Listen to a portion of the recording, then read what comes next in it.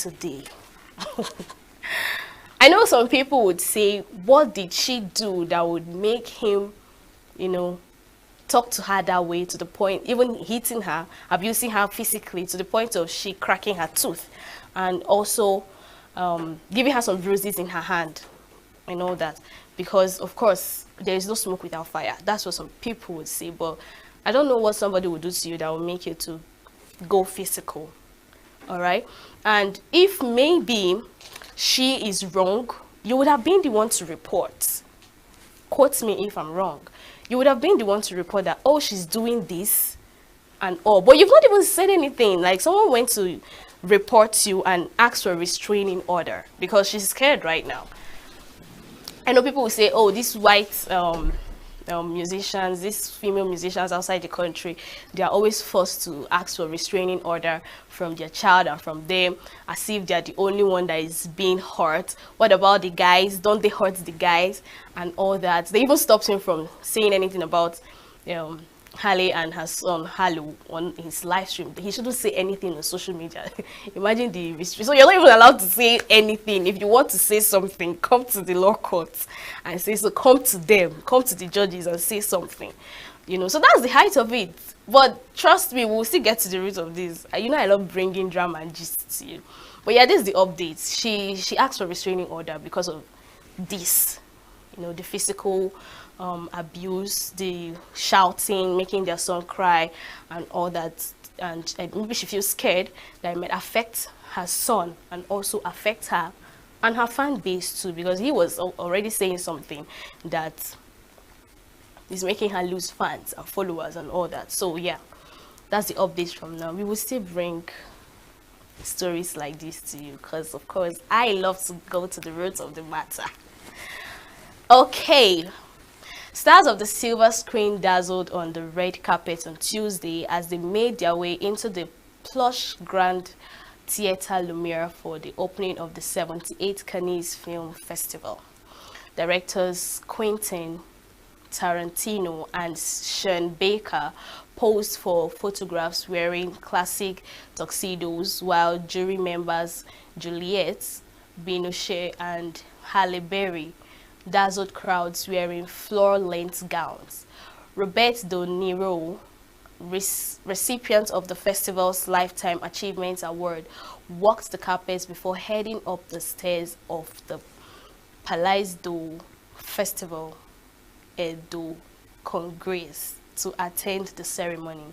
Models Bella Hadid and Irina Shayk donned black gowns on the carpet, while Heidi Klum and Alessandra Ambrosio wore colorful floor-length dresses despite the festival's announcement. They were prohibiting voluminous outfits on the red carpet. The 78th Cannes Film Festival runs for 11 days until Saturday, like I just revealed to you yesterday. So this is a follow-up story of the Cannes Award. So let's take a look at that. De Niro.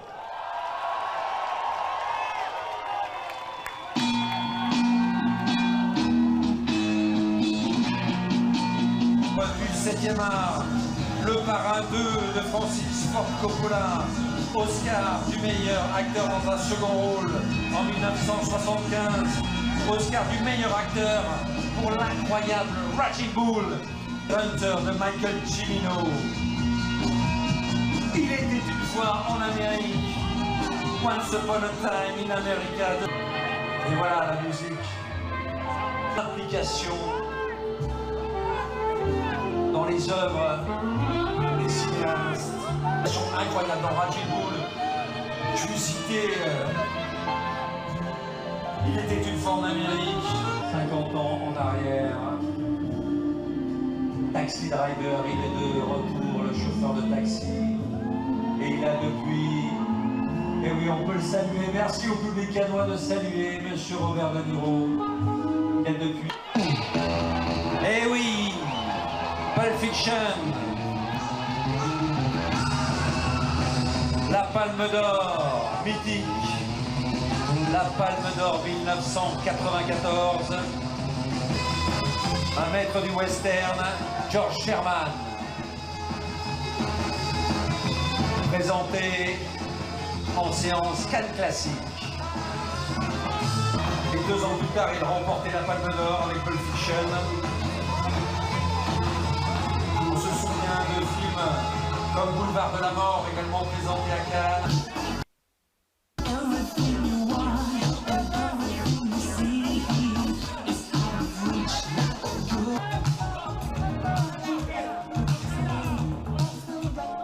La Passion de Dodin Bouffant, aux côtés de Tranan Hung, qui avait reçu le prix de la mise en scène.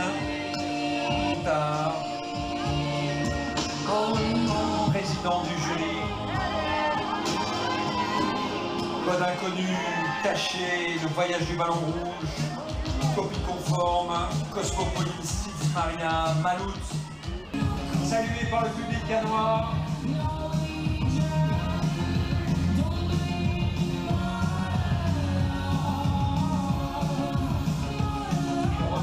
Bien sûr, le samedi 24. Réalisatrice au talent multiple.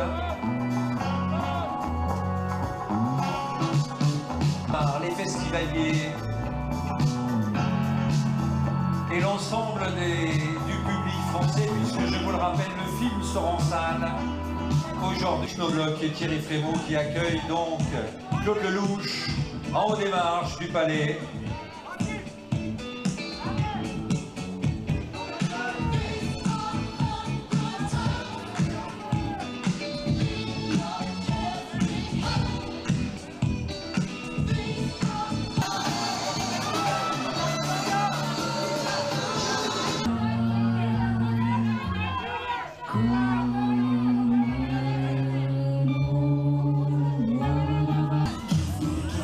Bon, Youn, ce sont des films comme World of Honor, Blood Garden.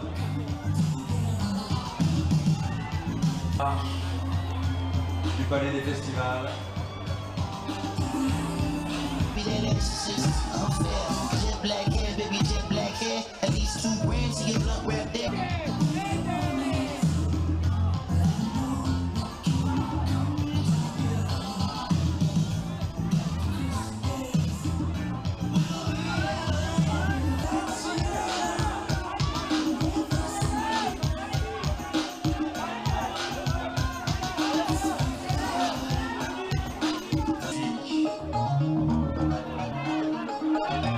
Jennifer Lawrence, Scarlett Johansson, Benicio del Toro, Denzel Washington, Kristen Stewart, Bono, Robert Pattinson. Demain soir, aux alentours de 18h30, sur les marches du Palais du Festival. Il était venu en compétition avec Red Rocket.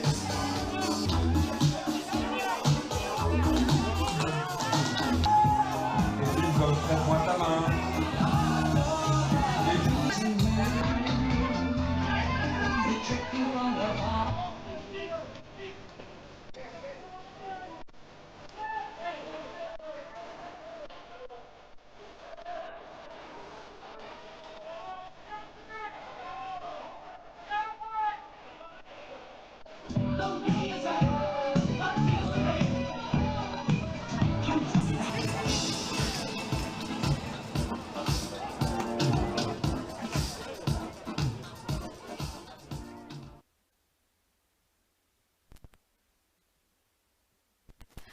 At their Kikere studio in Lagos, Nigeria, tailors meticulously stitch together vibrant dresses infused with traditional raffia, each garment weaving a narrative of African culture and heritage, underscored by a commitment to sustainability. Beside them, Abasie Kemi Okanire, the creative director and designer of the Kikere brand, is carefully reviewing the pieces, ensuring every detail embodies her unique creative vision. Abasie Kebe was already a designer but launched her sustainable fashion line Ekikere in 2022 when COVID brought the world to a standstill. She admitted to having fear and that that another global disruption could occur, and a Google search revealed her concerns were valid. Global warming poses a significant threat, and fashion is a major contributor to environmental issues. She took proactive steps, enrolling in a course on circular fashion to learn how to make her brand more sustainable. During her course, Abasia Kere discovered that other countries were experimenting with innovative fibers made from seaweed and pineapples. She Intrigued, she reached out to her father, asking him about local materials that could be used similarly.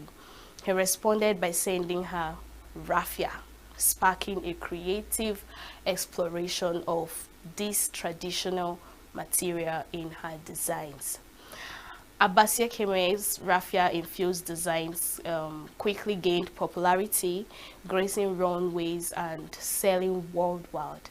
They've become a hit with tourists in Nigeria and are coveted by art lovers, entertainers, and influencers. However, despite reimagining this versatile material for a global audience, the journey to the fashion world wasn't always straightforward.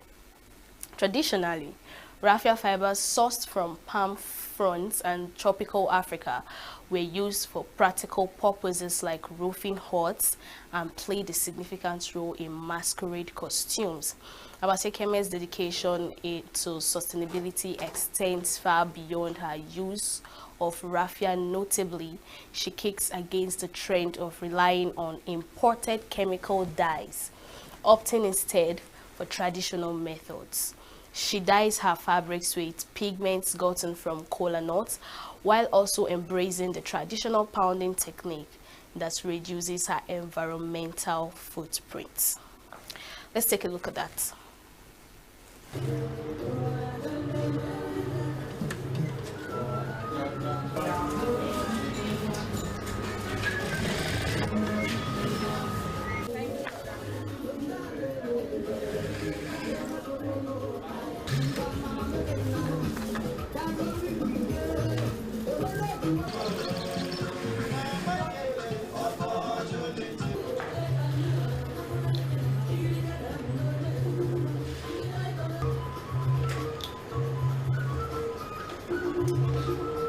Then I started thinking, okay, you know what if we have this kind of fashion where at the end of life we can just clip it, cut it, reduce it, and just use it in our flower pots, and I know that for that to happen, it has to be done with fashions that are made from natural fibers.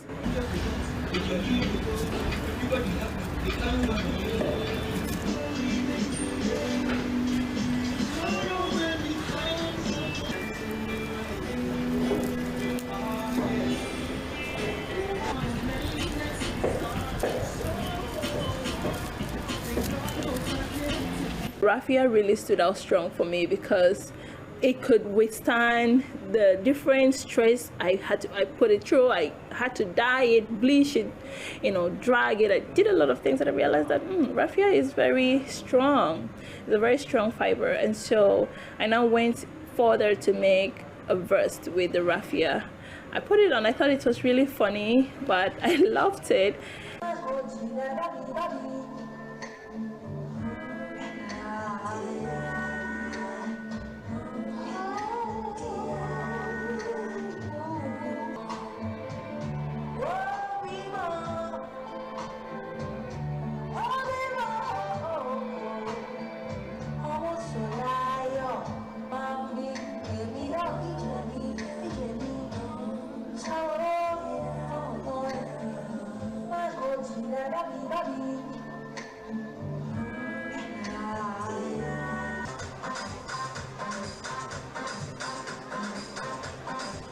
If it's long, but like it's big here. Yeah, I know it's big. Let me check.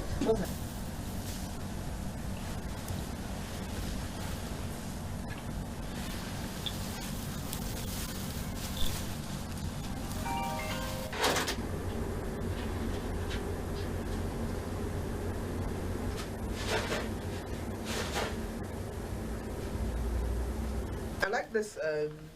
This is really cute. That is cute. Remember, we traveled this. Yeah.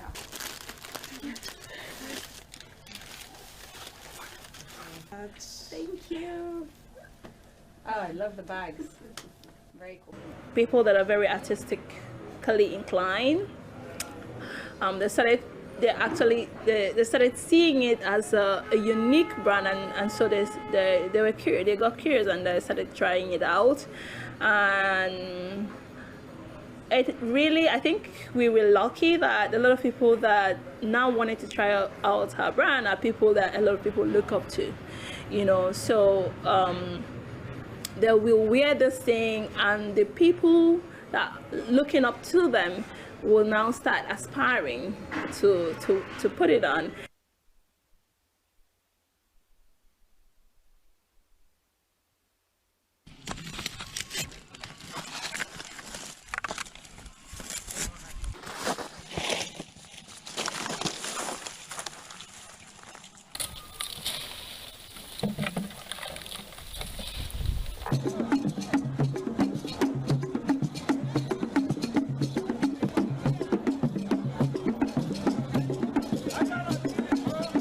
When I started, a lot of people saw it as something really weird. You know, most times when someone is thinking of raffia, they're thinking of masquerade, they're thinking of juju, you know.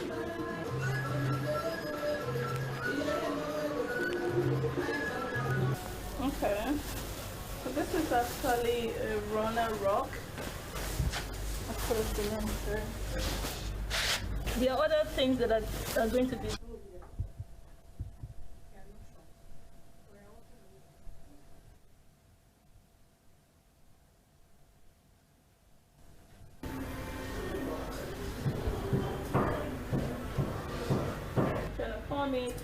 So I just use paper, cut it. We don't have weather problems, you know, weather changes. We don't need to like overhaul our wardrobe because we are changing to another weather, you know. So yeah, so when it comes to that fashion waste, we don't have that kind of problem. The kind of fashion we want to sustain in Nigeria is the kind of fashion that is profitable and is beneficial for the people, you know. And so with raffia, for me, using raffia is beneficial for my people, and the process of achieving this raffia is not destructive.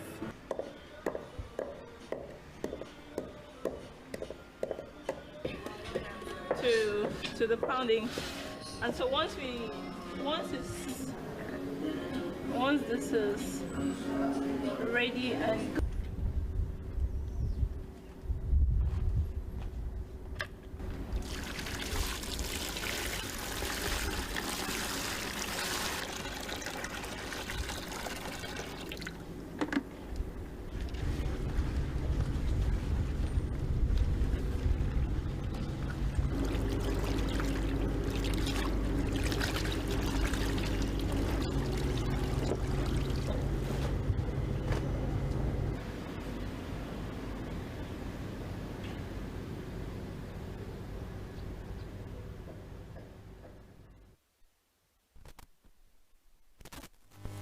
So you know, when I saw that raffia stuff, immediately my brain came back to Femi David's outfit at AMVCA Cultural Day. That was when I understood what he was trying to do, but maybe the way he placed it was not really understandable. So the fact is this: you can make something look beautiful from how creative you are. See how creative she could make raffia look, and how beautiful she could make it look on outfits that we wear. Raffia that we know that they use in roofing houses and all that. Anyways, that's all we have for you in the news segment this hour. We'll go on a very short break, and when we return, I would reveal my guest to you. So stay tuned.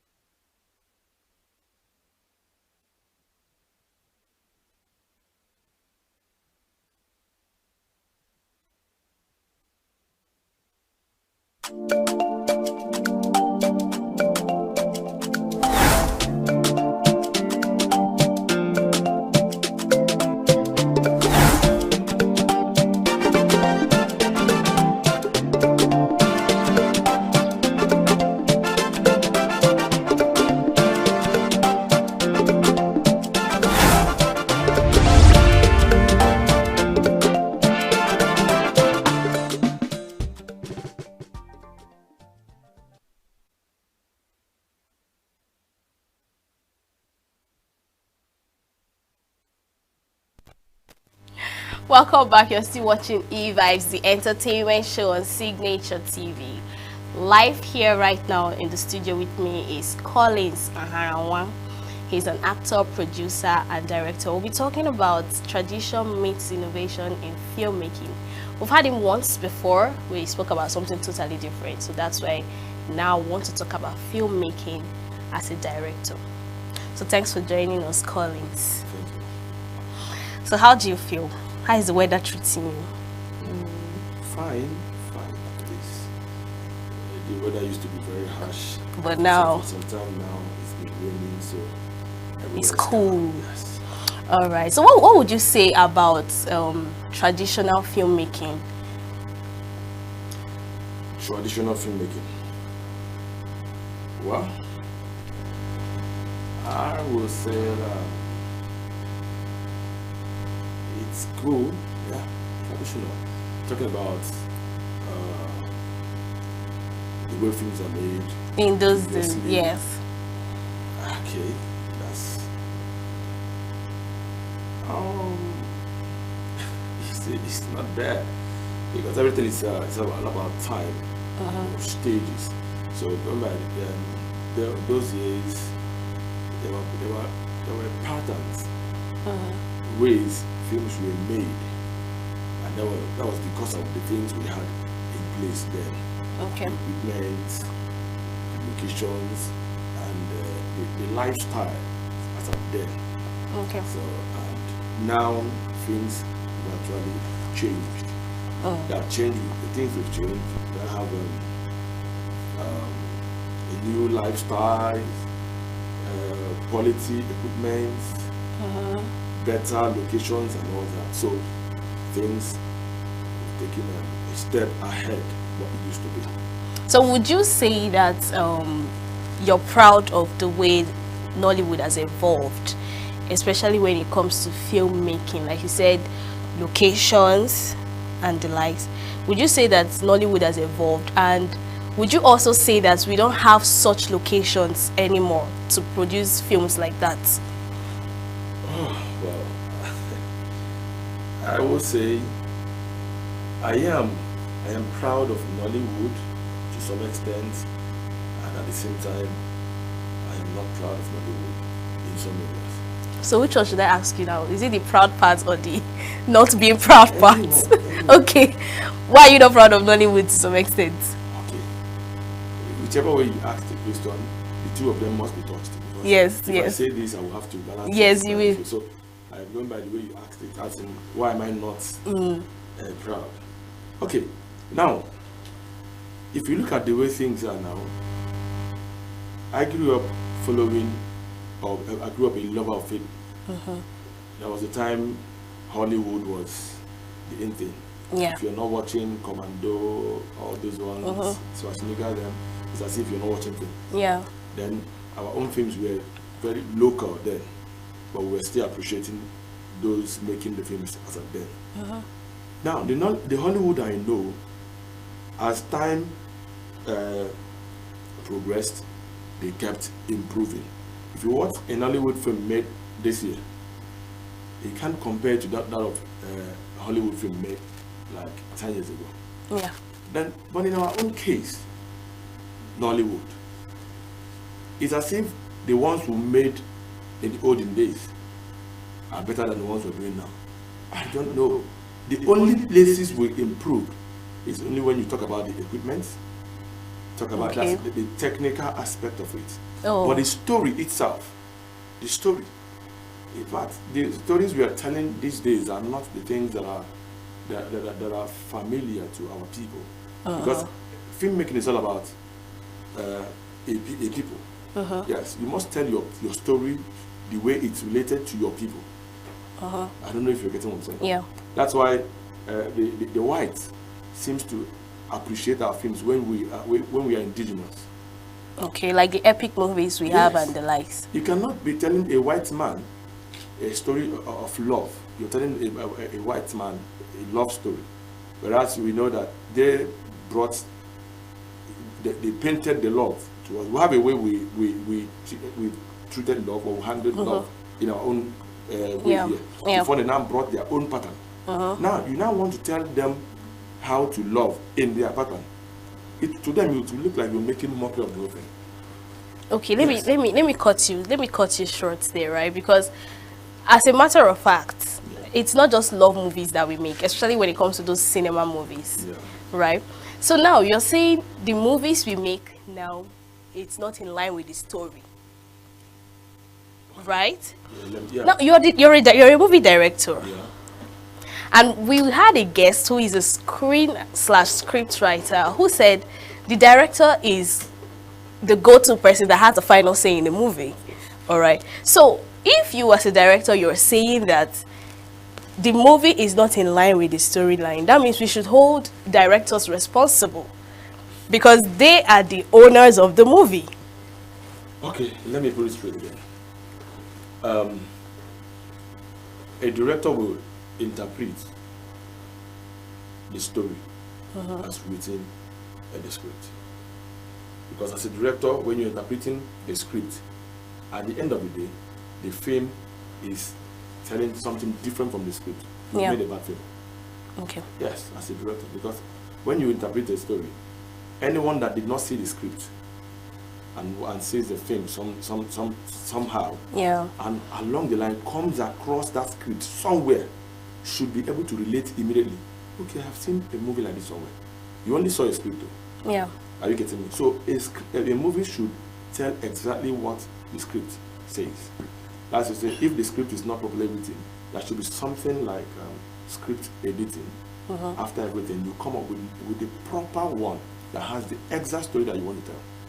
That at the end of the day, when the story is interpreted, it is the same thing as the script. So you're saying most directors are not doing that? Of course. Most people, when you give them a script, they tell you that the script is a guide.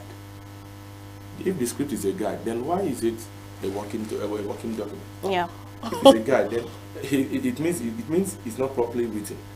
I'm not saying there are not scripts that are not properly written. There are some scripts that are not properly written. So when you make such scripts, you also let the sponsor or the people concerned know that this script is not properly written. Everybody will be in agreement that this is not properly written. Either they decide to go back to the writer, do some editing, Yeah. then everybody will join hands, and at the end of the day, we'll come up with write one.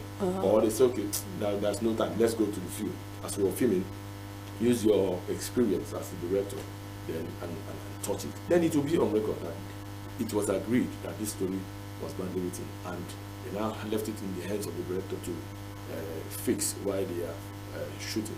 That one is clear. But not when a standard script is presented to you as a director and you're meant to interpret it. You go to the field and you think you're too creative and you're wonderful. You now start telling the first story. Why? You better tell them to keep the script. Yes. So you do whatever you want to do. You tell your own story. Then the person that wrote the script, by the time the writer sees that story that you've told differently from the script, what would the person say? How would the person feel about it? Because it's not the person's mindset, as in the writer's mindset, that you've interpreted as a director. Are you getting me? Yeah. So. But you want to say something. Okay, yes. Going back to the yes, stories, the story. You said, I think you misunderstood me then when you said that the director, directors do not go in line with the story. That wasn't actually what I said. No, you said something, and I said, okay. Someone said something about directors being the owner of the movie. So if a bad movie comes out, what I'm saying is that means we should hold the director responsible. Yes. If a film is bad, it's the director. If it's good, it's the director. So when you see a bad script, you should be able to raise the alarm from the beginning, so it will be corrected. So you don't go to field and at the end of the day, you now come up with the excuse that the script was badly written. That's why you told a bad story. No, it's not an excuse. Okay, so do you think innovation film technology can coexist with traditional filmmaking? Like, can there be a blend between the two? Of course. There has to be this marriage between the two. It's a must. Yes. Just like when Christ came, he said he didn't come to abolish the tradition. Yeah. He came to amend. Yeah. Yes, then some other persons misinterpreted it to be that he came and threw away the existing things. But that's not what he did. So the innovations did not come to change the entire storyline of our African story, our familiar stories. No, rather it came to improve on the way we tell them. Yeah. But some other persons misunderstood the whole thing entirely. Now, because Hollywood, we look up to them, but what we look up to them is the quality of what they are doing and not their pattern of storytelling, because we cannot become Americans overnight. It's not possible. Yeah, that's true. If I come today and shoot an action film, the type we watched in those years, like Commando, where Actor and Bows and the likes, where Arnold Schwarzenegger, one person will kit up and carry his weapons and all those things, enter a place like a 2 division.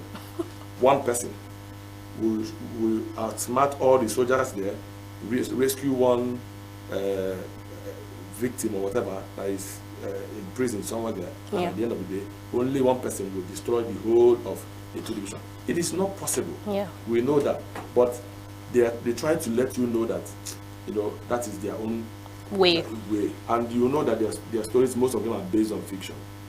But our own pattern here, we tell stories about things that we live with every day. They tell you that this is where your problems are coming from, and this and this. No matter how people try to get tired of such stories, those are the things happening within our circle. Yeah. Hollywood can never get tired of telling you stories that has to do with action, all those fictions, all those things, because it is instead they upgrade on it. Now, what's an action film of today compared to that of 1980 something, 1990 something? It is still action, but the only thing you see is sophisticated weapons. You understand? You see some different kind of aircrafts and all those things, but they are still flying.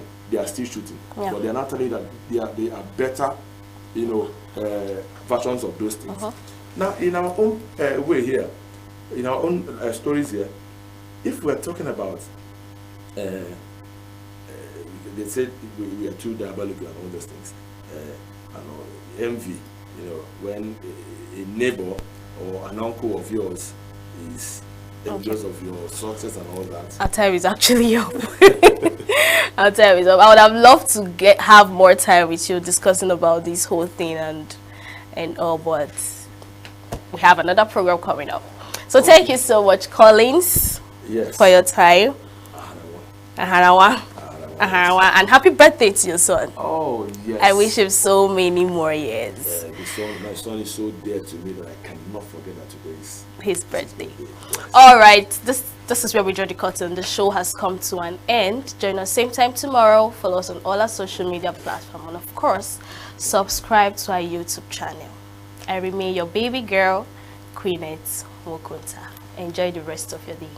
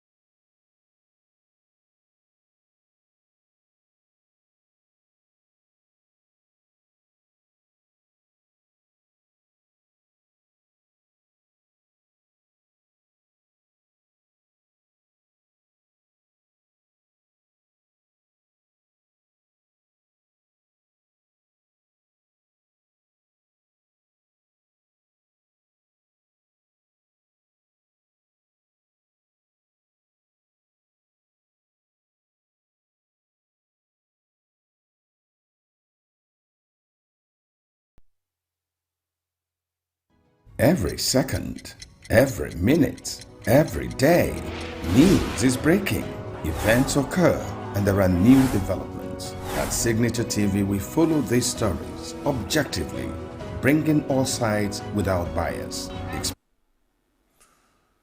The Nigerian Senate has called on the federal government to ensure that local government councils have at least one representative at the Federation Accounts Allocation Committee to protect their interests. It also called for the immediate deployment of troops and equipment to the northeast to curb the renewed threats of Boko Haram insurgency. Details from the upper chamber. The federal government has been making efforts in the recent past to grant financial autonomy to the local government administrations in the country. This prompted the move by the Attorney General of the Federation, Lateef Fagbemi, to take the issue of local government autonomy to the Supreme Court, following which the Apex Court granted the relief sought by the AGF. The latest resolution by the Senate for the inclusion of the third tier of government in meetings of the Federation Account Allocation Committee, FAC, to protect their interests is therefore in sync with the desire of the executive arm. The Senate resolved that the resolution be formally communicated to the Minister of Finance and Coordinating Minister of the Economy for necessary action. The resolution followed a motion presented by Issa Jibrin, representing Kogi East on behalf of the Deputy Senate President, Barau Jibrin. Jibrin noted that both local government councils and area councils in the Federal Capital Territory, FCT, are constitutionally entitled to receive federal allocations directly, emphasizing that the state does not have any right to hinder the allocation process. The Senate notes that local government councils established by Section 71 Constitution of the Federal Republic of Nigeria, 1999, as a third tier of the Federation are entitled as such, and by Section 1623 CFRN 1999 to share directly in Federation account allocations as benefiting entities. Also notes that the Supreme Court has construed Section 1625 and 6 CFRN 1999 to the effect that the states are agents of the Federation to collect local government allocations from the Federation account and to pay local government councils, and did not give the states any right or interest in the said allocations to the local government councils from the Federation account. The Supreme Court went further to also state that the duty of the states is to simply convey to the local government councils their allocations from the Federation account. Other lawmakers shared the views expressed in the notion and gave it an overwhelming support. The foresight by bringing up this motion. May I say that Nigerians are actually waiting for these kind of motions, in the sense that it will enable those who are going to be part of the sharing formula to be at the table, for them to know what exactly is being shared and what and why this is being allocated to us. I have been at the local government council for some time. I was a former councillor and a former local government chairman. And I do know, as rightly said by most of our colleagues, is that if there is direct funding coming from the Federation account to the local government, there will be a lot of developmental changes. And I said, even from the action from radio, television, and also confirmed by the chairman, Progressive Governors Forum, he said from the time of subsidy to date, the allocation to the states and local government has been 3 times the amount. The Minister of the Economy, as the chairman of FAC, for urgent information and necessary action. Those in favor of this, please say aye. Those against say nay, the ayes have it. 6. The concurrence of the House of Representatives on this. Those in favor, please say aye. Those against say nay, the ayes have it.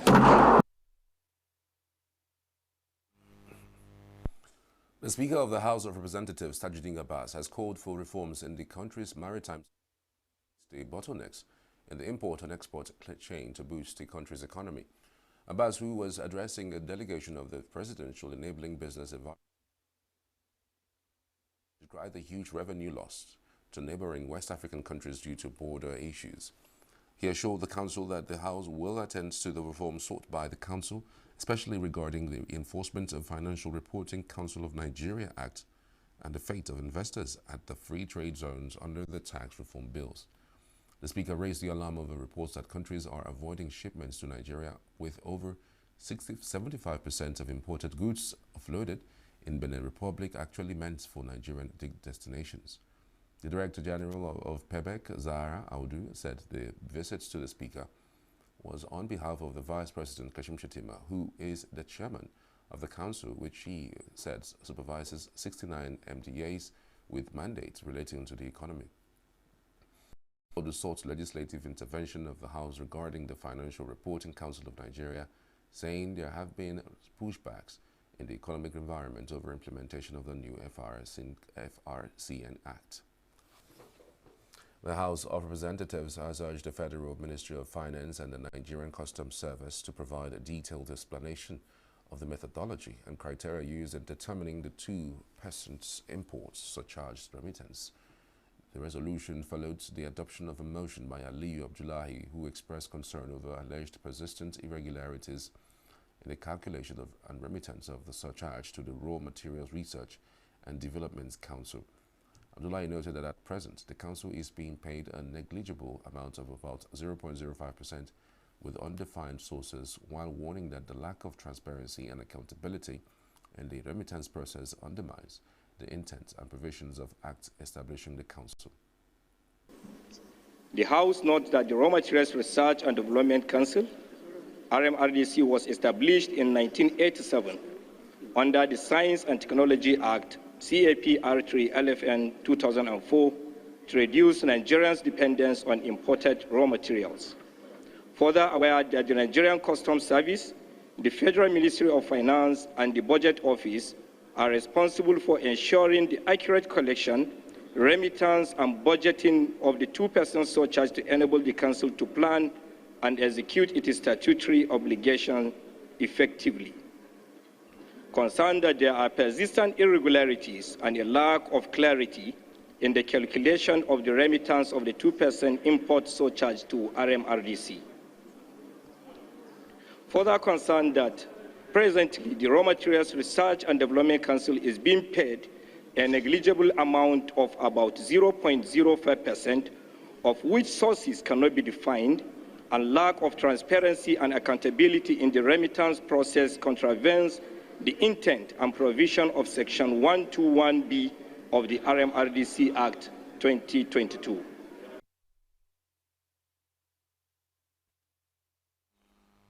The House called for the publication of a transparent framework for the calculating and implementing the surcharge in line with the provisions of the Raw Materials Research and Development Council Act 2022. In a separate resolution, the House also directed the Federal Ministry of Health, the Nigerian Center for Disease Control, and the National Primary Healthcare Development Agency, NPHCDA, to enforce mandatory diphtheria immunization testing and treatment in healthcare facilities across all 774 local government areas of the country.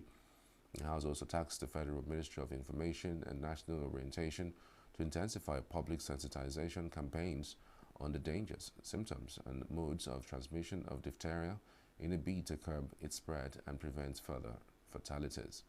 This followed the adoption of a motion of urgent public importance moved by Beatrice Lowry, who lamented that diphtheria continues to thrive in Africa due to low vaccination coverage. Lowry observed that the disease remains virtually absent in countries where vaccination rates are high, stressing that diphtheria primarily threatens unvaccinated individuals, especially those who travel internationally or come in contact with infected persons.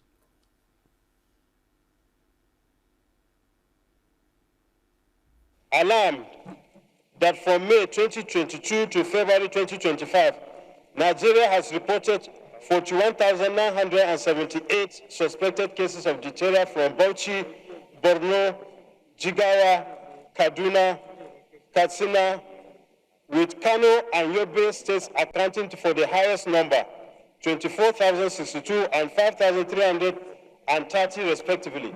Most cases were within the ages of 1 to 14, and only 19.7% were fully vaccinated, resulting in 1,279 deaths within this period. Meanwhile, the House has passed bills to amend the North Central, South, South, Southwest, and Southeast Development Commission Acts 2025.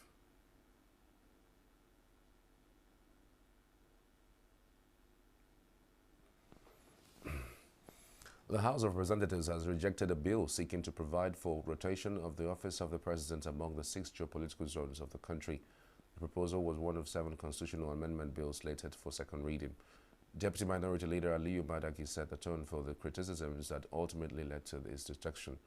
Madaki argued that enforcing rotational presidency could undermine merit and competency in leadership selection, which was supported by several other lawmakers. And when we are talking of giving people job to do, we are looking at competence. We are looking at ability. I don't know why. Indirectly, it's like in every political parties, there is an arrangement that North will do this term, the South will do this term. So I believe this is something that we must not put in our constitution. We should allow it as it is. Some members, however, spoke in support of the bill, insisting it would help address long-standing marginalization of certain parts of the country. The reason why this sense of injustice continues to go on is because of the failure of governance, the failure of social equity. So, Mr. Speaker, I implore that we do not set a dangerous precedent and put it in the Constitution without due diligence, which I'm sure. The bill in question, obviously, is set to cure an age-long injustice in our land, especially the minority zones in the region, in Nigeria, which if the presidency of this nation and the vice presidency of this nation is allowed to be struggled in terms of election, they will not have a chance of getting to that climax. Are we going to force parties to actually pick someone from each region? How many parties do we have? We need to look at each zone. We need to look at party politics. By the time we start to include the clauses of zoning, that means at a point in time, every part of this country will start to look at it that, look, it is either me or you, or not you or not me. Sir, Mr. Speaker, sir, this is Nigeria that belongs to everybody. Everybody should be given the right to stand and contest for this office of the president. I believe every zone of the country have people with capacity, people that can govern not only this country, can govern any of, even the ECOWAS countries. So he mentions about the federal character. The federal character clearly specifies that there should be fair distributions.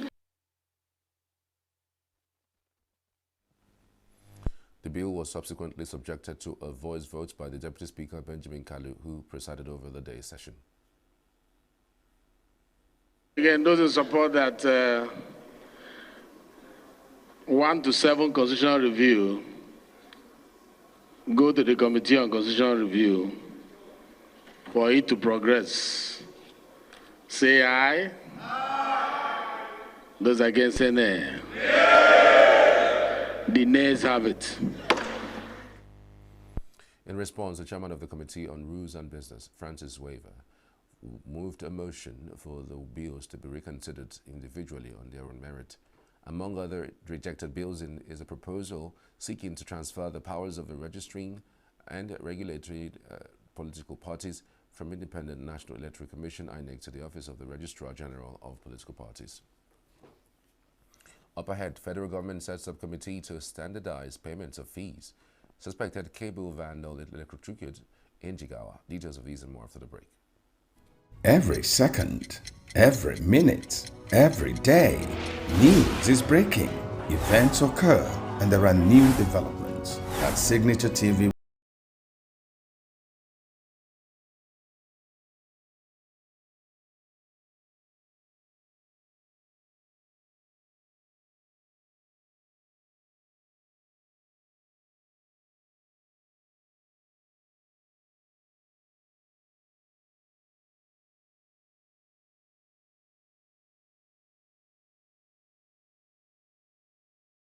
The Joint Admissions and Matriculation Board, JAM, has admitted that there were errors in the 2025 Unified Tertiary Matriculation Examination UTME. The registrar of the board, Professor Ishak Oloyede, disclosed this during a press briefing in Abuja on Wednesday. Oloyede said all machineries were put in place to ensure a flawless conduct of the exams, but regretted that there were still errors at the end of the day. According to him, what should have been a moment of joy has changed due to one or two errors. JAM had received an unusually high number of complaints regarding discrepancies in candidates' scores following reports of poor performances in a recently concluded UTME. The board had promised that it will take appropriate remedial measures if any glitches identified are established. The 2025 UTME results saw 78% of the candidates score less than 200 of the 400 maximum obtainable points. The federal government has announced the creation of a high-level committee to streamline and standardize fee payments processes across the tertiary institutions in the country. The Minister of Education, Dr. Tunji Alausa, who announced this after a closed-door meeting with vice-chancellors of the universities and NEL Fund Management in Abuja on Wednesday, said the move will help improve the financial operations between Nigerian universities and the Nigerian Education Loan Fund. Alausa emphasized that while universities have been receiving funds on time, there is a critical need to improve the timeliness and processes involved in the disbursement and notification systems. He explained that there was no fraud in NEL Fund as speculated by the Independent Corrupt Practices and Other Related Offences Commission, but said there was need to improve the current processes to ensure transparency and adopt uniform terminology for students' fees and charges. He added that the committee will come up with a timeline on when the NEL Fund will pay the fees and the timeline the university will notify students to determine and publish standard times.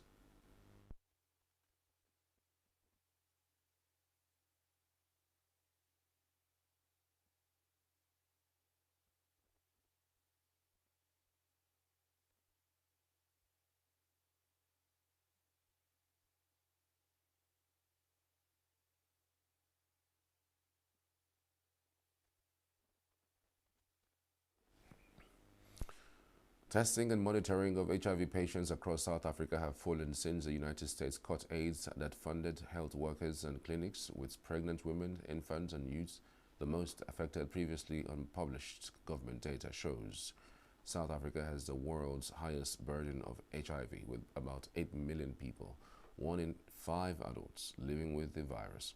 The United States was funding 17% of the country's HIV budgets until President Donald Trump slashed aid early this year. Trump froze many foreign AIDS programs early in his presidency before reinstating some life-saving assistance, including parts of the United States President's Emergency Plan for AIDS Relief, PEPFAR, its global HIV initiative, but South Africa was also specifically targeted with an executive order cutting all funding to the country in February. South Africa did not rely on U.S. funding for its HIV drugs, but about 15,000 health workers' salaries were paid by PEPFAR, which previously gave South Africa over $400 million a year. Most of that funding has been withdrawn, though it is unclear exactly how much. A spokesperson for South Africa's Department of Health, Foster Mohale, said more analysis was needed, and that South Africa already has challenges with patient retention and viral load testing before the aid cuts. You compare month on month, so you're comparing April data with April data from 2024. And so you're looking at the same number of pregnancies. The number of pregnancies hasn't changed. And so the only thing that's really changed in this time period is the withdrawal of the PEPFAR funding support, which impacted directly on almost 10,000 healthcare providers, including doctors, nurses, community health workers, and HIV counselors that were key in the communities with the highest HIV prevalence and incidence in South Africa. And so it's the only thing that's changed. And when you look at that data in this really large national data set, you can see that the laboratory testing has declined by about 20%, especially in pregnant women and infants. So if all of this testing is not getting done, we don't know what level of virus pregnant women have. We don't know how many infants are acquiring HIV. And unfortunately, all of these people are the most vulnerable in our society here. One of former President Donald Trump's most controversial policies, his efforts to limit automatic birthright citizenship, heads to the U.S. Supreme Court this week with an unusual legal angle. Federal judges in Washington, Massachusetts, and Maryland had previously blocked Trump's January executive order nationwide, citing concerns that it likely violates the U.S. Constitution's citizenship clause for children born on the U.S. soil. However, in an emergency appeal, Trump's administration isn't focusing on whether the order itself is legal, but instead is challenging the authority of federal judges to issue nationwide injunctions.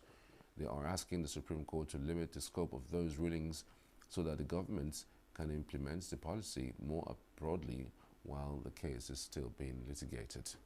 Trump's directive, signed upon his return to office, instructs federal agencies to deny citizenship to U.S.-born children unless at least one parent is a U.S. citizen or lawful permanent resident.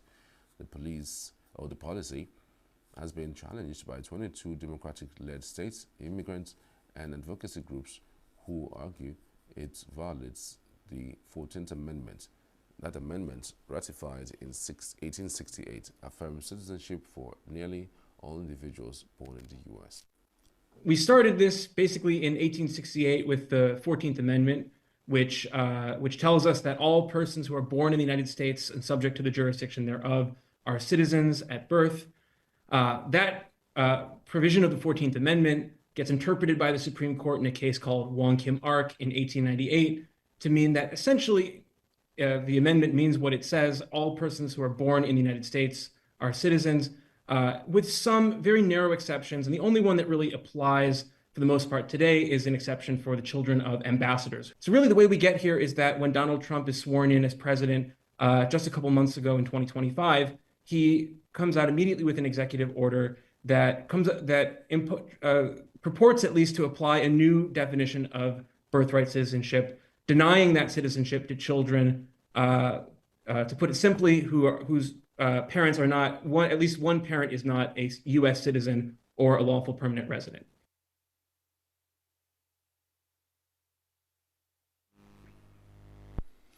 U.S. President Donald Trump on Wednesday renewed his appeal to Iran to reach a nuclear deal with the U.S. and its allies, saying he wants to see Iran thrive and that he is counting on Qatar to help pave the way. His comments came as the United States issued sanctions on Wednesday on target Iranian efforts to domestically manufacture components for ballistic missiles, according to the U.S. Treasury Department. The sanctions target 6 individuals and 12 entities for what the Treasury Department said was their involvement in efforts to help the Iranian regime domestically source the manufacturing of critical materials needed for Tehran's ballistic missiles program. Iranian President Masoud Pezeshkian said Iran would not bow to any bully in response to U.S. President Donald Trump's earlier criticism of Tehran during his Gulf tour. You're also working with us very closely with respect to negotiating a deal with Iran, which is the far friendlier course that you would see. I mean, we have 2 courses. There's only 2 courses. There aren't 3 or 4 or 5. There's 2. There's a friendly and a non-friendly, and the non-friendly is a violent course, and I don't want that. I'll say it up front, I don't want that, but they have to get moving. I hope the Iranian leaders understand that what you're doing, and really what you're doing for them, is a big favor. Your prime minister, and your great leader, right here on my left, has been helping so much, and they respect them and they're listening to them, but they have to get moving, and we both understand that. They have to make that decision. It's their decision, because we want to see Iran do well, and thrive, and be successful, and everybody be happy. I know many Iranians living in New York and Washington, D.C., and they're great people, and we want to have this end peacefully, not horribly.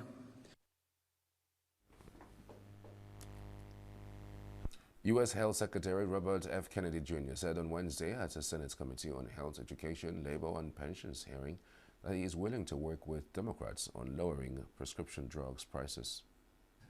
I know how determined President Trump is for us to have the lowest drug prices in the world, as between Europe and the United States. And I also know that he doesn't care how we get there. That's where he wants Americans to be. And he said, I don't know how many times since, I've been involved with him, but that we shouldn't be be able to go to London and buy GLP for $88 that in this country cost us $1,300. And I know it's something that you've been talking about for many years. I look forward to working with you on legislation or any way that we can to get there.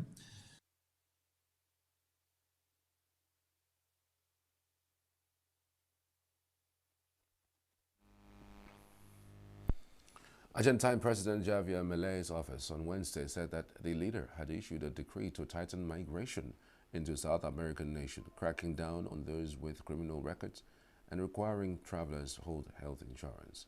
Milei's office said in a statement that the measures were to ensure that public funds were spent on taxpayers. The presidential spokesperson Manuel Adorni added that non-payment residents will have to pay for the health care services provided to public centers, and universities will be allowed to charge foreign students too. The decree will be sent to the Congress for approval. From now on, any sentenced person who attempts to get in through the border will be rejected by the migration authorities. Those caught in flagrante delicto or entering through unauthorized crossings will be immediately expelled. Those who lie in any information provided in their entry will also be expelled. Argentina will not be a fertile land for the arrival of criminals. In addition, those sentenced for having committed any crime will be deported. From now on, illegal immigrants and temporary residents will have to pay for healthcare services. Those who come to Argentina will have to have a healthcare insurance to guarantee their paying capacity. Also, national universities will be allowed to charge for their services if they want to do so. I agree with the criminal record measure, but I don't agree with the universities and healthcare services. Immigrants who come pay for a rent here, pay for food, pay for housing in Argentina is known for providing excellent healthcare services and universities. All foreigners who come speak very well about this, and I think this should be maintained. On the one hand, it's good that they want to care for the country and those living here, but on the other, Argentina is for all foreign immigrants and those who live. People come seeking for a life and be happy. I think we all should have this opportunity, so I disagree with this obstacles. I don't think this was the point the founders of the country wanted to do. It's a country of opportunities and not difficulties. I agree with the migration policies they want to implement and the changes the government wants to implement so that all foreigners pay for the healthcare and education. It's the same as when we go outside, as we have to have a healthcare insurance when we travel and we're charged for everything, so I completely agree with the change and that people sentenced or corrupt can't enter. Only good people who want to come to work and pay for what's due. Manchester United manager Ruben Amorim has dismissed talk of stepping down, clarifying that his emotional comments after Sunday's 2-0 loss to West Ham stemmed from a sense of responsibility. Amorim also revealed that he offered to cover travel costs for his staff's families after the club declined to provide tickets, part of wider cost-cutting measures, which include planned layoffs of up to 200 more staff. Reflecting on his own 2014 Europa League final loss with Benfica, Amorim admitted there is little he can take from that experience to help now. That's the news this hour. Many thanks for watching. I'll see you in a couple of minutes for the morning show. Stay with us.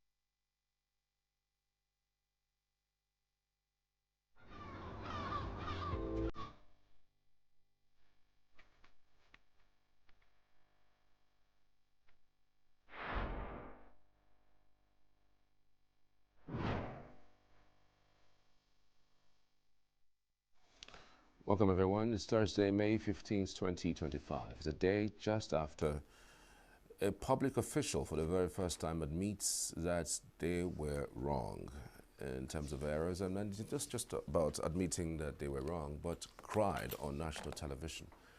I mean, you would know as a Nigerian that that is actually a rare sight, to actually have a public official cry over something that they have done wrong, or they are practically sorry about what they have done, and so apologize and ask for a second chance. But a whole lot of persons are calling for his head to actually resign from that position. I'm talking about JAM, the Joint Admissions and Matriculation Board.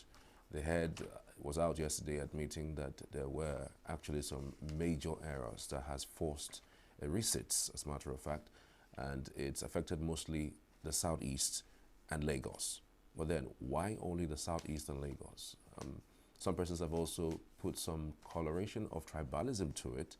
Well, you don't blame them, because it's a country that really doesn't take care of its tribal divides. If there's anything that happened, a public official has done something, the first thing they're asking where they're from. If they're from certain countries or certain places in the country, they tend to be excused. But if they're not, they tend to be vilified. And if they're not too, they tend to be roasted, as the case may be.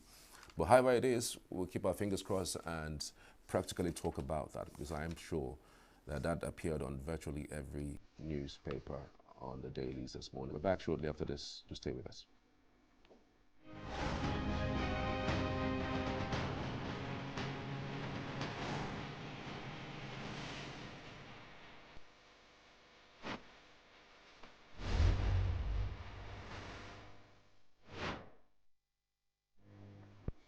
We start on the Nigerian Tribune. On the Nigerian Tribune this morning, shadow government, DSS takes part autonomy to courts. JAMB admits errors, 379,997 candidates to retake UTME. Or the writer, Oloyede, sheds tears, takes responsibility, apologizes. Your government approves 4.5 billion naira for Bodija explosion victims. Wike performing because Tinubu had borrowed him from PDP, Ningi tells Senate. Wike performing because Tinubu borrowed him from the PDP, Ningi tells Senate. Afrima 2025 AU Awards host city rights to Lagos holds November 25th to 30. National Secretary position, Southeast PDP threatens to dump party. If we can find out the details, recommends Ude Okoye staff back Koshobo as acting National Secretary. PDP management staff back Koshodo as acting National Secretary. Monetary policy reps frown at high interest rates. All the details you can find on the Nigerian Tribune. No place for military incursion in Nigeria, says Gowon. Tinubu approves establishment of forest guards, guards to reclaim forests from terrorist and criminal gangs.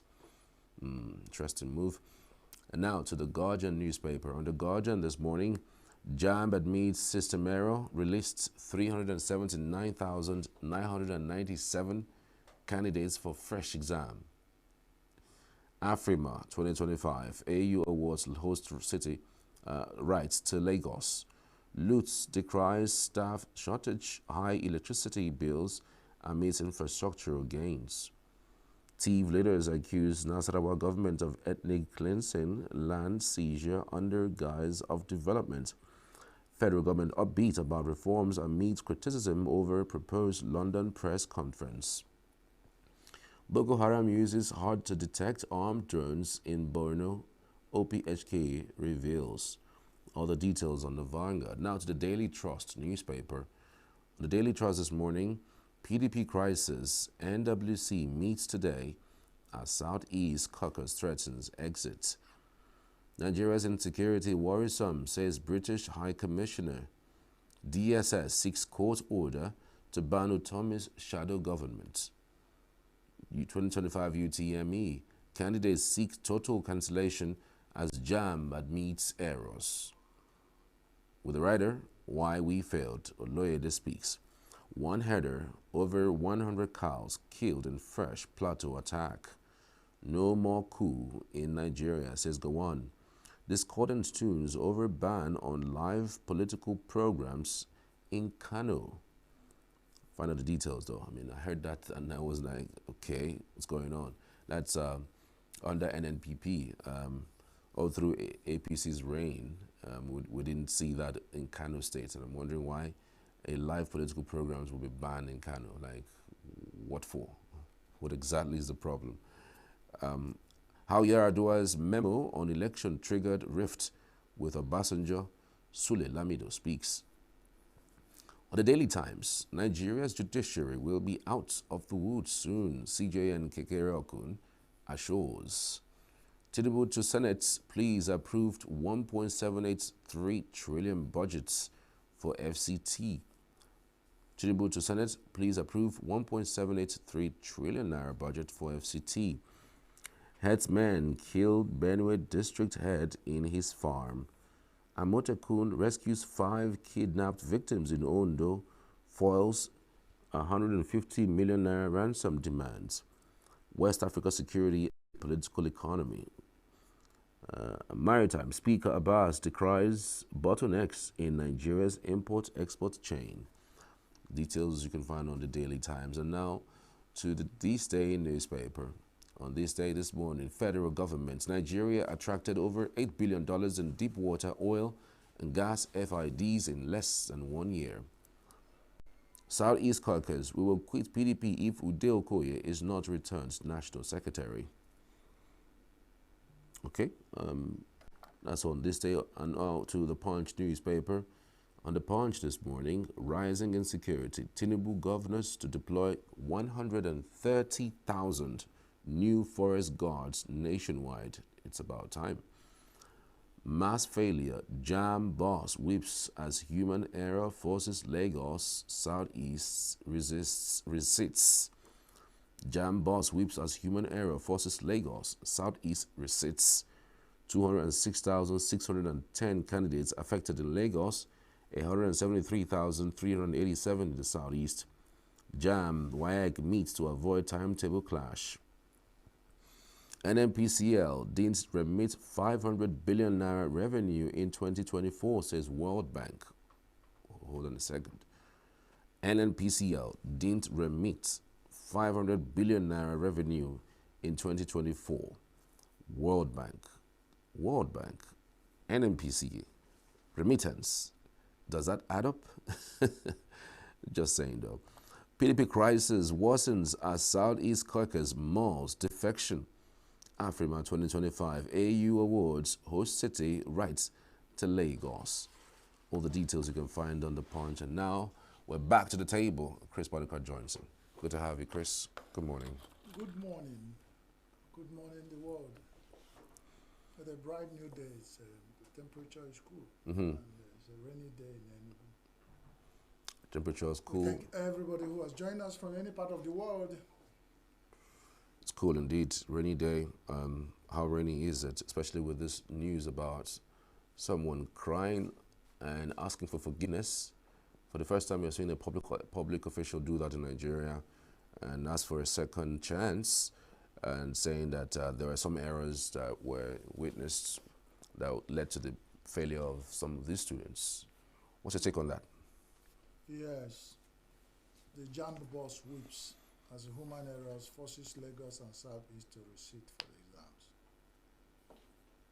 It's on record that for the first time in Nigeria, the history of Nigeria, probably the much we can recall, so that we be on a very safe side, that a man in a public office like that JAMB, how public JAMB is, I don't even know. But the fact that he served the public makes him a public officer. And he admitted that there was one error and apologized, and he drove his point home with shedding tears on live TV. And, you know, we could as well take his being remorseful and say, okay, take up the second chance, make amends, let all the people who are involved please bear with Oloyede, the JAMB boss. And then Let it not be that whatever is happening to Oloyede and the JAMB as the JAMB boss is happening from within. Let it not be that some people had wanted him to fail. When you go to JAMB, he's just the administrative head. There are people who are in charge of exams and records. There are people who are in charge of the CBT, the technical areas. There are the people who are advising him, and there are different directorates in JAMB. And they all should take responsibility. But you see now, all of them are somewhere cooling off. It's Oloyede that his name is everywhere. And people have, even children who are learning how to talk, we now know how to start with Oloyede, the JAMB boss, crying on television. And we're making much fuse over nothing. He is remorseful, whether he cried or shed tears or not. There are sacrifices everybody should put in at this time to save the life of young Nigerian people who want to go to university. Their only error is that they want to go to university. If JAMB has shown that they are overwhelmed, which I have said several times, that the JAMB seem to be overrated, they should have, with the complexity of Nigeria and the population, Nigeria should think about a side-by-side error. If they have a Nigerian Labour Congress and have TUC, Trade Union Congress, all representing the labor, if they have NECO and WAEC to take care of the first school living certificate, WAEC, West African School Certificate, what is stopping them from having double or even 3 examination boards that can, arrange for exams for Nigerians to go to university? With the number of private universities increasing, even with the federal universities, because more federal universities have added up, it seems there is, you can now see where the errors are. Lagos and Southeast, where you have more number of students who sit for JAMB exams. It's not gainsaying. So it's showing that JAMB should now do what they call self-reflection. The people, my people say,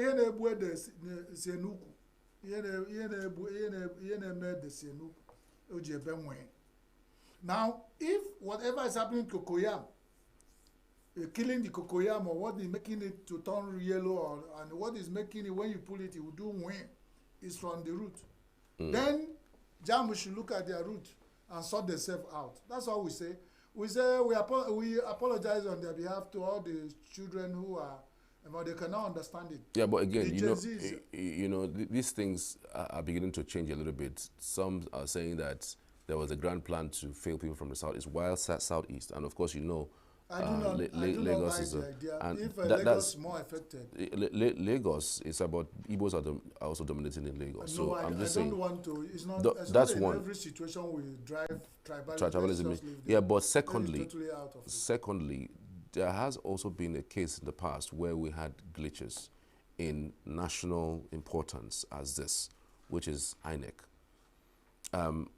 Up until this moment, INEC has not been able to tell us what exactly is the glitch that made a presidential election manually collected in 2023. We're only vindicating Oloyede.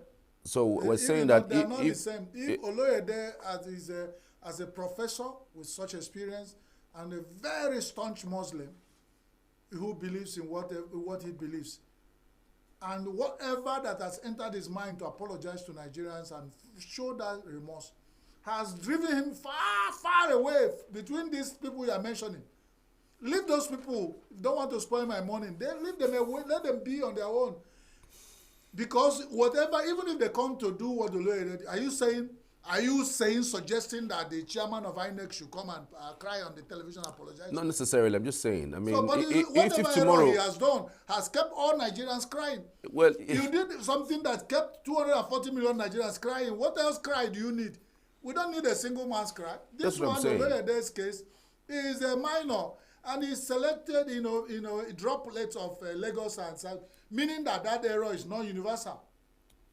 And these are where you have large number of centers and students registered for JAMB. So whatever has happened there, that's why I say it might be an internal sabotage.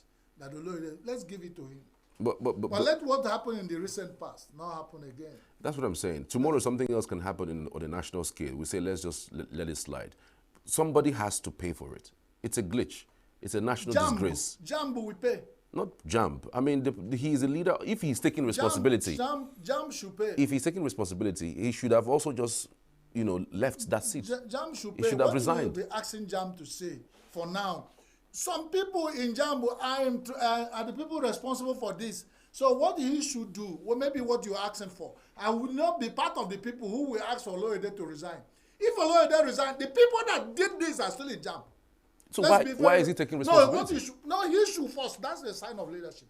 He should stand and take responsibility. And then go back and purge Jambo of this error.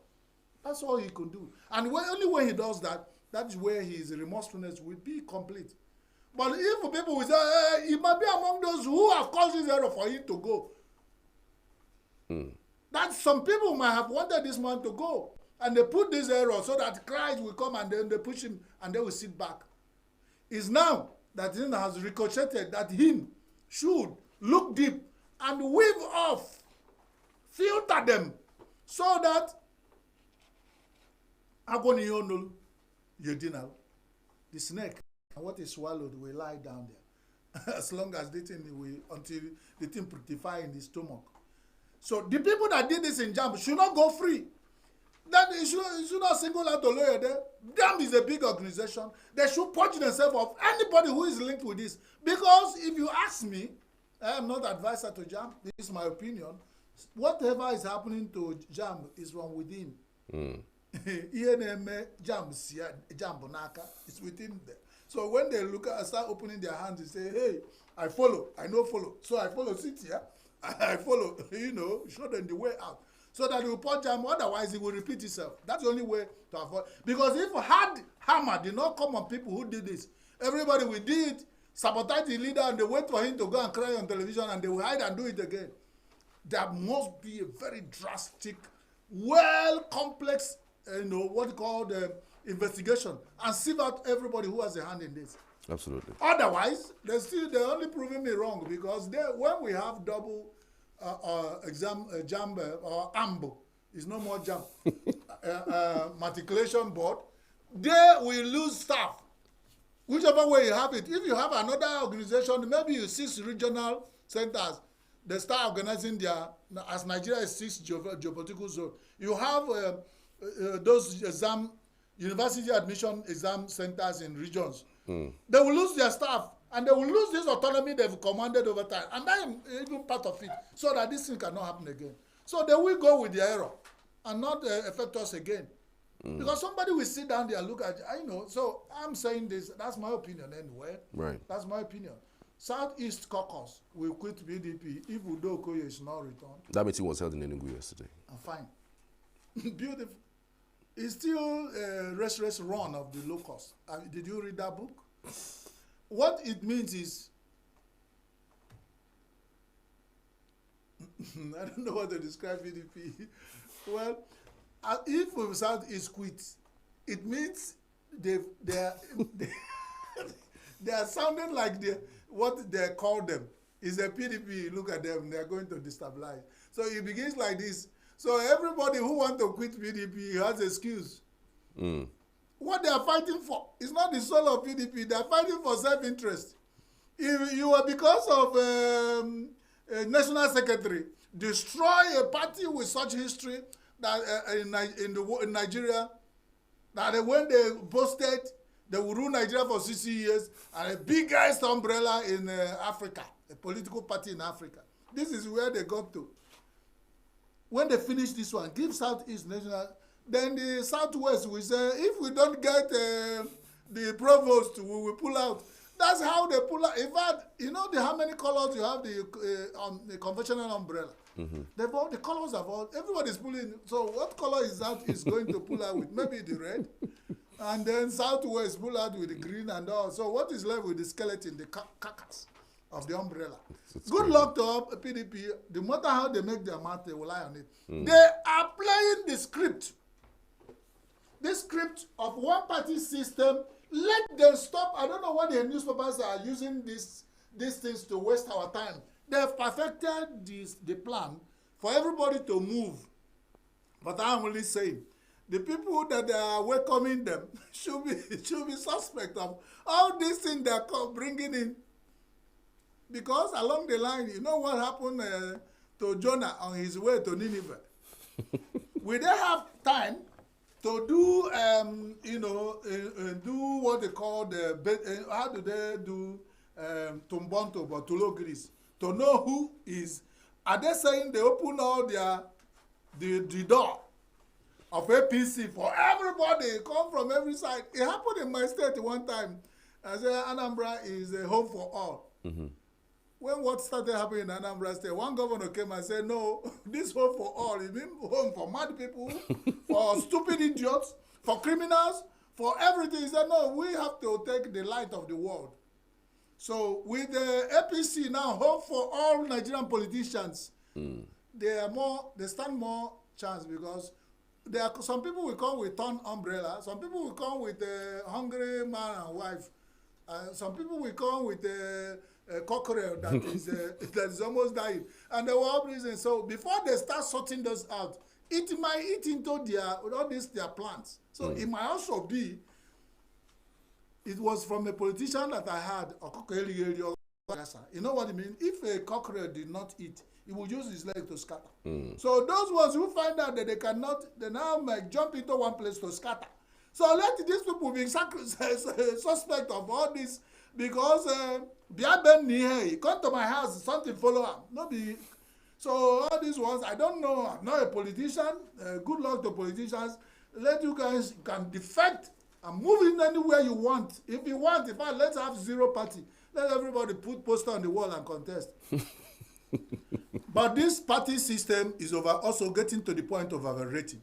Because if Nigeria ever gets to the point of one party system, then we have destroyed democracy totally. We have to start all over. That is the warning I'm putting through. And every good thinking Nigerian might look at that one. It's easy now. They want to make winning. They are hauling up everybody. But what happens when that ship cannot carry the weight? What happened to the ship? We cannot carry the weight. I saw the boss that Guardian described and wrote a piece, and people, politicians with fast stomach are joining. What happened to that boss if he's overloaded? That's it. Right. Good luck. Interesting. Nigeria judiciary will be out of the woods soon. It's another clear admission by a public officer that Charles, you didn't see it. Good luck to her lordship, Kekerekun. He assures that Nigerian judiciary has been in the woods, and we didn't see it. And this guaranteeing us that very soon Nigerian judiciary will come out of the woods. Her lordship. We are waiting for the judiciary to come out of the woods because it's good also that you have admitted. It is another good news until now that we heard that we are in the woods. We are waiting for you to announce when we finally out of the woods. Otherwise, Nigerian judiciary, good luck being in the woods. Take Nigerian judiciary, the Honorable Justice Temple, to the woods, run around the woods, but beware of terrorists and bandits, because they have their camps in the woods. If people do not know what woods mean, it means in the forest and desert, wild. So if Kekereku, her lordship, the Attorney General, CGN, the Chief Justice of Federal Republic of Nigeria, had assured us that we'll come out of the woods soon. Who am I to say we won't come out of the woods? The only thing is, how long will it take us since we have been in the woods all this while? Meaning that all the justice that they've delivered, they delivered from the woods. This is interesting. So we go back and pick all those justices they have delivered over time, start cleaning them of all the colors of woods that they are bearing. Who did this to Nigeria? Right. God bless Nigeria. Thank you so much, Chris Maduka, for your input and your insightful discourse on the front pages of the headlines this morning. We're back after the short break. Do stay with us.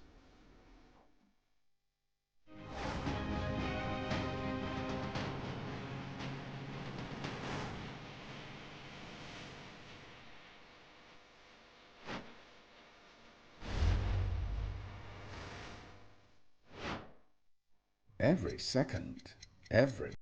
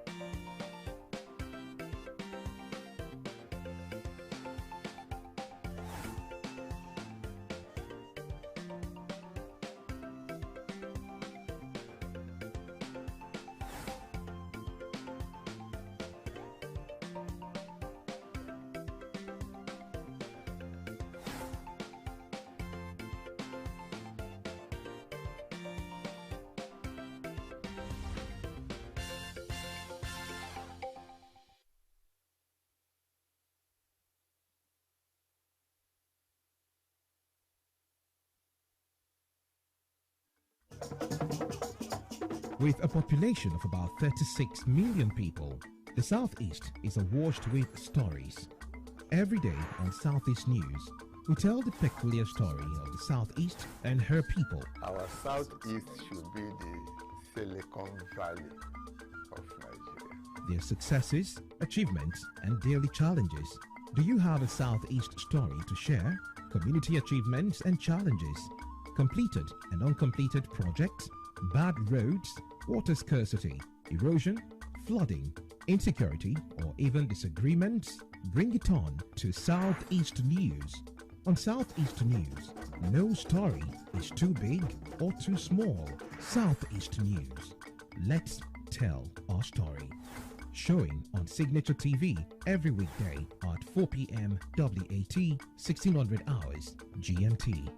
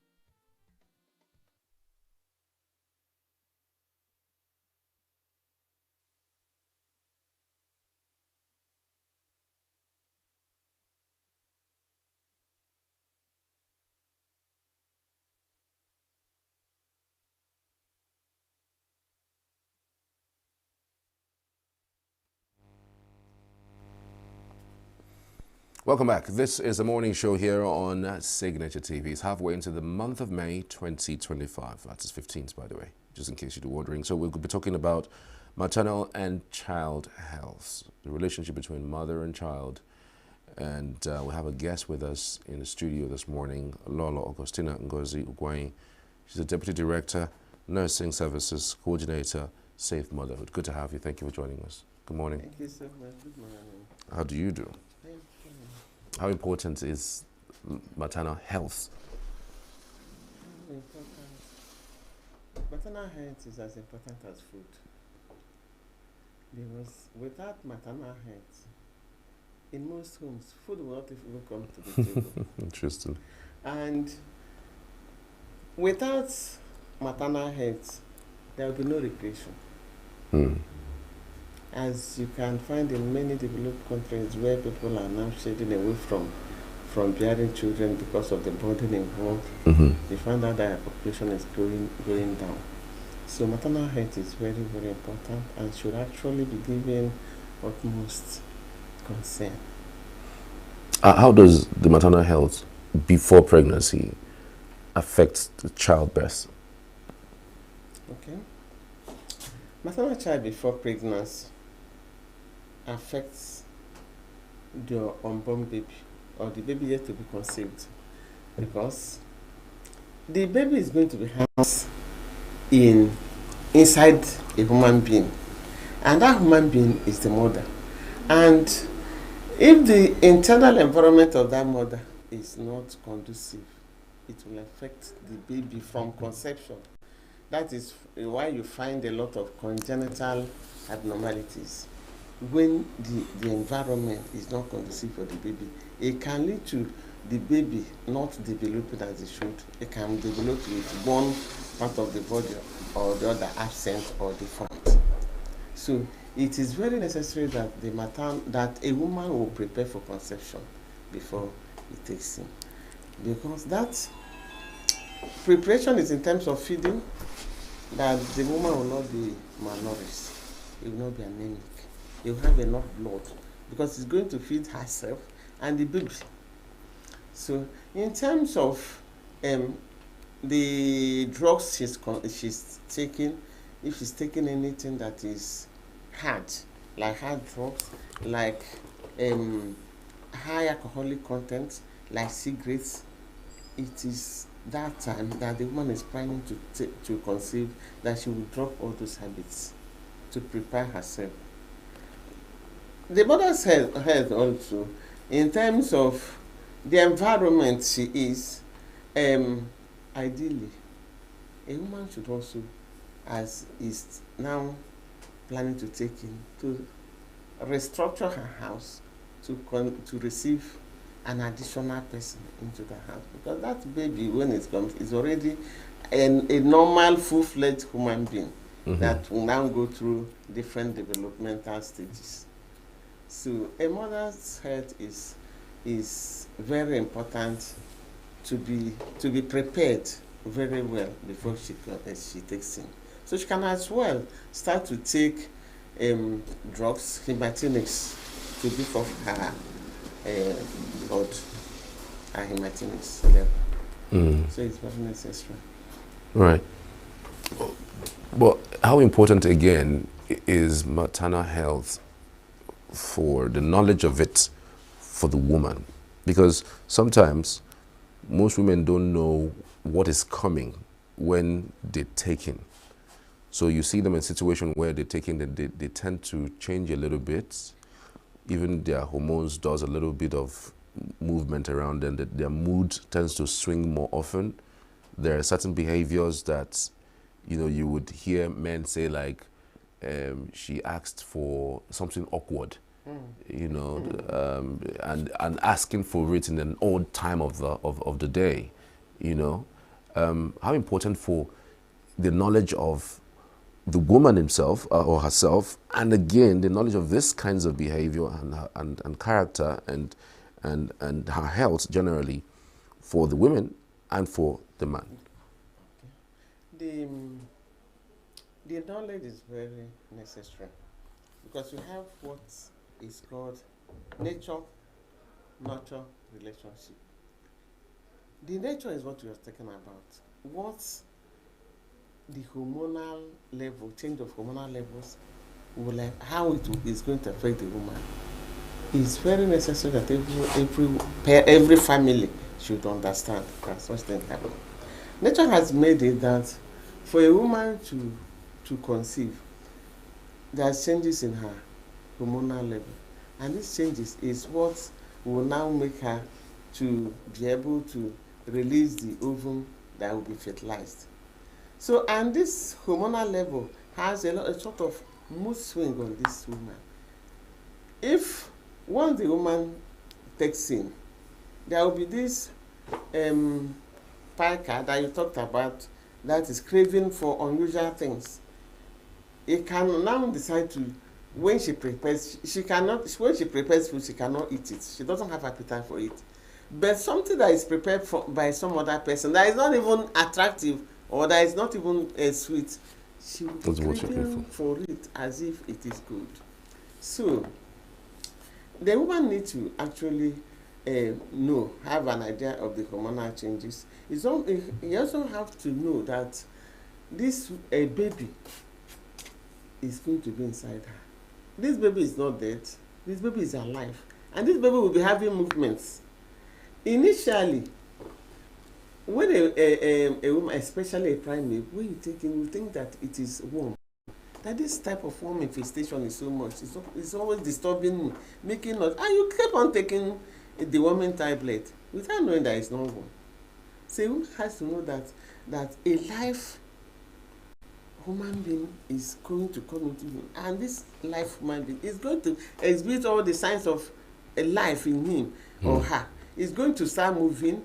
Is going to start eating, though not orally, but through the placenta, from the placenta through the cord to the baby. So because of this extra attachment now, this is a normal human being, and this, it would have been good that we even show it for people to see what is inside a woman, the structure, how God arranged it, and that everything, the air that the baby will eat, will take, the food, the nutrients that the baby will take, all will be coming from this placenta through the cord to this baby. The woman needs to know, because many times women will say, I don't feel like eating. It's no more like you don't feel like eating. You now have to eat because it's not only you, some other person is inside you and will need that nutrient. So it's also necessary for the woman to have knowledge that her temperament will also affect that unborn baby. The man too has to understand that her wife's temperament will affect his baby, because many times a man may like the baby and has issues with the woman. Because of that pregnancy, every expectant man should also have concession for the woman. He will give her extra attention. He will ensure that she's happy. When she's happy, the baby inside her will be happy. And when she's not happy, it also affects the mood of the baby. And there is this natural link between the woman and that unborn baby. It starts from inside the uterus and continues after delivery. Because there is something that nobody teaches a baby. Once a baby is delivered, he has learned how to attach his mouth or her mouth to the nipple of the mother. This is what is called the nature aspect of a relationship between mother and baby. Then also, there's this nurture. The nurture is now the role that the woman will give to this baby, has to pay to this baby, have to give to this baby once from delivery till the baby matures to be able to take care of him or herself. So, number one, let's even look at communication. We have said that while a baby is inside her mother's, that they already have a sort of relationship, and this relationship involves even communication. But at that time, it is non-verbal communication. This non-verbal communication, a baby can now, for one thing or the other, just become rascal begin to shake legs and foot like this. And when the mother says, stay quiet, you know that the baby hears it and stays quiet. I am telling you, it's real. Some will say that sometimes it's not possible if it's a boy. If it's a boy, it kicks faster and heavier. If it's a boy, it will also listen, but maybe the time he returns to his activity will be faster than that of the girl. But as for listening, he will listen to what his mother has told. So that communication, and when the baby delivers, I love this word. You see the woman is gazing at the baby. Mm-hmm. And the baby also is looking at the mother. So that is the communication. The baby has not learned how to talk, but there's this eye contact. They are exchanging love. And that is why even the government of Nigeria is interested in seeing that exclusive breastfeeding is made compulsory across the nation. Because if a baby grows with love, he will be able to show love. Mm. And this is the first. You will see different positions that women and their children take. For the convenience, in most cases, for the convenience of the baby. Right. So this is where nurture comes in. In nurture, that communication is essential. They say even when the baby has not learned to speak, you keep on communicating. You tell him what you want to do to him. You tell him or her. He is hearing, but he cannot reply at that point. So the more you are communicating positively, you are teaching. In fact, science say that a man or a woman is well made by the age of 5. Mm. So everything you have to be a normal human being to operate maximally is already made. So, and they start from that point of delivery. So communication is very necessary. And every mother should know of this communication and communicate positively. Absolutely. Hmm? You don't start to nag at the baby. You don't start to use foul words on the baby. It's not necessary. Instead, you keep on communicating love, positive things. In fact, a woman say when she delivers, she will prophesy unto the baby what she wants her to be. And in many cases, it works. It works, yeah. So, communication is very important. Interpersonal relationship between mother and child. Okay. Then we also talk of. But what are the most?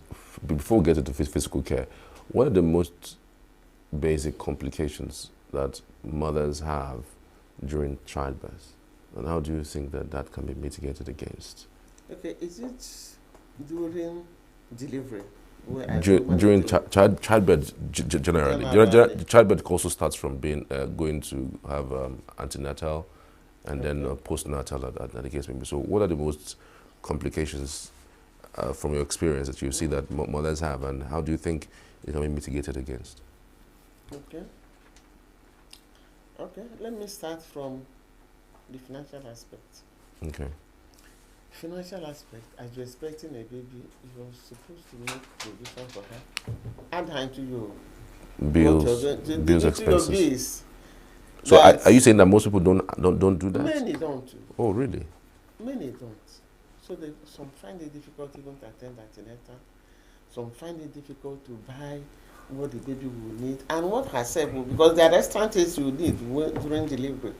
They find it difficult also to buy the basic requirements that hospital needs, because now with the advent of HIV, the delivery is there are things you must use by yourself. You will not share with anybody, just to make sure that you don't get an infection or transfer an infection. Okay, sure. Do you understand? So that is financial aspect of it. So there has to be provision, and also labor. When somebody is pregnant, there are two ways. It can end in normal delivery, what they call spontaneous vaginal delivery. It can also end in cesarean section. So, because you don't know which one, it's good to prepare your mind and receive whichever one, because both of them are methods of delivery. All we need is a live baby and a live mother. But I have people who have said that if you don't deliver in the normal vaginal way of delivery, that you are not a Hebrew woman. And I don't know, this always comes from the Christian point of view. I'm not sure, I'm sure you must have heard that too. I know that people prefer to deliver through the vagina. That is more natural. It is more natural. But there are exceptions where this vaginal delivery cannot take place. And because God has made man and given men the knowledge. Yeah.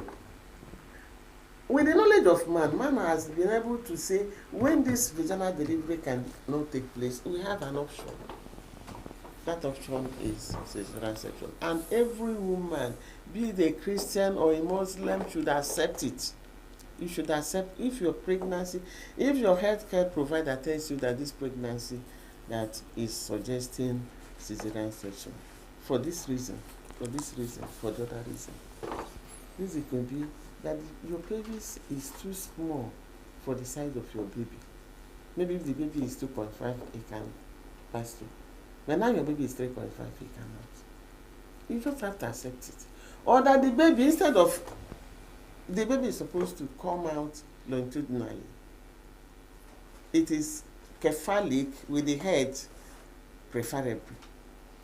But in some cases, the baby can also come with the legs or with the buttocks. When the healthcare provider looks at the size of the baby, that the baby can come out with the foot or with the buttocks, the woman can attempt vaginal delivery. But if the baby is too big, to maneuver, because this footling or breech needs some maneuvering. If the baby is, the size of the baby is too big to be maneuvered, the woman will go for cesarean section. If the baby is sort of, instead of being that longitudinal, we are talking about the baby is transverse, there's no way the baby can come out. So the woman just have to accept cesarean section. Other conditions could be the health of the condition of the baby or the condition of the mother. If the mother is in distress, even if you say push, she can no longer push. The alternative is to bring out the alive baby and resuscitate her. If the baby also is in distress, that it cannot pass through the rigors of delivery alive, especially men. Men are more fragile when it comes to delivery. Once they are weak like that, it's easier to deliver to the cesarean section. So these are the some of the conditions that a woman just will have to accept cesarean section. So there's no Hebrew women attached to it. You just have to accept it as the alternative option. Right. Well, you're talking about physical health for the child, for the woman as well. Okay. And when you talk about physical, we're now talking about the care that the woman will give to this baby. Care. Provision of warmth. Warmth? Yes. Mm. You know when the baby is inside the womb, it's not having any direct contact with the air or the sun or the water, external water. So the internal environment is humid, very warm and very conducive for the baby. So when the baby is delivered, in fact, it is the version of the weather that makes the baby to cry out immediately. That sudden change will just make the baby to cry out. And though the cry out also helps to open up the lungs for the baby to bring in. But the initial thing that makes him to cry is not that breath per se, is the weather, the sudden change of weather. So the woman has to give the baby warmth. It's part of the preparation. He has to have a blanket. She can have wrappers that she can pick from. She has to have different clothing. Baby will wear singlet inside and also wear overall for that period, just to make sure that the environment is close to what he was experiencing inside. Mm. Excuse me. So the baby also, the mother will also feed the child. It's part of the physical identity. You need to feed the baby. For exclusive breastfeeding, you don't have to say, baby was breastfed by 4, so you will take again, maybe by 6 or by 8. It's not like that for exclusive breastfeeding. Exclusive breastfeeding is feeding on demand. Because the baby knows when he's hungry. He cannot say, I am hungry, but he can cry. So that is why when a baby starts to cry, even if he has just been fed, you check her diapers to ensure that the baby is not wet. The next thing is you put the baby to breast to suckle. So you keep on feeding this baby on demand. And any baby that is fed on demand, you see the baby, the development, the milestone, he will be growing as is expected of his age. So other things you can give to this baby is, we have talked about clothing, feeding, then protection. Protection. You need to protect him or her from danger.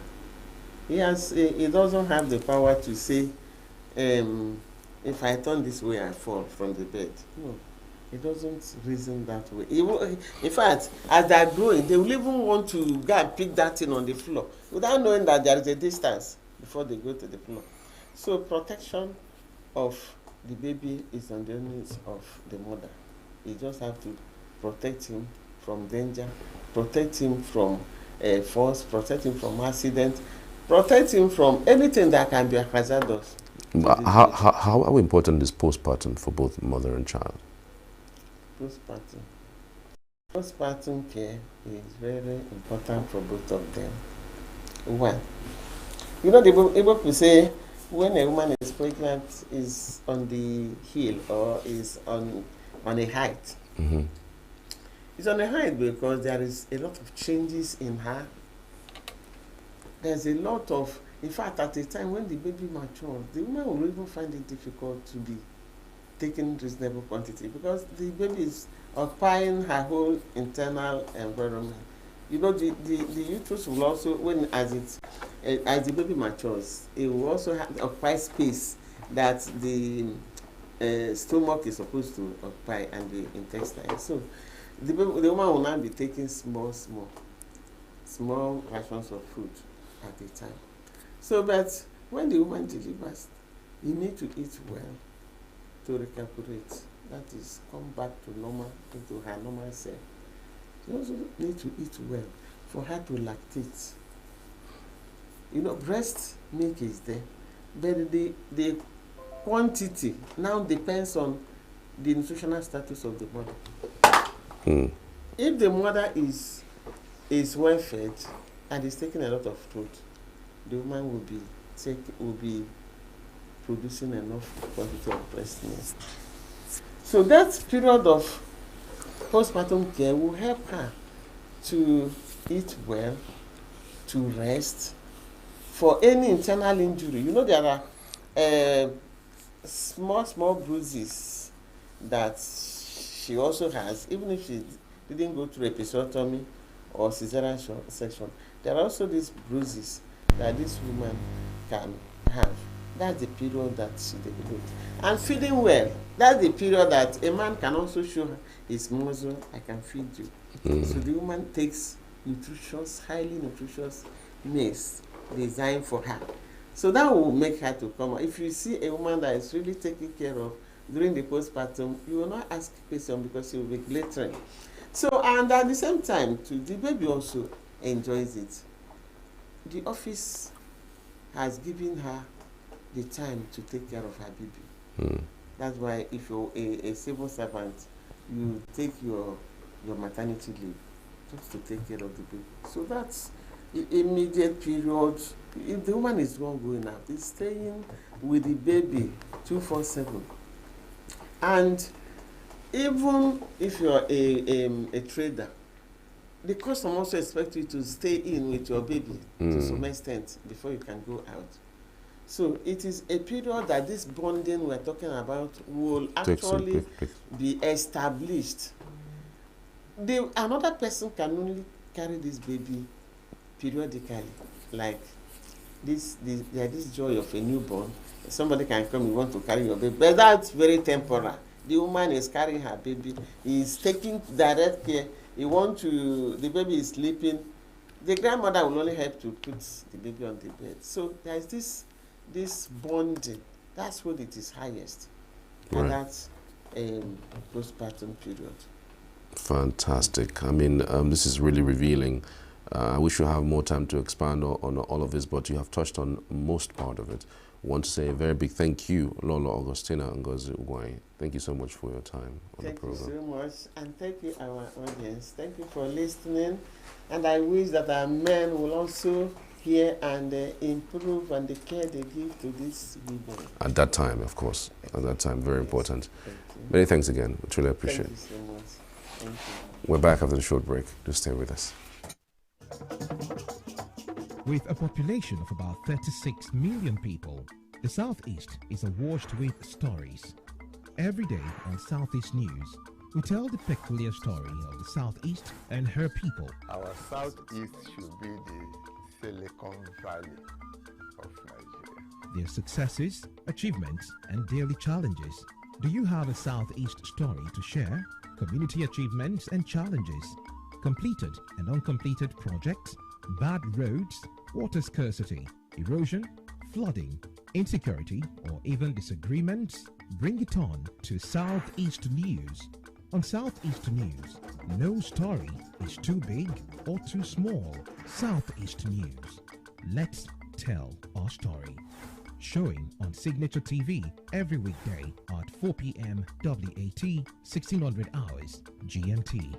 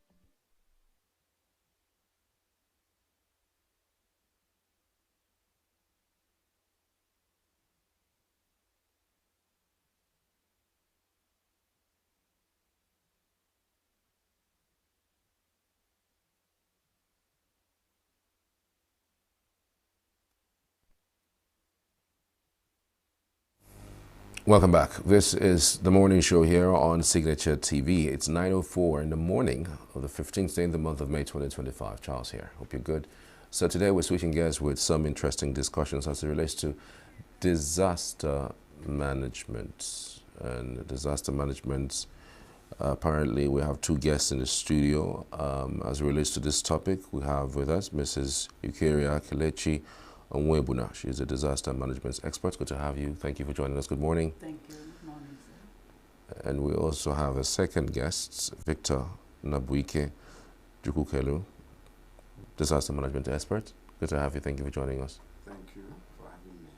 All right, let's go with the lady first. What are the phases of disaster management and how do they interrelate?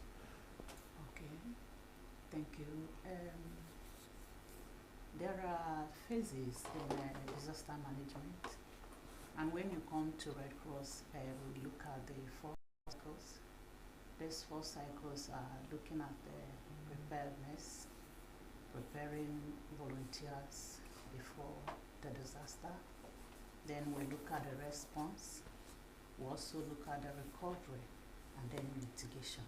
These are the areas in disaster management. And so how do they interrelate? Like when you speak of those issues, what are the relationship with all these 4 phases? Yes, when there is disaster, then we are looking at those that will respond to emergency during this disaster. So they will train volunteers. The volunteers are trained to respond to emergency. So when you now train them, if there is emergency, you now call on the volunteers of the Nigerian Red Cross Society for that action, and immediately they will come in. Okay, that's an interesting one. You want to say something? Yes. Okay. In the disaster management, like she mentioned, we have mitigation, which is one of the things that happened before and during disaster. In mitigation, you are trying to reduce the likelihood of the disaster to occur, okay, and also reduce the risk by mitigation. Preparedness is involved, planning is involved.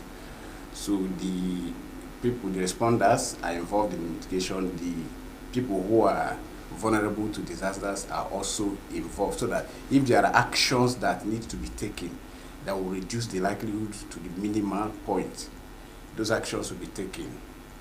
Then after mitigation, now talk of preparedness.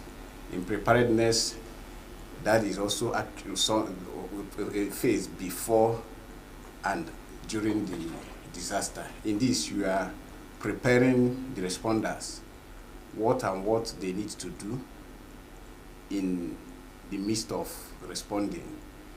The vulnerable persons, the people, the community members, the society that are affected, building their capacity, okay, to be able to respond to this disaster when it has occurred. Then response, which is now what happens when the disaster has occurred. In this, does these people who are affected by disaster, do they need to be evacuated? Do they need temporary shelters? Whether they need food, whether they need water. These are what you do during response. Are there those who were injured? Those that are to be given first aid, which is one of the core things Red Cross does. They'll be given first aid before they are taken to hospital for proper attention. So these are the things that happen. So for mitigation, you are now trying to reduce the risk of this disaster occurring. Then in preparedness, if it occurs, that is the link. If it occurs, you are now to swing into action. Okay, in preparedness, the capacity of those who are responding, okay, so that they'll be able to, they don't just come there and mess things up and worsen the situation. Then also the community members on their own, because when disaster occurs, those who are responding, the agencies that are responsible for responding might not be domiciled in that society. So the community should be able to do one or two things for themselves before those who are responding arrives. So that they are building their capacity through education. But by what you have just said, I can just simply say disaster management is the organization, planning, and responsiveness of it to any action, whether it's man-made or natural disaster, right? By just what you have just explained, like I said, that is what disaster. So the disaster management can be basically anything. It could be accident, it could be flooding, it could be, you know, just practically anything. Disaster is actually a sudden or gradual disruption in the activities of a community or society, impacting human, materials, environment, economies, okay, whose effect is beyond the coping capacity, okay, of the affected community or society. But because it's beyond their coping capacity, they need external help. So that's what basically disaster is all about. It's an interesting one. I mean, by just thinking about that, I just thought about the disaster that a whole lot of homes have been facing, given the economy of the country. Some people say they can no longer cope with the new minimum, even with the new minimum wage and cost of, you know, food. So do you also help people in that regard? Because again, I'm sure there are tons of people who are seeking help in that regard. Is there a help around that area? Yes, there is. But before we carry out such help, we always go through needs assessment. Okay. Yes, we verify those that need it, because there are some that are better than others. So when we go through needs assessment, we go to the community, we verify those that are in that need. These are the people that we can attend to. One thing is that Red Cross don't just move on its own. We have movement partners. It depends on the type of disaster that occurred. There are some that IFRC will come in. There are some that ICRC will come in. So it depends on the nature of disaster. If it is in armed conflict, IFRC will be the one to intervene, and then we'll work together. Then if it's maybe something like epidemics or yes, epidemics, any health related issue or disaster like that, then IFRC will come into play. So we now go into the community, find out the level of the disaster, then we now find those that are displaced, those that whatever need that is required at that point in time, then we capture those people, then we now go back and then assist them. There are so many ways to assist them. We have what we call a cash transfer program. Red Cross does that. We also have something like Restoring Family Link. There are some, as a result of disaster, they will miss their families. We restore Family Link, we maintain Family Link, a lot of them. Then if it's something like food, they also distribute food relief, we call it relief material. We distribute relief material. That's what is the ones that we have, or what is given to us from our movement partners Then Red Cross don't just work alone. We work with other stakeholders like NEMA at the federal level. We also work with SEMA at the state level. We also work with LEMC at the local government level. So these are the movement partners. It's just like if someone, maybe there is a fire outbreak now, we work with fire service. We don't just go on our own. We have movement partners that we work with. Thank you. What most of the time, deter organizations like yours in meeting up to standard with managing disasters? Okay, for managing disaster, like she was trying to say, like for us here in Nigeria is structured. There are emergencies, there are disasters that NEMA is responsible for. Such things, Red Cross don't just get up and move into the affected area.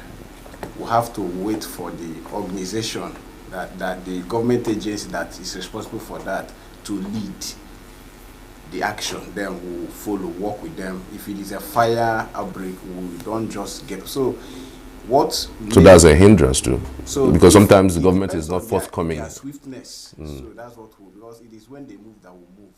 So the pace at which they move is the pace at which we move. Okay. So that could be an issue. That's one. Are there other ones? Are there the hindrances that mitigate your quick response to disasters, whether they are man-made, natural, or what have you? Access to certain communities. And there is a community you want to get to. If it is a riverine area, and you don't have boats. You must have people who know how to swim in case. So it's an issue. So you don't just, because you're a volunteer. Because in volunteerism, what we teach people is your safety first. When you come to respond, you watch the environment, ensure that it is safe. You are safety first before you attend to others. Then in certain cases, you might come to some environment, accident scene. You see some other persons who are there to steal. Mm-hmm. It happens in Nigeria. There are cases like that. And for such people, you have to be able to move them away before you begin to work. I haven't heard that some persons would even want to beat you up when you tell them to move away from where. Of course, because they want to get something from there, and you want to be a hindrance to their to what they want to do. So you have to watch and be sure you are safe before you take action as a responder or first aider. Finance is not a problem? Anyway, Red Cross is a humanitarian organization. It's donor-based. So you are lettered. You have monies year in, year out. Okay. So let's talk about how we can infuse technology into disaster management. Do you think technology can really assist? Because I don't know how to do it. I watch a lot of news. And when you watch news like I do, for instance, in America, CNN is already telling you a certain cyclone or a certain hurricane is coming that way, and they tell you the speed, they tell you when it would land, they will tell you the amount of persons who must be evacuated. In fact, the thing is so structured that as they even follow up with covering it. And I'm sure that somehow technology is playing a role in that. Serious role. So why are we not doing that here? It is not for us to, because we are just an independent organization in a country. So we complement. You're a global organization, isn't it? Yeah. So that's like we have movement partners. And whatever they are going to do for us, I think the government of the country was also supposed to be in the know. So it is for us here, like we mentioned earlier, the agencies that are responsible for certain action that we work with. We don't just like, assuming now we have that capacity, we can't bypass them and go and begin to, I can't come here. No, but if you have the capacity, you can provide information to, if for instance a certain millimeter of rain is going to fall in Nigeria or in certain places in the south or in the east or in the north, I mean, you would inform the organization that, look, I don't know if you know about this. This is what we're seeing from our radar, that this is coming. Is there a way we can evacuate people, at least for people who are close to the riverine area, to be able to find somewhere upland so that when the rain is down, then they can return back to their homes?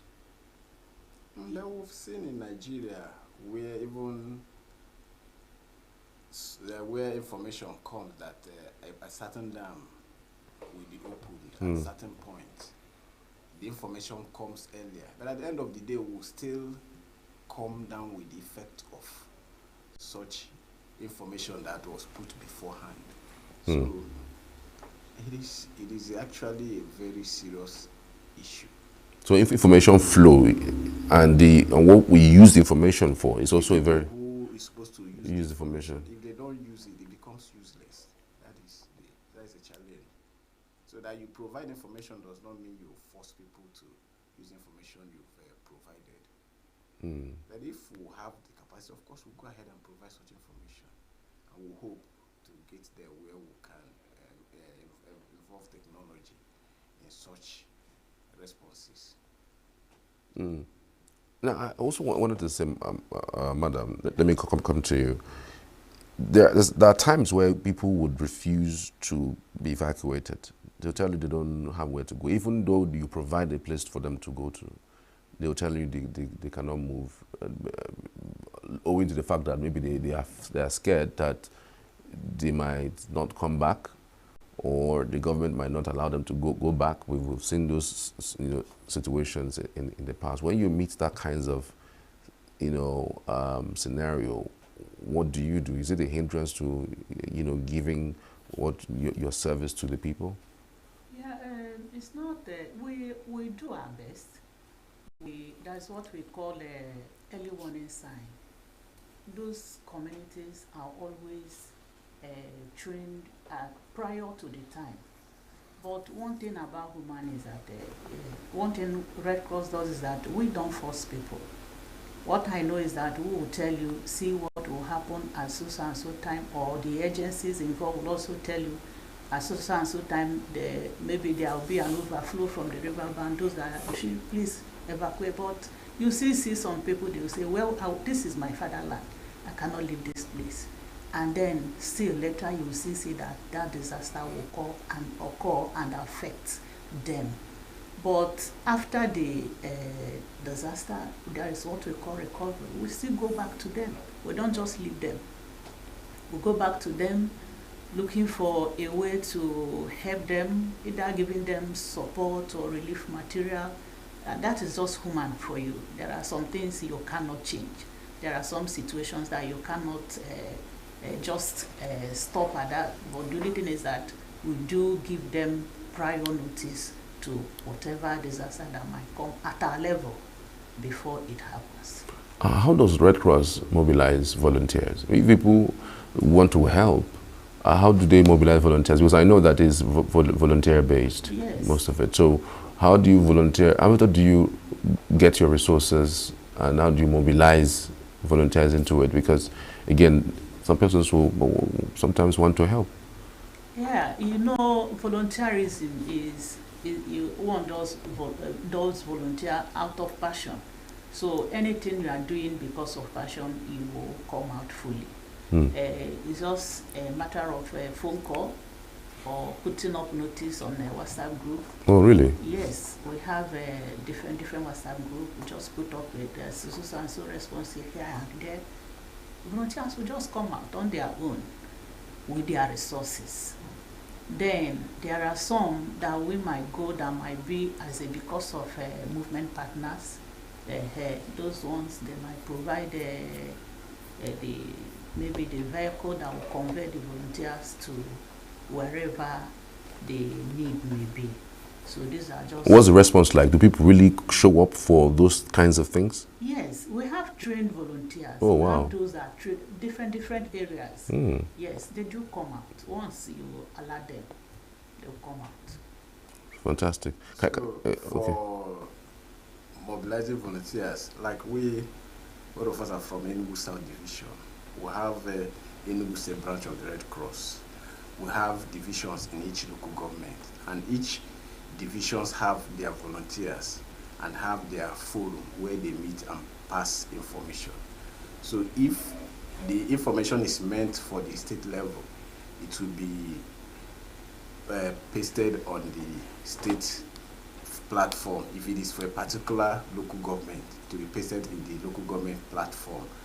If, for instance, something is to happen in Aningri, and it is something that the Aningri division cannot handle, the branch will mobilize, then inform those in Aningri, and also bring other hands from the branch that will go and meet Aningri people to respond to such events, if it is in issues or wherever it is. So already we'll have a pool of volunteers that will have their contacts that can be reached just with a click. Is it 100% volunteerism? Because, I mean, you would have also faced a situation where when you call for those kinds of people, because since money is not involved, some people will just want to pull away, or maybe stay away, or maybe give you certain 10% commitment, because we see that happen.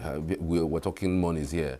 Time is money. If you are not working with money and time, you would probably be a problem. I mean, you imagine having to engage somebody for days. At the end of the day, they just go home. I mean, is it only passion that it comes with? Does it also come with at least a plate of food, or I mean, small stipend to go home with? Yes, people, in volunteering for Red Cross, there are categories. There are those, by virtue of their social status, they cannot contribute financially. So they contribute their time and effort. There are those who also can contribute financially. So for those, because of their social status, cannot contribute financially, and moving from their place of abode to where they need to respond is an issue. Of course, we use incentive to encourage them. When they come, they should be able to their transport fare, going and coming, and what could also take care for water. So such things happen. So to encourage people to volunteer. Now, because again, just thinking about it, something has just happened at ENUGU. And the message just comes in, and I've not eaten this morning. I don't know whether I'll eat in the afternoon. You're telling me to go and help? It's actually a very serious issue. But that's why the Red Cross is located across all the local governments. It's not a must that I must move from ENUGU South to ENUGU to respond. There are volunteers within the ENUGU axis. axis. Locality. Yes. So, what training and preparedness, do you people give these volunteers? And can you share a success story? Let's start with that. You can talk about that training that you give to these volunteers, and can you share a success story that improved a community or improved a group of persons who had passed through some sort of disaster? Yes, a lot of them. The volunteers are being trained on first aid assistance. It's not just even to a community, even in your home. Anyone that is trained as a volunteer can respond to emergency in your own home, because disaster can happen anywhere. Then, after that training, there are some other trainings. That's after first aid, we have something like basic. There are a lot of trainings. There are different types of response. We have response at the local level. These are response that when you train them at first aid, they will just, maybe if there is an issue, they will just handle it and refer to the hospital. They don't need extra, maybe outside here to come and help. Then there are also response maybe as sports, foreseen emergencies. We respond to emergency. When you train them, they can respond to any sport activity. There are also emergencies like these volunteers can respond to once it's not a large scale, they can attend to it. It's only when we have large scale that we now have our movement partners to be part of it. Then success stories, a lot of them. We have so many of them in so many communities, especially in ENUGU South. We have them because before all these things, we do go for advocacy. We meet the community leaders. We train them, even the community leaders, even the vulnerable in the community are also trained, because we might not be there at that point in time when the disaster happened. So when we train them in that locality or the community or the society where they are, once there is emergency, they will start doing what they know. The ones they know, they will start doing it before the arrival of other volunteers to the scene. Then, like, let's say just someone that is, maybe someone just slept in the morning, you are trying to wake the person up, the person is not responding. If someone in that very place is trained, the person knows how to put that person in recovery position, because at that point in time is the person is not more responding. So these are just some of the areas that when you train someone, the person will be able to respond. We move to different communities. In ENUGU South precisely, we respond to this resilience. We just finished an exercise, Reboma program, flood victim areas. We went to different communities, and after that flooding, they were just given there was an exercise, we call it cash transfer program. A certain amount were given to some of these victims that were affected by flood, just to bring them back to their feet. Yeah. Fantastic. So, are there any other ones within ENUGU? Because I know I have several of them.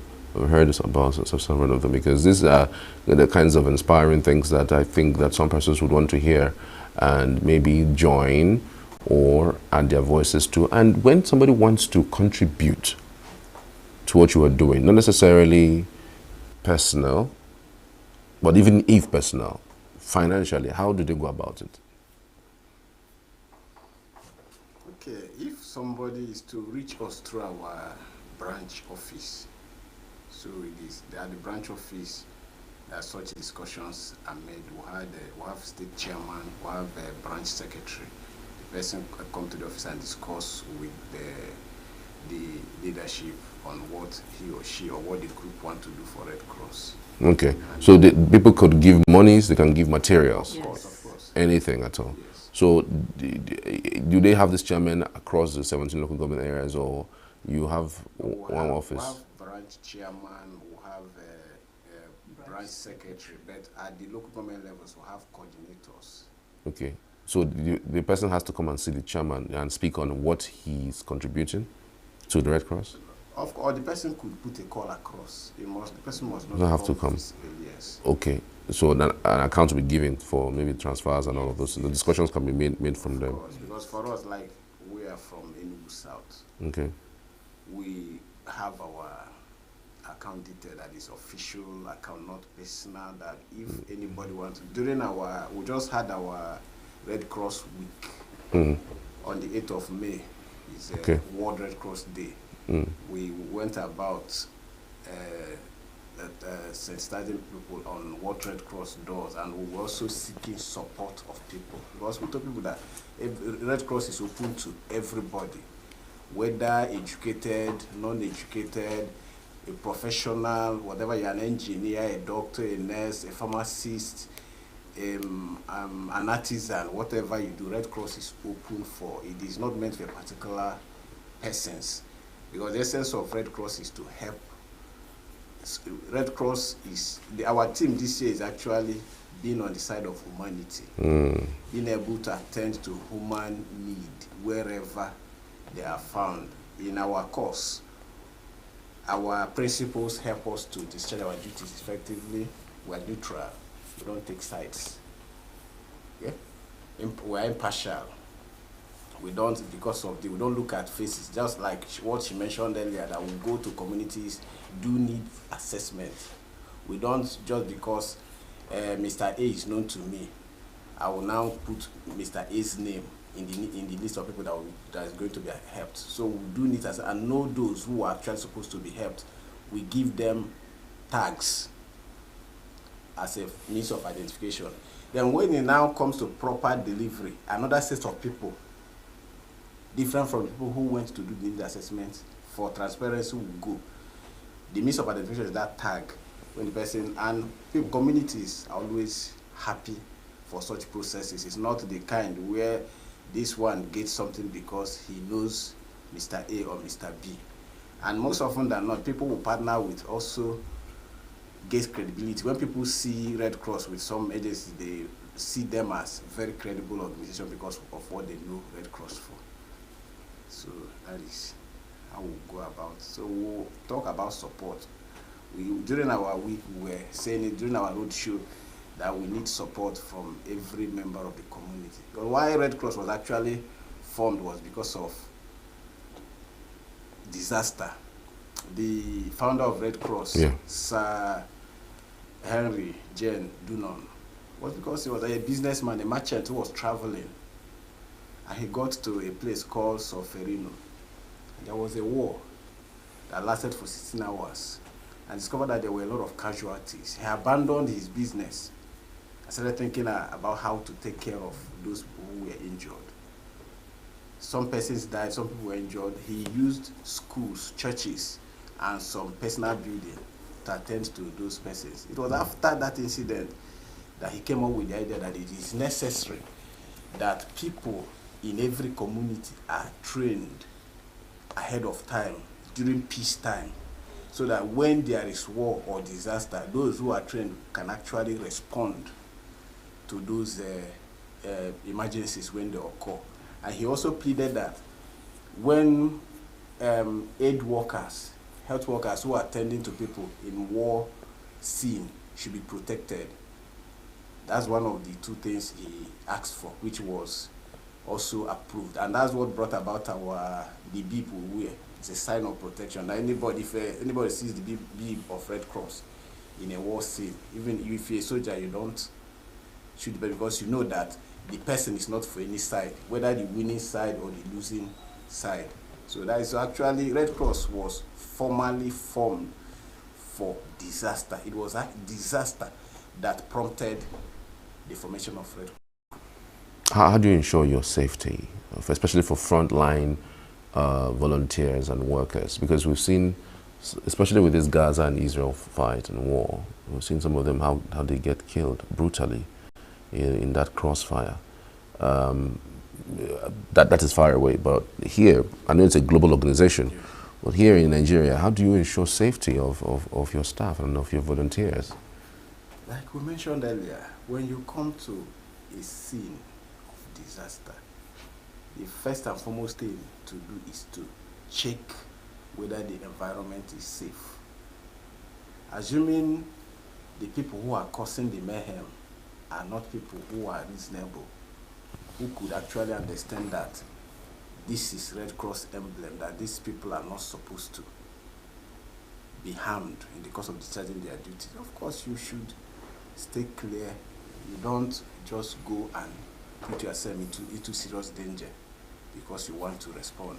But if for any reason somebody responding and something goes wrong because of harm, Red Cross also have a mechanism of taking care of such person and the household. So those things are part of what Red Cross. It is actually when anybody becomes a member of Red Cross, you sign code of conduct, and such confers to you some level of protection and taking care of in case something goes wrong when you are legitimately responding to emergency.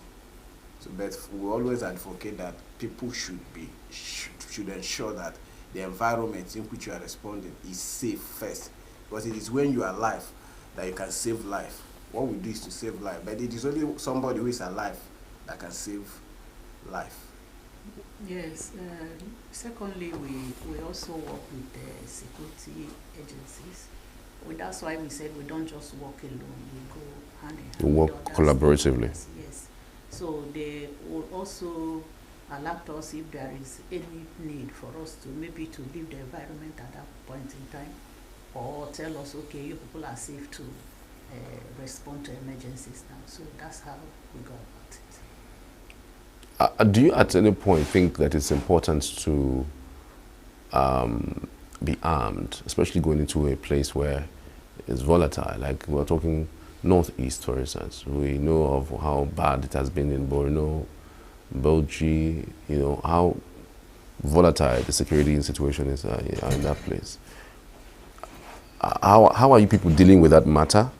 And would you advocate for Red Cross agents? I mean, you just want to do good, but we've seen people who have been killed trying to do good. Do you do that? Do you advocate for that? That's one. Then secondly, the issues that we have had in the North Central in the past, even recently, Benue, Plateau, Borno, where farmers herders have even in ENUGU here, Hamufu has a bit of an issue with that. How are people reacting to it? Do you think that something can be done to improve on your mitigating power, you know, to reach out to more people? You know, can you speak to those issues?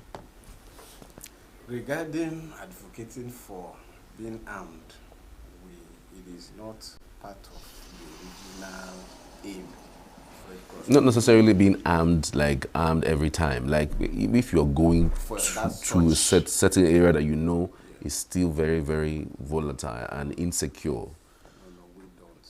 Okay. We've never thought of that. Okay, And but you work with the like security she said, agents, we you know, work with security to agencies who bring in cover. tells us, yes, whether the place is safe for us to function or not. If the place is not safe, we stay away. Because responding is not do or die affair. Because what if somebody go to respond and the person gets killed? Will the person respond at the end of the day? No. So that's why the best we could do is maybe aftermath. Go to the community. Most at that point, one of the things we'll be doing is how to get the people back on their feet, recovery. How to get their livelihood, giving them mental support. But that's also part of what we do, giving them mental support through education. Then how to their means of livelihood if it is damaged. So we do as much as we can, but not that there is high likelihood for one to be harmed, and we go. No, we don't do that. So the other part of the question, I think I asked you about the other part of the question. Okay, the issue of, you know, getting involved, what we have with Farmers Headers Clash in Plateau, Benue, you know, how have you guys helped those communities in at least with what they can use for the meantime? Because we know that in Benue State there are several people who are still in IDP camps, they're not returned back home. No, in such circumstances, it is the security agencies that are supposed to be at the forefront. The only thing... No, I'm talking about helping them. That is what in helping it is we'll move in after the incident, and when the people return, how to help the people resettle. That's where we come in. Okay, some of them are still in IDP camps, so in Benue, yes. And even in Red Cross also visits such IDP places. camps Okay. to talk to people like the mental health issue, because it's very, very important. There are some persons, because they lose their livelihood, from there they begin to degenerate, and before you know what is happening, person could die or get into serious mental crisis. So what Red Cross does is, in collaboration with the agents, the government agencies that are directly responsible, because in Nigeria, when you talk of internally displaced person, there is a government agency that is responsible for that. So Red Cross works in collaboration with those agencies to see how those people can be restored to their ancestral home if it's possible. If not, how to resettle them in a safer place. You wanted to say something? Yes, those people that are in ID camp, I know that relief materials are given to them. Relief materials in something like food, shelter. They are all. In fact, I know somehow they were evacuated from where they were to that ID camp. That's just the work of Nigerian Red Cross Society. How much of collaborations do you people have with other NGOs in these kinds of things? Beyond, I know you said something about your collaboration with the government, which is normal. I mean, security agencies and the role they play, but how about other NGOs? Is there a collaboration between Red Cross and other NGOs in matters like this? Yeah, you know, Red Cross is independent. I think Red Cross can only be involved in maybe with other organizations if that organization needs the assistance of Nigerian Red Cross Society. That's when we come in. It's only the government. In fact, all the major stakeholders that we work with are from the government.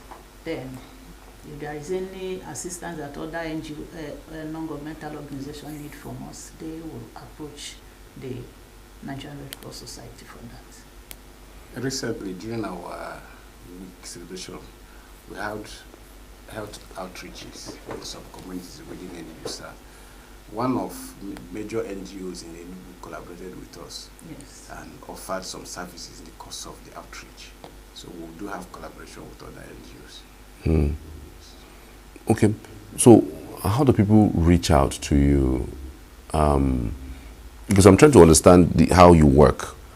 For instance, somebody is distressed somewhere in Nsukka, do they call you directly and then you start taking action to reach out to government agencies, or you would advise that the person calls the government agency and then the government agency contacts you? Like, how does it work? How do you guys even verify that what the call that you have received is even true?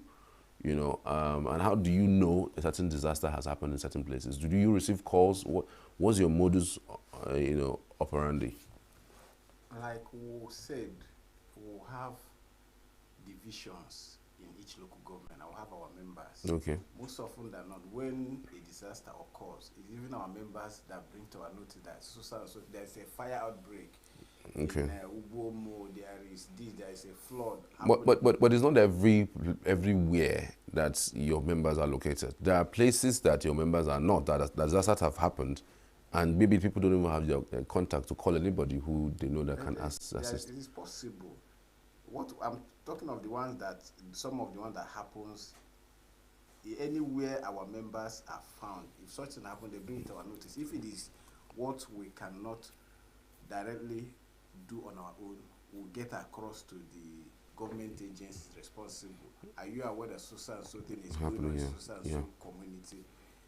They say that yes or no, interaction, and call us on board, and we'll go about it. But if it is the one we don't have our members, it might be difficult for us to know. But like I said, we are represented in every local government. And the age of technology, I don't think anything will be happening in the local government and people will not know beyond that local government. Well, yeah, I get you. But again, we've seen how certain, situations have been taken care of in this country. Some people would, in a bid to suppress certain information from going out, they tend to want to cover up certain things, so it is possible that maybe some persons will be in some certain areas and they are not able to reach out to people who are from the Red Cross or from NEMA, and then, they don't know where to go to. Is there like a number, your social media platforms people can reach out to when they are faced with those kinds of disaster? We have social media handles. Okay. Do you have them? Can you tell us what they are?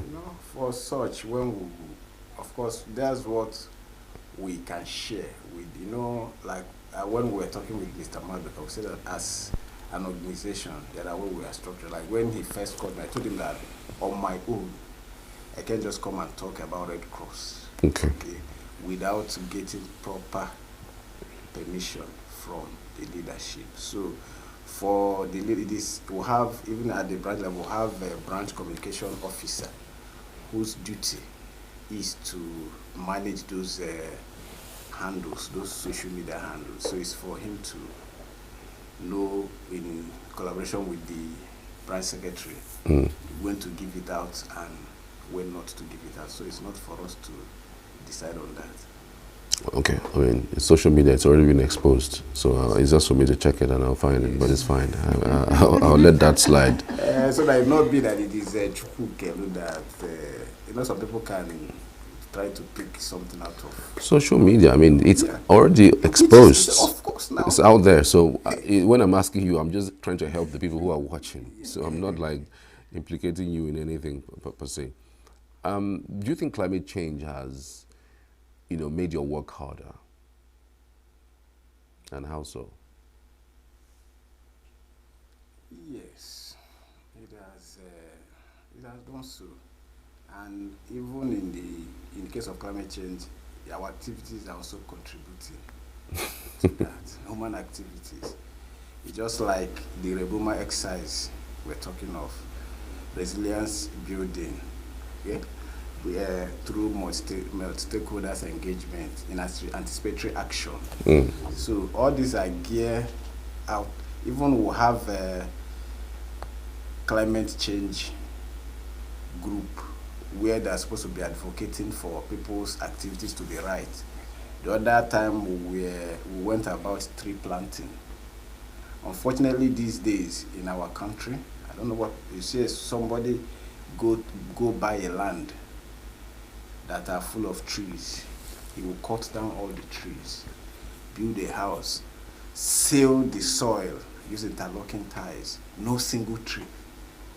And for the person, he or she is doing right, without knowing that you're actually causing more harm to the environment than good. And also, you are also harming yourself. So, and most of these things people don't, each time I pass a place and people are cutting down tree, the question I always ask, I hope you have a plan of planting another. Some of them will be like, what is your business? So, but it is actually, because it is this, our human activities that is also aiding the climate change issue that is affecting us seriously, and is also compounding our work instead of making it easier. But if every human being knows that he or she have a role to play, because when we talk about climate change, a lot of people don't, even the educated people don't think they have a role in mitigating the impact of climate change. We think it is meant for NESRE as a government agency. What are you doing? We have a place, you have a community where you look around, you don't see a single tree. And for them, they are doing well. In the evening, everybody brings out power generating sets and generate all sorts of emission. And of course, trees will help us handle some of those things and give us what we know trees.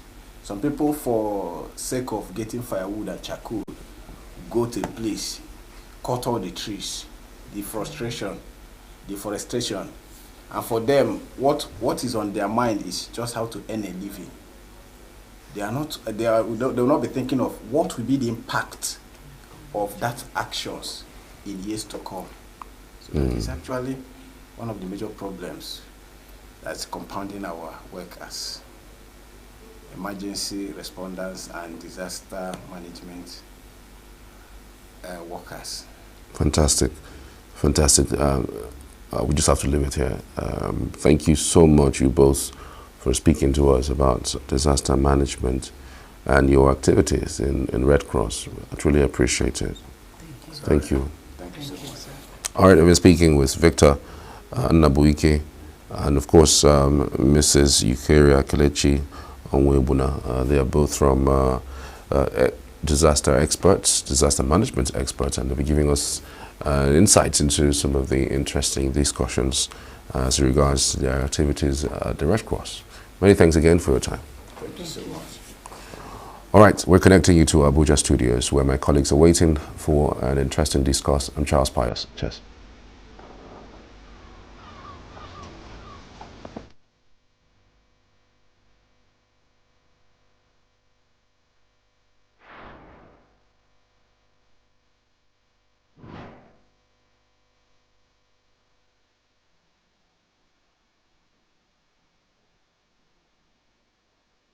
Every second, every minute.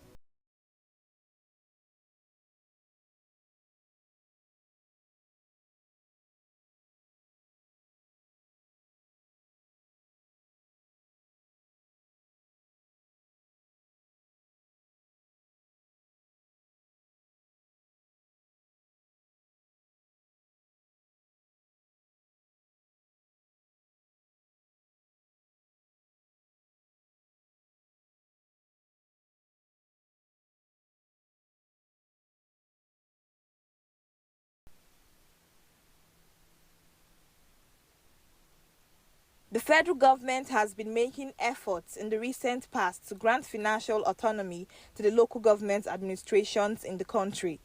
This prompted the move by the Attorney General of the Federation, Lateef Fagbemi, to take the issue of local government autonomy to the Supreme Court, following which the Apex Court granted the relief sought by the AGF.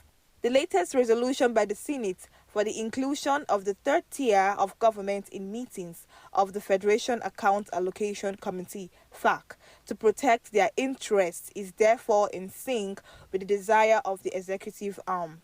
The Senate resolved that the resolution be formally communicated to the Minister of Finance and Coordinating Minister of the Economy for necessary action. The resolution followed a motion presented by Issa Jibrin, representing Kogi East on behalf of the Deputy Senate President, Barau Jibrin. Jibrin noted that both local government councils and area councils in the Federal Capital Territory, FCT, are constitutionally entitled to receive federal allocations directly, emphasizing that the state does not have any right to hinder the allocation process. The Senate notes that local government councils established by Section 71 Constitution of the Federal Republic of Nigeria, 1999, as a third tier of the Federation, are entitled as such, and by Section 1623 CFRN 1999, to share directly in Federation account allocations as benefiting entities. Also notes that the Supreme Court has construed Section 1625 and 6 CFRN 1999 to the effect that the states are agents of the Federation to collect local government allocations from the Federation account and to pay local government councils, and did not give the states any right or interest in the said allocations to the local government councils from the Federation account. The Supreme Court went further to also state that the duty of the states is to simply convey to the local government councils their allocations from the Federation account.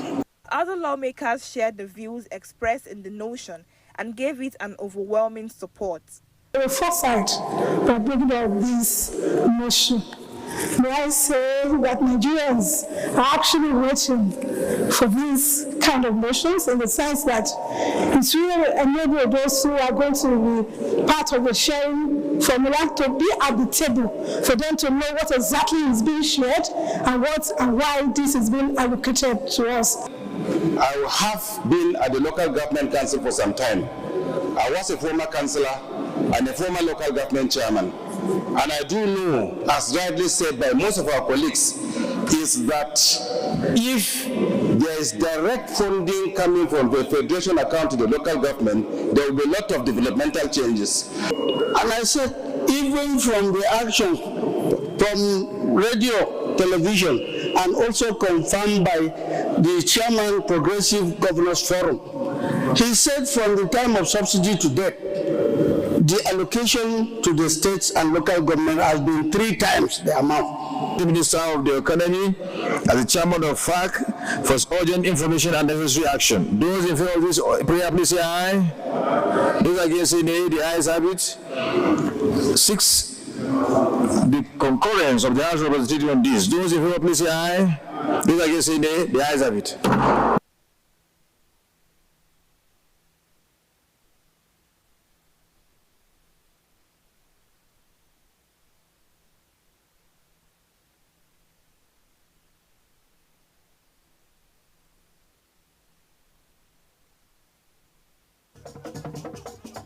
With a population of about 36 million people, the Southeast is awash with stories.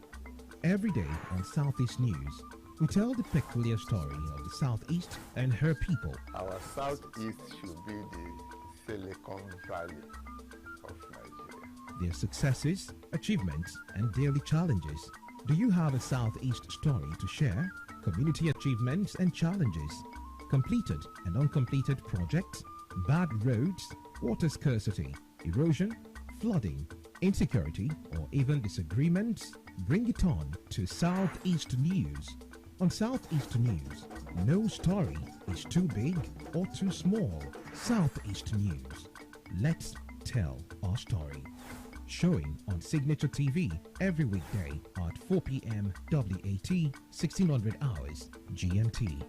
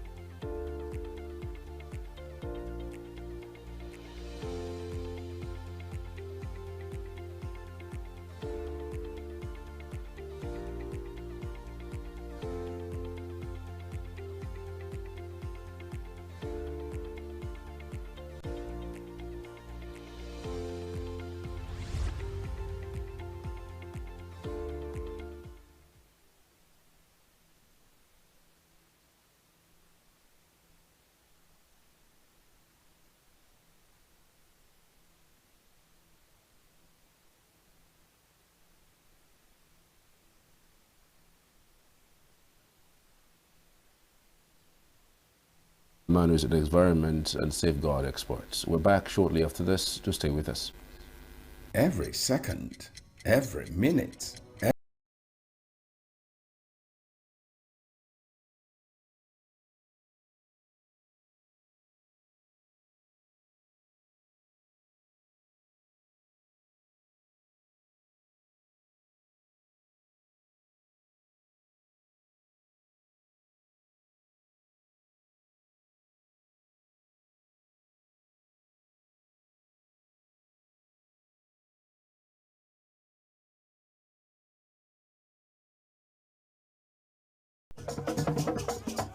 With a population of about 36 million people, the Southeast is awash with stories.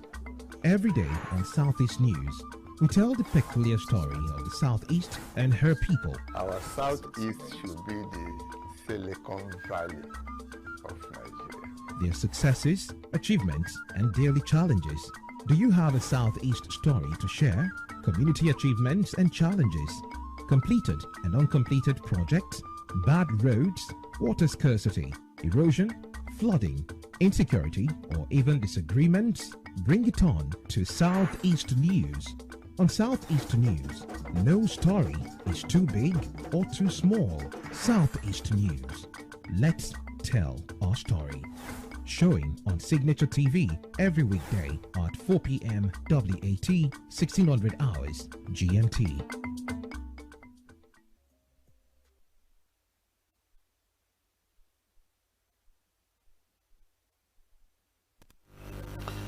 And so we change gears right now to speak on security in the country. We have with us live from Birnin Kebbi, Dr. Farouk Abdullahi Menyama. He's the director, Kebbi Elders Consultative Forum, live from Birnin Kebbi this morning. Thank you for joining us. Good morning. Morning, how are you? I'm great. Thank you so much for joining us. Good. All right. First questions would be, I mean, the security situation in the country. So some persons would attribute it to lack of action by the government and the governors.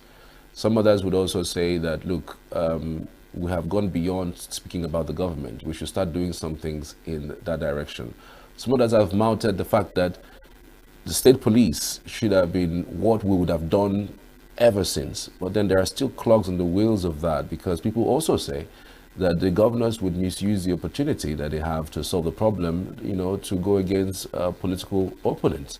For you, what do you think would be the lasting solution to insecurity in this country? And before we get into that, what is fueling insecurity in Nigeria, especially in the northwest through north central, and in fact the southeast and south too?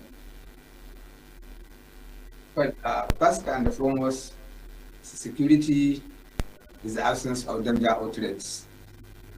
And for the root causes of security are multifaceted. They include unemployment, they include greediness, they include lack of poor education, they include so many factors, including social factors, economic factors, and educational factors.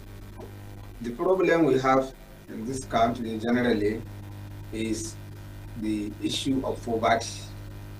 That is number one. The second one is unemployment. The third one is poor education or lack of that education at all. And these factors normally one factor leads to the other. For instance, we have seen most of these cases happening in the Northwest. It started with the Fulani herdsmen and farmers, clashes. Then it accelerated to violent banditry. And this violent banditry results in kidnappings for ransom and other robbery and so many other things. The issue is we need to create opportunities for the youth. Once the youth are gainfully employed, or there are numerous opportunities for them, some of this banditry will definitely reduce. But we now reach a situation in this country in which, unemployment is almost zero, more especially at states levels. Most states don't employ now. And we are graduating thousands and thousands of Nigerians annually. So what do you think these people will do? And the nature, the form and the function of education that we operate in this country is the type that made people dependent on employment, not creators of employment. We are supposed to learn people to create employment opportunities for themselves and others, not to rely on government employment or private sector employment. So in the absence of such type of education, we create or graduate, youth that, are waiting for government employment while the governments are not employed. They are waiting for companies' employment while most of these companies are packing out of the country. So that is why it is very, very important to create number one employment opportunities in the entire, then reform our own educational sector. Like what the federal government now introduce different types of, activities that will improve or reform the education sector so that people can be employed by themselves, they can be self-employed instead of relying or waiting for government to employ them. So which is an improvement when you see the new curriculum of education that was introduced by the present administration. Okay, you are the director of KB Elders Consultative Forum. What role do you think that your organization can play in helping the security situation, at least across the Northwest where you are based? Well, I'm the Director General of this KB Elders Consultative Forum. And as the Director General, this KB Elders Consultative Forum was established since 1992.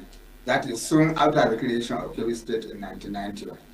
And over the years, it has been advising governments, state government, and even local governments on how to improve not only security, but how to improve the educational sector, the health sector, the security aspect, the agriculture, and so on and so forth.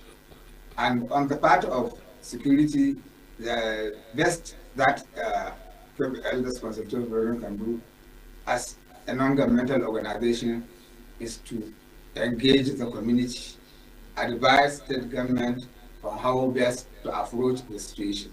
And at the same time, also mobilize members of the community to embark on cooperation with state governments through security information and other security agencies. Cooperate within themselves, between themselves, in order to establish community vigilante groups so that at least they can serve as, initial community protection committee. And some of these things are already happening in different parts of the country. And we are happy that the state government in Kebbi State, under the leadership of the President Governor, took over the mantle of this community policing aspect. And they established these vigilante groups in various communities.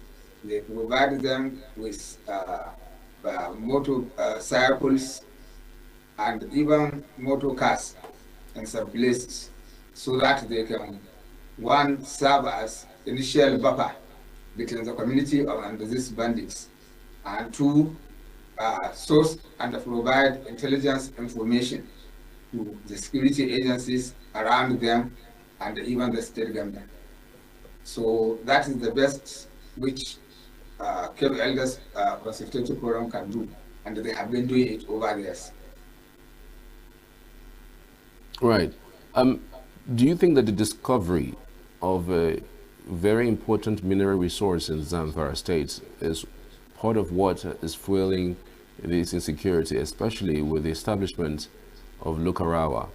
Do you think that specifically, because there are conversations around that in the places where there is a discovery of gold, that insecurity has heightened largely because of that, so that some persons who are sponsoring these people to sack that community in order to leave that place for some sort of mining. How true is this? Well, it could be true. We have seen that happen in India and many Asian countries, and it is now happening in Nigeria also. We have so many good mineral deposits around in almost all parts of the country, most especially in Zamfara, Sokoto, Kebbi, and Niger states. And that is why we have predominant banditry in this part of the country.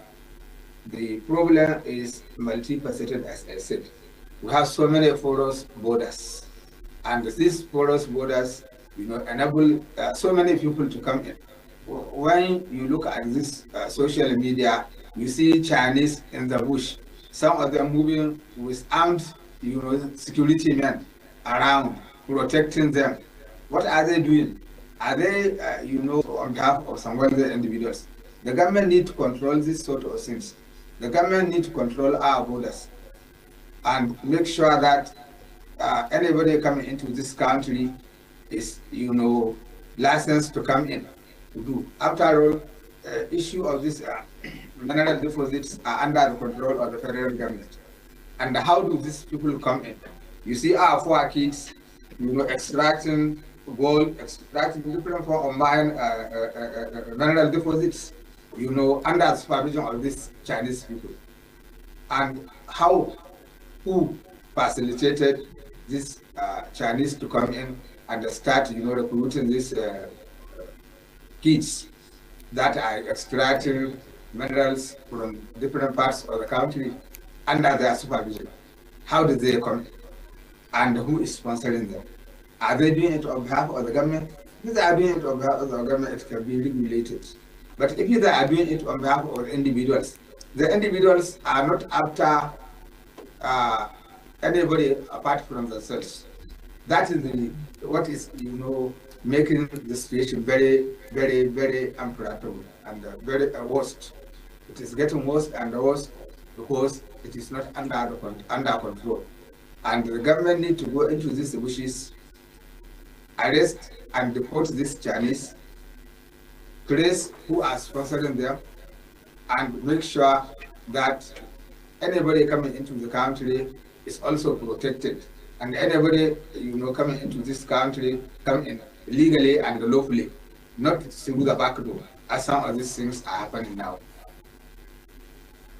So basically, you can confirm that part of the reasons why we have issues in the northwest and in north central parts of the north central is because of the discovery of mineral resources, and it does look like the governors are even handicapped. I'm wondering really, what else can we do? I mean, a whole lot of persons have spoken about state police. People have also said that maybe state police might not even work. But for you, do you think that it's about time for the state police to be, introduced, amend the constitution to allow state police to thrive? And what do you think about the fears also, for some persons who have also said that there are some fears regarding that development if we intend to do that? Well, as a former national chairman of Police Community Relations Committee, I was always opposed to state police.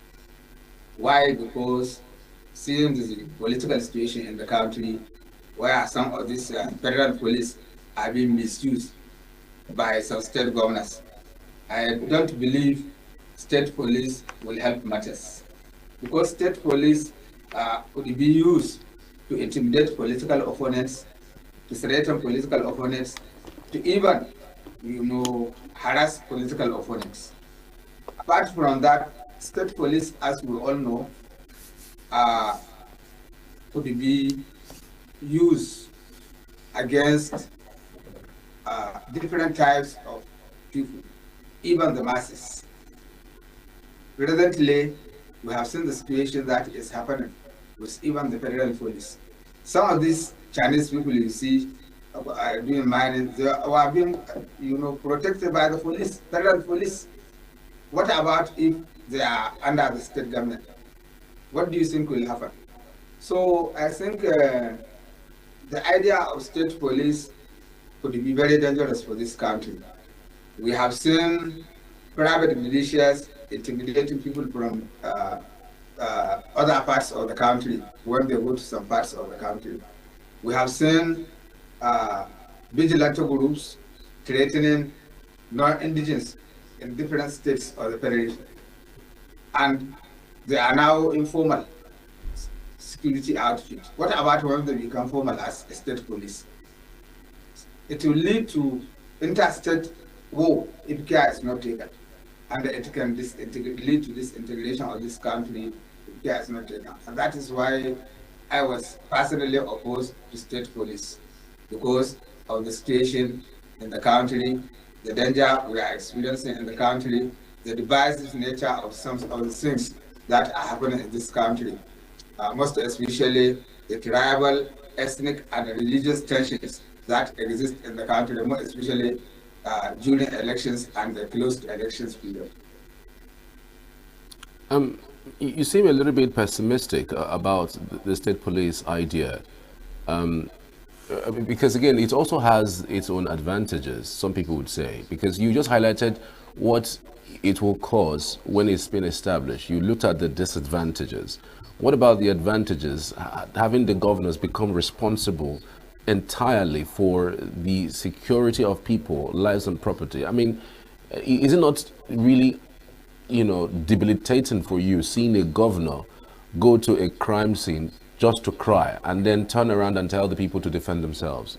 I mean, in a country where we are calling governors, chief security officers of their state, they are unable to direct security within their states to take proactive action in making things happen. Why are you so pessimistic about state policing? I'm very pessimistic about state police because of the situation we have in the country. Some of the state police, even in developed countries, like in the United States, at times you can see how they are used against the citizens of their respective states, and at times even have some clashes between them and the federal police. In developed countries, what about our own country that we are developing now? I, for instance, seen a situation whereby people that just simply collect revenues, intimidate people that come from the other parts of the country. I school in the East. I have seen what has been happening. I also travel across the country, and I have seen what has been happening in different parts of the country. And I know the dangers of state police. And I have seen what some of these vigilante groups were even doing. Not talk of the state police that are formalized security outfits. So the advantages that some people were mentioning, that they are aware of the locality, that when they are under the control of the governors, the governor can listen. Now, look at some of these state governors. They are not even paying salaries. They are not paying pension and the gratuities. So when you recruit people and give them arms and ammunition, and you don't pay them salaries on time, or they retire when they are fully trained, and you don't give them their pension and the gratuities, what do you think they will do? They will take up arms in order to get what to eat and not to maintain the body and soul. And that is the danger of state police. Yeah, but it's happening now. It's happening now that even the federal government is in charge. It's happening now. I mean, the federal government also uses the police to intimidate opposition. We've seen that play out. I mean, what you're talking about, salaries not being paid early, is happening now. So, I mean, what difference would it make? The difference that it will make is that it is controlled now at the center. What about if it is allowed to be in different 36 states of the federation? It will be worst. Now, as you mentioned, it is happening where it is controlled at the center. What about if it is happening in all the states, or almost all the states of the federation? It will be worst.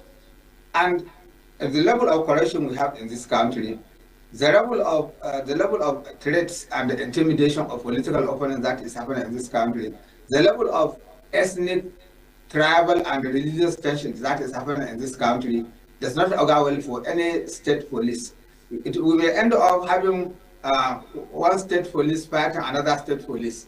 We may end up having one state police, killing people from other parts of the country, just like what happened in those states now. It is a vigilante group that killed about how many people from Kano State?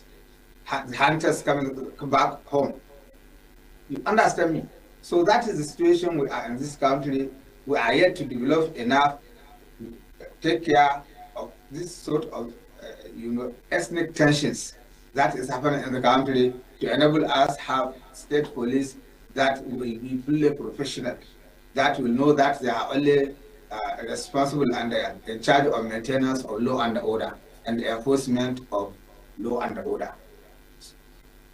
So you don't think that state police can solve our problems? What else can we really do? I mean, to solve the security situation? Because again, one would have thought that when you have state police, I mean, it is closer to the community. I mean, the employment would be people who live in those areas. I mean, we couldn't have a situation where people coming and attack people in their farmlands and then they run back into the bush. At least you would have people who man those places. It will mean more people will have jobs. It will mean more of our localities will be secured, much more than, the federal, So maybe it is just going to be a complementation of what we have at the federal. So one would think that maybe, just like reminiscent of what we're seeing in the Southwest with Amotekun, it's a regional kind of security outfit, and maybe he's bad too. I mean, one would have thought that maybe something in that region would be good for us, don't you think? Look, I was in the South, I was in the West, I was in the East, I was in the North, different parts of the North, and I have seen what has been happening. And what you are saying is how even recently some Amotukun members were arrested for harassing their own people, the people in the area, and committing armed robbery. And I don't want to mention the state. It is reported in the social media. When you click into the social media, you will see what is happening in some of these Amotukun areas. Look at what is happening in the East. Now people personally took up arms to fight the government informally. And what about if they are formalized? Look, what needs to be done is for the federal government to recruit more and more and more security agencies. That is one. Two, provide them with the required arms and ammunition to fight this banditry. Three, give them enough welfare to know that they are not making their sacrifice in vain. In a situation where when a police officer is killed or a soldier is killed in the line of duty, his own family will be left without any form of protection or remuneration to take care of them. Some of them will be following for the compensation of their own bereaved or diseased member for donkey years before they can get to be paid. Some of them will be on their own, and the children will be left on their own. So they have little to sacrifice for. In developed countries, any security person, if you see how they are taken care of, you'll know that they can commit anything to protect their own country. But here, the welfare of our own security forces need to be taken care of properly. We are taking care of the judiciary. Why can't we take care of our own security men?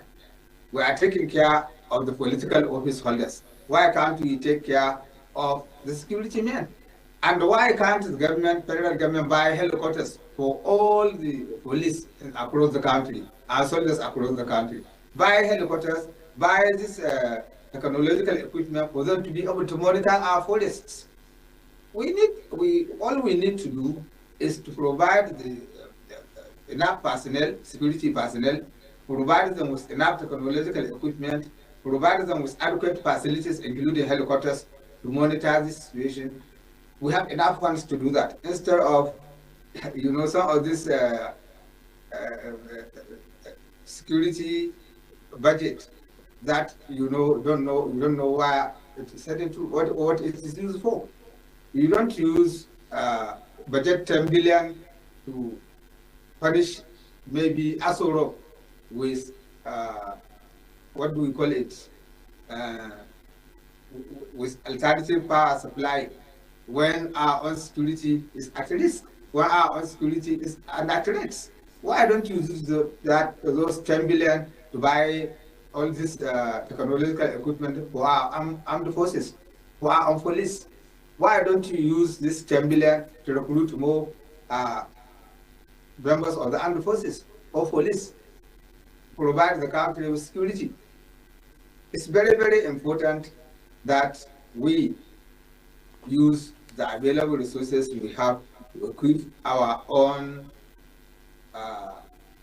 armed forces, provide them with enough welfare so that they can take care of the country. Right. Do you also think that there's an international dimension to our security problems? Do you also think that we should seek help internationally to solving some of our internal security problems? But personally, I don't believe we need to get any security assistance from any country in terms of personnel. But we can seek security assistance from different parts of the world to buy this technological equipment, buy arms and ammunition in order to fight this armed banditry. People believe that it was because of the fall of Gaddafi in Libya that some of these arms and ammunitions were spreading across Africa. But it's not only the problem in Libya that is causing this. If you look at the situation worldwide now, there is serious insecurity. It's not only in Nigeria, but why we are feeling it so seriously in Nigeria is because it is something new to us. We used to be very peaceful in this country. It's only quite recently in this recent years that we are experiencing this armed banditry. In the past, we don't even know anything about armed robbery in the north in particular. It was later on it came into the north. Then later on, we are now experiencing banditry. We used to have gold. We used to have solid minerals in different parts of the country, but we have never had this sort of thing so bad, like, this sort of recent years, things are happening like that. So we don't need to bring armed forces from any other country to come and fight for us. We need to fight for ourselves, and we have enough resources in this country to recruit enough personnel that can fight this armed banditry. That is my opinion, anyway. All right. So, for you, employment of more people, more equipment should be bought to be sent to these hinterlands. What about our borders? Do you think our borders are manned enough? And what do you think led to the creation of Lukarawa? I also heard there's another terrorist organization that has just been formed somewhere in, I think, Kwara. They're called Mamuda. So you would think that while we're trying to solve the problem of Boko Haram, we're still having Lukarawa in the northwest, and now we're seeing them coming through to the north central. Do you think that the Nigerian security apparatus is adequate enough to, solving these particular problems? That's what I said. I earlier mentioned that we have so many porous borders across the country. Our border is so porous that you can hardly control it without adequate technological equipment. We need, technological surveillance, survey our own borders. We need enough personnel to man our borders. Even the available personnel we have, like the immigration and the custom, instead of them to go to the borders, you see most of them on our own streets, on our own roads here. what are they doing on the roads? Why won't they be posted to the borders to control infiltration of these arms and ammunitions by the customs, to control movement of illegal aliens into the country by the immigration? But you see immigration in the center of the roads between one town and the other. You see customs between one town and the other. Even some of these state capitals. What are they doing in this? They are supposed to be at the border. I don't see why the available personnel we have can't be processed to the border to patrol our borders.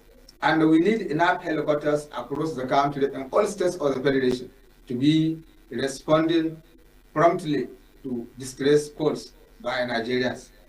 We need technological equipment to monitor our borders, to monitor different places, to monitor our forest. We used to have forest guards, but now it seems because governments don't employ that we hardly have any forest guards in this part of the country. So once you don't have forest guards that are supposed to guard your forest, then bandits can come and hide in those forests and, you know, start attacking people. And that is what is happening now. All right. As an elder statesman, we've seen, you know, conflict exacerbated by, you know, ethnic back and forth. We've seen politicians even seen stoking some of these ethnic divides. As an elder statesman, for you, what can be done in order to finally solve this particular problem? I think it's a little bit different from the insecurity we're talking about. To me, we need to unite in this country. We need, when you go to the markets, our own markets, and all the markets, and all parts of the country, you will see people, you know, interacting with each other, irrespective of their own ethnic group, irrespective of their own tribe, irrespective of their own religion. They buy and sell to each other happily and laughing, engaging with each other happily. But what is happening in this country is we are not patriotic. More especially, some of our politicians are not patriotic. They instigate, they engineer ethnic tension, they mobilize ethnic militia because ethnic problems across the country. And the problem is we don't have punishment for some of these sort of things. Some are above the law. And what the federal government and even, you know, state government need to do is to make sure that people who incite ethnic tension, religious tension, are, you know, prosecuted and punished. Because if you don't punish crimes, then crimes, you know, has a tendency to increase and accelerate. But the unfortunate situation we have is there. You have never had anybody that was arrested for incitement against on ethnic tension. For anybody, we have not had anybody who was arrested for incitement or religious tension. We have not had anybody who was arrested for incitement on tribal, you know, tension. People need to be arrested and prosecuted for this sort of incitement. Once you don't punish people that incite people against each other, then the tendency for more and more people to do it is there. And that is why we need to enforce our laws in this country. We have enough laws to take care of this sort of incitement on ethnicity, incitement on religion, incitement on tribalism. And once these things are done, then you will see sanity returns to this country. In the past, we don't have this sort of things. You see people being elected from different parts of the country and nobody said anything. You see people appointed from different parts of the country. Nobody, you know, was against it. But now anybody who wants political election or political appointment will start with ethnic tension, religious tension. And these things goes unchecked and punished, uncontrolled. And that is why it is increasing by the day. Every little man who think he can get to be recognized or to command attention will start with ethnic tension. And then government will just be watching him to the extent that he will start mobilizing people based on that ethnicity or religious basis. And he will have supporters. There are so many jobless people waiting to be mobilized. And based on that, and because of that, you will see that once people realize that he got the attention he needs, and they will also do the sensing. All right. Dr. Farouk Abdullahi Mayama, many thanks for your insight. We truly appreciate your thoughts on the program. The director, Kebbi Elders Consultative Forum, Birnin Kebbi. Many thanks for your time. Thank you very much. All right, we're back after the short break to discuss something quite touching. We're back after this. Do stay with us.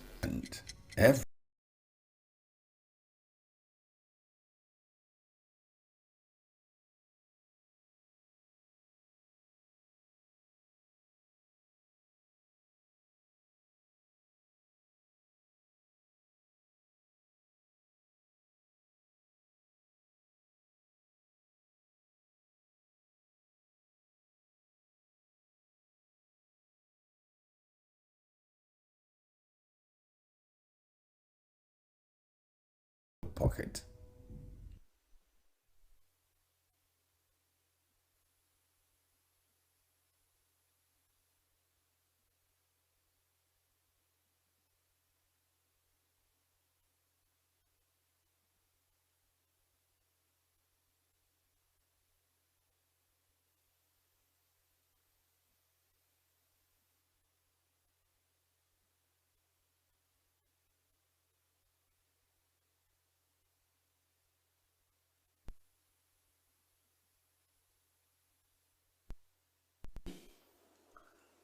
There in ENUGU, and let me tell you something, the temperature dropped here in Abuja, so all of us are enjoying early morning cool temperature.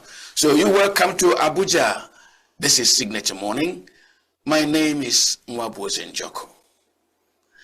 Remember that about 5 weeks ago, we raised the question, what manner of military does Nigeria want? And then we added to it, what manner of military does Nigeria deserve? Now we looked at the role of Nigeria as a nation in regional, continental, and global politics. And the bottom line of that conversation was that it is the political leadership that determines what it will do with its military, and therefore begin to define what kind of military Nigeria needs and deserves. This morning, we are looking at another dimension to the Nigerian military, and this is looking at the military-civil relations, because the military is our military, and so how does the military relate with us, the civilians? Now, this morning, I have a very strategic, well-informed guest, and I'm very proud of it. My guest is Rear Admiral Olusanya Bankole. Rear Admiral Bankole is the Chief of Defense Civil Military Relations at Defense Headquarters. Rear Admiral, you're welcome to the program. Thank you, Mr. Njoko. It's my pleasure to be here. And also, may I, on behalf of my principal, the Chief of Defense Staff, General Christopher Gwabi Musa, thank you for the patriotic things you do for our country, in nation building, and all the other things you do in disseminating information. It's actually my pleasure to be here. Thank you very much for inviting me. Thank you very much. I want to be educated. I'm going to come from purely point of ignorance. When you talk about military-civil relations, what are we talking about? What is really military-civil relations? Okay, civil-military relations, as the word goes, is the relationship between the military and the civilian populace. They are in different strata. But I want to, first of all, before I mention the strata, I want to reiterate what you said. The military is an integral part of the society. We are recruited from the society. We are molded to fight and to lead.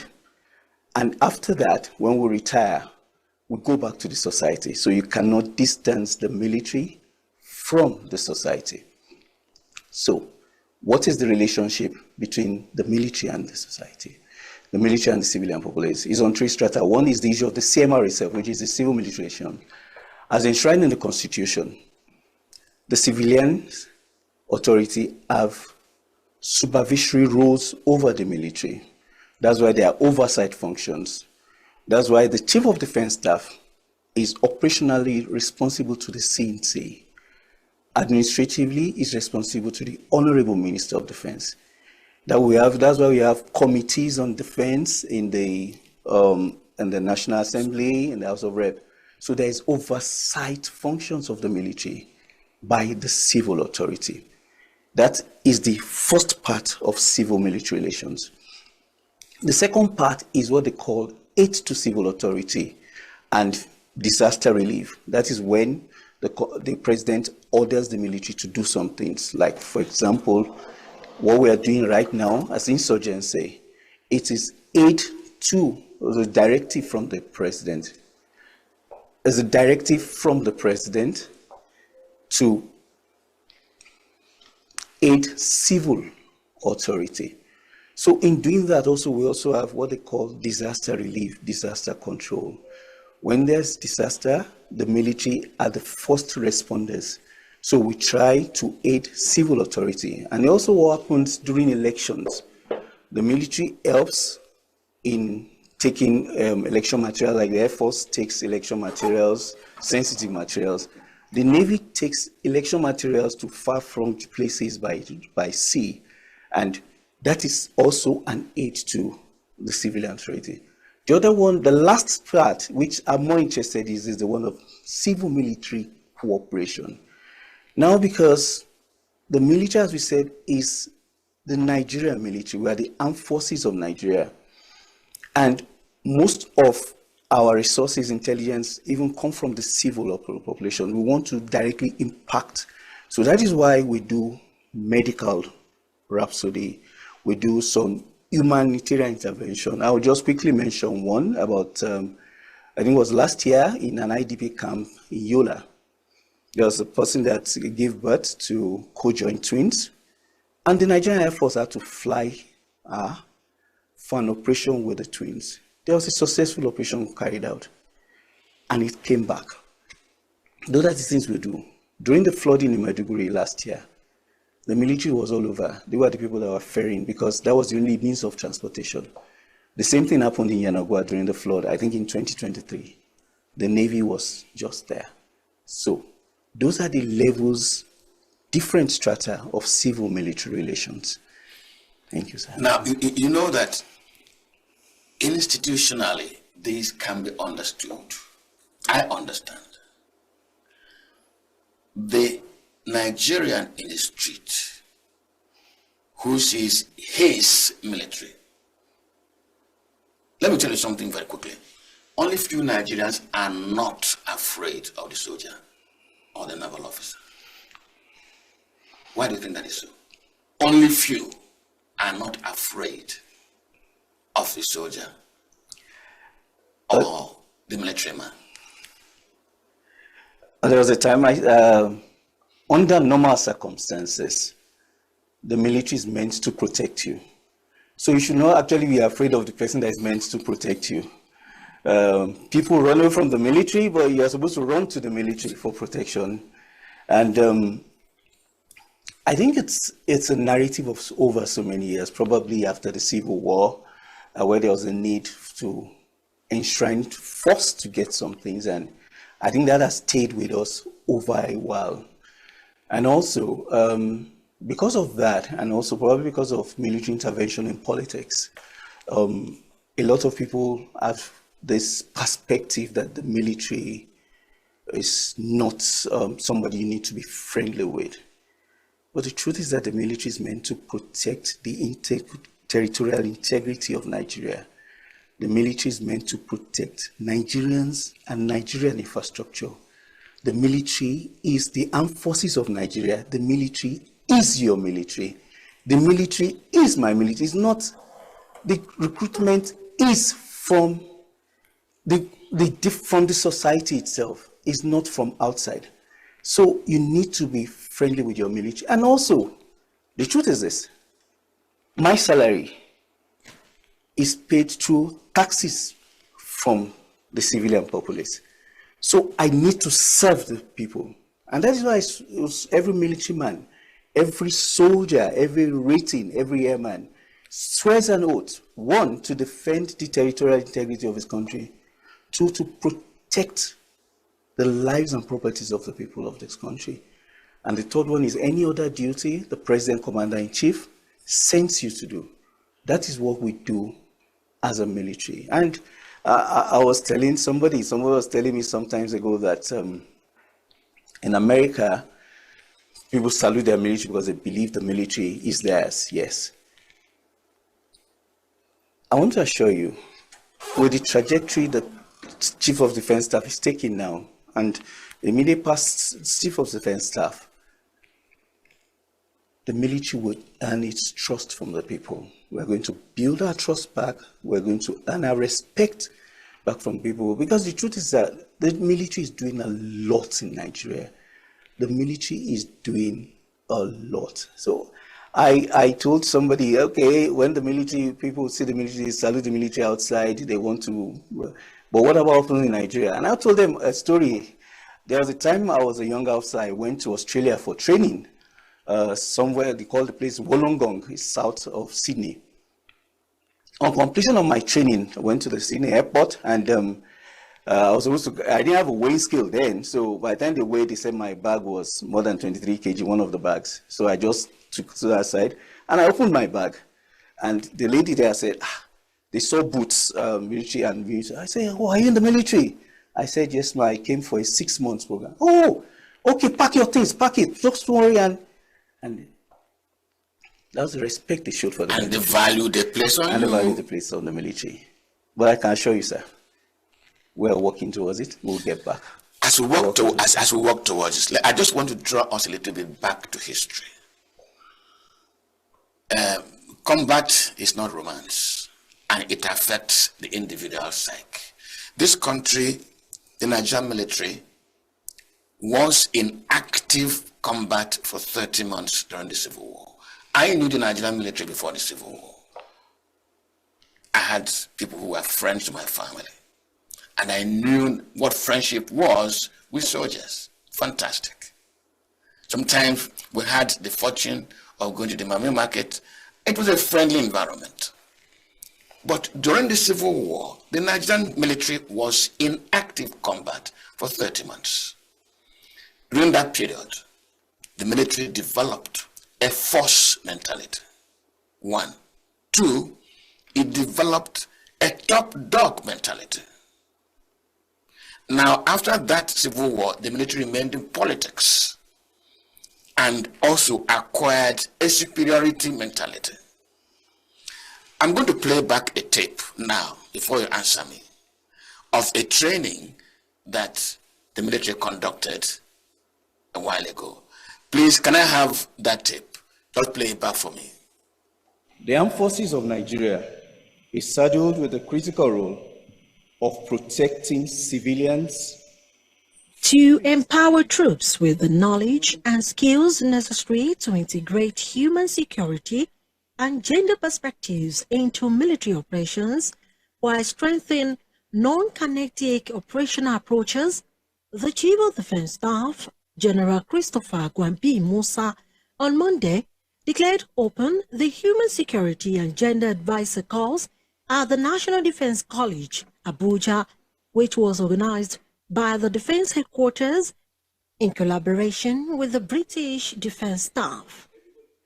Declaring the 8-day course open in Abuja, the CDS was represented by the Chief of Civil Military Relations, DHQ, Rear Admiral Olusoya Abiodun Bankole stressed that human security and gender considerations are no longer secondary issues in military operations, as they are essential components of strategic planning, operational effectiveness, and sustainable peace. Is to empower participants with the knowledge and skills necessary to integrate human security and gender perspectives into military operations, while strengthening our non-kinetic operational approaches. In a world where conflicts often cloud our perspectives, embracing non-kinetic strategies fosters human security, inclusivity, and ensure that conflicts are navigated with respect for all, regardless of gender, while promoting trust and sustaining peace.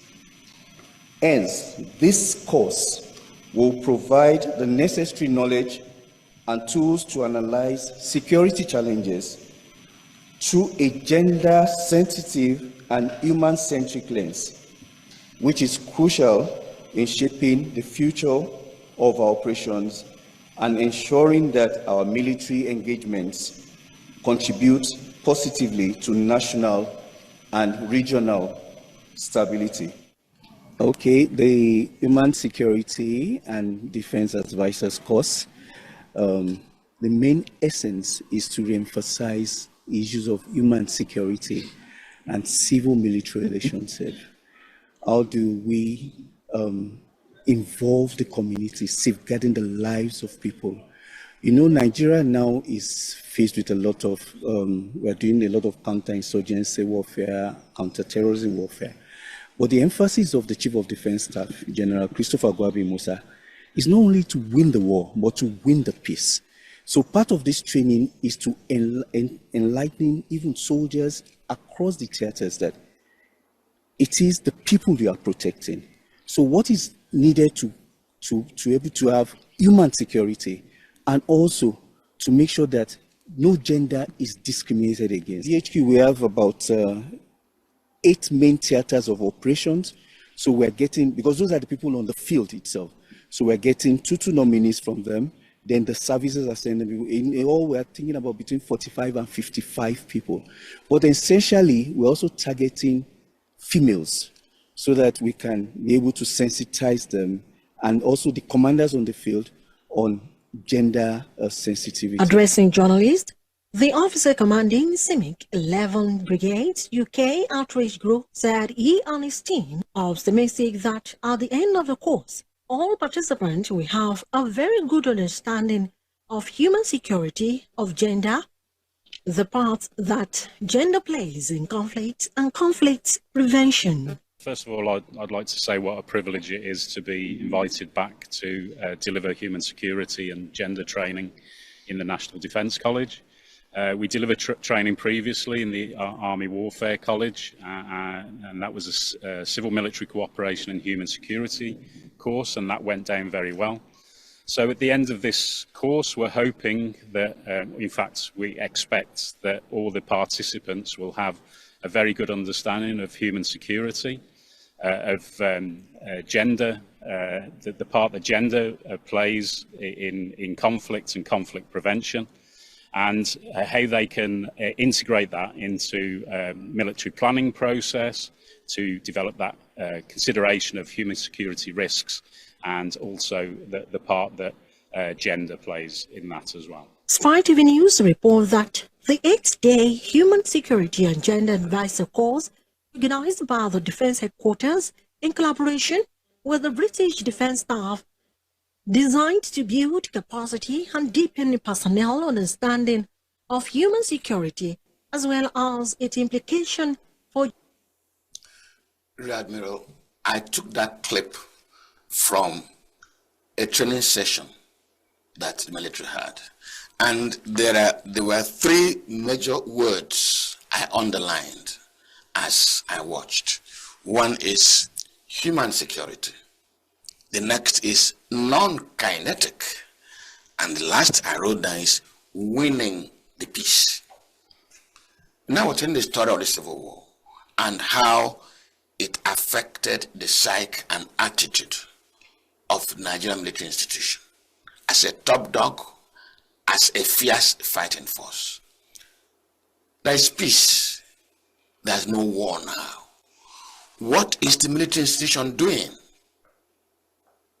to psychologically help the personnel who are being trained to move out of that top dog, fierce force mentality? Because that's part of the military civil relations. Mr. Joko, I will just say what we are doing. We are training and we are sensitizing things. Now, I'll bring you back to those keywords you mentioned, the issue of human security. Human security as a word that encompasses food security, environmental security, climate security, health security. So, security now is not only military as we speak. And that's why my Chief of Defense Staff always emphasizes the word that even while we are fighting insurgents in the Northeast, it will tell you that the kinetic part of it, that's boots on the ground, is just actually between 35 and 40%. The 60% is non-kinetic. How do you relate with the populace? How do you do confidence building with the populace? How do you win the hearts and minds of the populace? How do you provide governance in open spaces, in non-governed spaces? How do you earn the trust of the populace? Now, so that is what is happening now. The boots on the ground. So at the time of the Civil War, that was about 50 years ago. Yes. Warfare has changed from 50 years ago to what is happening now in 2025. Warfare now is not too much about brute, about being physical. It's about emotional intelligence. It's about your intelligence content. It's about use of technology. It's about knowing leadership principles like issues of integrity, courage. Those are the things that make a soldier. And I will want to emphasize the military profession, as you know, is one of the most noble professions since ancient days. So, and that is why the CDS has insisted on sensitizing people. Even set up a sensitization team. We are going around all the geopolitical zones, just to tell them, yes, the military, we're here to support you. The military, we're here to do whatever the president and commander-in-chief tells us to do. And the CDS is really emphasizing this. And as I receive at every fora, it's me to tell my command philosophy is people-centric. Mr. Njoku, if you call the CDS now, he may not be able to pick the call, but in the next, before 24 hours, he will reply, send you a text. He's that kind of person. So it just shows the care, and now we have taken the people as the central focus. The people are the center of gravity of what we do. So, sir, what happens in 1967 to 1970 during the Civil War? Now there's a narrative that was created after that, which will take time to heal. And also the foray into politics, we need it. So, but now I think there's a little bit, but there's so much more sense.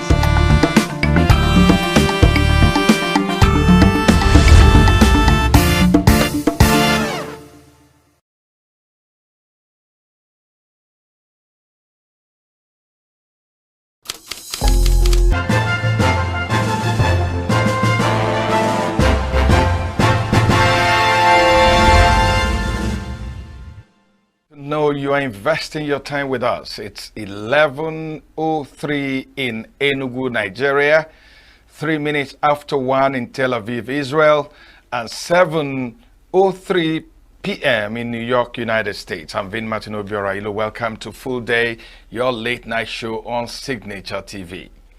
Tonight, Peter Ame, Secretary General of Coalition of United Political Parties, CUPP, speaks on coalitions and alliance for 2027 political contests.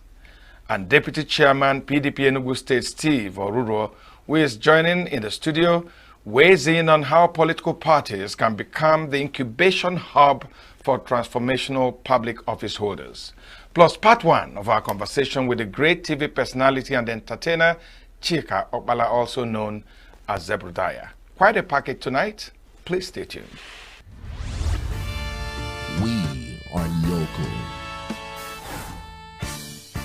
We are right now with the wife of the man that was... Why the main market is in chaos? People... We are national. Those in support of this motion as amended, say aye. Aye. We have taken it by default. We are international. Israeli airstrikes. Donald Trump left us the worst unemployment.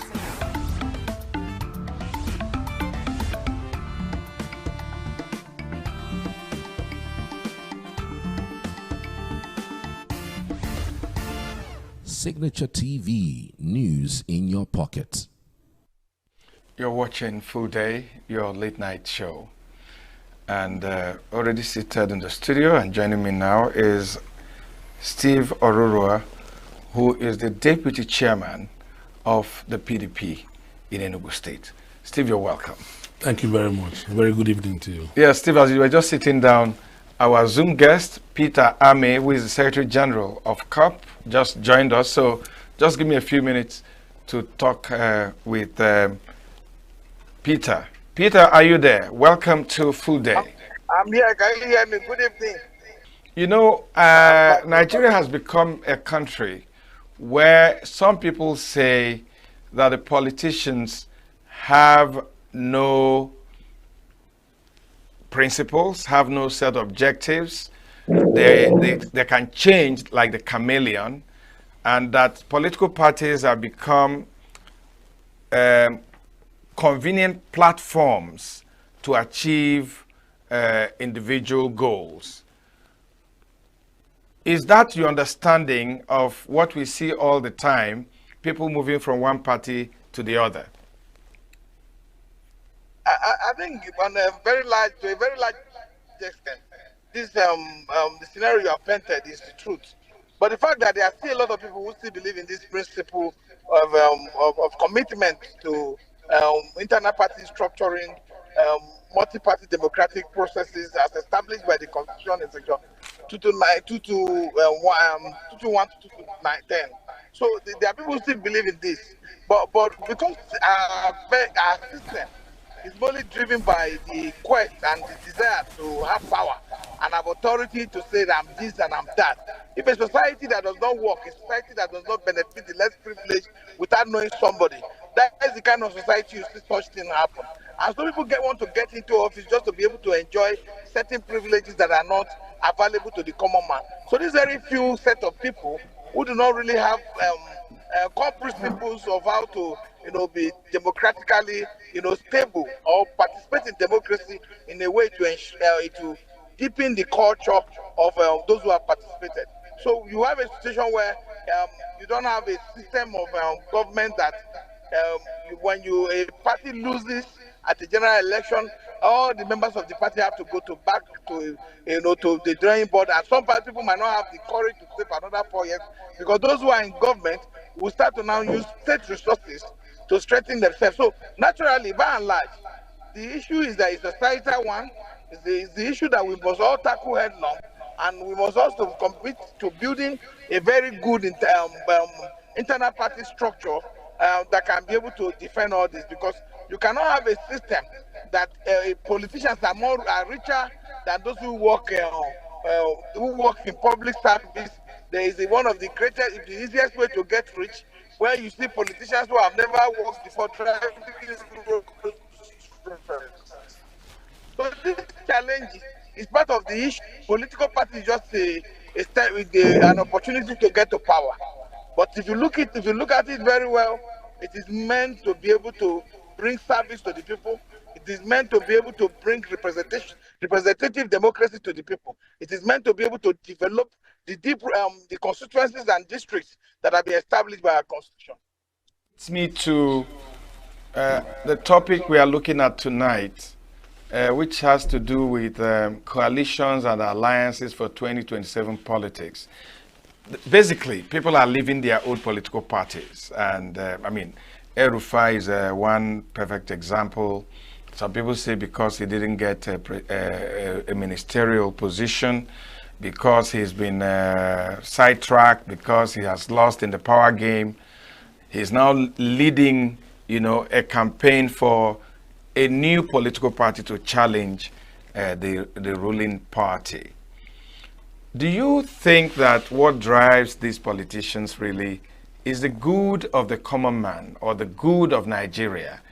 Or is it this coalitions and alliances, are they just based on pecuniary individual interests? A lot of people, look, for me, I want to be fair. I wish any El-Rufai has ministerial appointment today with the Tinubu administration, he will be here struggling with us in the opposition.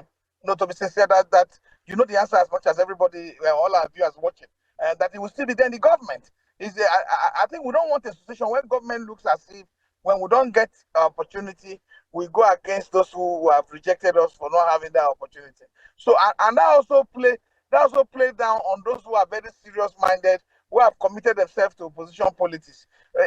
Politics is just, people want to be able to call it all sorts of names to, you know, to dim the definition of what politics is. Politics is a means of trying to engage the society through dialogue, through whatever means is possible, to make them see you as somebody who can represent the interest of the larger population, larger populace, and then do things in the interest of the general populace. So if you have a situation where people get aggrieved and use the masses as a button to fight their own struggle, and when they get aggrieved and when they're in power, they develop table manners, it's not going to be good for our democracy. It's not going to, and if you look at it, there are a lot of people who don't believe in him. There are a lot of people, I used to believe in him, because I saw what he did in Abuja. But with the kind of character that people are now developing in this process, we at least want to so much doubt to see whether this, but I see many people who still want that this opposition coalition you are seeing, it is for the best interest of our democracy. It is for the best interest of our own people, because you can never have a system that works perfectly when you have one party dominating 90% of the society. You can never have a system that works, because a system that has no alternative views, or to be able to, you know, a system that has no, you know, a way that could challenge their policies and programs that are not yielding results and probably drain Nigeria into recession, into depression, and into economic downturn. That system will continue to go spiral down. So, but if you have an opposition system that works, or a coalition that have come together for the best interest of the people, not for the purpose of capturing power like the APC have done in 2015 and today. I was going there in 2014, leading us into 2015. We saw the creation of that mega coalition of APC that became APC. And Nigerians were excited. And after the election and the party came into power, I don't think a lot of Nigerians have so much to say about the success of that coalition that gave birth to the APC. So what assurances do we have that if this coalition by any chance is able to capture power, that the lot of Nigerians will be better? Any assurances? You know, I think I've seen candidates that have money, financial money management, because one of the greatest things that Nigeria suffers from is waste of our resources, is the overbloated size of government expenditure, and we see people who have capacity to be able to handle such things. So this will be totally different. This is not about power capture. A lot of people have said that if you listen to a lot of the coalition members, some of them have said, look, they won't participate in this process if it's just about for the mere purpose of capturing power. So the key things for this one is that people have tested the previous people for 18 years. They have tested the other people now. By 2027, it will be 12 years. So people are trying to look for a system that we can be able to, you know, establish with people who have competence, people who have merit, who have capacity, The person must not come from the north. The person must not come from the east. The person must not come from wherever the person comes from. It must have these ingredients that I mentioned that can help our nation to transform his human capital and huge resources base that we have, and yet we are still having 129 million people living in multi-dimensional poverty that represent 56% of our population. We can do better, and I think that we should be able to create a nation where inequality, and a qualitative representation becomes an issue, because people don't like to be able to say this. A country that still determine divide its people between minority and majority can never have the kind of stable government that they need, because it is about the. Can you tell me sincerely? Can you be very realistic? Can you tell me? I mean, looking at all the indices, looking at the power game, looking at the APC, looking at the PDP and the other parties, and then looking at this seeming coalition that is coming, can you tell me sincerely that you can fairly predict that this coalition can defeat the APC in 2027?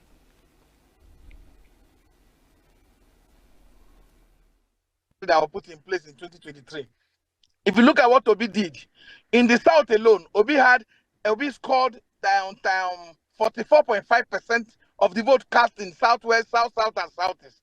44.5%. Bola Tinubu, who was coming from a political party that has all the apparatus of state, that has all the most majority of the governors and the House of Reps, in the south scored 35.5%. The only reason Bola Tinubu became president, despite the rigging that they did, was because the north, where Atiku comes from, Atiku could not host way to be able to shut them down. So the majority of his votes came from the north, about 60% of the vote he got. And even in the north, between Kwankwaso and Obi still got 15.2%. I've avoided not to speak about people. But the truth is that if you put this data that I've mentioned together, and you support, because this thing is supposed to remain in the south, we need to be strategic. Opposition need to be strategic thinking going forward. If you remain in the south and you contest with Bola Tinubu, I am sure before 12 o'clock we will defeat Bola Ahmed Tinubu. The opposition will defeat him, and it is on record that it has happened before, and it will be easier now because it's opposition against hunger, against bad leadership, against the level of infection, against the cost of buying fuel, the cost of buying energy, whatever energy. Whether it's electricity, whether it's to buy fuel for your car, these costs have skyrocketed beyond 300%. So we cannot tell me that the way people are thinking now, and the way the society is, and the way the poverty is the country is driving on autopilot. Why we have a president that is globetrotting? You can't tell me that it's going to be a difficult thing to defeat him. I don't think so. Okay, Peter. I'd like to thank you, and I like your optimism. Thank you for joining us. Peter Ame, Secretary General of the Coalition of United Political Parties. And in the studio with me is Steve Oruro, who is the Deputy Chairman of PDP in Enugu State. And I'd like to ask Steve, how can we, of course you heard my conversation with Peter Ame, and we talked about people leaving parties, new coalitions and all that. How do you think that once again we can make the political parties an incubation hub for transformational political office holders? I don't want to say transformational leaders. I'm talking about transformational political office leaders. Political office holders. How can we make that happen? Honestly, I think I'm a bit concerned like you are, but I insist that it is possible that within the rank and file of the party, we can create a hub that will churn out, consistent leaders, poised and best repositioned to redeem the image of the country. has been almost a free fall. And I was wondering that as at 1923, when the NNDP was formed, actually. Those who formed the NNDP and formed actually Nigerian Youth Movement in 1935, we're talking about NS Tukoli and the likes of Samuel Adesina. What were they thinking about? Even when Azikiwe, alongside Herbert Macaulay, in 1944 formed the NCNC. What were they thinking about? Were they thinking about the colonization of the processes and of the country? Were they thinking about desertification? Were they thinking about taking Nigeria through another route of suffering and imperialism? Were they thinking about emancipation of the people? What did they have in mind? And for me, they had a system where they believed that we had suffered so long under slavery and had also suffered under colonialism, and the country needed to decolonize their mind. And they wanted the education system should be manned by their own people, that the infrastructural development should be manned by their own people, that the health system should be manned by their own people. They had hope in this country. And there are only two kinds of leaders. Either those who make sacrifices for self or those who make sacrifices of self. They made sacrifices of self for the greater interest of the larger majority. Of course, that's the certain. And the kind of political parties that we run today, honestly, not necessarily holistically in tandem with ideological standards set by, these people I mentioned. We need a party that should be sanitized. We need a party that should be highly independent. We need a party that the processes of electing leaders should be domiciled within the rank and file of the party, within the conscience of the party, and not being influenced by powers outside. A number of people say that one of the reasons the political parties are not playing this role that you have put forward and have compared with our founding fathers is because the political parties have increasingly become undemocratic. That instead of being strong institutions, that what you have are strong individuals, governors, presidents, senators. They've become so powerful that the will of the people is constantly and continuously eroded. Do you subscribe to this argument? Well, the truth is that I have always insisted that the biggest office in the country is the office of the citizen. Therefore, it behooves on us to always be truthful, to be sincere, despite the positions we occupy, either in the party or in government. The truth is that our institutions are capitulating, and strong men are germinating everywhere. Powerful people within and around government in party influence decisions that parties make. But then that calls, that demands a further analysis of whom the politician is. Because I do not believe in generalization. There are individuals that are wired to propagate a kind of transition that will bring an atmosphere that is sanitized enough to incubate quality leadership. And such individuals are still within the party and within politics. So the question is, who is the Nigerian politician? Some view Nigerian politicians as a conflicted individual with split personality, capable of doing two different things that are opposed to each other. Some also feel that the politicians are kind of a set of an idle parasitic rent collecting or rent seeking class whose business is to propagate profligacy and corruption within the system. But I insist that within this space lies certain persons that have sacrificed a lot, that are willing, if given opportunity, to develop this country and make hard decisions that will not reflect the impediments that we have suffered. In a country where we have been set aback, we have gone through certain kind of deterioration of some sort under the watch or under the auspices of religious bigotry, ethnic chauvinism, ethnic profiling, identity politics, and unbridled corruption. But Steve, the idea of political parties is that it should be a platform for sieving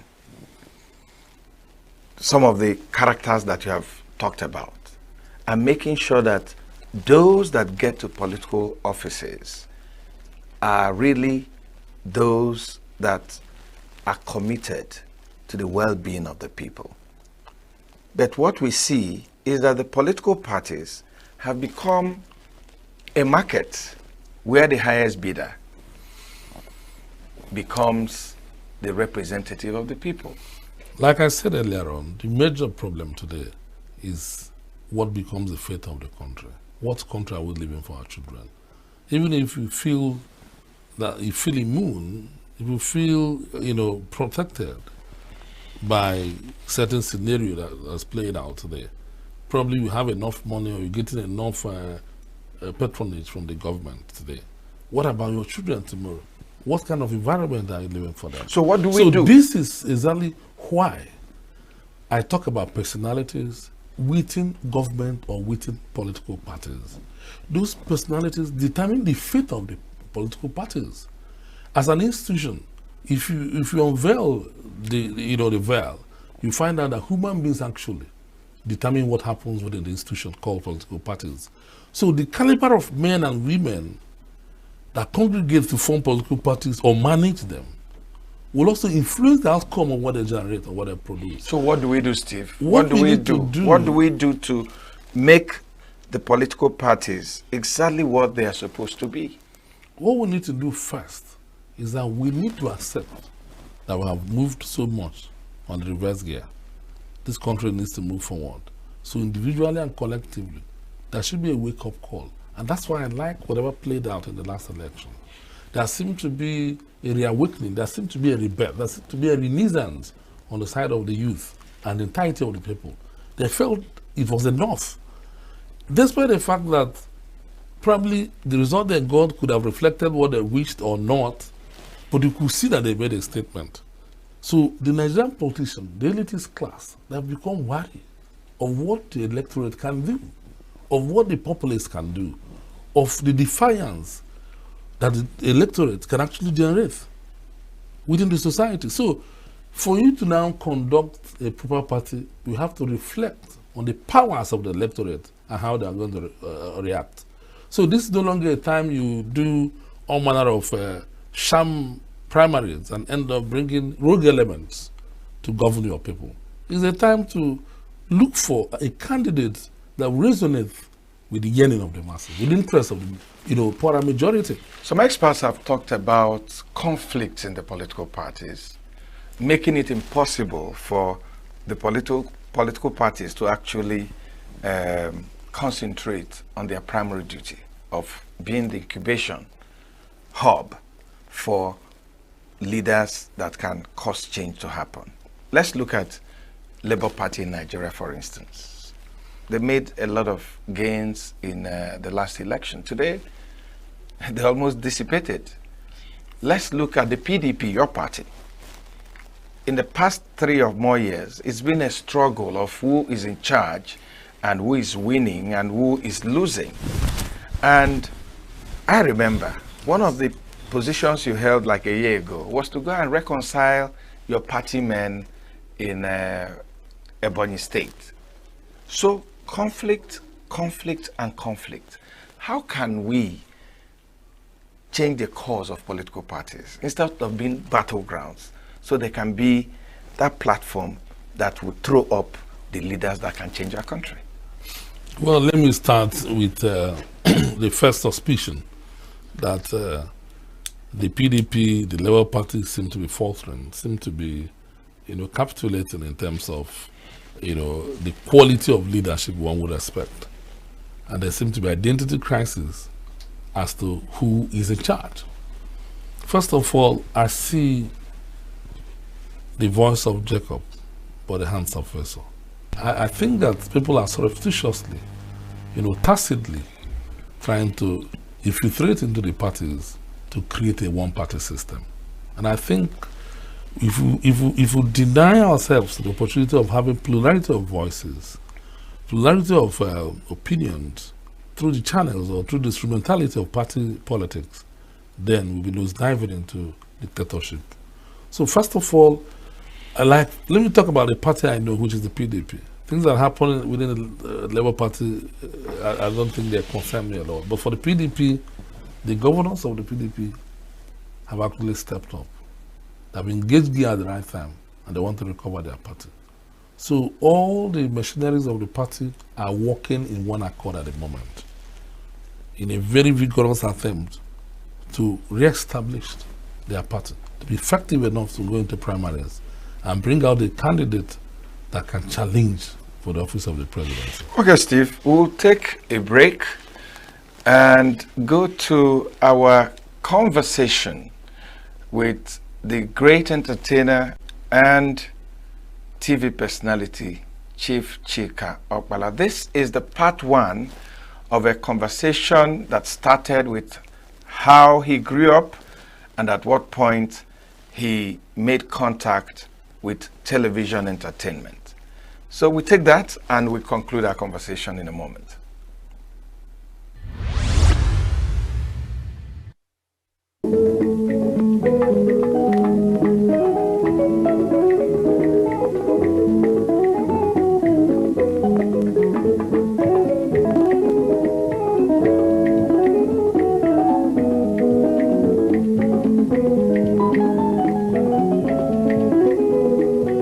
No, dive.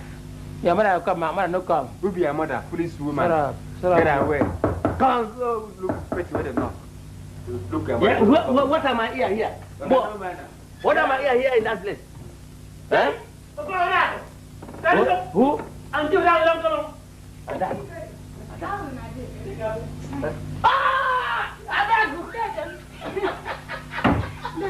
How are you? How are the whole people? Oh, you're welcome. Sit down. My God, come to see that coach. I took this out to come to resort. Immediately after the war. Good. I came into it was a kind of everybody rushing to ENUGU.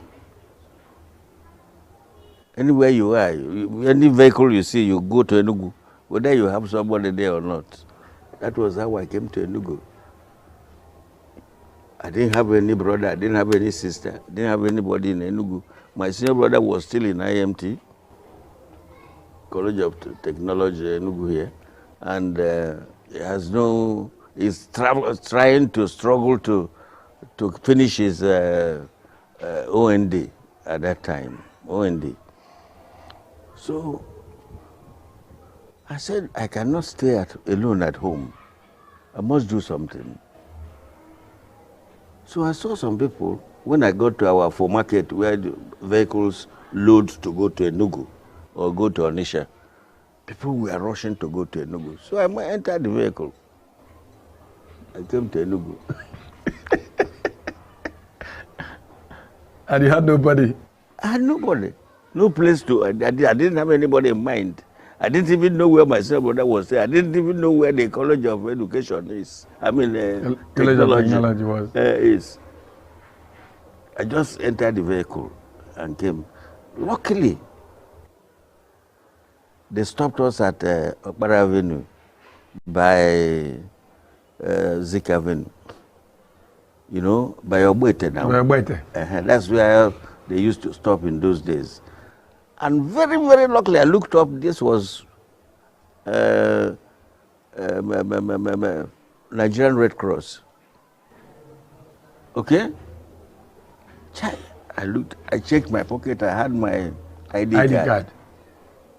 So I moved into that place, got into the Red Cross. Into the Red Cross, introduced myself, told them that I work the Nigerian Red Cross, Biafran Red Cross, down there to say, hey, we are looking for you. You will know your people, come. You know? I said, look, what you're going to do, you are going to take charge of clinic kitchen. I said, which one is clinic? I said, everybody, you see the people on the line. By then, you have about 200 people on the line. Looking for queuing for food. for drink, water to drink, for food. Now, you are now going to make sure that each of them has food. So the cook and the chef will bring the food, keep for you. Now you get the chefs to serve the meal. You supervised? You supervise. So you are a supervisor. I say, yes, sir, no problem. Me, supervisor, no problem. Give me stool. They gave me stool, I sat down. Come and take. Come and take. And that was a job? It was a big job. Employment, just like that? Just like that. Just like that. I say, okay. But I did it so well that they think, I acted it. And they say, this man is different from other people. Stay, this is your job now. So people were coming to take dish their food, take their ration. Yeah. Everybody was coming for ration. They were taking and going. And when it was about 4:35, they said, it's okay. You will now go. We will give you your own food. Come and sit down here and eat. Because I had not eaten since morning. So they gave me food. I ate. As I settled down to eat, look at my friend, Ogodnago, the one I was with in the Two Cities Playhouse. Okay. At ENUGU. At ENUGU. You saw what I mean? He just appeared? Just like, he came to take ration. He came to take ration. He had left for ENUGU weeks. Before you? Before me. And he didn't tell me he was going to ENUGU. Everybody was on his own. You know, that kind of thing. So I said, Ogonda, Osim Chika, how did you find yourself here? I said, how did you find yourself here? I said, well, that's the thing now. Where are you staying? I said, I don't have a place to stay. He said, don't worry, you have a place to stay. Come now, have you eaten? I said, no. So I ordered for food for him. He took food. I took my own ration. We ate together. And when we finished, we took another ration for dinner. Since I was a supervisor, so I had the right to say, put one more ration, put one more ration. So all of us were tied the thing. But the funniest part of it was that nobody had plate. Then? It's either you go to get akuko, you get these leaves and keep. They put the food for you there. There's no spoon, there's no fork. If it is, what is it called? Garigabon or something. It's not, it's like ordinary gari, but not Garigabon or something like that. Then you are lucky. You take this kind of leaf and wrap it and hold it in the other hand. It is a soup. That is a problem. So you go and look for newspaper. People who have read newspaper and thrown away, you use it and they put soup for you. So that's how people collected food. So we collected our own, went to Zik Avenue where he was staying. And when we got there, it was a room and parlor from, rented by the in-law, by the brother-in-law, you know. So he said, no problem. You will know the owner of this house, of the accommodation when he comes in. I said, how can I know him? He said, you will know him. So late in the evening, Tony Face came in. That's the owner of the accommodation. He came in and jumped. I said, yeah, Chika, you are here. Hey, God, come. Ogonna, please, this mat is for two of you. And from Nigerian Red Cross, I left. I want to cut it short. I left to Rehabilitation Commission. Not leaving Nigerian Red Cross because that's where the main food is. Yeah. If I left my food, then I'm done. I went to Rehabilitation Commission, they said they want to put up a show. They want to start going from local government to local government to perform. Enlighten people, sensitize. Kind of bringing back the life to the people. I said, that's what I do. I said, okay, you're going to produce a show here. Try and start thinking of what kind of show you are going to produce. I said, okay. So I was there, thinking, writing what we did at home at ENUGU. I tried to concoct it to put up to a show. Then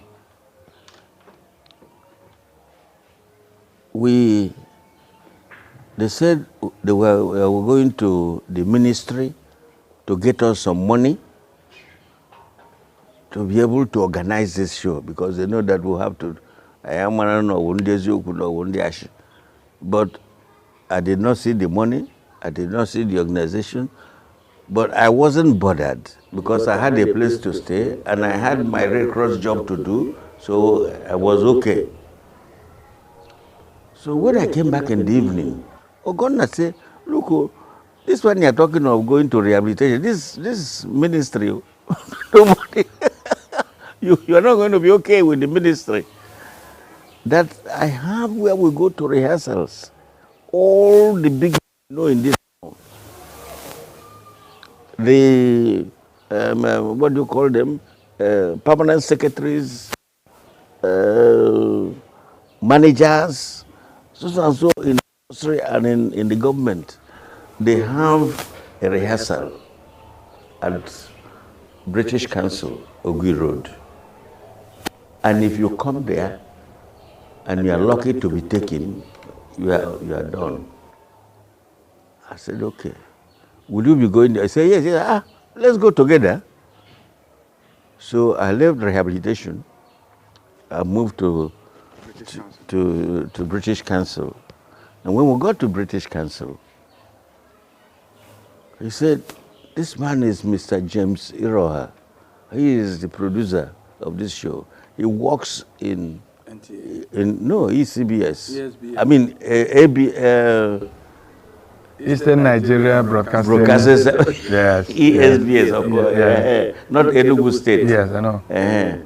Eastern Nigeria Broadcasting Service. That's where he works, and he's a producer. He's producing this show. And then even his Oga is also there. All the partners, Chris Fodile, what are they? There are so many of them. They were all there. They were all there. That's matured people were there. I said, So James saw me and said, oh, my good friend, young boy, I like you.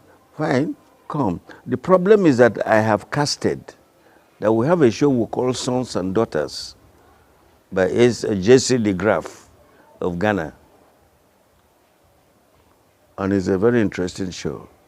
Of course, you watch us do our rehearsals and you make assessment by yourself. I said, okay, no problem. But I have given out the parts, all of them. But what I will do for you is to double cast you. That your friend here is playing the lead part, Aaron. Now, Aure is played by Olebara. Not Nnamdi Olebara, but the senior brother who was teaching at Holy Rosary College, Uwani. So this is where it all started. So Aure is a friend to Aaron. Aaron played by my friend. Aure is also a friend of mine. So we got on fine. But Aure is a teacher and he didn't want to miss school. So, but they wouldn't put rehearsals during school hours. They would put rehearsals after school hours so that everybody is accommodated. Even those in the ministries can come in. Those in NTA, I'm not NTA, but Eastern Nigeria Broadcasting Service should have closed from work and come in. So everybody will come in by 4 p.m. We'll rehearse until 9 p.m. and everybody goes home. So I was there going to buy cigarette, going to buy minerals for people who are thirsty and all this, buy water and all that. I was a general duty boy, and we started on. James Hero has said, no, you have to come to me, with me to East Central State Broadcasting Service. I mean, yes, East Central State Broadcasting Service. That I have a show I've written, a radio show, which you call In a Lighter Mood. In a lighter mood is ticked chats and jokes. You know, he tells some little stories, some humorous stories, and then put some jokes into it. Now he wants to act the jokes, or the jokes to be acted while he tells the story. I said, fine. Whatever we can do to keep our people happy, let's go ahead. So we rehearsed, and it was beautiful. Then it was Clarus himself, Madam Trueward Obba, and Selina Ngobo. 4 of them. There were only 4 characters. So when I came in, they said, well, they had already gotten a chief, and the chief was Nsofo Obua. Was quite big, you know, a huge. Our idea of chiefs are people who are huge, not slimy, tiny people like me. So I said, let's go ahead. I continue picking balls for you. Continue going to buy this and that and that. I said, okay. Then, fortunately, Obiabuna, Professor Obiabuna, he was a prof before he left. He died. Yeah. Was rehearsing his show, Wind versus Polygamy. And they casted me a hunter in it. Then the man playing chief, Josephat Okurungwobo, at that time, in that chats and jokes, Nsofobua, was casted the chief Ozuomba. In that drama piece? In that drama bit that we call, what did I call it now? In that drama bit. So I said, what do I do? Now that they have also taken away this one. He said, no. James Hiroha is their producer. Here too. He's producing the drama here. The Wind versus Polygamy is being produced by him. Then the one at ESBS was also being produced by him. It wasn't about 3 weeks. Ukpabiasika Ajay appointed him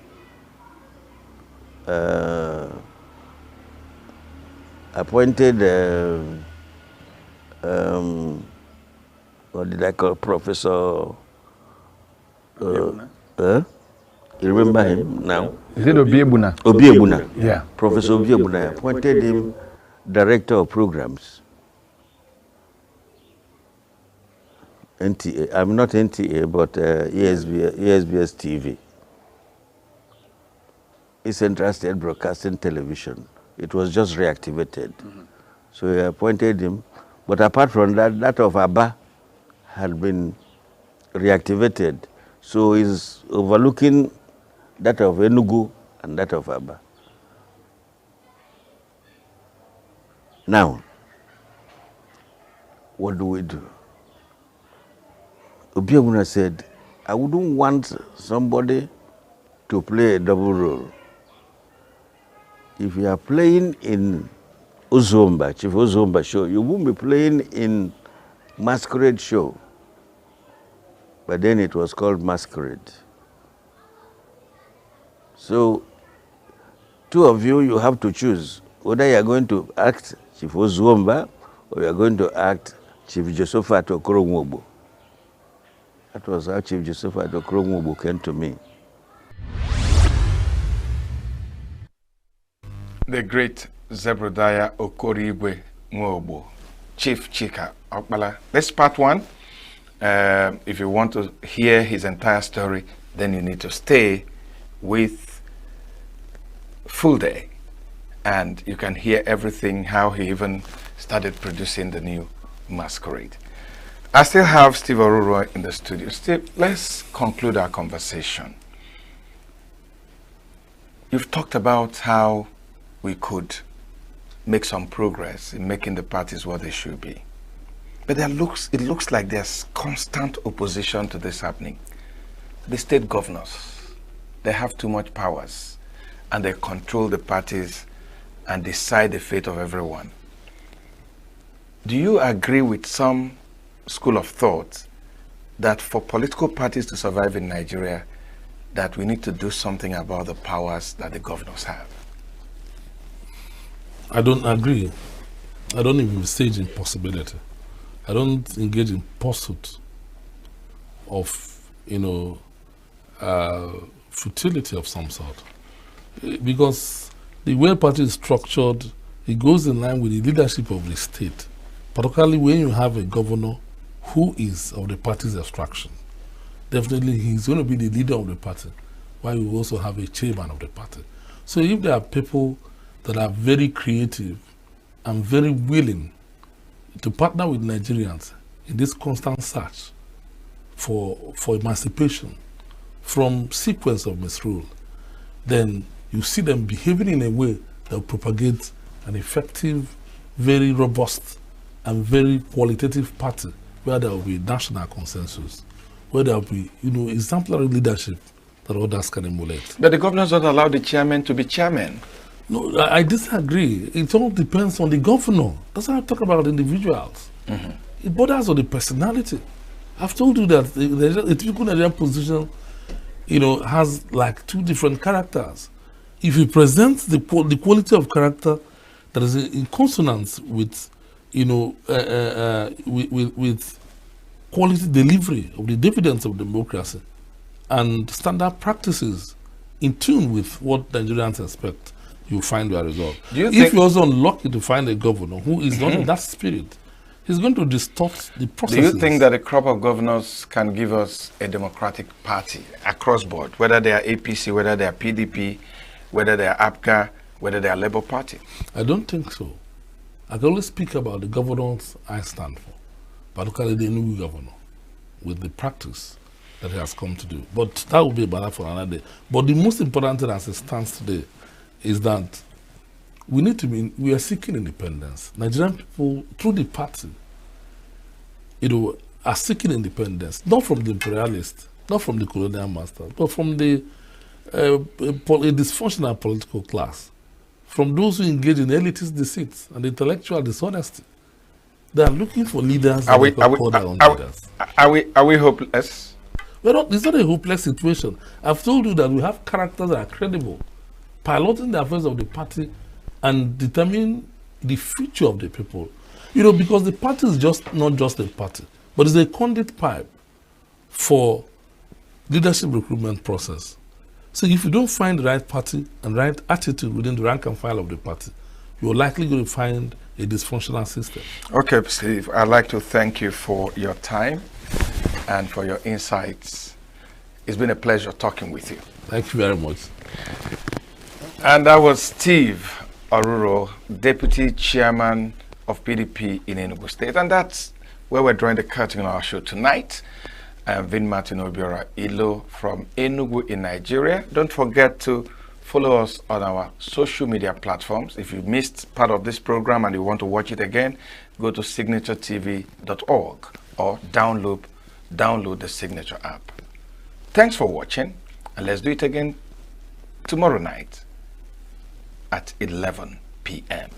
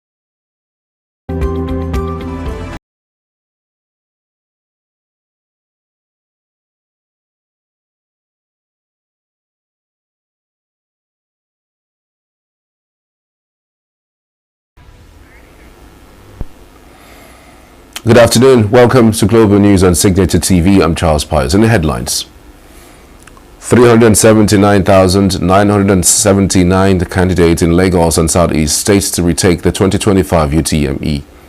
Speaker Abbas calls for reforms to check bottlenecks in the maritime sector.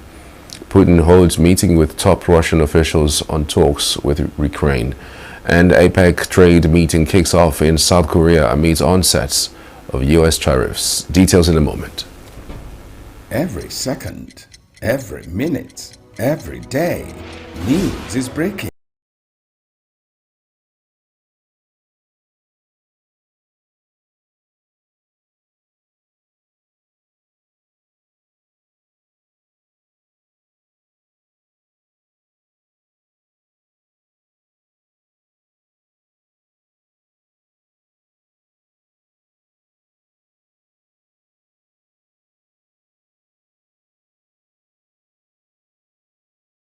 Pocket.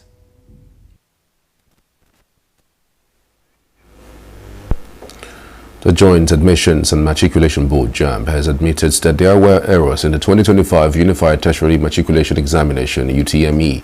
The Registrar of the Board, Professor Ishaq Oloyede, disclosed this during a press briefing in Abuja on Wednesday.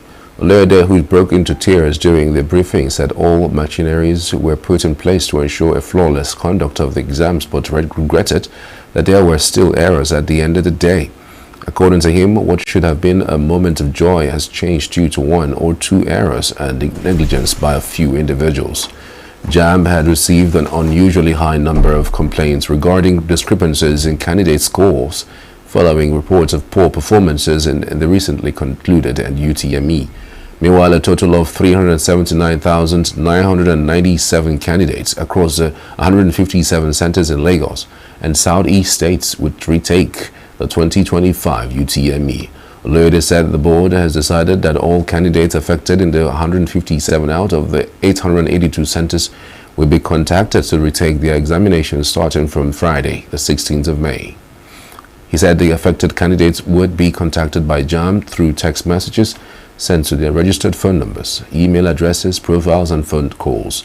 He directed them to reprint their examination slips for the rescheduled examination dates.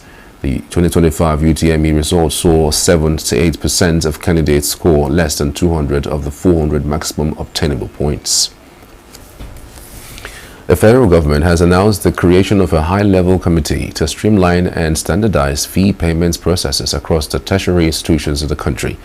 The Minister of Education, Dr. Tunji Alausa, also announced this after a closed-door meeting with Vice Chancellor of the University's Anel Fund Management in Abuja on Wednesday, said that move will help improve the financial operations between Nigerian universities and the Nigerian Education Loan Fund.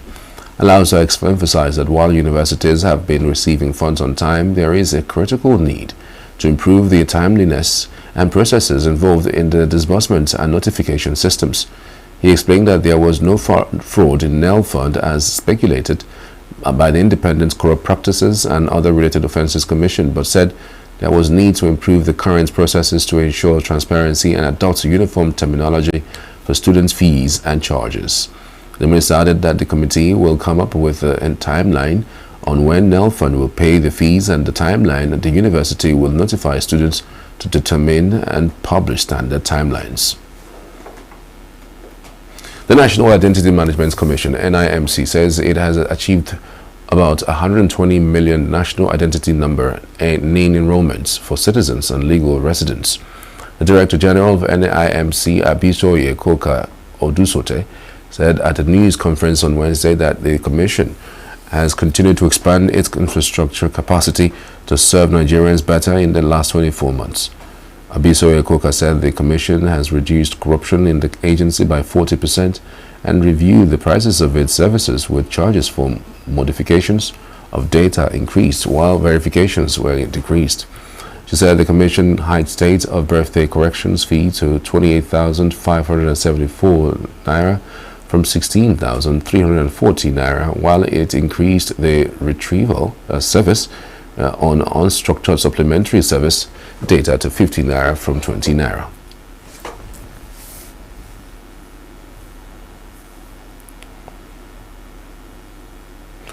The House of Representatives has urged the Federal Ministry of Finance and the Nigerian Customs Service to provide a detailed explanation of the methodology and criteria used in determining the 2% import surcharge remittance. This resolution followed the adoption of a motion by Aliyu Abdullahi, who expressed concern over alleged persistent irregularities in the calculation and remittance of the surcharge to the Raw Materials Research and Development Council. Abdullahi noted that at present the council is being paid a negligible amount of about 0.05% with undefined sources, while warning that the lack of transparency and accountability in the remittance process undermines the intent and provisions of acts establishing the council.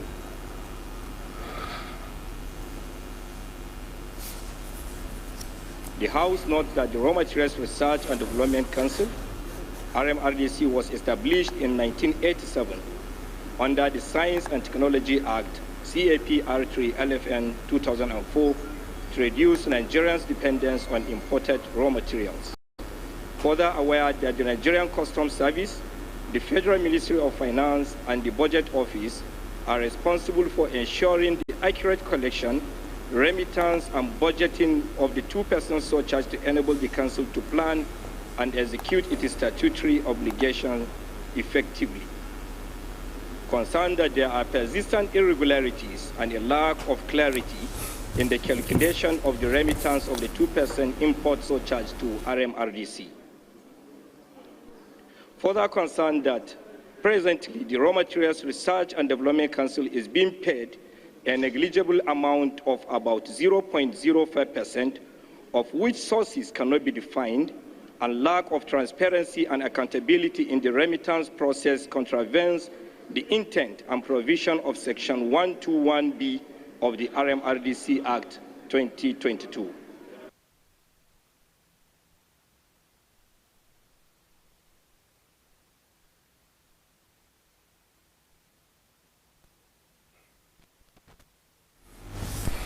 In a separate resolution, the House directed the Federal Ministry of Health, the Nigerian Center for Disease Control, and the National Primary Health Care Development Agency to enforce mandatory diphtheria immunization, testing, and treatment in the healthcare facilities across the 774 local government areas of the country. This followed the adoption of a motion of urgent public importance moved by Beatrice Lowry, who lamented that diphtheria continues to thrive in Africa due to low vaccination coverage.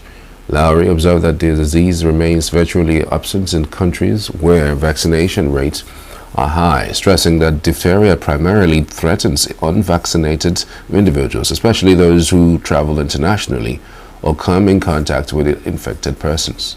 Alarm that from May 2022 to February 2025, Nigeria has reported 41,978 suspected cases of diphtheria from Bauchi, Borno, Jigawa, Kaduna, Katsina, with Kano and Yobe states accounting for the highest number, 24,062 and 5,330 respectively.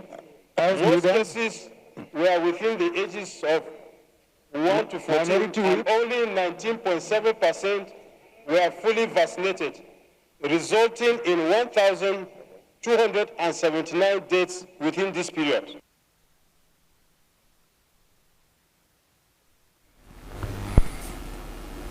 Meanwhile, the House has passed bills to amend the North Central, South South, Southwest, and Southeast Development Commission Act 2025. The Housing Committee of the Whole considered a report on a bill for an act to amend the North Central Development Commission Act 2025 and for related matters and approved clauses 1 to 4, explanatory memorandum, and the long title of the bill. Most distinguished colleagues, the House in the Committee of the Whole considered a report on a bill for an act to amend the South-South Development Commission Act 2025 and for related matters and approved clauses 1 to 4, explanatory memorandum, and the long title of the bill. It is the Chairman's report that the House and Committee of the Whole considered a report of the Committee on Federal Polytechnics and Higher Technical Education on the bill for an act to amend the Polytechnics Act, Cap F17, Laws of Federation of Nigeria 2004, to establish Federal Institute of Technical and Vocational Education in Meko, Ogun State, for the purpose of providing qualitative education in technical education and vocational education and for related matters, and approve clauses 1 to 35, explanatory memorandum, and the long title of the bill.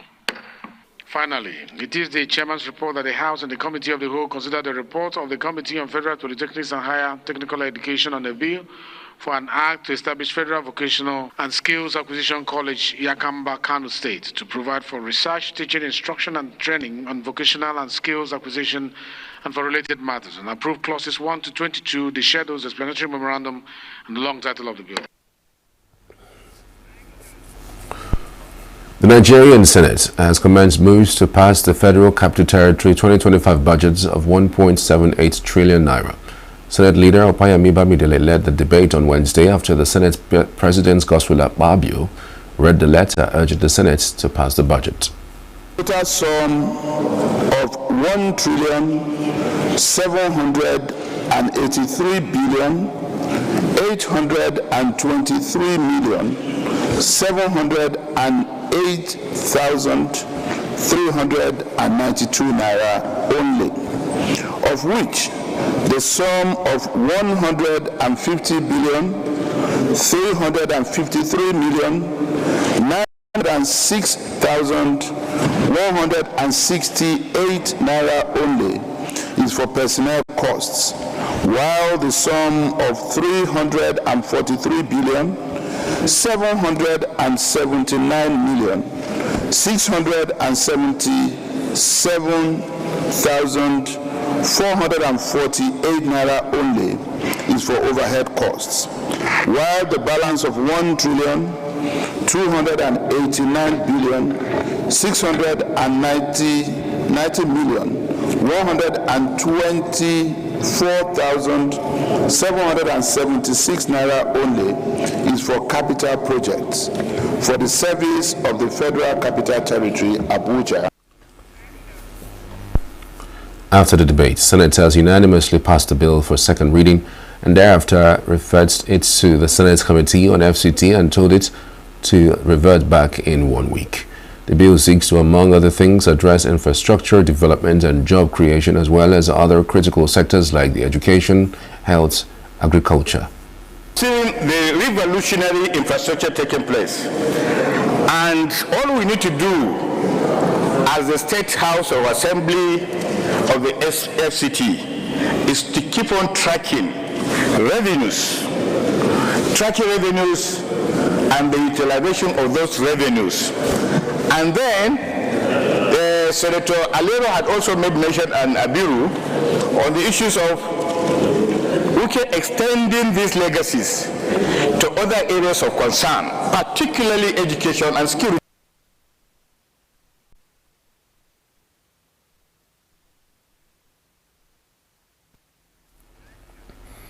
A breakdown of the bill shows that 150 billion naira is for personnel cost, 343 billion naira is earmarked for overhead cost, while the balance of 1.28 trillion naira is for capital projects. We need budgetary support to sustain the infrastructural development that we have seen. And I am also aware, going around, that areas that have been neglected in the past, where the natives or low-density areas, the current minister is extending infrastructure to those areas. The last point I want to make about illegal settlement. I've always told Mr. President that when you travel around the other countries, you have high-profile buildings, you have low-profile buildings. When people talk of Soweto, I used to think that Soweto was one slum, but I found that that is where Mandela lived, two bedrooms, but the area is well paved, allocation of the land is given, and so on. I think the poor can be accommodated with correct infrastructure, water, healthcare, education in those areas, and it's properly planned, and they can locate and live there peacefully.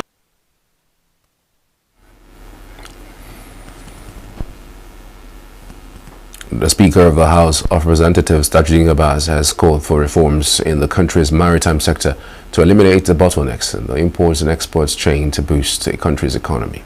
Abbas, who was addressing a delegation of the Presidential Enabling Business Environment Council in his office on Wednesday, decried the huge revenue lost to neighboring West African countries due to border issues.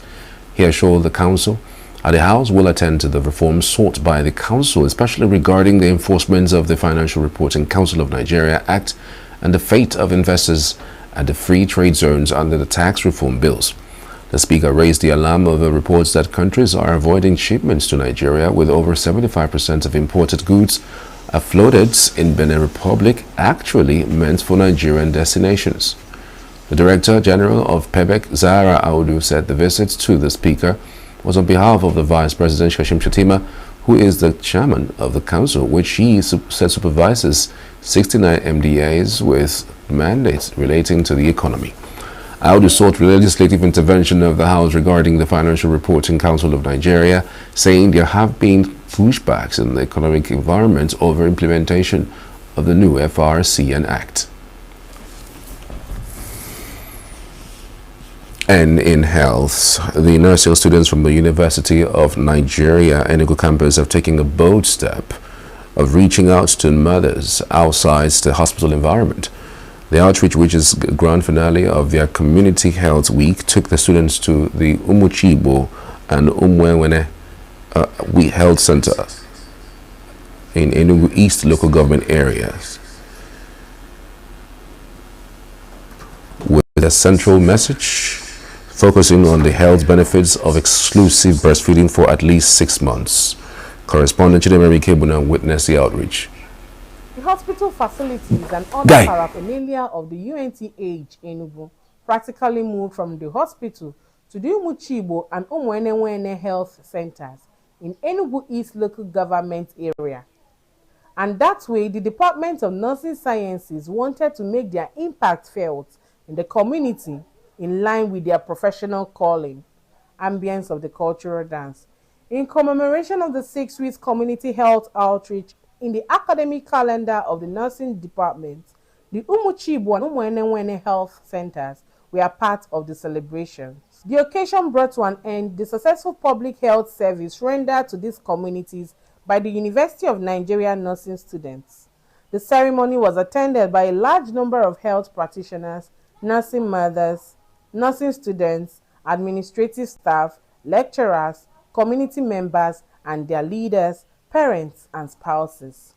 The event commenced with free public health services, followed by an intensive health session where health experts shared diverse knowledge on the importance of breastfeeding in promoting infant health and development. This is like our grand finale where we take care of people to know like their health status, and then we give free drugs to people in the community.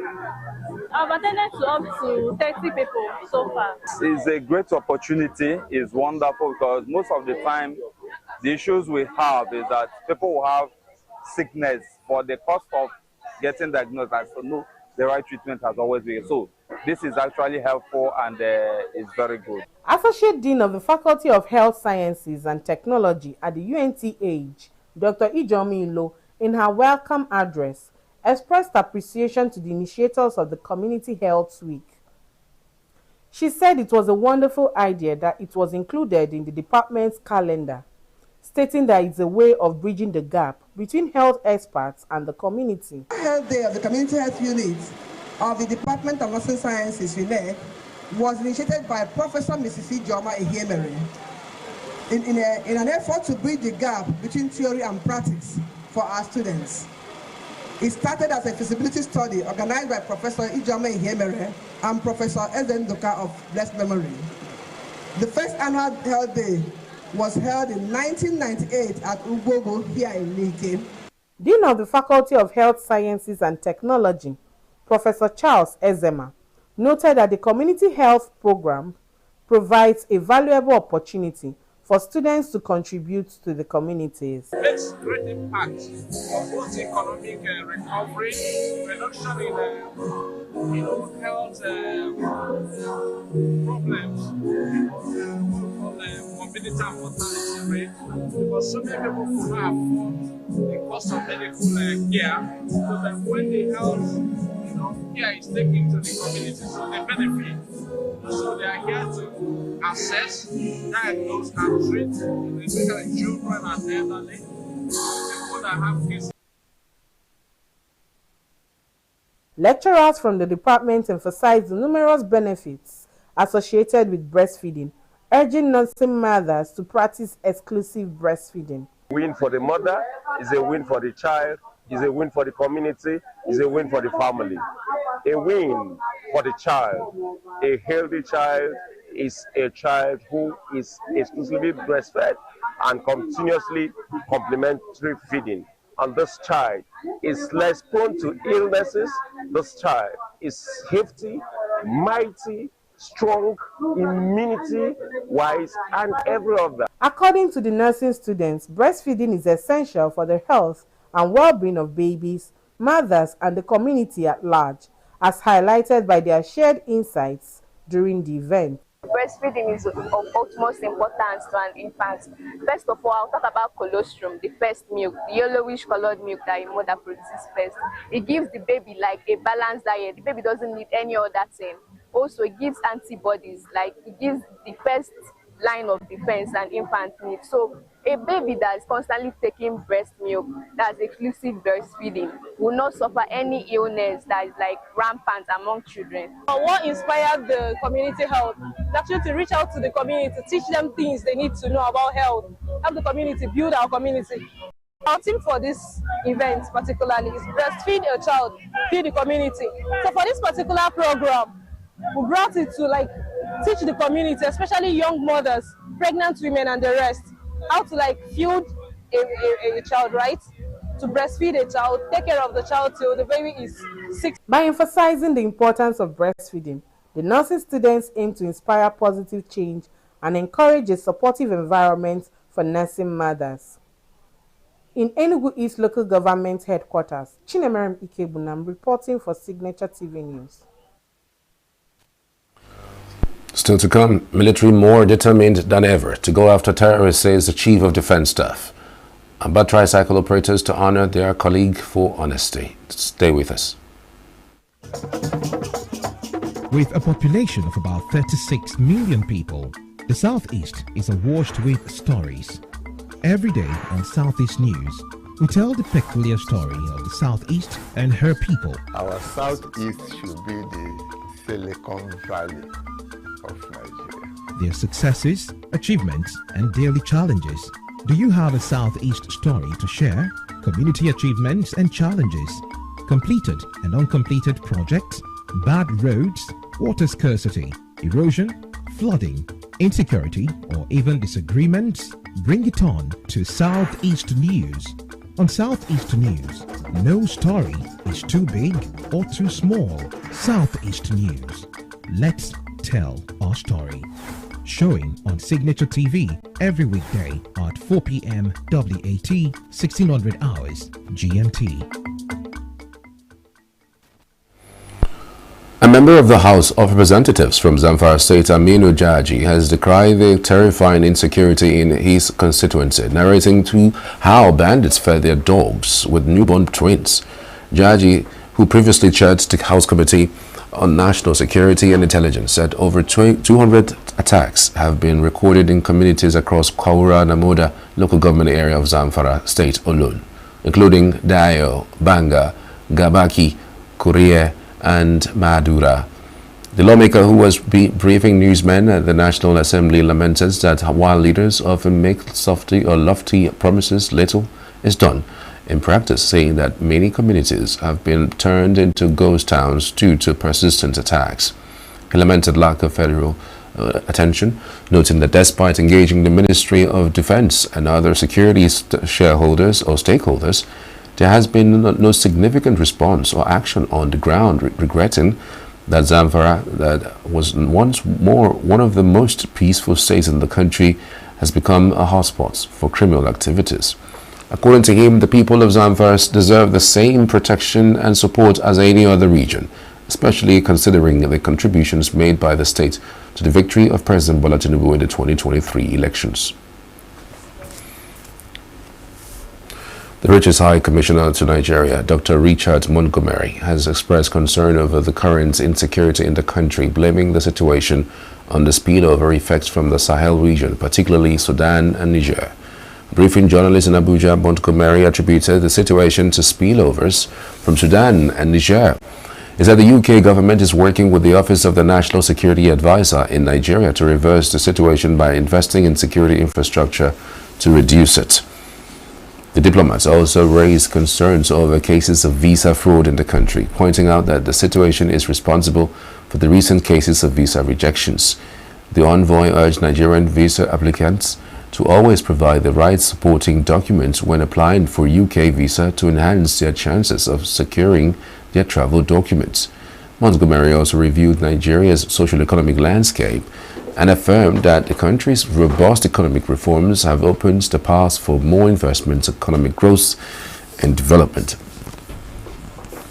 Meanwhile, the Chief of Defense Staff, CDS, General Christopher Musa, says the military is more determined than ever to go after all terrorists to restore peace and stability in the country. Musa gave the assurance at the Defense Headquarters Psychological Operations Workshop held in Abuja, and the prevalent threats in Nigeria's internal security landscape would not be tackled through kinetic operations alone, due largely to the continuous mutation in the nature and character of the threats. He said the threats has since gone beyond purely traditional military actions, but requires a combination of robust and well-coordinated non-kinetic efforts by all the stakeholders to support the actions of the military. He said that the recent changes in some commands in the theaters, application of new strategies, will further destroy the capacities of the terrorists to attack troops, locations, and isolated communities. Also, Director General, Federal Radio Corporation of Nigeria, FRC, and Dr. Mohammed Bulama urged the military and other security agencies to find ways to end killings in the country and restore peace. The Nigeria Center for Disease Control and Prevention has recorded 717 confirmed Lassa fever cases out of 4,881 suspected cases from January to May 4th, 2025 in 18 states across 93 local government areas.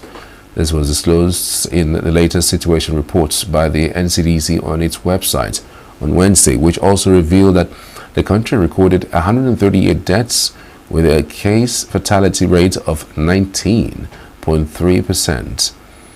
The states with reported death cases are on Ondo with 27 cases, Bauchi 15, Edo recorded 19 cases, with Taraba and Ebonyi having 34 and 11 cases. Others are Kogi 4, Gombe 7, Plateau and Benue recorded 5 cases each. 4 in Nasarawa, Kaduna and Delta had 2 cases each, while Enugu, Cross River and Ogun states had 1 case each.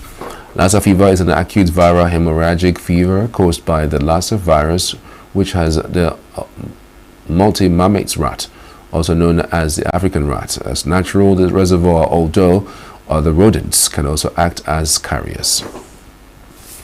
The International Federation of Women Lawyers, FIDA, Niger State Branch, has called on the Niger State Police Commands to fully enforce the Violence Against Persons Prohibition Act as part of efforts to curb violence against individuals. FIDA chairperson Bolanle Jibogun, who made the appeal during an advocacy visit to the Commissioner of Police Adamu Elema at the State Police Headquarters in Minna, stressed the importance of prosecuting gender-based violence cases based on the now domesticated law. She cited common but often overlooked offenses under the law, such as sending a wife away from home, physical abuse, and withdrawing a child from school. The FIDA chairperson also urged the police to organize training and sensitization programs for officers on provisions of the anti-violence law, noting that the law offers protection for not only to women and children but to all persons.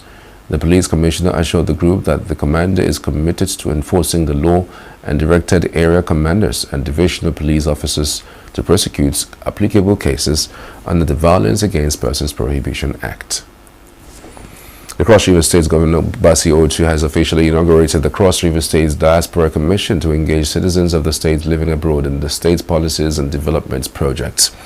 Inaugurating the commission in his office in Calabar, Otu said the commission will serve as a bridge between the government and those in diaspora, fostering investment, cultural exchange, and strategic partnerships that contribute to the development of the state. The commission, he said, will also serve as a strategic arm for foreign relations and investment and facilitate developmental initiatives and unity of the state. Chairman of the commission, Otu Oko, described the appointments as an honor and called to serve the state.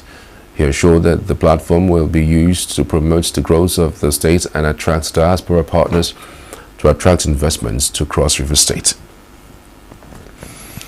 A suspected vandal met a tragic end after being electrocuted while attempting to tamper with an armored electrical cable at the State Secretariat complex in Dutse Wednesday morning. Spokesman of the command, Shishu Lawan Adam, who confirmed the incident to newsmen, said upon receiving the report, police were mobilized to the scene where they discovered the lifeless body of an unidentified male adult under a covered slab that contained armored cable wiring. Shisu said preliminary investigation revealed that the deceased was electrocuted while attempting to vandalize armored electrical cables connected to a high-voltage power source, and said body, which had begun to decompose, has been evacuated to the Dutse General Hospital.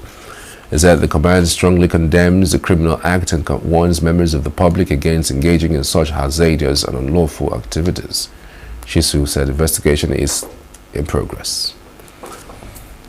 Meanwhile, the Abia State Tricycle Operators Union, Aba Zone, searching for one of their colleagues, Emmanuel Obodozie, who displayed an extraordinary act of integrity by returning a staggering 2.04 million naira left behind by a passenger. According to the union, Obodozie picked up Mrs. Chika Aloysius Iwu, a trader at the Era International Market, and unknowingly carried away her bag containing the large sum after she highlighted around the free zone access of the market. Upon discovering the bag, the tricycle operator made efforts and located the woman and returned the money to her despite the economic hardship many Nigerians are facing. In a statement, the chairman of the Tricycle Operators Union, Abazon, Victor Azubike, said the union expressed deep admiration for Bodozie's rare character and announced plans to honor him. The association called on Bodozie or anyone with knowledge of his whereabouts to visit their office at Azikiwe Road, Aba, on or before Saturday, May 17, 2025. The Abia State government has signed a 6-point memorandum of understanding with MTN Nigeria to achieve full broadband coverage across the state by the end of 2025. Briefing journalists after the week's Executive Council meeting, Information Commissioner Okekanu said the partnership includes an 18 to 24 months device loan scheme to provide smartphones, laptops, and Wi-Fi devices for civil servants. Other key components of the MOU include cloud services for digital governance, a digital mall to boost informal businesses, 4G, 5G network rollout in Umuahia, Aba, and Ohofia, and the creation of a statewide digital marketplace for e-commerce and governance. Kanu also revealed that the state has submitted a bid to acquire 60% of ENUGU Electricity Distribution Company EEDC assets in Abia State, with negotiations already at an advanced stage. Abia State, he said, will also launch its involvement in the EU-funded Solar for Health project, which aims to supply solar power to at least 9 healthcare centers, saying the initiative is being funded on a 70-30 basis between the EU and the state government. Still to come, Putin holds meeting with top Russian officials on talks with Ukraine. Trump says U.S. is close to a nuclear deal with Iran. These and more after the break. To stay with us.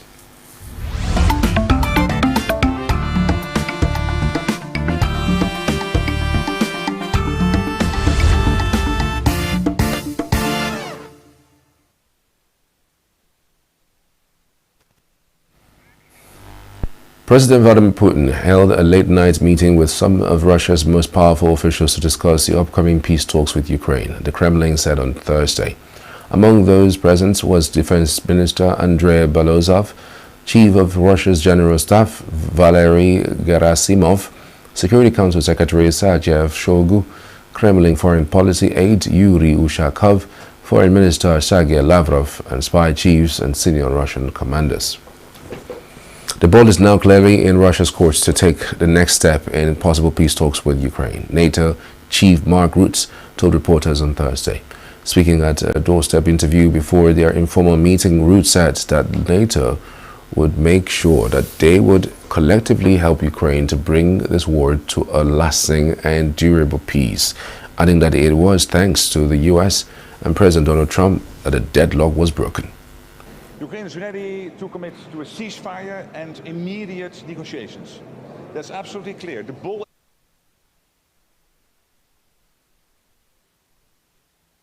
Ukraine is ready to commit to a ceasefire and immediate negotiations. That's absolutely clear. The ball is now clearly in Russia's court. They have to explain what they are doing, why they are here or not, and with what team or whatever. But let's make sure that we all understand that the ball is in their court. Ukraine is wanting to start the negotiations as soon as possible. And as I said before, it is thanks to the Americans and President Trump that the deadlock has been broken. It's now up to the Russians to make sure they take the next steps necessary. U.S. Secretary of State Marco Rubio said on Thursday that there was no military solution to the conflict in Ukraine ahead of an informal meeting of NATO foreign ministers. But we also have to ramp up the defense industry, because with only money we are not there. We also need the defense industrial output to make sure that we can fight off any threat to NATO territory. And of course we'll discuss Ukraine, how to make sure that we bring Ukraine to a lasting and durable peace. Again, welcome and thank you for your personal leadership on all of this, Marco. Thank you, and I think today's meeting sets up what I hope will be, I believe, will be a very successful leaders level meeting. There is no military solution to the Russia-Ukraine conflict. This war is going to end not through a military solution, but through a diplomatic one. And the sooner an agreement can be reached on ending this war, the less people will die and the less destruction there will be. Rubio was in Turkey to attend the informal NATO meeting on May 14 to 16 to discuss ending the Russian-Ukraine war. The visit came as Russian President Vladimir Putin on Sunday, May 11, proposed direct talks with Ukraine to end the war. Ukrainian President Volodymyr Zelensky welcomed the initiative, saying Kyiv was willing to talk, but Moscow must agree to a ceasefire. Instead, Putin sent a Kremlin aide, deputy ministers, and a military intelligence chief to hold the peace talks. German Foreign Minister Johann Waldfall said on Thursday that many U.S. senators are ready to enact a bill that would impose fresh sanctions on Russia if the Kremlin doesn't move. Speaking before the start of day 2 of a NATO foreign ministers meeting in Turkey, Waldfall said the U.S. and Europe are on the same page when it came to additional sanctions on Russian trade.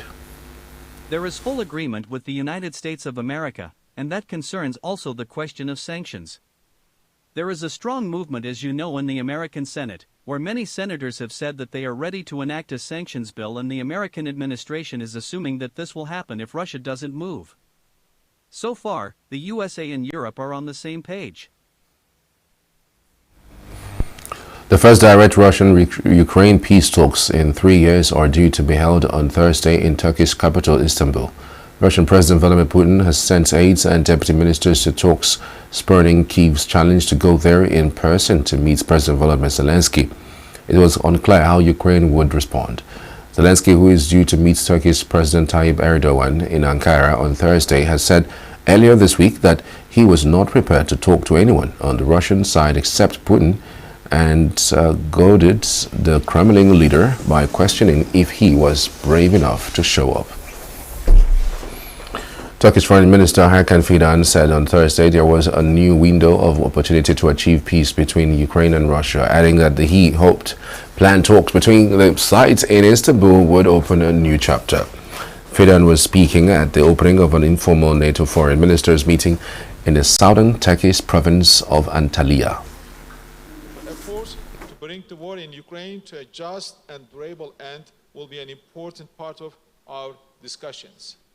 You all know that Turkey has always stressed the need for a diplomatic track to this end. Now, after 3 years of immense suffering, there is finally a window of opportunity. The talks in Istanbul hopefully may open a new chapter. Our meeting today will be an important occasion to discuss how we can individually and collectively support this process. It is likely that it is difficult for Russian President Vladimir Putin to change tracks because the Russian industry is involved in defense. Italy's Foreign Minister Antonio Tajani told reporters on Thursday. Speaking at a doorstep interview during their two-day meeting, Tajani said that NATO needed more Russian engagement to achieve a ceasefire and peace thereafter, expressing the need to protect Ukraine and for Russia to respect international law. I want to be optimistic, but I don't know if Russia wants to achieve this goal, because it's difficult for Putin to change his organization. There are 1 million of soldiers paid more than the workers in Russia. The industrial Russian industry is involved in defense. For this, for Putin, we need more time. But this is his job. We want peace, peace with justice. We need to protect Ukraine. We need to respect the international law. The today meeting is a first step, but we need more Russian engagement for achieving ceasefire before and peace after. We are working hard for peace, but we need concrete actions by the Russians. Latvian Foreign Minister Baiba Brace said on Thursday that they did not see any indications that Russia wants peace in Ukraine and that it was important to weaken Russia's military capabilities. Brace was speaking to reporters ahead of an informal meeting of foreign ministers in the Turkish city of Antalya. Those threats we have jointly agreed it's Russia as the most significant and direct threat to the Allies' security, Euro-Atlantic security, and terrorism as the most significant asymmetric threat, so non-state threat to our citizens. We need defense investment. We need to counter Russia's capabilities that Russia has been building up, not only to fight the war in Ukraine, but also for a longer term. Don't have very high expectations. We don't see indications of peace on the Russian side. Yes, Ukraine wants peace. We all want peace, but Russia doesn't want peace for now. There is no indicator Russia wants peace. The ceasefire that President Trump asked for hasn't come true. So we fully support U.S. peace efforts for Ukraine, but also in other parts with Israel and Hamas. Estonian Foreign Minister Margus, also present at the event, echoed Brace's sentiments, adding that Russian President Vladimir Putin's decision to send a low-level delegation to Turkey for Ukraine war talks was like a slap in the face. Margus added that Russia sent a military jets as his country's navy tried to detain a Russian-bound oil tanker under sanctions by Britain, accusing it of sailing illegally without a flag. After the vessel, Jaguar, placed on Britain's sanctions list last Friday, refused to cooperate with an attempt to board it, the Estonian Navy said it was escorted to Russian waters. Margus told reporters that his country's official position is that the future defense spending targets for NATO member states should be 5% of gross domestic product. Send a fighter jet to check the situation, and this fighter jet violated the NATO territory close to 1 minute. This is something very new. So we need to understand that Russia has officially tied and connected itself to Russian shadow fleet. And also the NATO fighters stood up and went to inspect and check the Russian fighter. The NATO should and must increase the defense spendings. So Estonia has decided already from the next year to increase our real defense spendings up to 5.4% of GDP. So our official position is that the target for NATO member states should be 5% in the future. But of course, we're talking about Ukraine and the peace in Ukraine, and at the same time, we are having very important meetings. But that Putin doesn't come shows that Putin is not taking seriously this opportunity to find a peace and start the real negotiations. It's like the slap in the face, I think, for Ukraine, for all of us. So Putin is not taking this opportunity very seriously.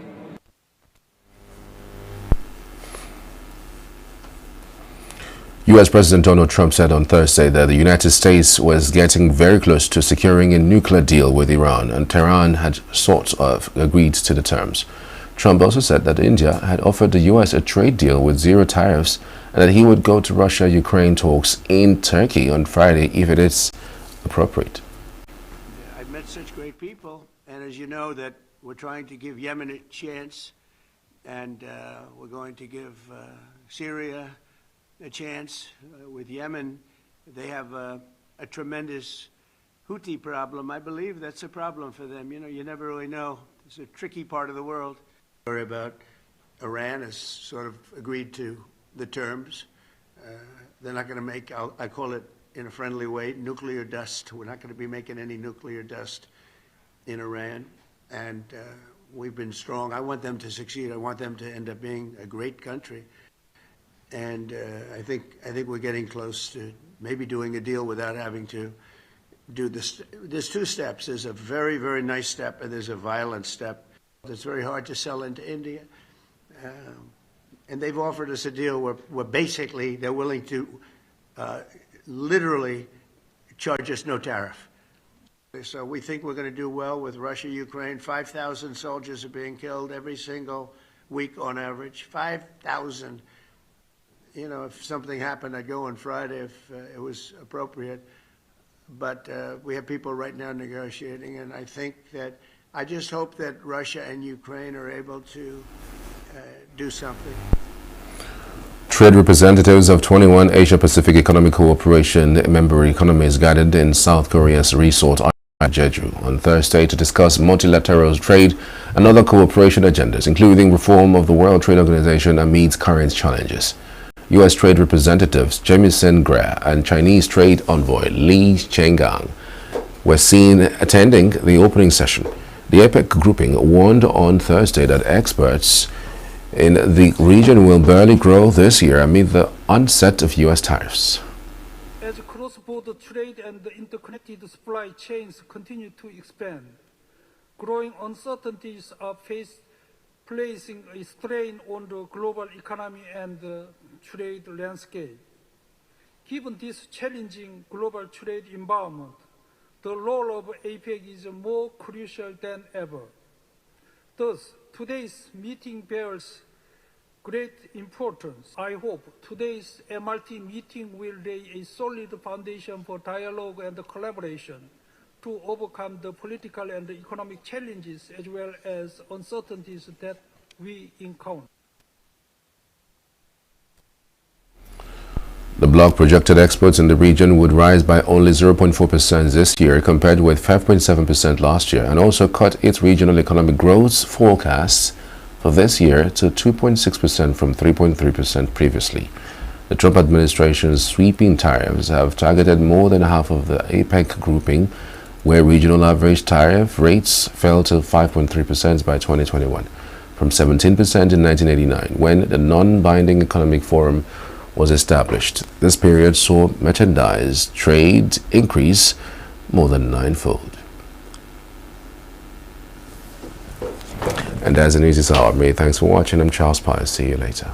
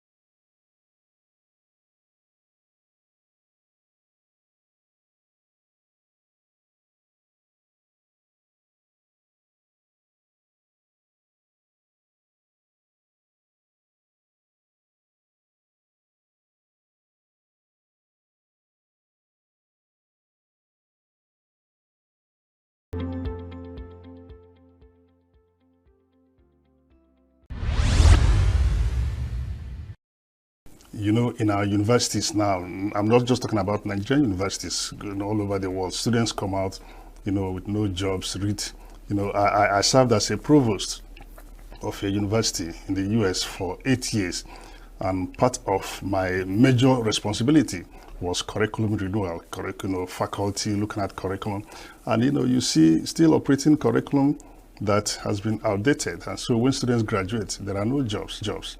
And so we put a number of things in place, which I can share, you know, and which, you know, that we can, you know, I mean, part of the thing we said we will do was that, you know, even if you're an English major, history, psychology, nursing major, before you graduate, you must have acquired a career-driven certificate program, a skills acquisition program. So you might be a nursing student, you know, and by the time you graduate, you get a certificate in content creating, get a certificate in digital analysis, get something that, you know, if you are not able to find jobs in your choosing field, you might start doing something, you know, it will help you to assist. So you are employable immediately upon graduation. That is one thing that we tried to do. And then we went in and looked at, you know, I told them then that I read English major, I teach African literature majorly, you know, but I know when students come into the US, they want to get employment. I mean, the competition, if you are a PhD in English from Harvard, from Medgar College, from City University of New York, the competition is so great, all right? However, if you get a degree in what is topical in the health sciences, then you are sure at the end of your educational career, you are employed. Very good paying job. And so we said, let us revamp our allied health program. We had no allied health program in the college then, but we had to start instituting programs in allied health, you know, in collaboration. So these are things you need to do to recreate, to revamp, so that the curriculum will be at the service of the students at the end. But the question is, how is it being done in Nigerian universities? Are we even talking about it? That is the question, and that is really part of my goal to, you know, just want to, you know, give back to what I learned as provost. It should play a major role. I mean, when you look at it, the college, the world is technologically advanced now. I mean, everything has to do with technology. And like I said, I'm English major, read English. I have the cell phone, you know. And when you look at these days now, you know, when we went to school, at every semester, we read about 10, 15 novels in a course. Now, if you ask students to read 6, 7, 5, even 5 novels, I mean, you are wasting your time, even though we have to do it. So how do you create a curriculum that will make use of those novels, but digitize them? So students will learn. Number one, students will read the novels, even if they're not read the novels. Students will apply the novels to a modern day world.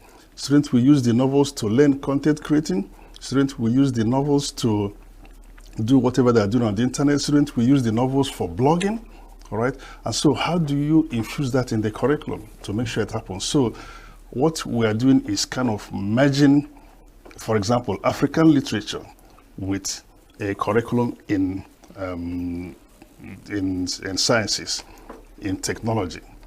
So applying that, when students are not reading the entire novel, then how do you get them to read? You have to meet them where they are, and then use that to be employable at the end of their career.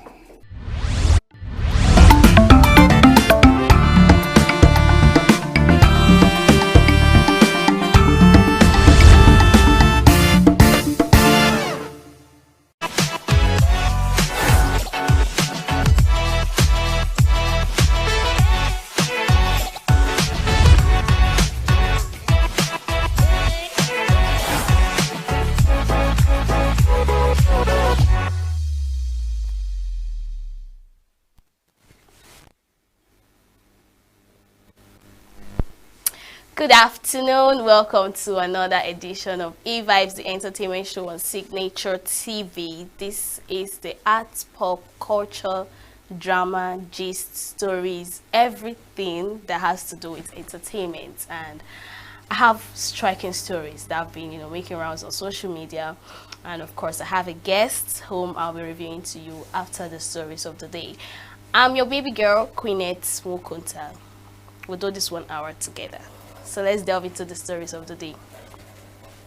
Nigerian rapper and activist Falz has sparked major controversy online over the past 24 hours after stating that premarital sex is not a sin, despite heavy backlash from Christians and conservative groups. He has remained resolute on his stance, in the midst of the uproar. Falz took to X, formerly Twitter, to double down on his views, responding to critics with the message, "Only religion I know is love. You should try it." As expected, his comments triggered a wave of reactions from X users, many of whom flooded his replies to challenge both his stance on fornication and his claim that love is a religion. Now, these have been making waves for over 24 hours now, or even more, to the point that Solomon Buchi even gave his 2 cents concerning it. The truth is this: I know why people are coming at Falz, because you won't see people do not have opinion or a way of life or how they want to view things or see things, all right? But the reason why people are coming at him is because he is a celebrity. He has fans, and people listen to people like this. People tend to, follow statements like this. We've had this conversation on a podcast, same on Signature TV, sex before marriage. Is it a yes or a no? And you'll find out that most of us, some people said it's a yes for them for some reasons, and some people said it's a no for them for their reason. But the truth is, biblically, sex before marriage is a sin. It's called fornication. Now, he's trying to say we are all using religion to cover up this, to cover up that, and stuffs like that. But the truth is this: sex before marriage is fornication, and it's a sin. So him making such statements on social media brought the backlash, because why are you saying this? Are you saying that every person should, try it? Like you said, you should try it, or what sort? Because you said love is religious, So I didn't see anything bad in it, actually, because at the end of the day, we have every right to our own opinion. Everybody have a way of life. Everybody have their reasons to some certain things, So if he said that sex before marriage is a go-to for him, then fine, no problem. He should go for it. But he shouldn't have posted it. I think that's the beginning of the problem. He shouldn't have posted it. And the fact that he posted it and he kept on, sending tweets concerning it, sparked more audience on the comment section, to the point that Solomon Buchi had to call him to order. We all know Solomon Buchi to be that relationship, what do we call him now, therapist or counselor that comes up on social media to, give advice to couples, singles, basically things that has to do with relationships. So of course, I wouldn't be surprised if he said that. But let's move forward. That's the first gossip of the day. So there's a reason Lagos never sleeps, and it's not just the endless traffic or sizzling late night suya. It's the music, the vibrant rhythm that echoes through its streets is about to take the spotlight once again, as Lagos, Nigeria has officially been named the host city for the 2025 edition of the All African Music Award, AFRIMA, running from November 25th to 30th. The announcement was made on Tuesday, May 13, during the AFRIMA 2025 Music Conference calendar launch and host city review at the African Union Commission Secretariat in Addis Ababa, Ethiopia. This marks the 7th time Lagos will welcome the continent's biggest celebration of music, and honestly, we're better to embody the spirit of unstoppable African than in Africa's beating heart of sound and culture. This year's theme, Unstoppable Africa, couldn't be more timely. African music is not just trending, it's leading from chart-topping global hits to headlining major festivals and influencing cultural movements. Afrima 2025 isn't just another awards show. It's a bold statement about Africa's undeniable influence on the world stage. As anticipation builds toward November, one thing is clear. Lagos is ready, Africa is ready, and the rest of the world better catch up. So mark your calendars, update your playlist, and if you're an artist, submissions open on May 20th, 2025, because the sound of Africa isn't just rising, it's unstoppable. So I don't know how to feel. Should I feel so excited, happy, and should I start jumping? Maybe that's what I should do, because this particular event is gonna be a wild one. And of course, yes, the question will be, why are they bringing this? Why are we getting to know the news when it's something that would happen on November? We are bringing it to your table because the contracts have been signed that Lagos will be hosting it. And this is not just Nigeria, this is Africa. Africa. I mean countries in Africa, not just Nigeria. So that's why it's a big gig. Like it's something we should all be proud of, happy about, something that is going to encourage more art and culture, to bring blend, to bring that harmony, unison, fun, entertainment, and the likes of it. And the fact that the governor of Lagos State is part of this makes it more interesting and exciting to tell you that since this event is going to take place in November, there's a whole lot of preparation going on right now. And right now they've said it that May 20th, artists to start bringing their submission, up and coming artists, veteran artists, just come display your talent, and I'm sure awards will be given on that very day. So it's a big one, and Lagos is the best place to do this, because like they said, Lagos, they don't go to sleep. It's that place where you go have fun. They love parties, So trust me when they say this event is going to take place in Lagos. It's definitely going to be a hit. The fact that it's in Lagos doesn't mean you can't travel to Lagos for it too. No.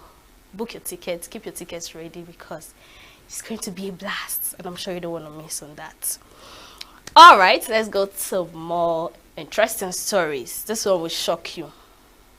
Singer and actress Halle Bailey has been granted a domestic violence restraining order against her ex-boyfriend and father of her child, rapper DDG, following serious allegations of physical abuse. Now, according to TMZ, the Little Mermaid star filed court documents on Tuesday in Los Angeles detailing an incident that allegedly took place in January 2025. Bailey claims that during a custody exchange involving their nearly 18-month-old child, Harlow, a confrontation with DDG escalated into violence. The couple had reportedly broken up in October 2024, but tensions flared when Bailey attempted to discuss a visitation schedule. She alleged that as she was securing their child in a car seat, DDG became aggressive, began shouting, causing their baby to cry, and then physically assaulted her. According to Bailey, he pulled her hair, slammed her face into the steering wheel, and chipped her tooth during the altercation. Bailey reportedly provided authorities with photos showing bruises on her arm and her chipped tooth, along with a video that appears to show DDG damaging her ring, cameras, and throwing her phone. In response to the claims, a judge issued a restraining order requiring DDG to stay at least 100 yards away from Bailey. The order also prohibits him from publicly discussing Bailey or their son, including during his live streams. Bailey alleged that DDG has used this platform to incite harassment against her from fans. The court also granted Bailey permission to travel with Harlow to Italy, where she is scheduled to film for 2 months. This comes after DDG previously accused Bailey of preventing him from seeing their son, a claim that had drawn mixed reactions on social media. As of now, DDG has not issued an official response to the new allegations, although a clip circulating from one of his live streams shows he's visibly agitated upon learning about the restraining order. Now, if you remember the episode I had with Layomi Adeyemi, that was last year, October, when we brought to your notice that they broke up. And it was something surprising because the relationship was so cute. Everyone was happy. Even when they celebrated their son's birthday, that was around November, December-ish. Yeah. So we were surprised to see DDG present. They were all available, doing the whole co-parenting thing, because it was stated clearly that we are no longer in a relationship, but we would co-parent our son, Harlow. You know, so, you know, moving forward, we got to notice that there is no reason for the breakup. Nobody said anything, nothing. According to DDG, they made the decision by themselves to stop being in a relationship, but agreed to co-parent. And, you know, trust netizens like you and I, we would always want to hear something, because you can't just wake up one morning and say, I'm no longer doing it again. You know, and surprisingly, the birthday of their son came up. We saw harmony, we saw union, we saw happiness, and we are like, okay, these are adults that decided to go their separate ways. And voila, today. I know some people would say, what did she do that would make him, you know, talk to her that way, to the point, even hitting her, abusing her physically, to the point of she cracking her tooth, and also giving her some bruises in her hand and all that, because of course there is no smoke without fire. That's what some people would say, but I don't know what somebody would do to you that will make you to go physical. All right, and if maybe she is wrong, you would have been the one to report. Quote me if I'm wrong. You would have been the one to report that, oh, she's doing this and all, but you've not even said anything. Like, someone went to report you and ask for a restraining order because she's scared right now. I know people will say, oh, these white musicians, these female musicians outside the country, they are always forced to ask for a restraining order from their child and from them, as if they are the only one that is being hurt. What about the guys? Don't they hurt the guys and all that? They even stopped him from saying anything about Halle and her son Harlow on his live stream. He shouldn't say anything on social media. Imagine the restriction. So you're not even allowed to say anything. If you want to say something, come to the law courts and say so. Come to them, come to the judges and say something. You know, so that's the height of it. But trust me, we'll still get to the root of this. You know, I love bringing drama and gist to you. But yeah, this is the update. She asked for a restraining order because of this. You know, the physical abuse, the shouting, making their son cry and all that, and maybe she feels scared that it might affect her son and also affect her and her fan base too, because he was already saying something that is making her lose fans and followers and all that. So yeah, that's the update from now. We will still bring stories like this to you because of course I love to go to the roots of the matter. Okay. Stars of the silver screen dazzled on the red carpet on Tuesday as they made their way into the plush Grand Theatre Lumiere for the opening of the 78th Cannes Film Festival. Directors Quentin Tarantino and Sean Baker posed for photographs wearing classic tuxedos, while jury members Juliette Binoche and Halle Berry dazzled crowds wearing floor-length gowns. Robert De Niro, recipient of the festival's Lifetime Achievement Award, walked the carpets before heading up the stairs of the Palais do Festival et du Congrès. to attend the ceremony. Models Bella Hadid and Irina Shayk donned black gowns on the carpet, while Heidi Klum and Alessandra Ambrosio wore colorful floor-length dresses despite the festival's announcement. They were prohibiting voluminous outfits on the red carpet. The 78th Cannes Film Festival runs for 11 days until Saturday, like I just revealed to you yesterday. So this is a follow-up story of the Cannes Award. So let's take a look at that. De Niro.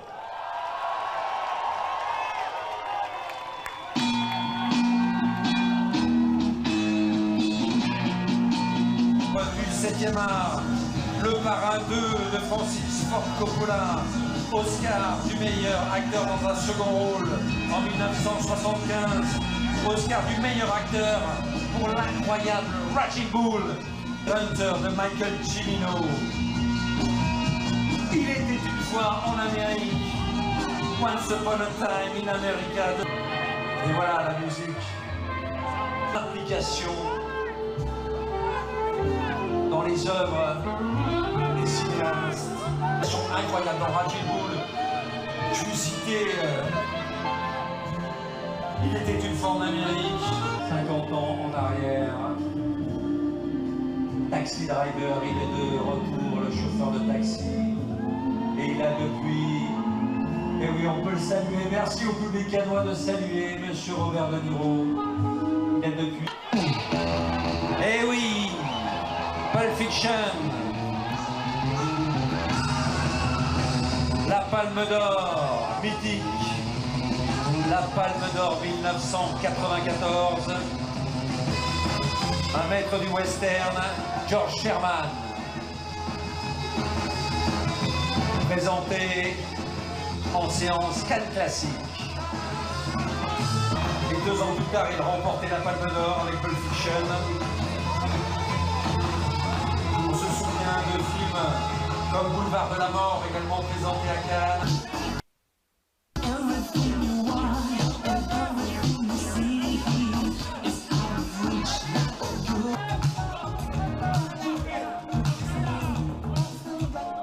La Passion de Doda Bouffon, aux côtés de Tran Hung, qui avait reçu le prix de la mise en scène. Tard, président du jury. Code inconnu, caché, le voyage du ballon rouge, copie conforme, Cosmopolis, Maria, Malout. Salué par le public canois.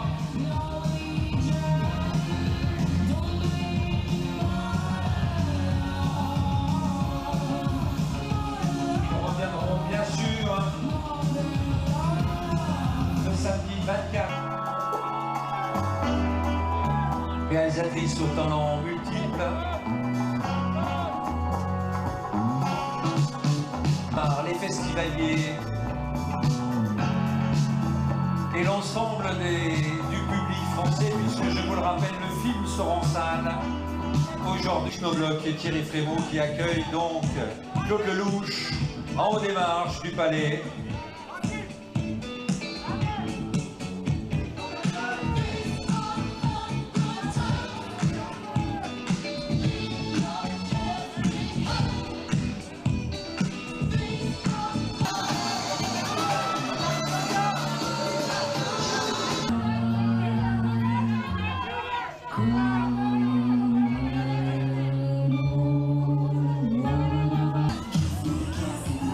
Ce sont des films comme World of Honor, Good Garden,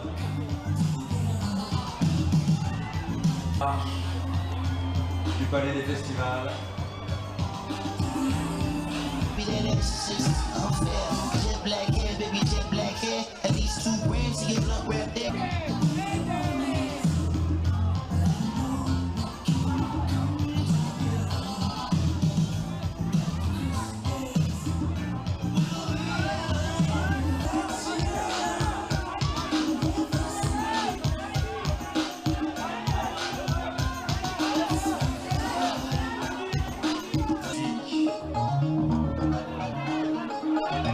Jennifer Lawrence, Scarlett Johansson, Benicio del Toro, Denzel Washington, Kristen Stewart, Bono, Robert Pattinson, demain soir,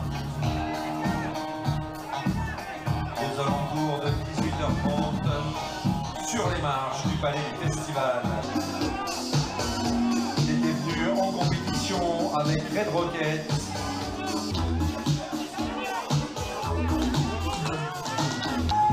Des films comme Prête-moi ta main.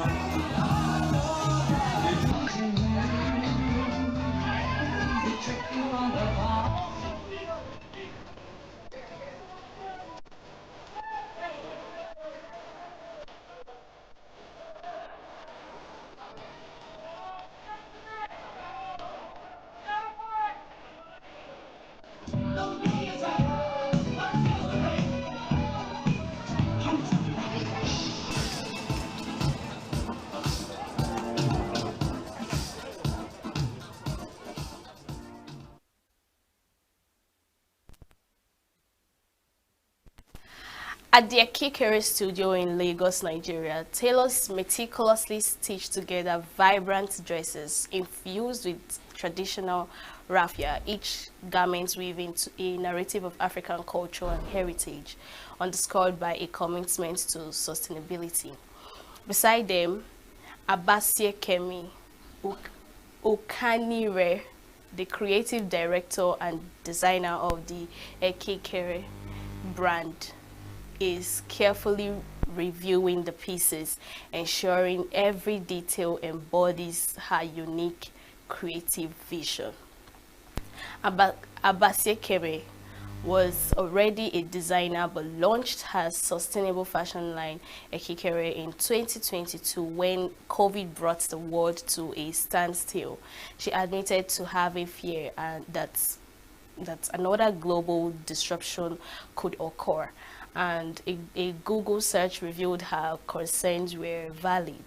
Global warming poses a significant threat, and fashion is a major contributor to environmental issues.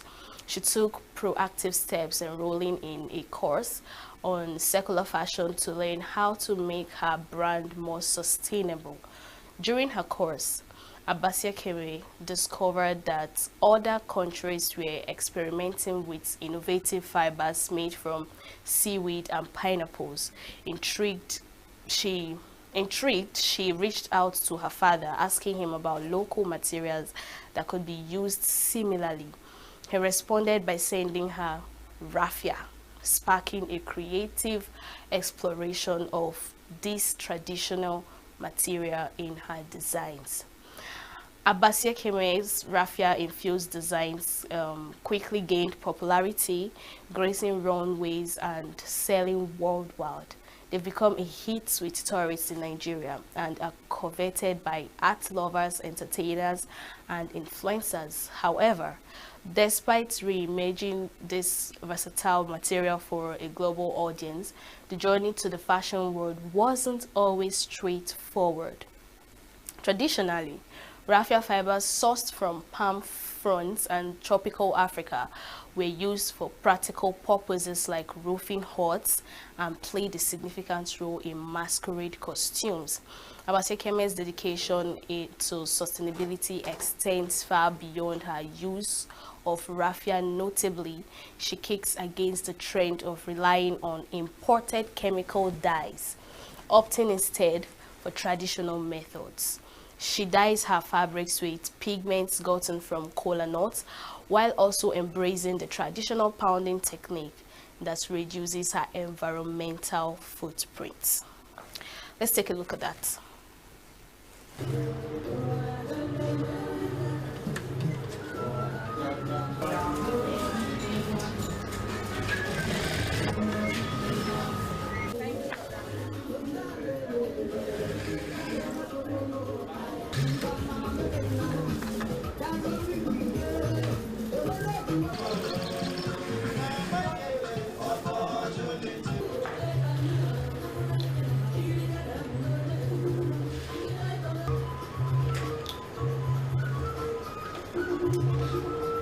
Then I started thinking, okay, you know what if we have this kind of fashion where at the end of life we can just clip it, cut it, reduce it, and just use it in our flower pots, you know.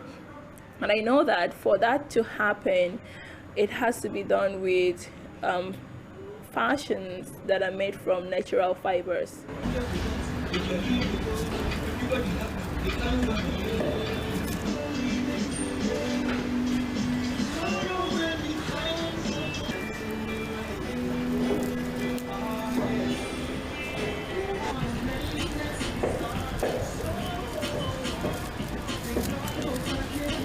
Raffia really stood out strong for me because it could withstand the different stress I put it through. I had to dye it, bleach it, you know, drag it. I did a lot of things that I realized that raffia is very strong. It's a very strong fiber. And so I now went further to make a vest with the raffia. I put it on, I thought it was really funny, but I loved it.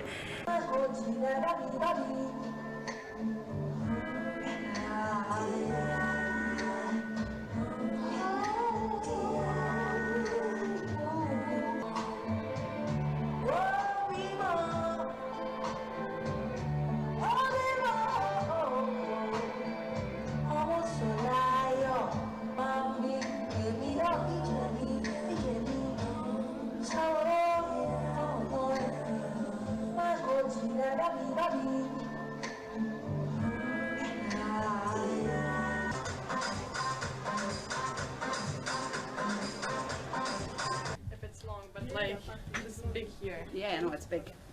Let me check. Okay.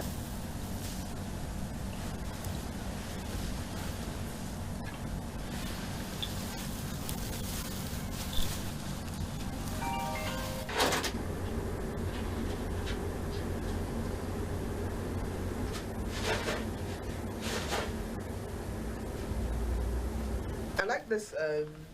This is really cute. That is cute. The rebel love this. Yeah.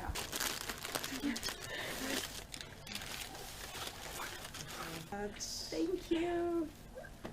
Oh, I love the bags. Very cool. People that are very artistically inclined, they started seeing it as a unique brand, and so they were curious. They got curious and they started trying it out, and it really, I think we were lucky that a lot of people that now wanted to try out our brand are people that a lot of people look up to, you know. So they will wear this thing, and the people that looking up to them will now start aspiring to put it on.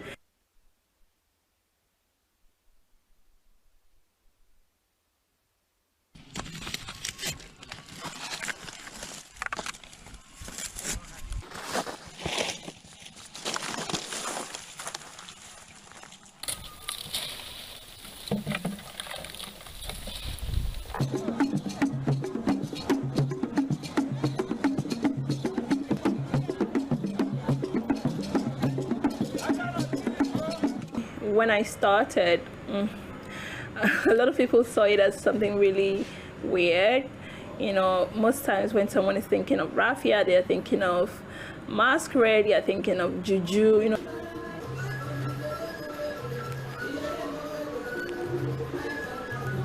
Okay, so this is actually a runner rock across the lens. There are other things that are going to be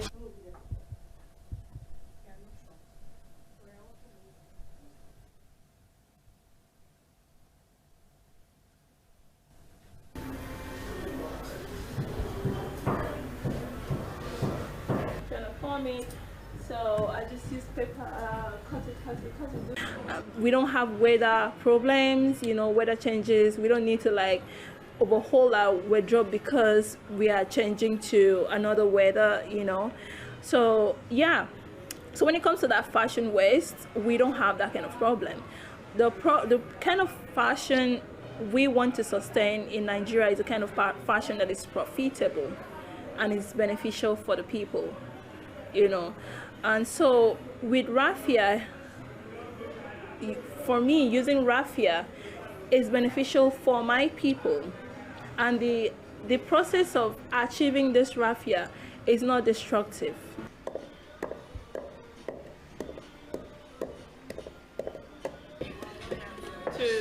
To the pounding, and so once this is ready and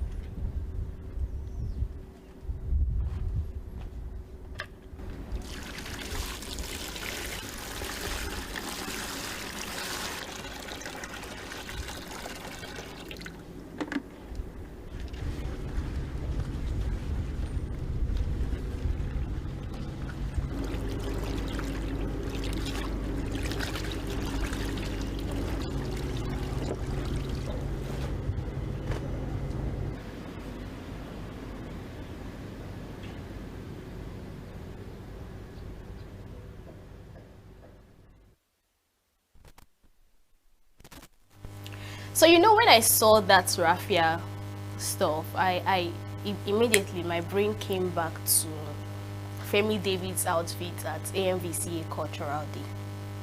That was when I understood what he was trying to do, but maybe the way he placed it was not really understandable. So the fact is this: you can make something look beautiful from how creative you are. See how creative she could make raffia look, and how beautiful she could make it look on outfits that we wear. Raffia that we know that they use in roofing houses and all that. Anyways, that's all we have for you in the news segment this hour. We'll go on a very short break, and when we return, I would reveal my guest to you. So stay tuned.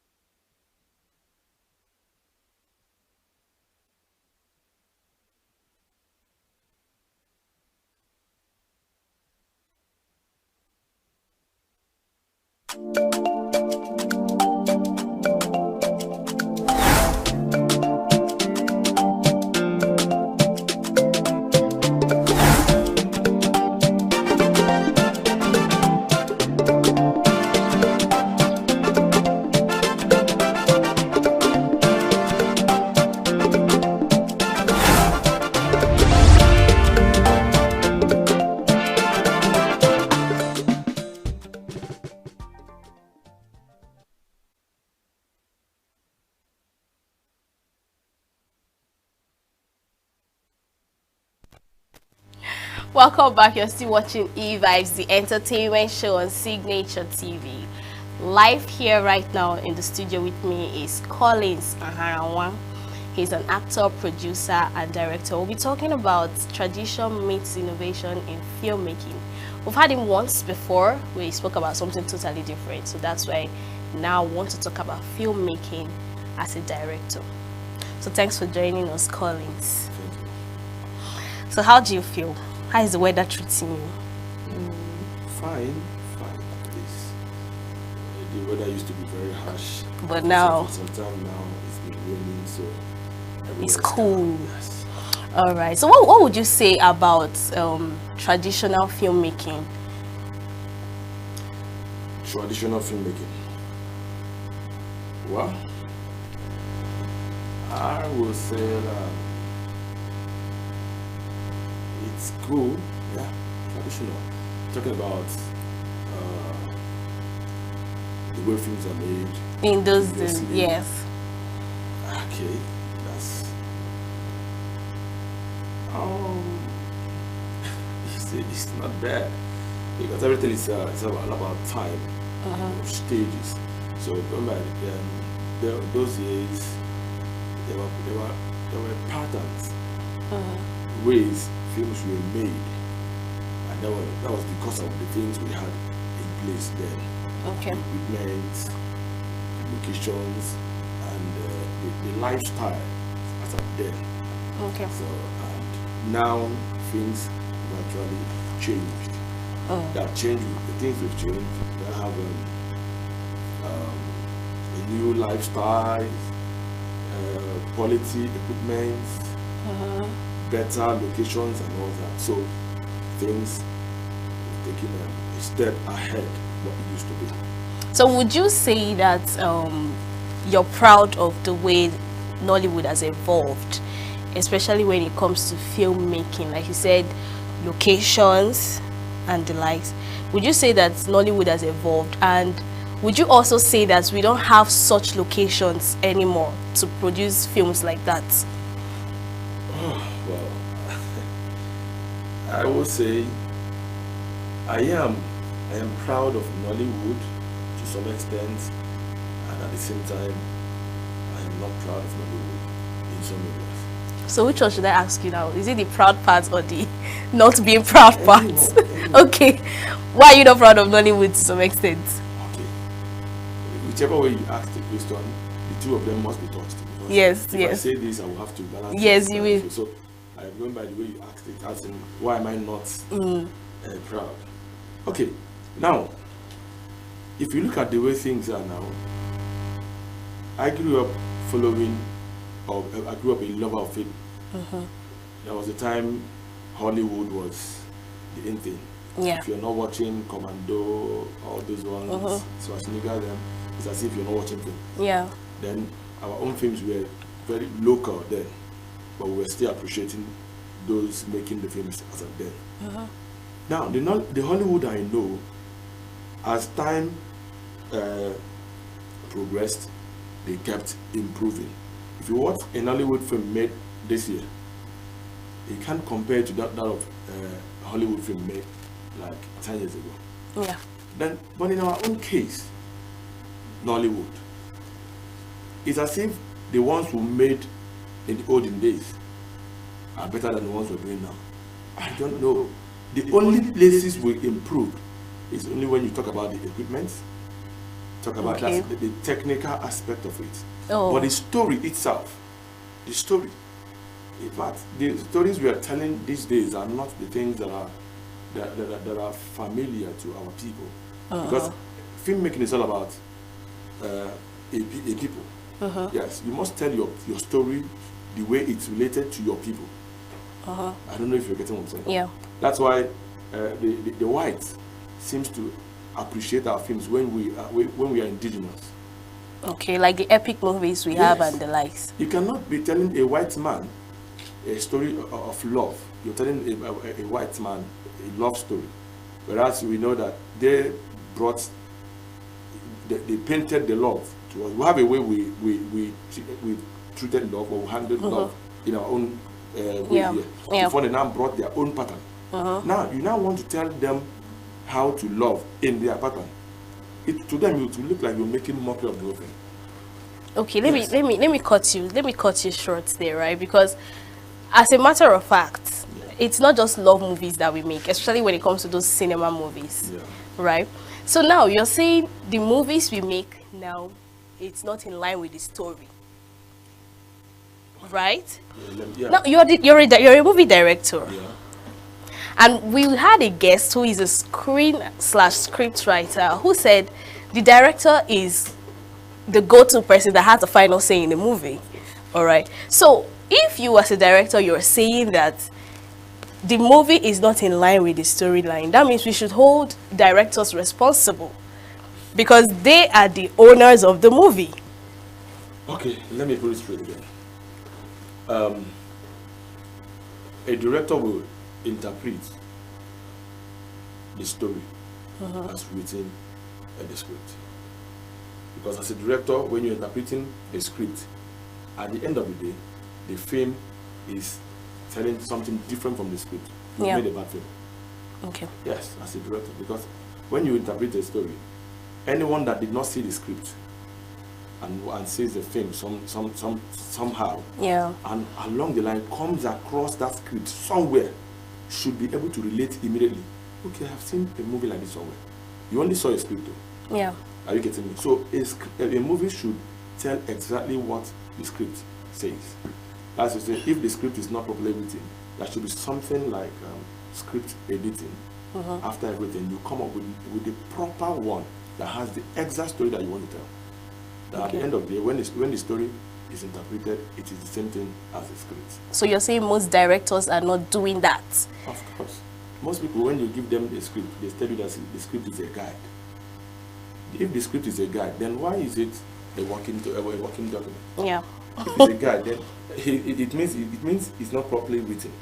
I'm not saying there are not scripts that are not properly written. There are some scripts that are not properly written. So when you make such scripts, you also let the sponsor or the people concerned know that this script is not properly written. Everybody will be in agreement that this is not properly written. Either they decide to go back to the writer, do some editing, then everybody will join hands, and at the end of the day, we'll come up with the right one.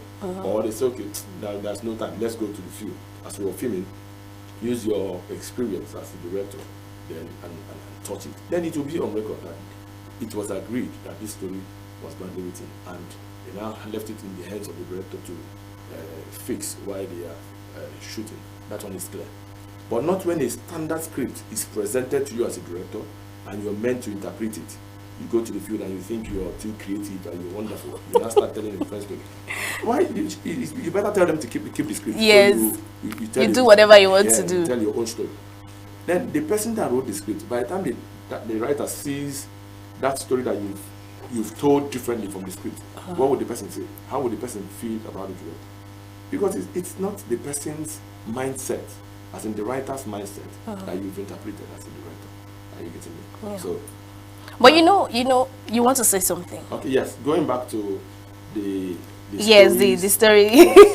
You said, I think you misunderstood me then when you said that the director, directors do not go in line with the story. That wasn't actually what I said. No, you said something, and I said, okay, someone said something about directors being the owner of the movie. So if a bad movie comes out, what I'm saying is that means we should hold the director responsible. Yes. If a film is bad, it's the director. If it's good, it's the director. So when you see a bad script, you should be able to raise alarm from the beginning, so it will be corrected You don't go to field and at the end of the day, you now come up with the excuse that the script was badly written. That's why you told a bad story. No, it's not an excuse.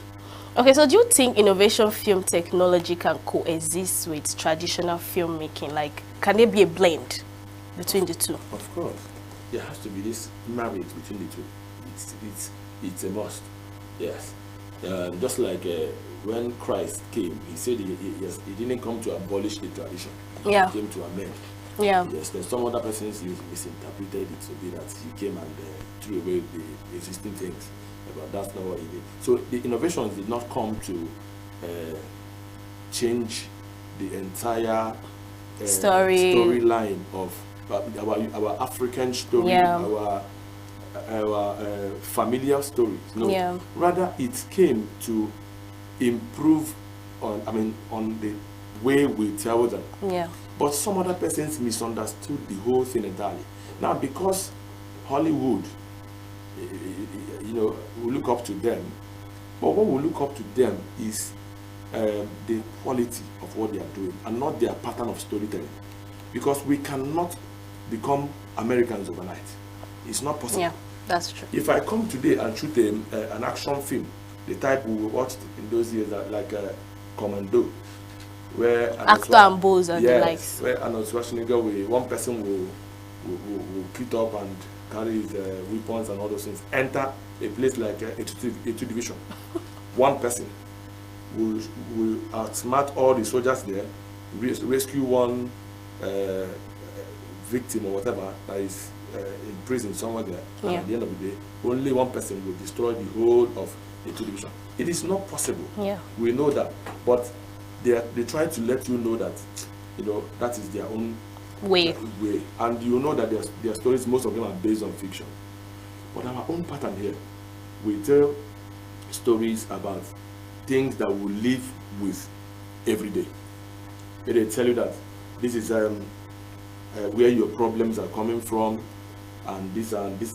No matter how people try to get tired of such stories, those are the things happening within our circle. Yeah. Hollywood can never get tired of telling you stories that have to do with action, all those fictions, all those things, because it is their. Instead, they upgrade on it.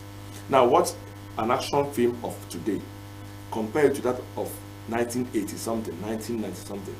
It is still action, but the only thing you see is sophisticated weapons.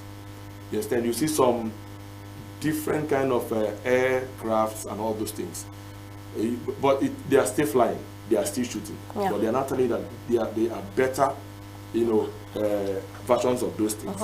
Now, in our own way here, in our own stories here, if we're talking about, they said we are too diabolical and all those things, and envy, when a neighbor or an uncle of yours is envious of your success and all that. Our time is actually up.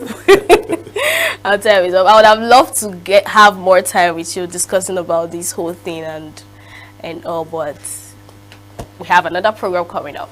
So thank you so much, Collins, for your time. Aharawa. And happy birthday to your son. Oh, yes. I wish him so many more years. My son is so dear to me that I cannot forget that today is his birthday. All right, this is where we draw the curtain. The show has come to an end. Join us same time tomorrow. Follow us on all our social media platforms, and of course, subscribe to our YouTube channel. I remain your baby girl, Queenette Mokunta. Enjoy the rest of your day.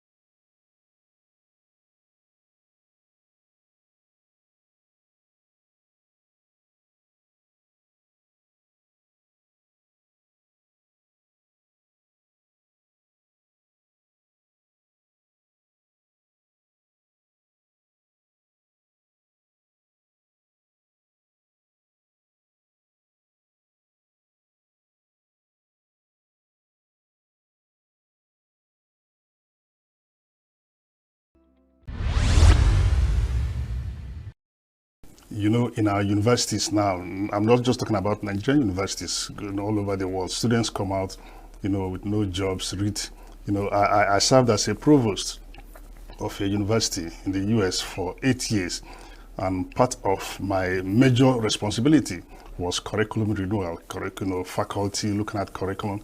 And, you know, you see still operating curriculum that has been outdated. And so when students graduate, there are no jobs.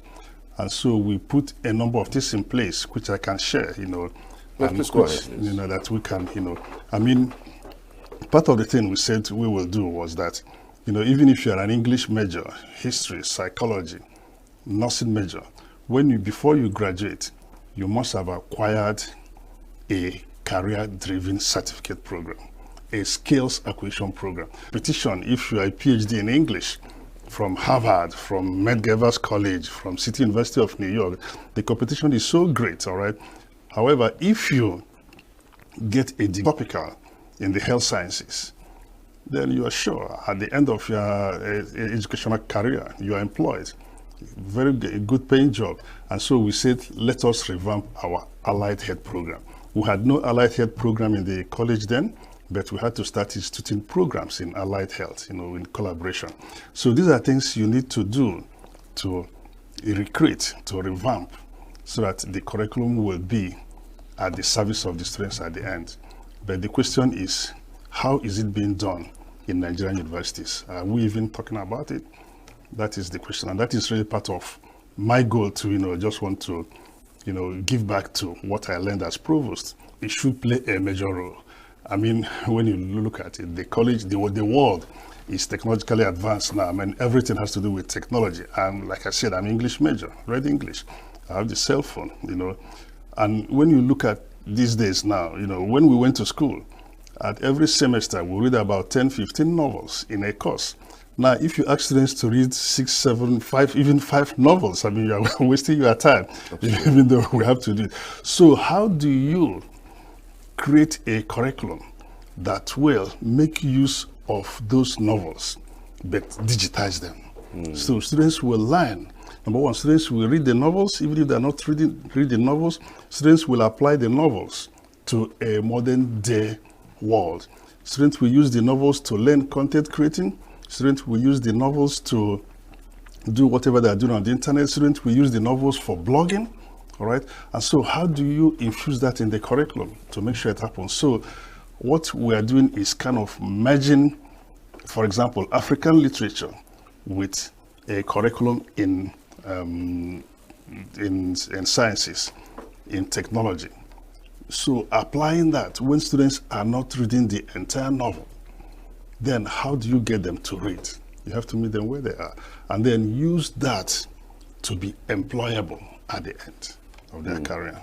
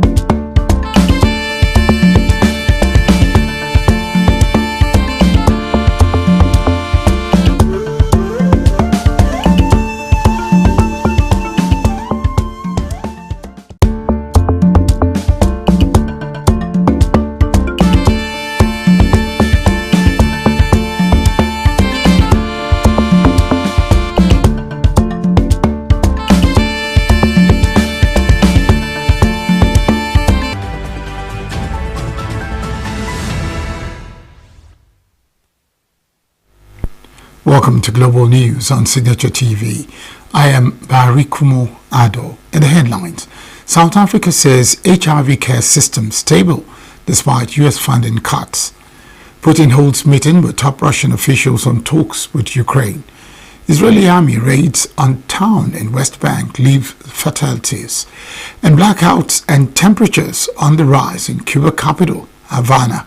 Details shortly. We are local. We are right now with the wife of the man that was... Why the main market is in chaos. People... We are national. Those in support of this motion as amended, say aye. Aye. We have taken the vote by default. We are international. Israeli airstrikes. Donald Trump left us the worst unemployment.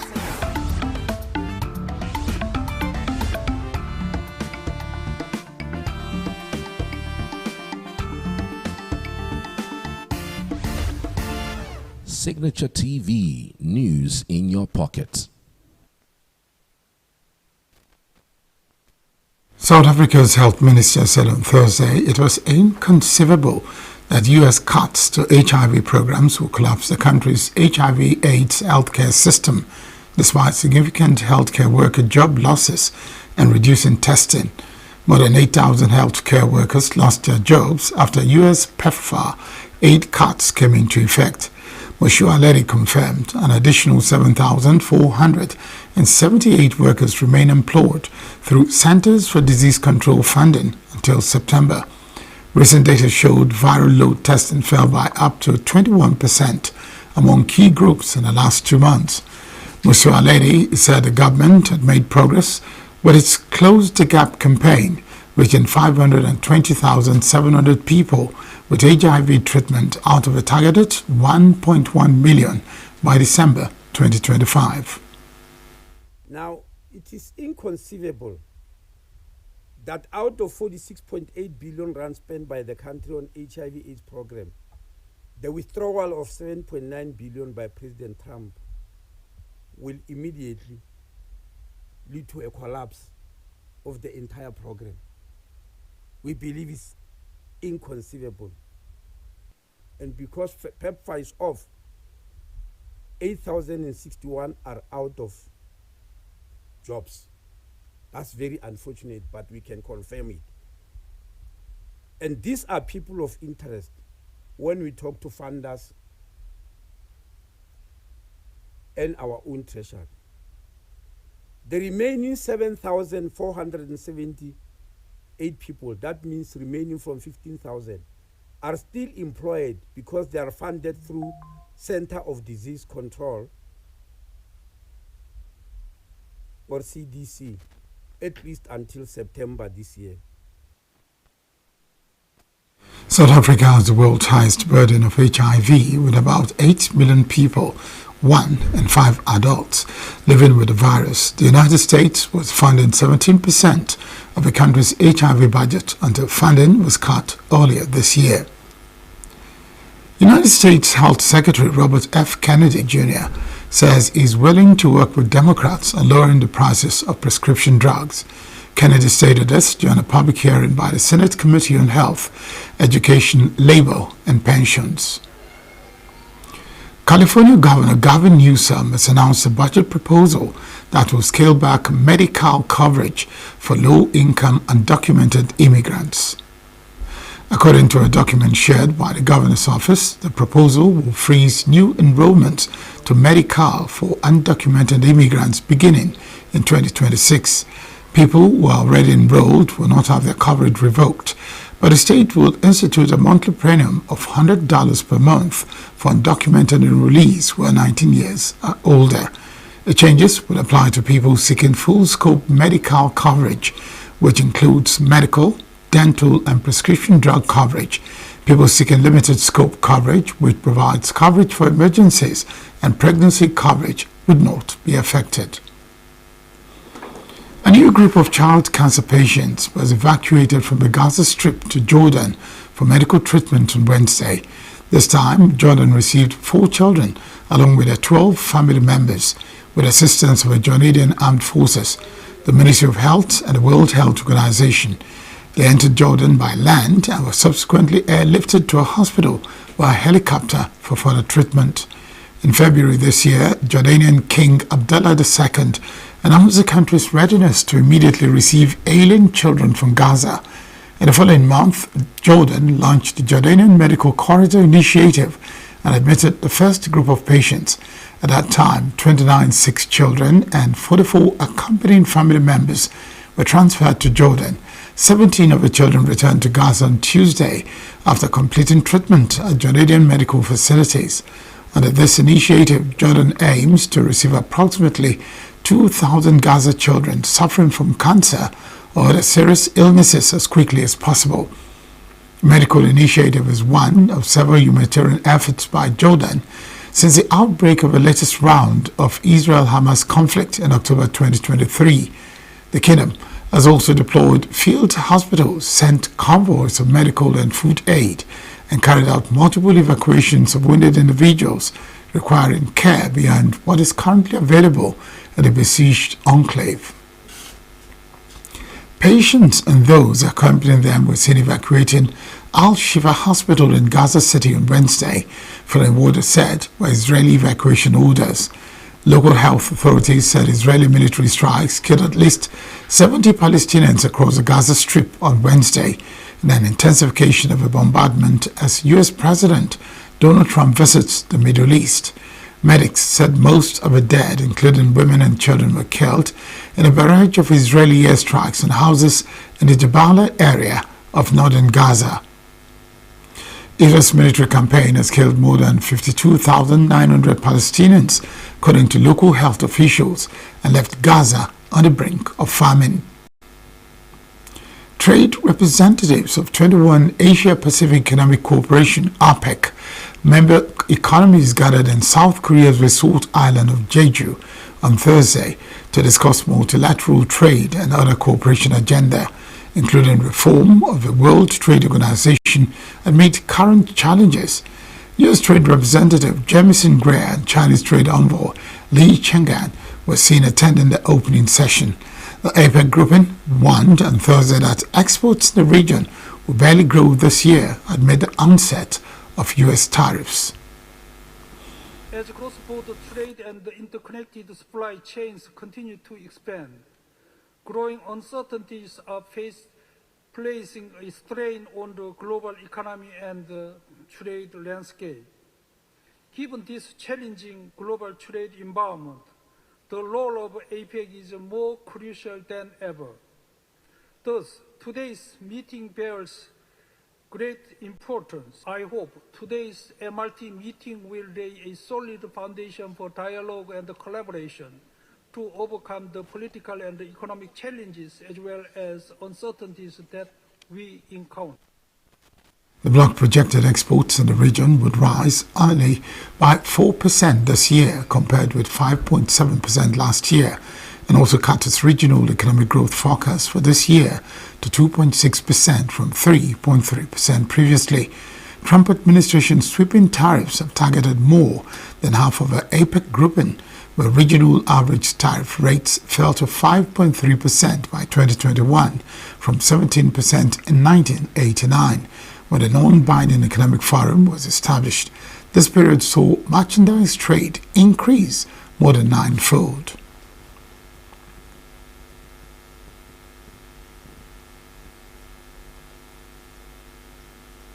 U.S. President Donald Trump has renewed his appeal to Iran to reach a nuclear deal with the United States and its allies, saying he wants to see Iran thrive and that is counting on Qatar to help pave the way. His comments came as the United States issued sanctions on Wednesday to target Iranian efforts to domestically manufacture components for ballistic missiles.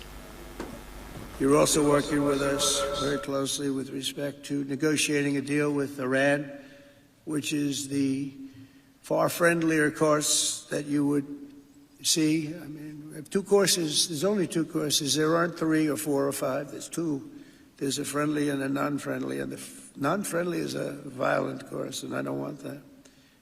I'll say it up front, I don't want that, but they have to get moving.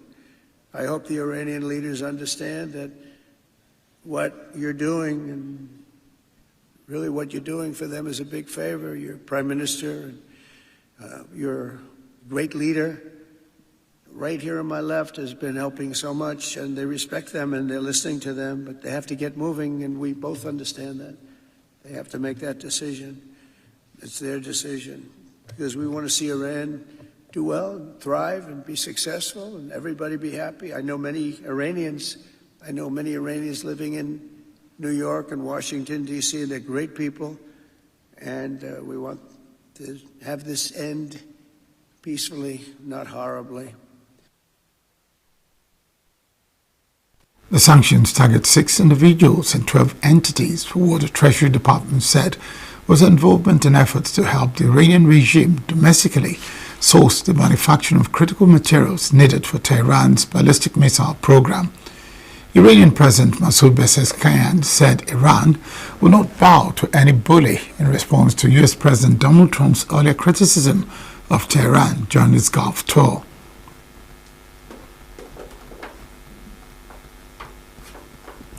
U.S. President Donald Trump said on Thursday that the United States was getting very close to securing a nuclear deal with Iran, and Tehran had sort of agreed to the terms. Trump also said that India had offered the U.S. a trade deal with zero tariffs, and they will go to Russia-Ukraine talks in Turkey on Friday if it is appropriate.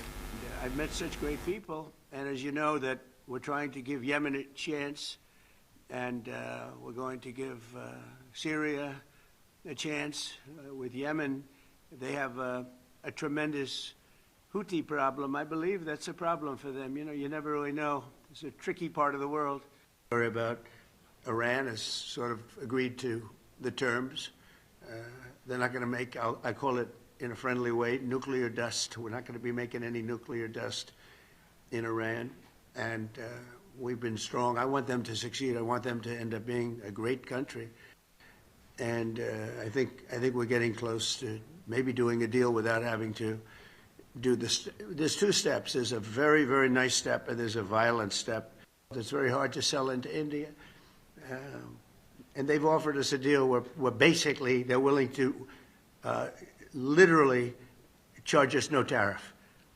So we think we're going to do well with Russia, Ukraine. 5,000 soldiers are being killed every single week on average. 5,000.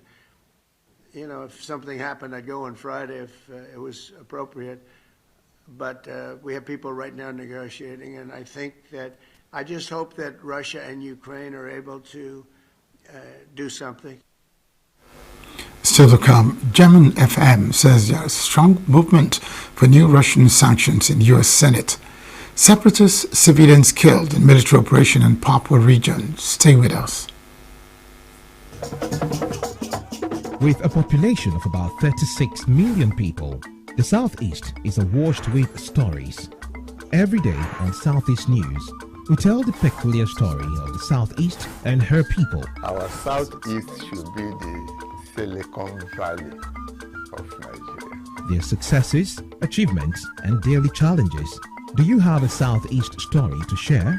Community achievements and challenges, completed and uncompleted projects, bad roads, water scarcity, erosion, flooding, insecurity, or even disagreements? Bring it on to Southeast News. On Southeast News, no story is too big or too small. Southeast News. Let's tell our story. Showing on Signature TV every weekday at 4 p.m. WAT, 1600 hours GMT.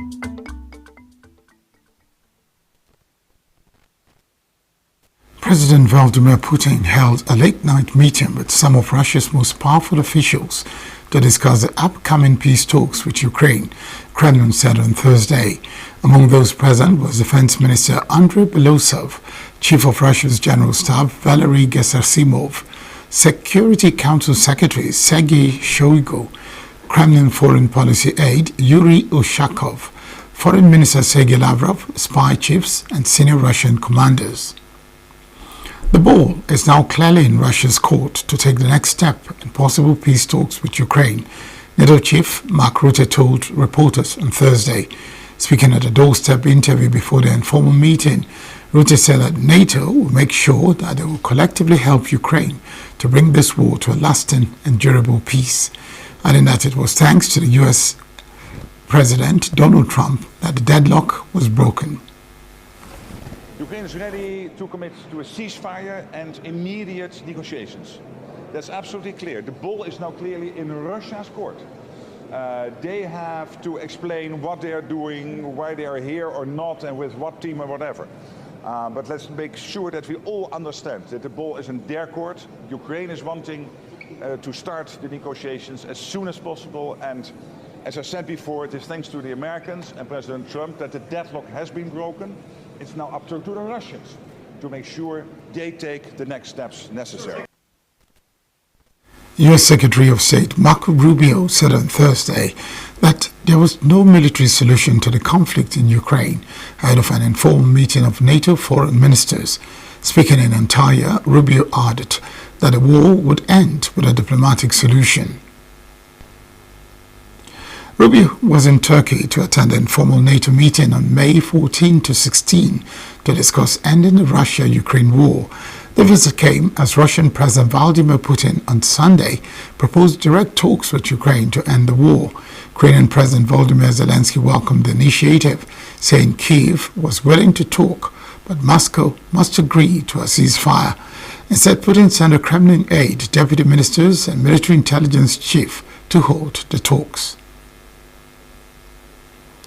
German Foreign Minister Johann Wadephol said on Thursday that many U.S. senators are ready to enact a bill that will impose fresh sanctions on Russia if the Kremlin doesn't move. Speaking before the start of Day 2 of a NATO foreign ministers meeting in Turkey, Wadephol said the U.S. and Europe are on the same page when it came to additional sanctions on Russian trade.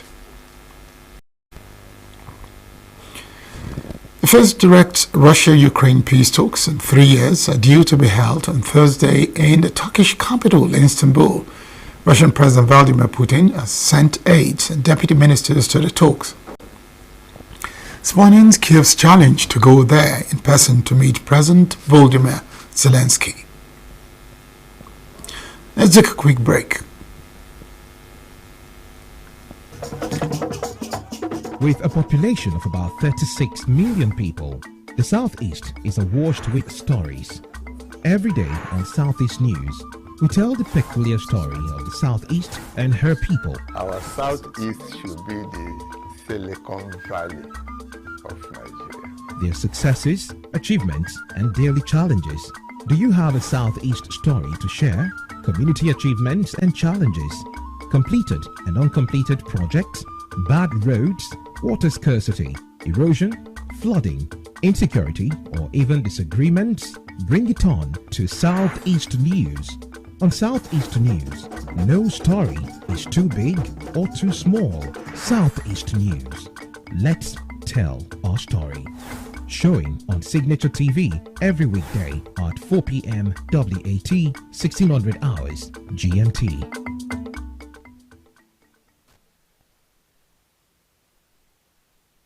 Still on the Russia-Ukraine peace talks, Russian President Vladimir Putin has sent aides and deputy ministers to the talks, spawning Kyiv's challenge to go there in person to meet President Volodymyr Zelensky.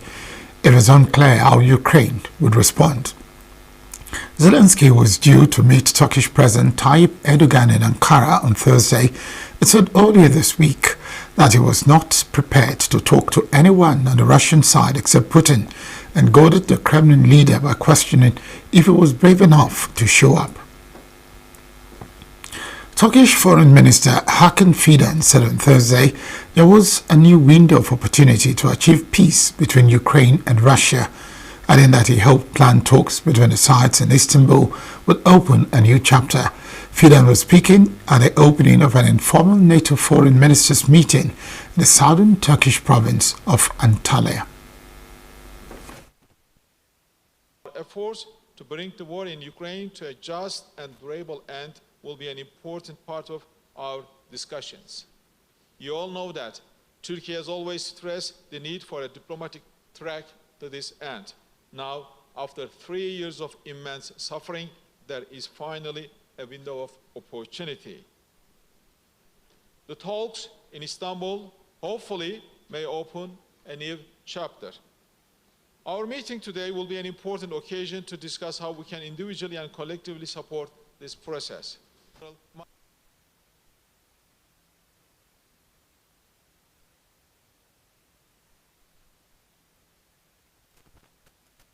It is likely that it's difficult for Russian President Vladimir Putin to change tracks because the Russian industry is involved in defense, Italy's Foreign Minister Antonio Tajani told reporters on Thursday.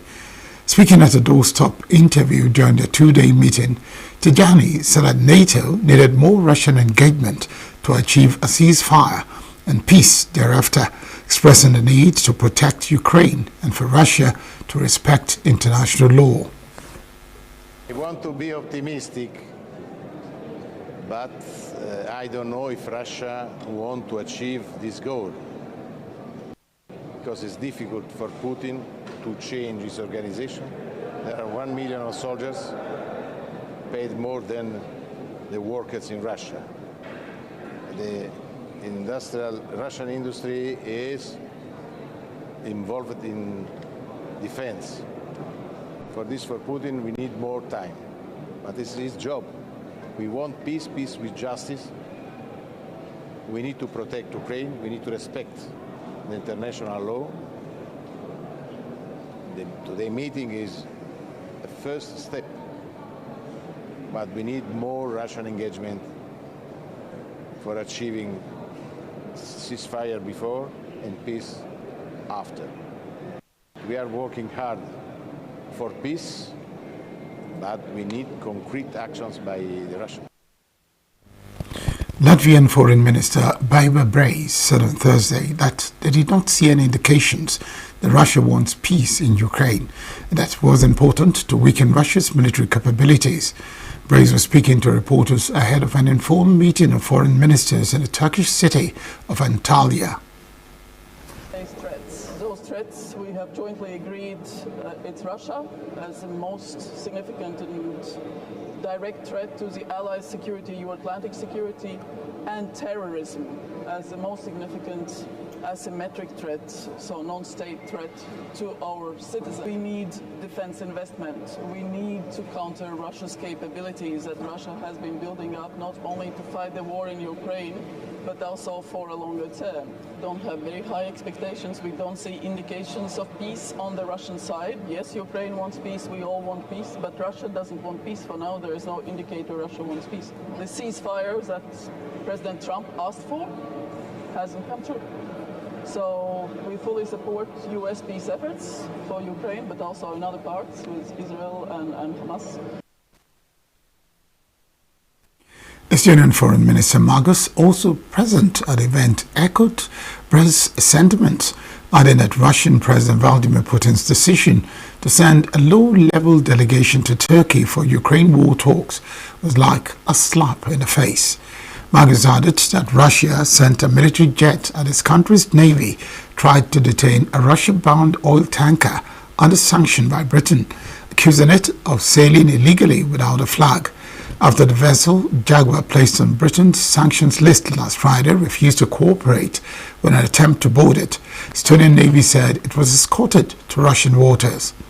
Margus also told reporters that his country's official position is that a future defense spending target for NATO members should be 5% of gross domestic product. Send a fighter jet to check the situation, and this fighter jet violated the NATO territory close to 1 minute. This is something very new.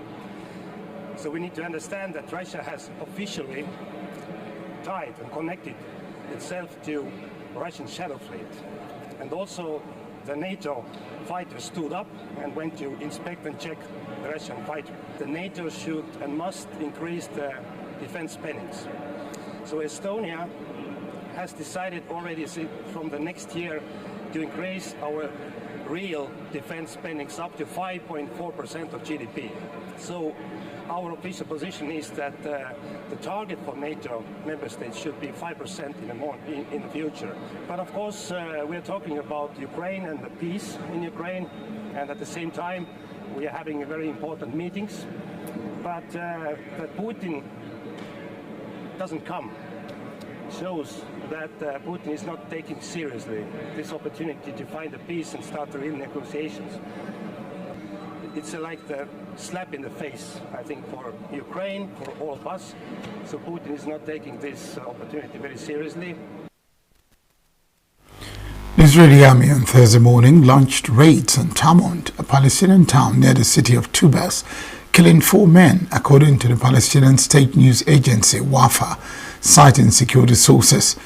Gunfire could be heard coming from the town, while some footage showed flames and black smoke on the top floor of their house as Israeli soldiers stood on the street outside. It was not immediately clear whether the assault on Tamont was connected to the shooting of a heavily pregnant Israeli settler, which occurred 35 kilometers away. The Indonesian Communion of Churches, a church group with a chapter in Papua, said on Thursday 3 civilians were killed during a shootout between soldiers and rebels, although the exact number of casualties needs to be further investigated. The attack came as villagers were asleep, said Ronald Richard Tapilato, the leader of the group's Papua chapter, in a news conference, citing reports from local churches as he called for an end of all military operations in Papua. Rebels have fought a low-level campaign for independence in the resource-rich Papua region bordering Papua New Guinea ever since the area was controversially brought under Indonesian control following Dutch rule and a vote overseen by the United Nations in 1969. The rebels have taken foreigners hostage, including a group of 26 wildlife researchers in 1996 and a New Zealand pilot who was released last year after being held for 19 months. Last month, the rebels said they had killed more than 17 people, saying they were soldiers disguised as gold miners. The Indonesian military has deployed some personnel in the area for Wednesday's operation to anticipate movements from the remaining rebels, according to a statement. Australia's Prime Minister Anthony Albanese held talks with Indonesian President Prabowo Subianto on defense cooperation and global trade on Thursday, describing Jakarta as an indispensable partner on his first international visit since his re-election.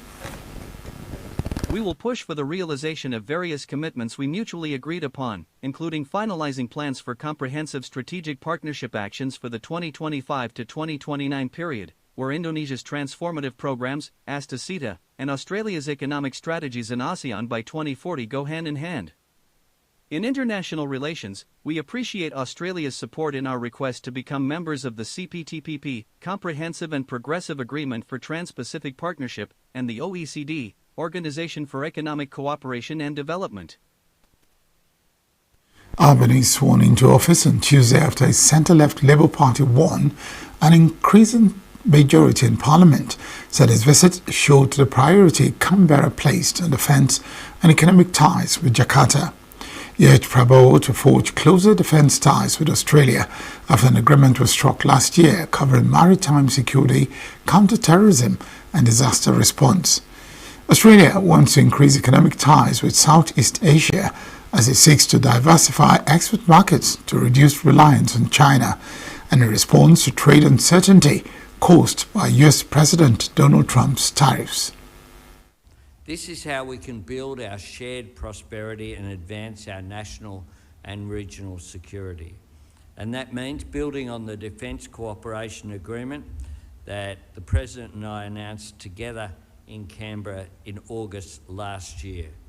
This treaty-level agreement, underpinned by the Lombok Treaty, will enable new cooperation in maritime security, counter-terrorism, as well as humanitarian and disaster relief. Portuguese people will head to polling stations to vote for a new parliament on Sunday. Recent polls show the Democratic Alliance, AD, headed by Prime Minister Luis Montenegro, extending its lead, though the projection showed it still falling short of a parliamentary majority. Montenegro's government failed to secure a vote of confidence from Parliament after the opposition questioned its integrity over the dealings of his family's consulting firm. He has denied any wrongdoing. A year ago, the AD won the national election with 28.8% of a vote, marginally above the socialist 28%. While anti-immigration sentiment is expected to play in elections, far-right party Chega has been treading water in opinion polls after a surge in a previous election last year when it came third and quadrupled its parliamentary representation. Bolivia's Constitutional Court on Wednesday upheld a lower ruling banning more than 2 terms as president in effect, blocking former President Evo Morales from running in elections later this year. Unanimous decision from the court came after years of speculation regarding the constitutionality of a 3rd term, with Morales arguing that not allowing him to run again would violate his human rights. Morales has already served 3 terms as president, with a court allowing the final administration because his first tenure came before rewriting of the country's constitution. Morales responded to the court's decision by saying on X that only the people could ask him to give up the candidacy. Still to come, Yemen's Sana'a airport to resume operations in coming days. TikTok charged with breaching EU online content rules. Stay with us. We are local. We are right now with the wife of the man that was... Why the main market is in chaos. People We are national. Those in support of this motion as amended, say aye. Aye. We have taken it through by default. We are international.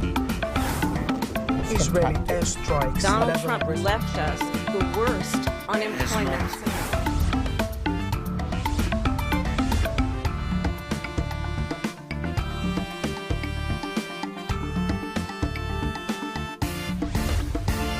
Signature TV, news in your pocket. A New Zealand government committee on Wednesday recommended 3 indigenous lawmakers be temporarily suspended from Parliament for the performance of a haka during the reading of a contentious bill last year. The right to cast one's vote without impediment goes to the heart of being a member of Parliament. It is not acceptable to physically approach another member on the floor of the debating chamber. It is particularly unacceptable for Ms. Naru Wapaka to appear to simulate firing a gun at another member of Parliament. So here we are at the crux of the matter. It is not the haka, it is not about tikanga, it is not about the Treaty of Waitangi. It is about following the rules of Parliament, that we are all obliged to follow and that we all pledge to follow. It does not matter our gender, our ethnicity or our beliefs.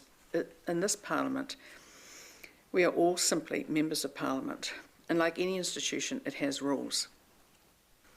We cannot bring this House into disrepute by ignoring those rules, especially if that results in other members being intimidated or maybe being intimidated. And that is exactly what happened on November the 14th, 2024. The Privileges Committee recommended that co-leaders of the Te Party Māori, Debbie Ngarewa-Parker and Rawiri Watiti, be suspended for 21 days, while Te Party Māori representative Hana Rahuti Kapi Clerk be suspended for 7 days for acting in a manner that could have the effect of intimidating a member of the House. Parliament must now vote to approve the suspension. The vote is expected to pass with the support of a ruling Conservative coalition. The report found that while both haka Maori ceremonial dance and song are not uncommon occurrences in Parliament, members were aware permission from the Speaker was needed beforehand unless they were performed during their speech. The recommendations come after the 3 members in the opposition Labour Party, Pen Hanare, performed the haka ahead of a vote on a bill that would have reinterpreted a 184-year-old treaty between the British and indigenous Maori last November. Ngarewa Parker is also alleged to have made a hand gesture similar to a handgun and simulated a fire in motion. Uruguayans formed long queues outside the country's legislative palace to bid the last farewell to former President José Mujica on Wednesday. Mujica, a one-time guerrilla and later president of Uruguay, who drove a beat-up VW Beetle and enacted progressive reforms that carried his reputation well beyond South America, died on Tuesday, aged 89. Mourners walked past his coffin draped in the Uruguayan flag and a 3 Oriental historical flag, crying, leaving flowers and blowing kisses, as President Mujica adopted what was then a pioneering liberal stance on issues related to civil liberties, signed a law allowing gay marriage and abortions in early pregnancy, and backed a proposal to legalize marijuana sales. The gay marriage and abortion measures were a big shift for Catholic Latin America, and the move on marijuana was at the time almost unprecedented worldwide. Critics question Mujica's tendency to break with protocol, while his blunt and occasionally uncouth statements sometimes forced him to explain himself under pressure from opponents and political allies alike. But it was his down-to-earth style and progressive musings that endeared him to many Uruguayans. The search for 2 missing self-defense force members continued on Thursday after a military training jet crashed into a lake in Aichi Prefecture, central Japan. Police received reports saying that they heard a large crashing sound shortly after the unit's T-4 training jet departed from Komaki Base in Aichi Prefecture at 3 p.m. local time on Wednesday, according to Japanese broadcaster Nippon TV. The SDF members aboard the T-4 were flying back to Untotabaru Base in Miyazaki Prefecture after dropping off an F-15 fighter jet for maintenance. NTV reported, citing the Japanese Defense Ministry. The T-4 training plane that crashed was introduced 36 years ago. It was not equipped with a voice recorder or flight recorder, according to NTV. Daily blackouts averaging 4 hours or more have become the new normal across Cuba's capital of Havana, an unsettling sign of a still unresolved energy crisis as the sultry Caribbean summer sets in. Havana, the major commercial hub on the island and a top tourist destination, has long seen occasional blackouts, but until recently had been largely shielded from the worst of the outages by the grid operator. The Western power outages in Havana come as the United States has severely tightened sanctions on Cuba, returning the island nation to a list of state sponsors of terrorism and ratcheting up restrictions on remittances, tourism and trade. Blackouts in the capital, unlike in much of the rest of the country, are likely scheduled and far shorter than in outlying and more rural provinces, where outages sometimes span 15 hours or more per day, but are increasingly the talk of the town in Havana.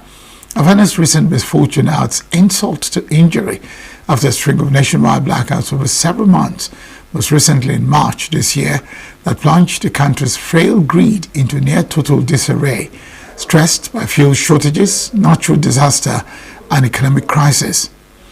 Those incidents led to school and workplace closures, reinforcing an already deep shortfall in output, which fell 1.9% in 2023.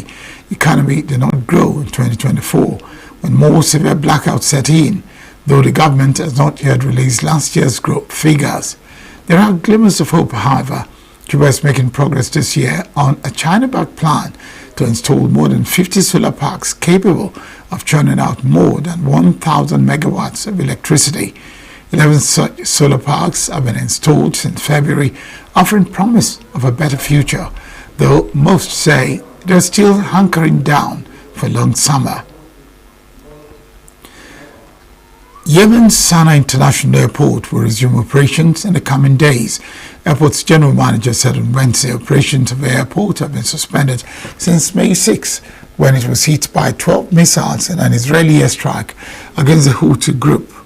The airstrike severely damaged the airport's terminal, runway and communications and navigation equipment, according to its general manager Khalid Al-Shaf. Immediately after the airstrike, the airport activated an emergency plan dividing airport staff into groups to repair facilities and enable backup devices to resume minimum operations as soon as possible, Khalid said. Sana'a International Airport is the largest airport in Yemen and the only functional international airport in Houthi-controlled areas prior to the attack. It once suspended all commercial flights from August 2016 to May 16, 2022 due to conflict. A young Mexican social media influencer known for her videos about beauty and makeup was brazenly shot to death during a TikTok live stream in an incident that sent shockwaves through a country that faces high levels of gender-based violence. The Jalisco State Prosecutor said in a statement that the death of Valeria Marquez, 23, is being investigated according to the protocols for femicide, killing of a woman or girls for reasons of gender.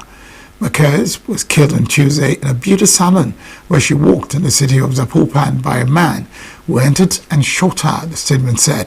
The person appeared to pick up her phone with her face briefly showing on a live stream before the video ended. Marquez, with nearly 200,000 followers across Instagram and TikTok, I said earlier on the live stream that someone came to the salon when she was not there with an expensive gift to deliver to her. Marquez, who appeared concerned, said she was not planning to wait for the person to come back. Social media app TikTok was charged by EU tech regulators on Thursday with breaching EU online content rules, putting its owner ByteDance at risk of a fine of as much as 6% of its global turnover. The European Commission said it had sent its preliminary findings to TikTok for an investigation launched in February last year. The EU executive said TikTok has failed to comply with the Digital Services Act obligation to publish an advertisement repository which allows researchers and people to detect scam advertisements.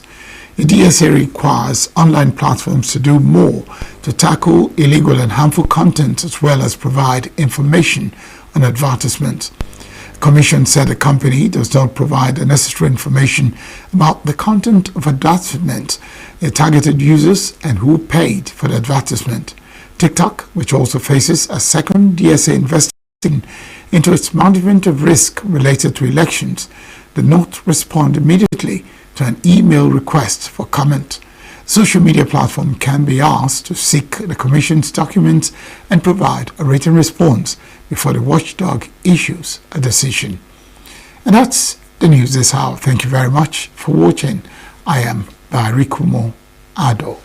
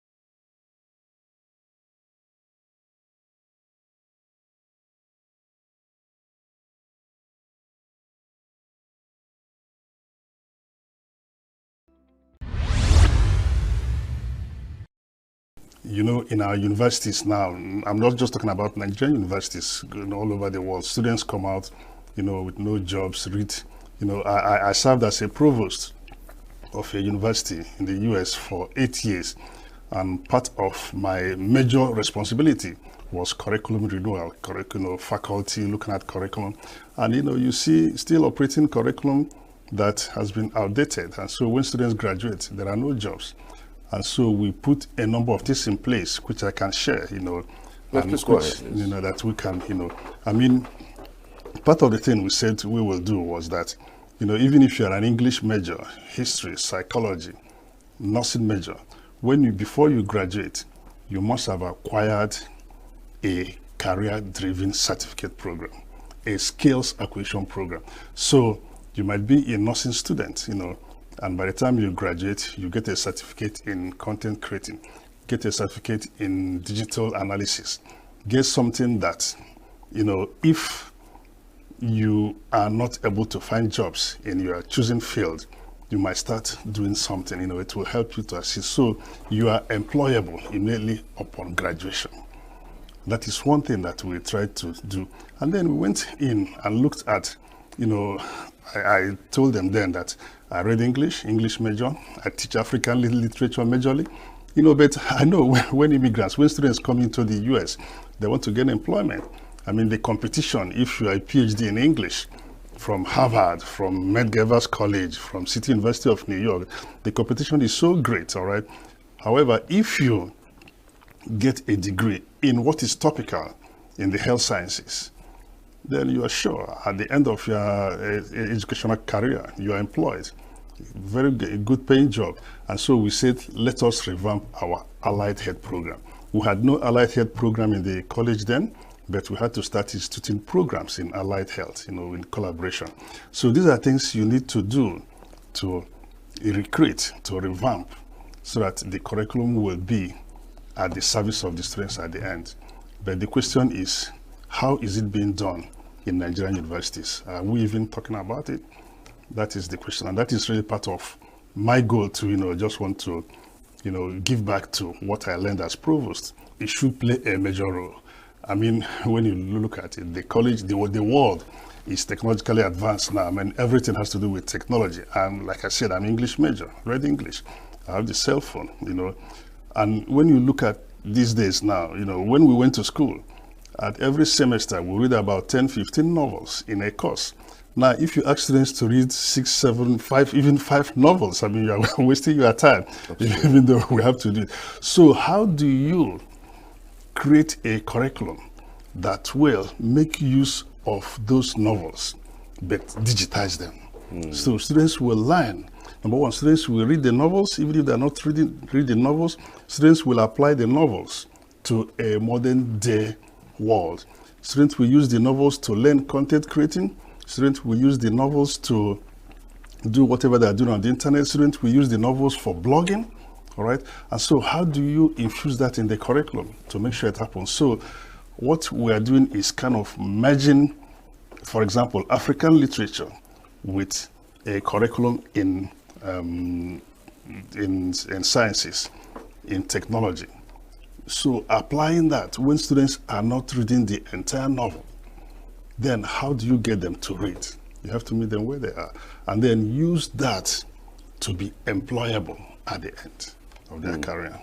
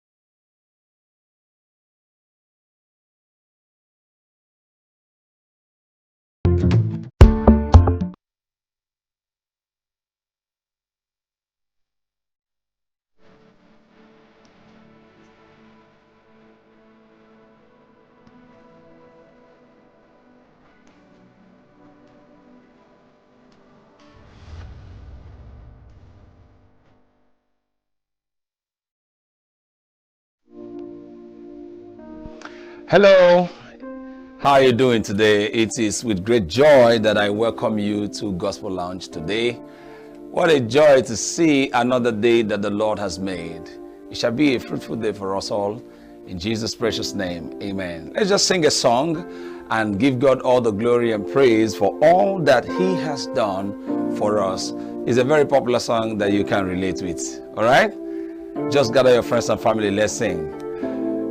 To God Most High, Most High, God of heavens, you are the Most High, ruler of the earth, Lord, Most High, King of heavens,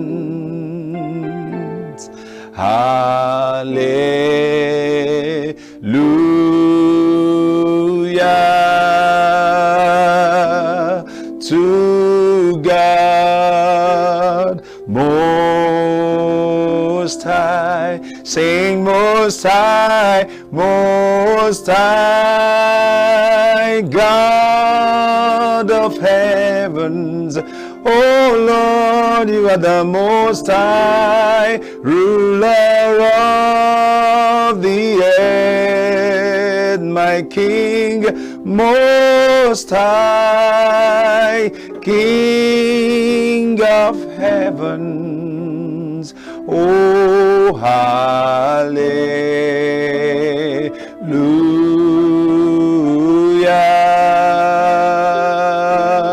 to God Most High, sing hallelujah, hallelujah,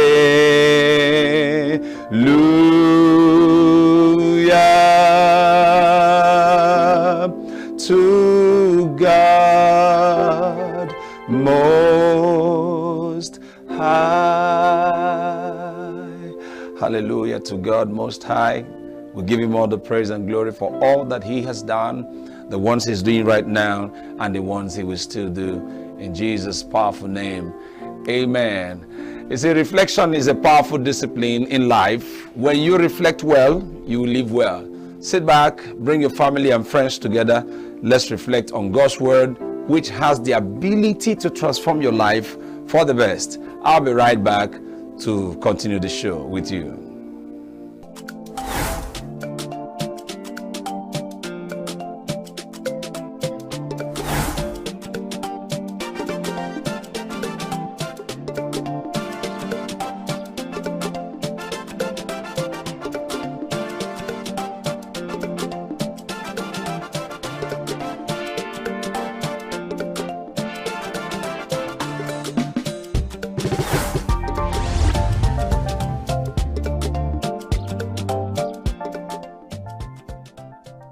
Every second, every minute, every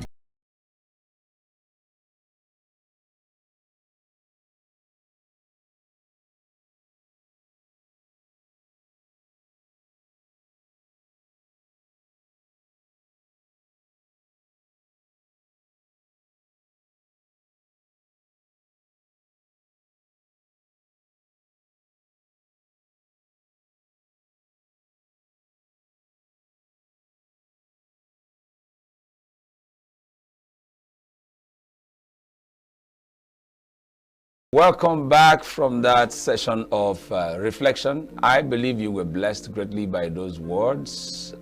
Please receive those words wholeheartedly and do the needful with it. Stay blessed. I have a wonderful guest in the studio today, and we are going to be discussing something very, very critical today: the effect of music in ministry. It's very, very important we look at this because a whole lot of things have been happening, and we need to talk about it, even if it is just an introduction, and make it an ongoing conversation, right? Generally, we know that music is an art of arrangement of sounds to create a desired effect, all right, involving melody, harmony, and rhythm. This is expressed through performance. You know, somebody standing up to sing, whether it's a song or someone is playing a piano or a guitar or a symphony. You know, the topic is very vast, okay? But to discuss this very topic with me today, I have a great guy that there's a whole lot to say about him, but he has served in different capacities as a music director, as a music coach. Currently, he is the manager of Aroma Worship Team, and a whole lot. But let me not just go into that. Ladies and gentlemen, help me make welcome my brother, Joseph Naji. We call him Joe Sax. Good to see you. Thank you very much for having me on the show today. You're welcome. I believe we're going to have an amazing time. Of course, yeah. of Thank course. you very much. Music and ministry. Why? Why music and ministry? Why? Asking music and ministry. Sometimes, if you look at it, you see that you can actually still combine it to be music, Ministry. Okay. Yes. Yeah. Yeah, but I know because of the direction we are heading today, yeah, we need to look at music as it is expressed in church. Yeah. Yeah. You understand? You've already mentioned that music is an organized sound, has to do with melody, harmony, and rhythm. Yeah. These are the basic concepts of music.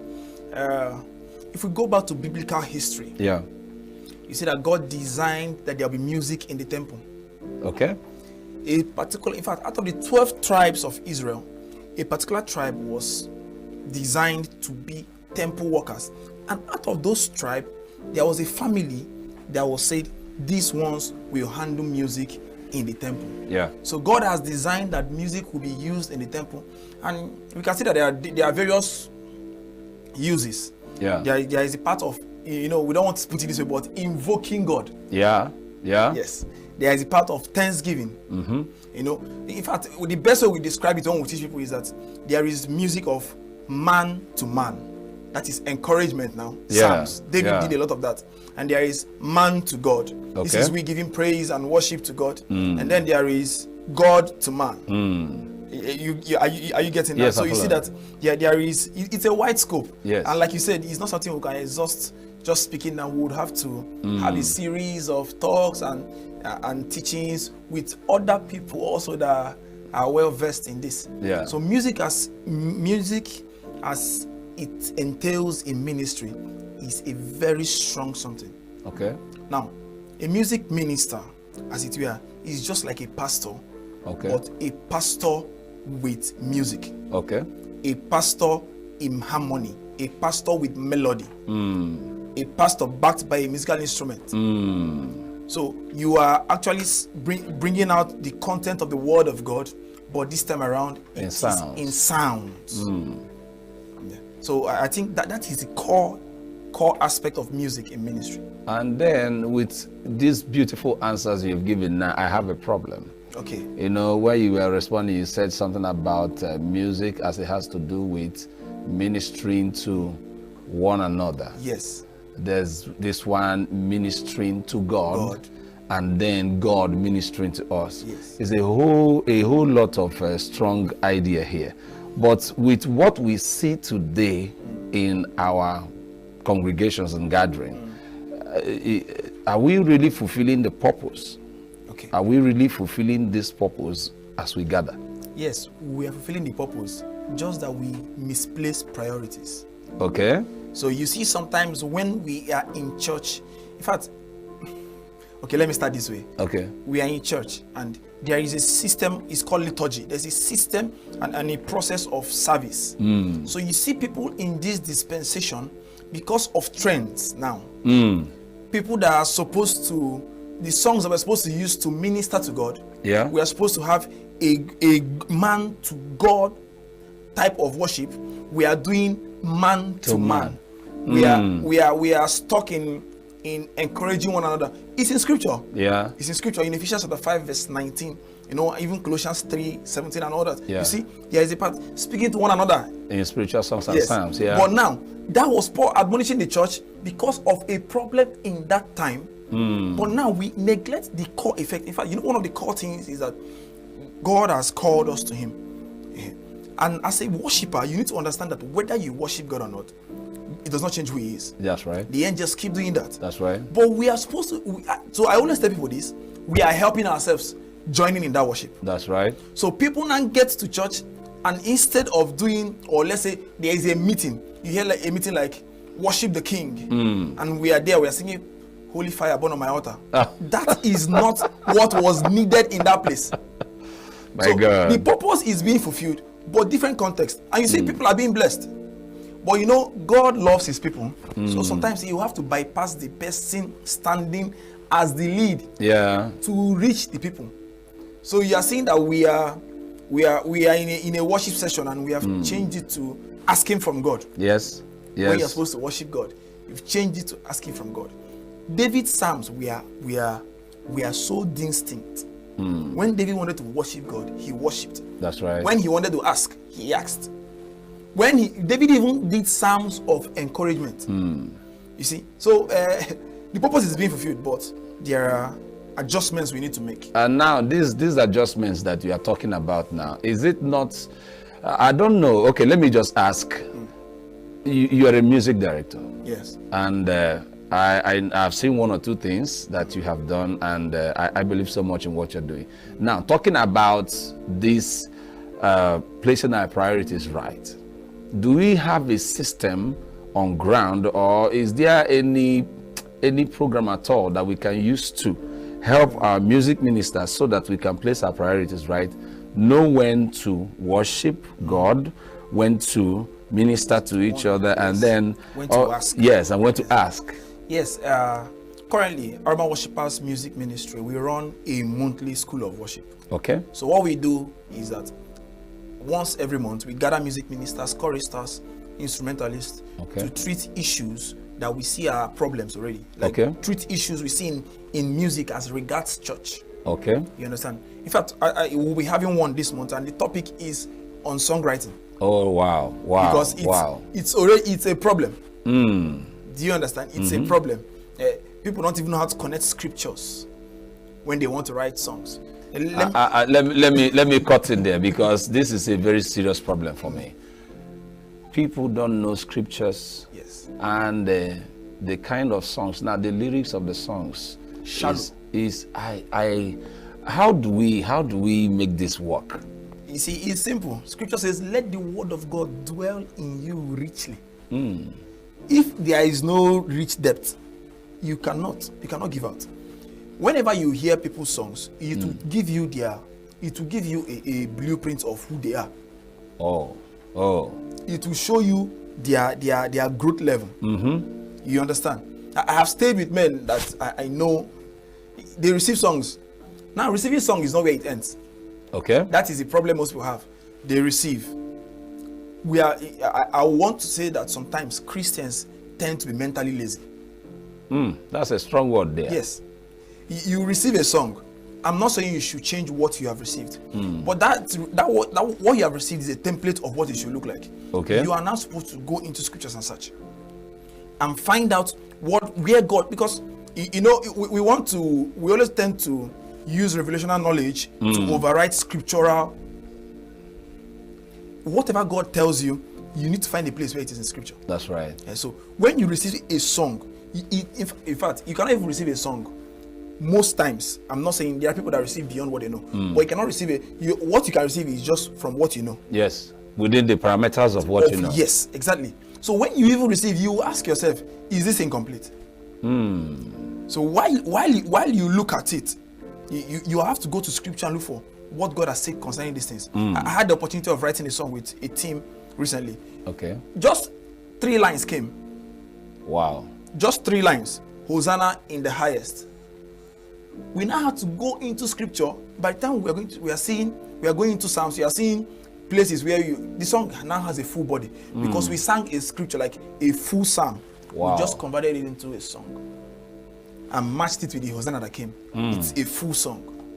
Sometimes I see where people receive songs after they have rehearsed and they want to execute it, something new will drop while they are performing it. Yeah. In fact, I experienced that yesterday.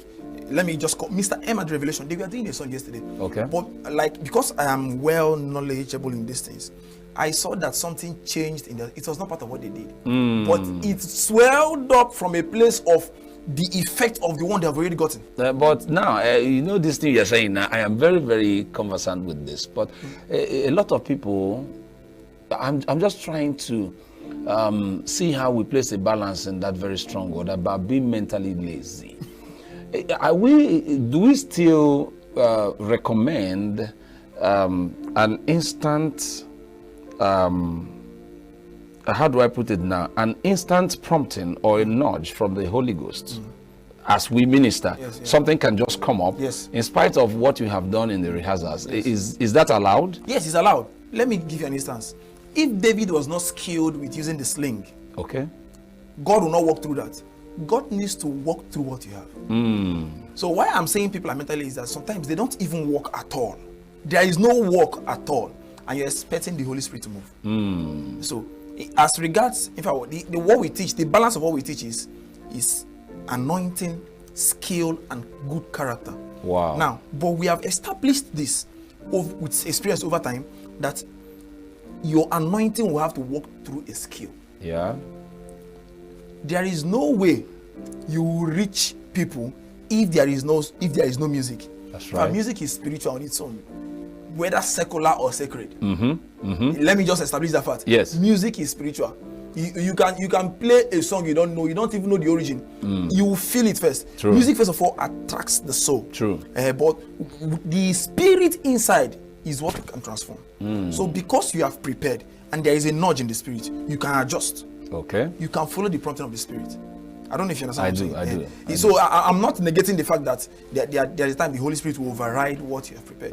Because God is always God is out for His people, not for you. Yes, it's for His people. So, for His people. So in fact, some people have been so rigid that they don't even align to the nudging of the Spirit. Because they are thinking about themselves. Oh, my arrangement. I have planned to sing these songs. I've been in meetings where you see you have planned and you just come, you're singing only one song. That's right. I've seen you in that scenario. That's right. You're just singing one song.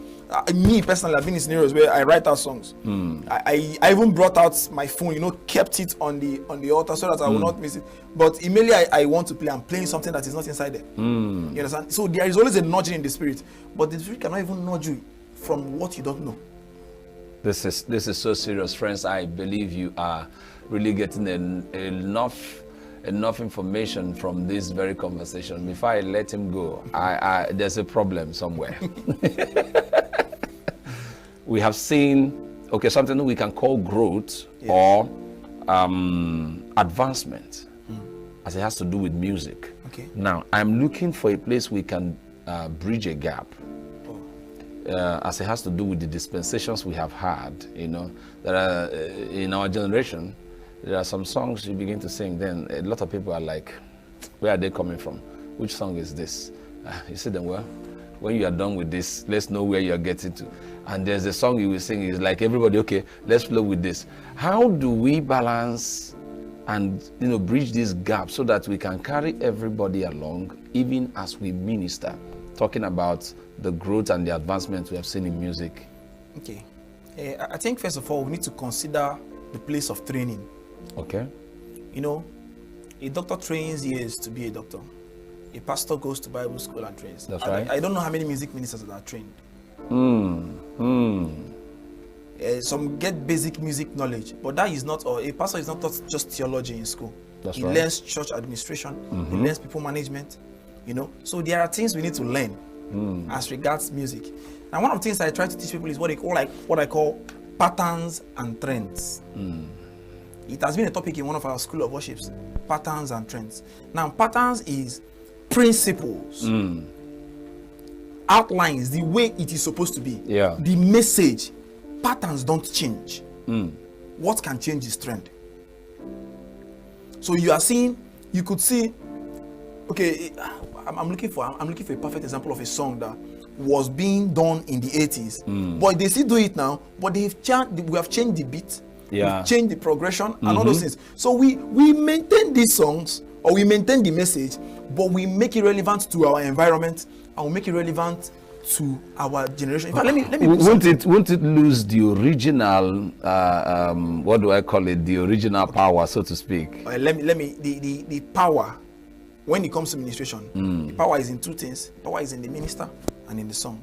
Okay. A powerful song is a powerful song. Yeah. There is nothing you will do now. If I sing your ways about, you will feel it. It's a powerful song. Even if I'm not a powerful minister, let us assume I'm not a powerful minister. Yeah. There are songs you will sing. It's powerful it's a powerful tool with you. Yes. It's just like saying I'm giving somebody an AK-47 and the person, let's say the person is 14 years. As long as the person has the gun, the person becomes powerful. True. You understand? So now one thing we are failing to neglect as regards this is that music is traditional too. Okay. I can't go to Jamaica and relate and bless them in a classical way. No. I'd have to convert it to a reggae. That's right. I can't go to the village in an Igbo setting. Let's say I can't go to somewhere like Nara. Sorry for using Nara, but I can't go to somewhere, a place like that, and I'm using trap music for them. No. I need to come to what they will relate. Even if I'm singing the same songs, I need to bring it to something they will relate. That's right. There are places you go and you have to actually even use local instruments to bring it up. The aim is this: as a music minister, you are ministering to God, but you are leading the people. Ministering to God and leading the people. My friends, I would need to cut this here because of our time. Joe Sachs has been blasting my head here with so much insight in this very topic. And like I said, this is going to be a continued conversation. We can't exhaust this here, honestly. We can't. Thank you so much for coming on the show and as always sharing great insight to the Thank you topic. very much. Thank you so much. Thank you so much, sir. All right, friends, I call you to action now. You see, music is very, very important. Very, very important in our ministry and our church, and the things that we do is very, very important. That's why I want to call you to action now. See, like you heard him, we can't do better if we don't train. Go for training. Open up yourself to learn new things. Learn new things. You see, when we are worshiping, we worship God. We sing to minister to ourselves. We also sing to receive from God. He heard a lot of things that he said. So you need to understand the effect of music in ministry as a music minister. Music, as far as ministry is concerned, is a great tool. Not just for edification, but for spiritual growth. The church should understand its purpose and fully utilize its benefit. The challenge and misconceptions of music as a ministry in the body of Christ will be well handled if scriptural principles. You heard when he said something about, whatever you receive, you merge it and balance it with the scriptures. All right? Finally, do music to the glory of God and not for selfish interest. All right. I'm going to see you shortly after this break.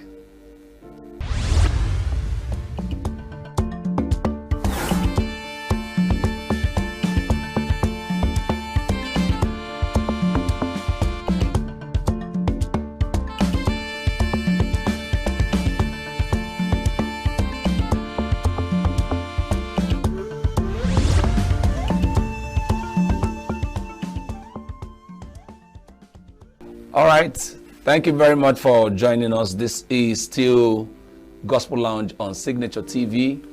I have another guest in the building, and then we are going to be talking about something very, very critical. It has to do with prayer. Every one of us pray, and this topic is vast and connects a whole lot of concept and context. However, a general accepted definition submits that prayer is a way of communication with divinity. I have a lot to say about this, but I have a guest in the building that will help me discuss this wonderful topic today. He is a great man of God that loves God and his people. A whole lot to say about him. He is Reverend Emmanuel Mwobodo.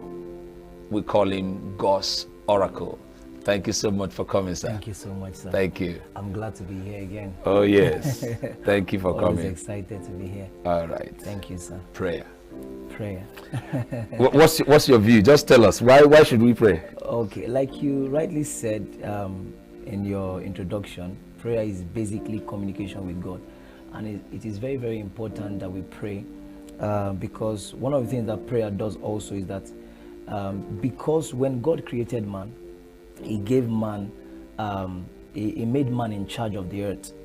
And he said, let them have dominion over everything. So he gave man charge over this earth. But at the same time, God doesn't want us to just take charge without him being involved in our affairs. So prayer is simply giving heaven a legal right to intervene in our affairs. Wow. Yes, very important. So we have to spend time to pray and communicate with God. Luke chapter 18 verse 1 says, men ought always to pray and not to faint. So as long as you're a man, you have to pray. You need the divine assistance of God, and you can only get that through prayers. And since it has to do with humanity discussing and communicating with divinity, why is it that a lot of people pray and then answers are not coming? What's the problem? What are we missing? Two basic things we are missing. I'll just say that from the scriptures. The Bible says, you ask and receive not because you ask amiss. The word amiss means you ask wrongly. It simply means there's a right way to ask. Okay. That's number one. Then the second reason why we ask or pray and don't get answers to our prayer is because of doubt. And it's one of the major hindrances to pray. He said in prayer, he said you ask and you would not receive what you've asked because you doubt what you are even asking. A lot of persons just pray because prayer is ritual. I need to pray, so they just pray. They don't believe that the one they are praying to is able to answer their prayer. Oh my God. So you have to believe that God is, and then a rewarder of them that diligently seek him. Hebrews chapter 11 verse 6. So you have to believe that he is first, and then he's a rewarder of them that diligently seek him. So unbelief hinders our prayers. And then the first one, like I said, we pray wrongly. A lot of persons pray wrongly. One of in Philippians chapter 4 verse 6, the Bible says, don't worry about anything, but through prayer and supplication with thanksgiving, let your request be made known unto God. So I was teaching my people in church, that was 2 Sundays ago, the importance of thanksgiving in their prayers, how that he hastens your answers. When you pray with thanksgiving, God responds to you speedily, and it's powerful. So we need to learn to begin our prayers with thanksgiving, and then make our request, and then end our prayer in thanksgiving. So it's very, very important that we learn to give God thanks even in prayer. Is one of the basic way to pray rightly. The moment you ask God in thanksgiving, you are already thanking him in advance. You know, there is a way. So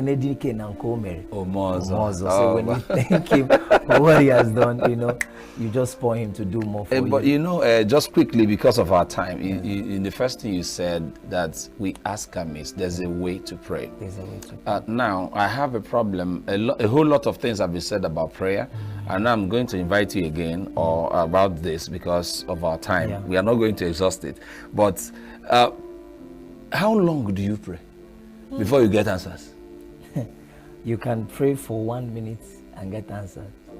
You can pray for 30 seconds and get answered. You can pray for 1 hour and get answered. So what's the secret? So the problem is not the length of time or the shortness of the time. It is the faith attached to your prayer that produces results. My God, my God.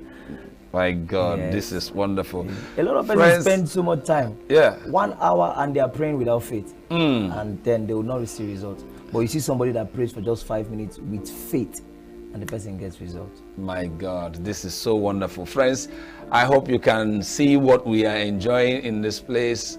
My brother God's Oracle has been giving us a very deep view as it has to do with prayer. It's not about the number of times you pray, but the faith you attach to your prayer. And there's a way to pray. You pray according to the will of God. All right, thank you very much for joining us in this very show, and I must thank you so much for coming to this show and sharing wonderful insight as always. Thank you, sir. We wish you well from all of us here at Signature TV. Thank you. We wish you all the best. It's a blessing to be here. Thank you. Thank you, sir. Every second, every minute,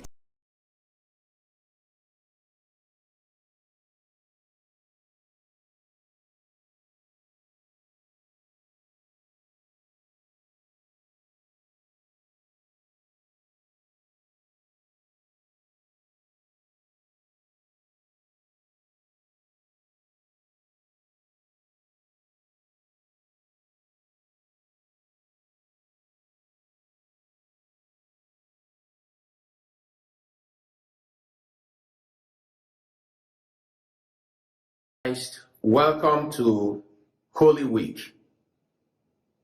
This is a special moment when God is acting in a special way in the lives of all those who lay down their lives at the foot of the cross. I'd like to begin this reflection for Holy Week with a very moving story of an Irish soldier who prepared during Lent to receive baptism. He had won many victories for his people, but one thing was lacking in his life. He was not yet a baptized Christian. And so he took the season of Lent to prepare for baptism on Holy Saturday. In those days, baptisms were carried out during Easter Vigil in the farms. And the entire community gathered for the celebration of Holy Pasch. The bishop arrived, dressed up with his mitre and his crosier, the pastoral staff of the bishop, which had spikes on the base because he was going on a rough ground. And when the time for baptism began, this Irish soldier came before the font of baptism. And as the ceremony was going on, just about halfway, this soldier collapsed. It was when he collapsed that they realized that the spiky base of the bishop's pastoral staff all through the ceremony was resting on the right foot of this Irish soldier, and he was bleeding. So when eventually he was resuscitated,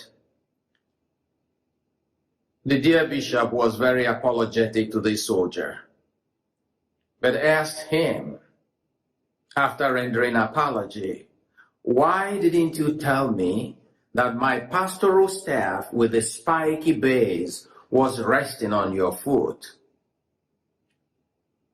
The soldier said to the bishop, "I thought it was part of the ceremony. I was prepared to pay the price if that was what is needed for me to become a Christian." "I am prepared to pay the price," said this soldier, "if that is what it takes to become a Christian. I am prepared to make that sacrifice. Even if it meant bleeding to death, dying, he was prepared." So I ask you, what price are you prepared to pay for your faith, for your mission, for your life, for your church, for your nation, for your family, for all the things that matter to you? What price are you prepared to pay? I ask you to walk with Jesus during this Holy Week, and you will see the price he was prepared to pay, the price he paid for the sake of all of us. God loved us, but will have eternal life. Greater love has no man than this, than to lay down his life. That was the price he was prepared to pay. That was the price he paid. His bleeding hands, his pierced face, all filled with thorns, pain, and blood.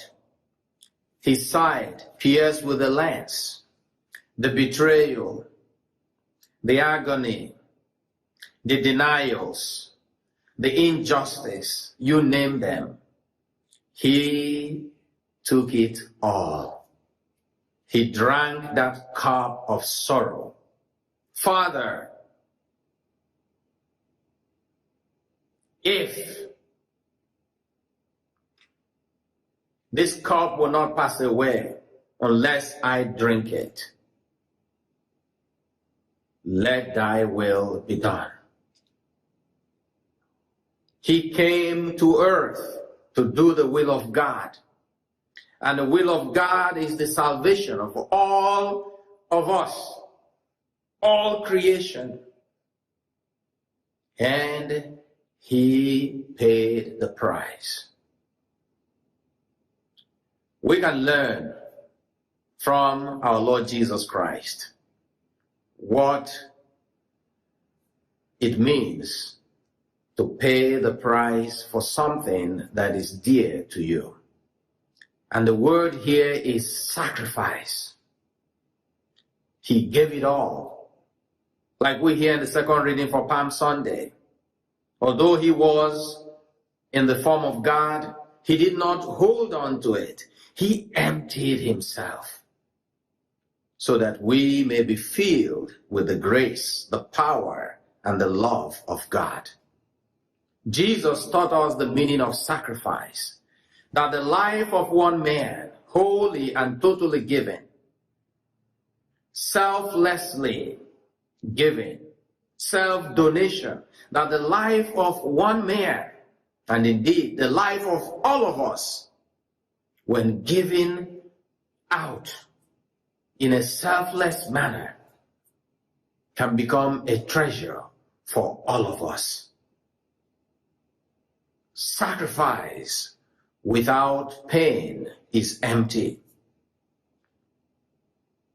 Love without sacrifice is vain. And that's what Jesus teaches us on the cross. That life is about sacrifice.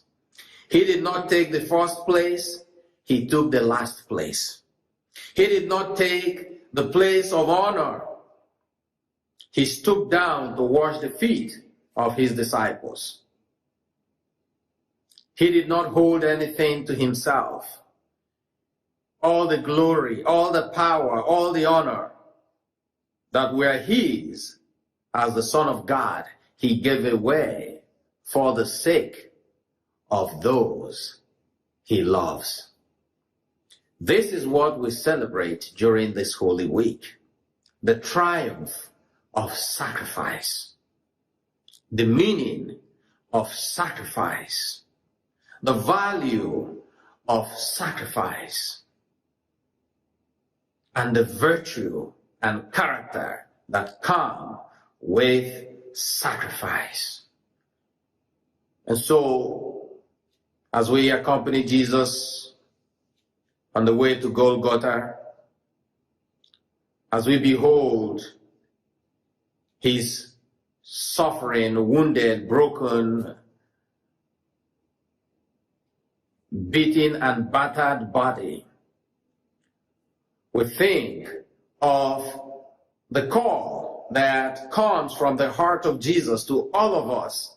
Love one another. Take care of one another. We can only do that if we are prepared to sacrifice,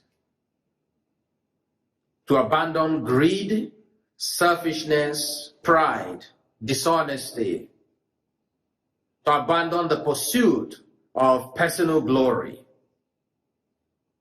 to go the extra mile for the sake of others. That's the path to our future.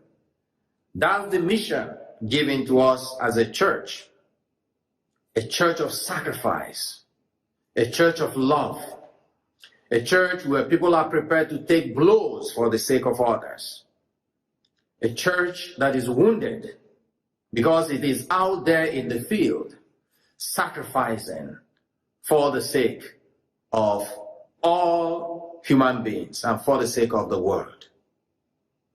As we walk with Jesus in this sacred walk of Holy Week, lay down your burdens at the feet of Jesus, lay down your pains, your own suffering, sometimes unmerited suffering, at the feet of Jesus. He committed no sin, but he suffered because of the sacrifice he paid, he made for the sake of those he loved. How lucky we are that we have in Jesus a Savior who heals, liberates, teaches, and saves us through this sacrificial way. To him be glory and honor forever and ever. All right, friends, thank you very much for joining us on this show. We'll meet you next time on this very wonderful show, Gospel Lounge. Till I come your way again, pray there is a God to answer. Be a reason why God will answer someone's prayer. Be a reason why someone will be happy. Keep making melody to the Lord and keep praying because God answers prayers. My name is Victor Chief Judge. Shalom.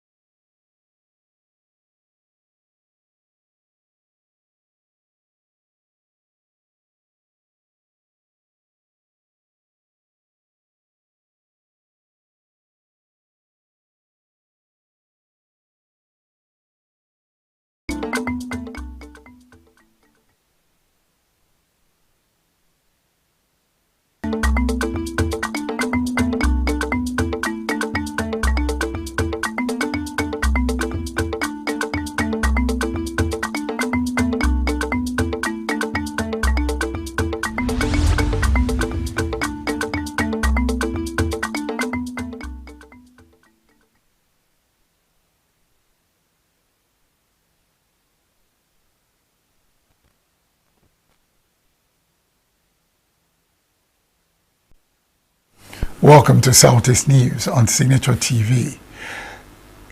Barry Kumado is my name, and as I welcome you to this edition, I'm glad to say the weather is cool in ENUGU. I hope it's the same wherever you are. Let's go straight to the headlines. Ohanaeze rejects receipt exam, demand 300 scores for Southeast candidates. UNTH nursing students drum the benefits of exclusive breastfeeding to nursing mothers. For details, stay with us. With a population of about 36 million people, the Southeast is awash with stories. Every day on Southeast News, we tell the peculiar story of the Southeast and her people. Our Southeast should be the Silicon Valley of Nigeria. Their successes, achievements, and daily challenges. Do you have a Southeast story to share? Community achievements and challenges. Completed and uncompleted projects. Bad roads, water scarcity, erosion, flooding, insecurity, or even disagreements? Bring it on to Southeast News. On Southeast News, no story is too big or too small. Southeast News. Let's tell our story. Showing on Signature TV every weekday at 4 p.m. WAT, 1600 hours GMT. Youth Wing of Apex Igbo Socio-Cultural Organization, Ohanaeze Igbo Youth Council Worldwide, has described as unacceptable the decision by the Joint Admissions and Matriculation Board JAMB to fix a fresh examination for those affected by what it called errors in recently released results. JAMB Registrar Professor Ishaku Loyede on Wednesday admitted to the errors that had led to the low score of candidates in 5 Southeast states. The board then said arrangement had commenced to reschedule the exam for the affected candidates. When a statement made available to journalists on Thursday, the national president of Ohanaeze Igbo Youth Council Worldwide, Mazi Oku Nabuike, said the arrangement was totally unacceptable. Oku said it was a disservice for JAMB to subject the candidates to another round of mental torture, stress and risk for not something that was not their fault. He declared that JAMB should allocate 300 score to all Southeast candidates affected by its own error, not that of the candidates, stating that Igbos are very brilliant people and could have made 300 and above. Nursing students from University of Nigeria ENUGU campus have taken a bold step of reaching out to mothers outside the hospital environment. The outreach, which is the grand finale of their Community Health Week, took the students to Umuchibo and Umuwene health centers in ENUGU East local government area, with a central message focusing on the health benefits of exclusive breastfeeding for at least 6 months. Correspondent Chinimerian Kegminam witnessed the outreach. The hospital facilities and other paraphernalia of the UNTH ENUGU practically moved from the hospital to the Umuchibo and Umuenewene health centers in ENUGU East local government area. And that way, the Department of Nursing Sciences wanted to make their impact felt in the community in line with their professional calling, ambience of the cultural dance. In commemoration of the 6 weeks community health outreach in the academic calendar of the nursing department, the Umuchibo and Umuenewene health centers were part of the celebrations. The occasion brought to an end the successful public health service rendered to these communities by the University of Nigeria nursing students. The ceremony was attended by a large number of health practitioners, nursing mothers, nursing students, administrative staff, lecturers, community members, and their leaders, parents, and spouses. The event commenced with free public health services, followed by an intensive health session where health experts shared diverse knowledge on the importance of breastfeeding in promoting infant health and development.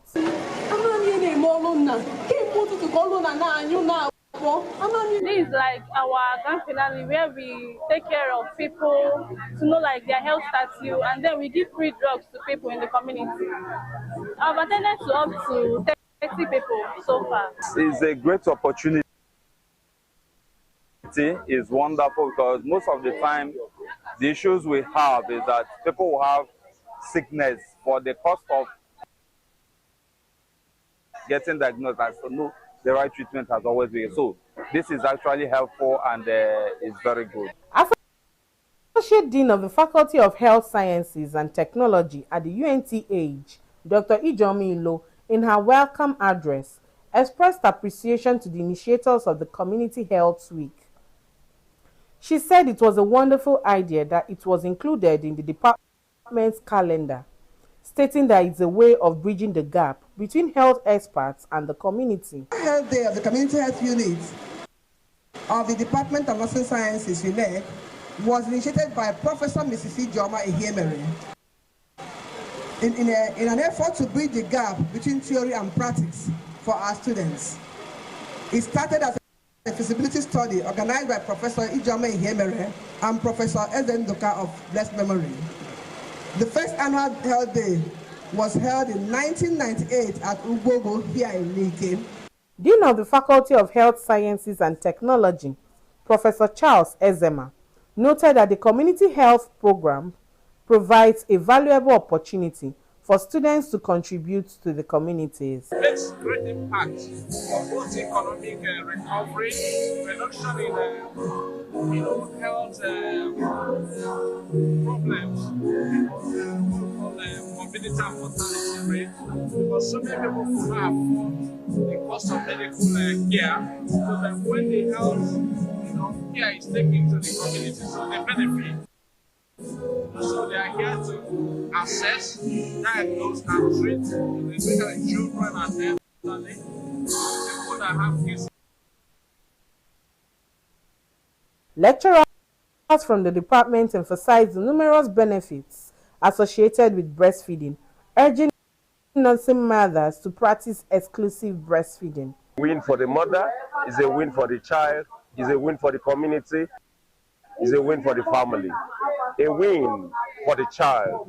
A healthy child is a child who is exclusively breastfed and continuously complementary feeding. And this child is less prone to illnesses. This child is healthy, mighty, strong, immunity-wise, and every other. According to the nursing students, breastfeeding is essential for the health and well-being of babies, mothers, and the community at large, as highlighted by their shared insights during the event. Breastfeeding is of utmost importance to an infant. First of all, I'll talk about colostrum, the first milk, the yellowish colored milk that a mother produces first. It gives the baby like a balanced diet. The baby doesn't need any other thing. Also, it gives antibodies, like it gives the first line of defense an infant needs. So a baby that is constantly taking breast milk, that's exclusive breastfeeding, will not suffer any illness that is like rampant among children.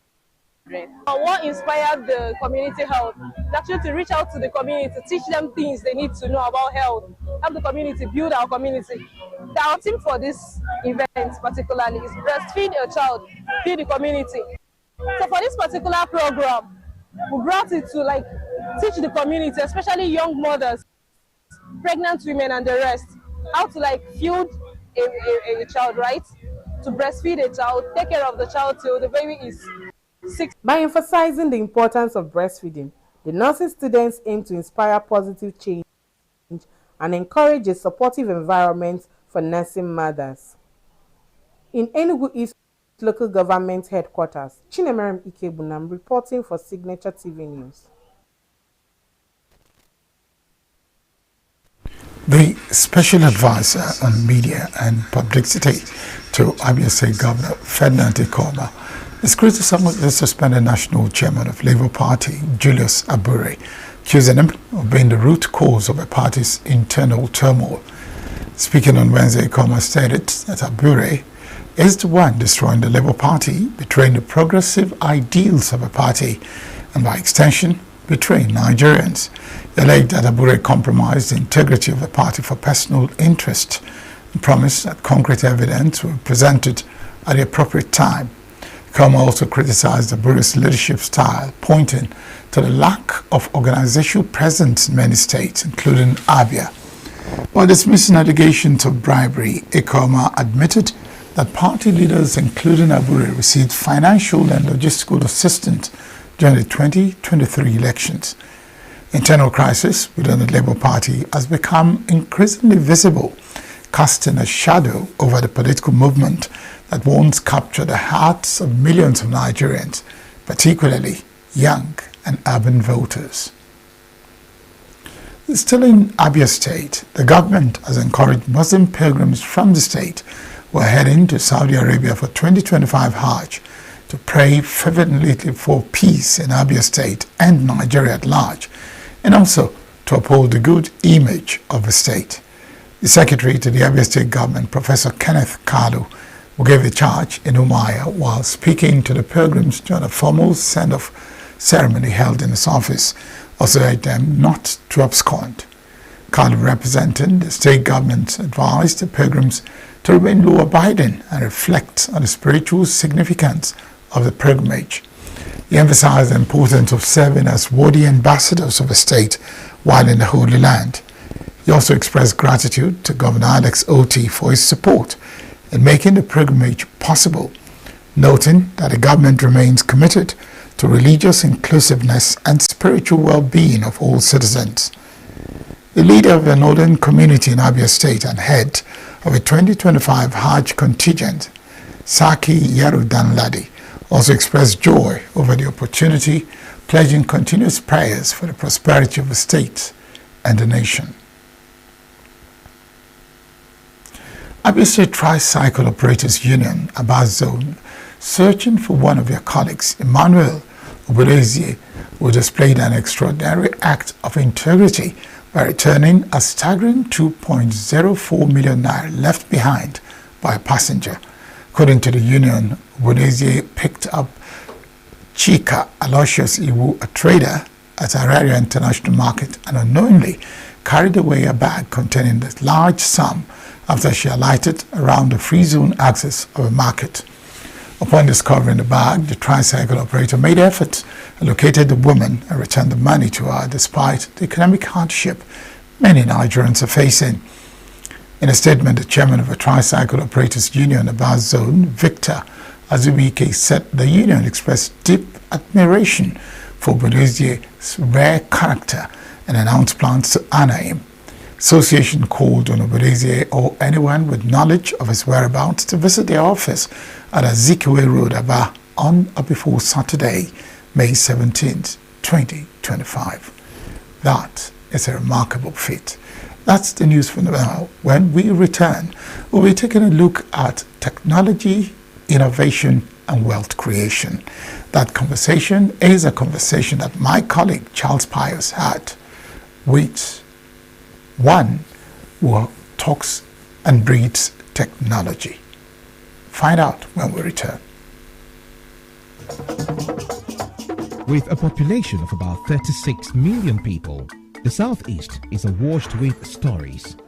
Every day on Southeast News, we tell the peculiar story of the Southeast and her people. Our Southeast should be the Silicon Valley of Nigeria.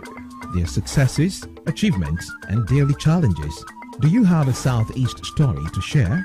Community achievements and challenges. Completed and uncompleted projects. Bad roads, water scarcity, erosion, flooding, insecurity, or even disagreements? Bring it on to Southeast News. On Southeast News, no story is too big or too small. Southeast News. Let's tell our story. Showing on Signature TV every weekday at 4 p.m. WAT, 1600 hours GMT.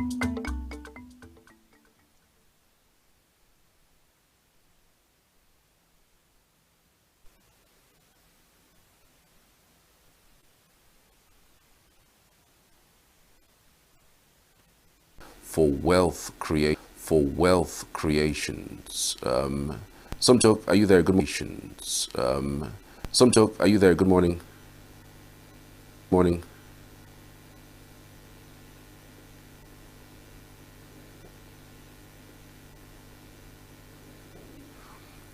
Okay.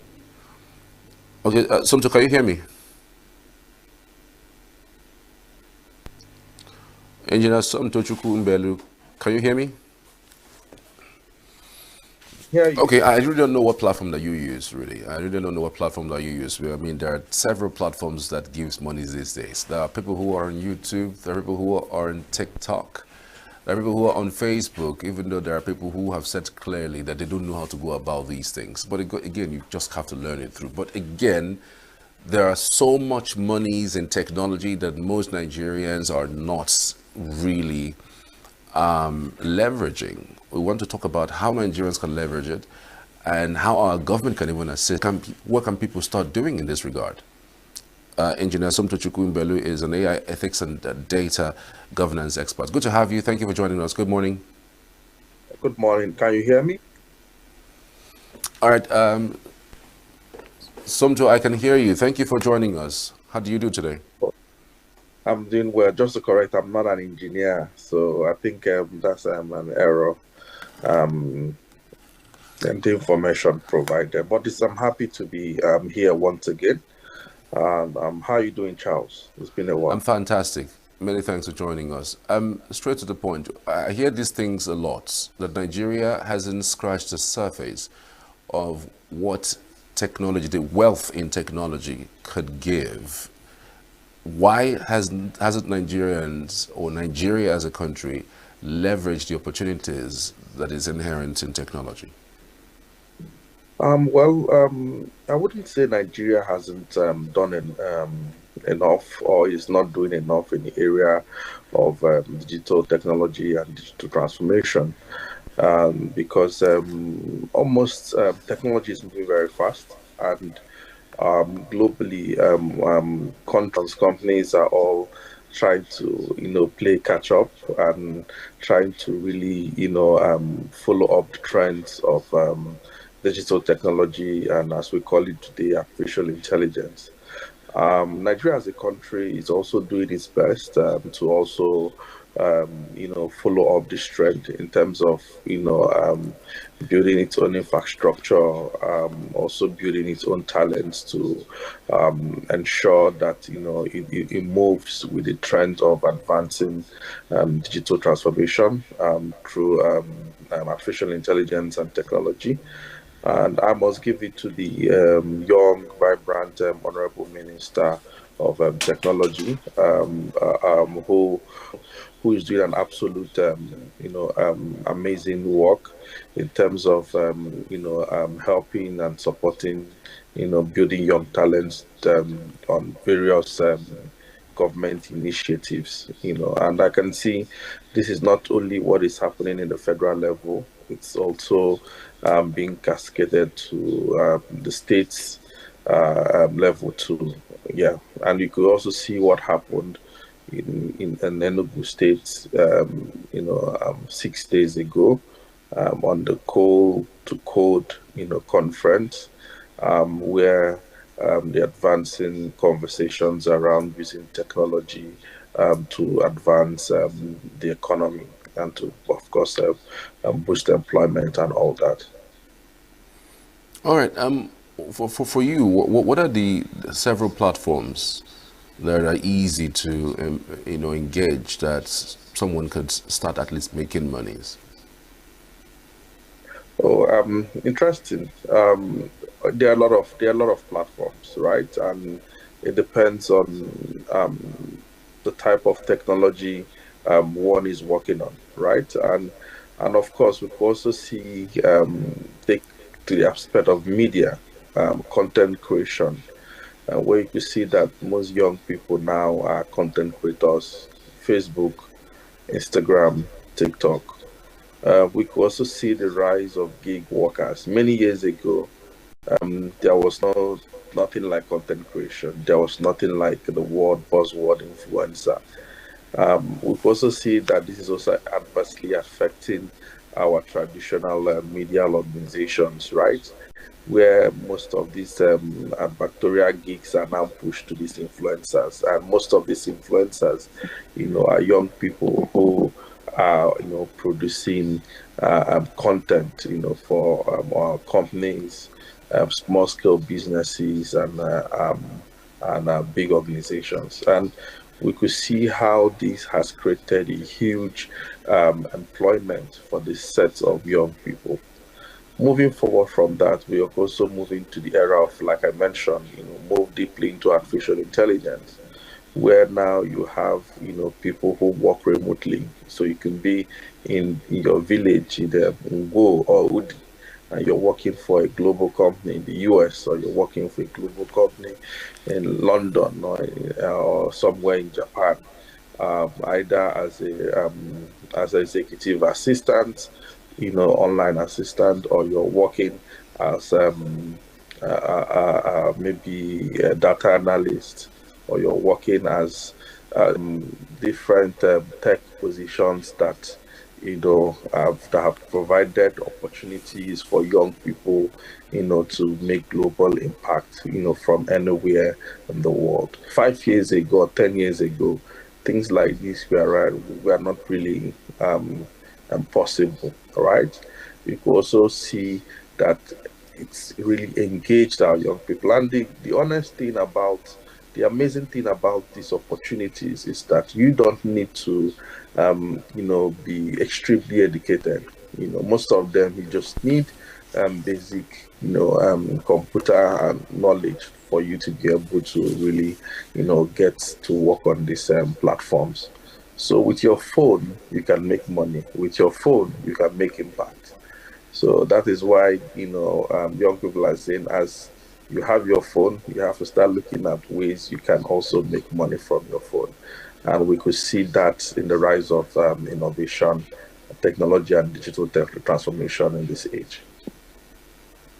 Do you think young people across Nigeria are actually leveraging these things? Because every now and then I hear people speak on the opportunities that are inherent on this space, but yet you see the number of unemployed Nigerian youth on the streets not leveraging these opportunities. Like, do you think that Nigerians themselves, Nigerian youth, don't think there's an opportunity there, or maybe the process is so cumbersome and so hard? Because the content creation you even spoke about, you would need, well, not necessarily a very good phone, but a phone that you could use to do your videos, and then you could also need editing skill to do that. You would need some monies as well, because you need data to upload, to download, you also need to be mobile, so to speak. What I mean by mobile is at least you should be able to go online to see what's going on in order to create content around it, so to speak. So I'm just thinking, like, why do we have so much unemployment and yet we have these unbelievable opportunity on that space? Well, Charles, when it comes to the issue of unemployment, I have to tell you that unemployment is a global issue, not just a Nigerian issue. Canada, US, and other countries of the world are also facing their own bit of employment and instability in economy, right? I'm not cutting the slack for the Nigerian government in where things are run in the country, but at least I have to say that when it comes to employment, people, young people having that, well, opportunity, it's not, since after COVID-19, the world has never been the same. Also, issues around having young people having access to, telephone. Who are those young people who are always commenting and, making some videos, content online, or chats and all those platforms? The same young people, right? So I don't think it's also a lack of not having access to these telephones or the data. I think it's also a thing of focus and change, and also transforming or changing the mindset of young people to say the same phone you're using for leisure, the same phone you're using to while away time can be used to make money, right?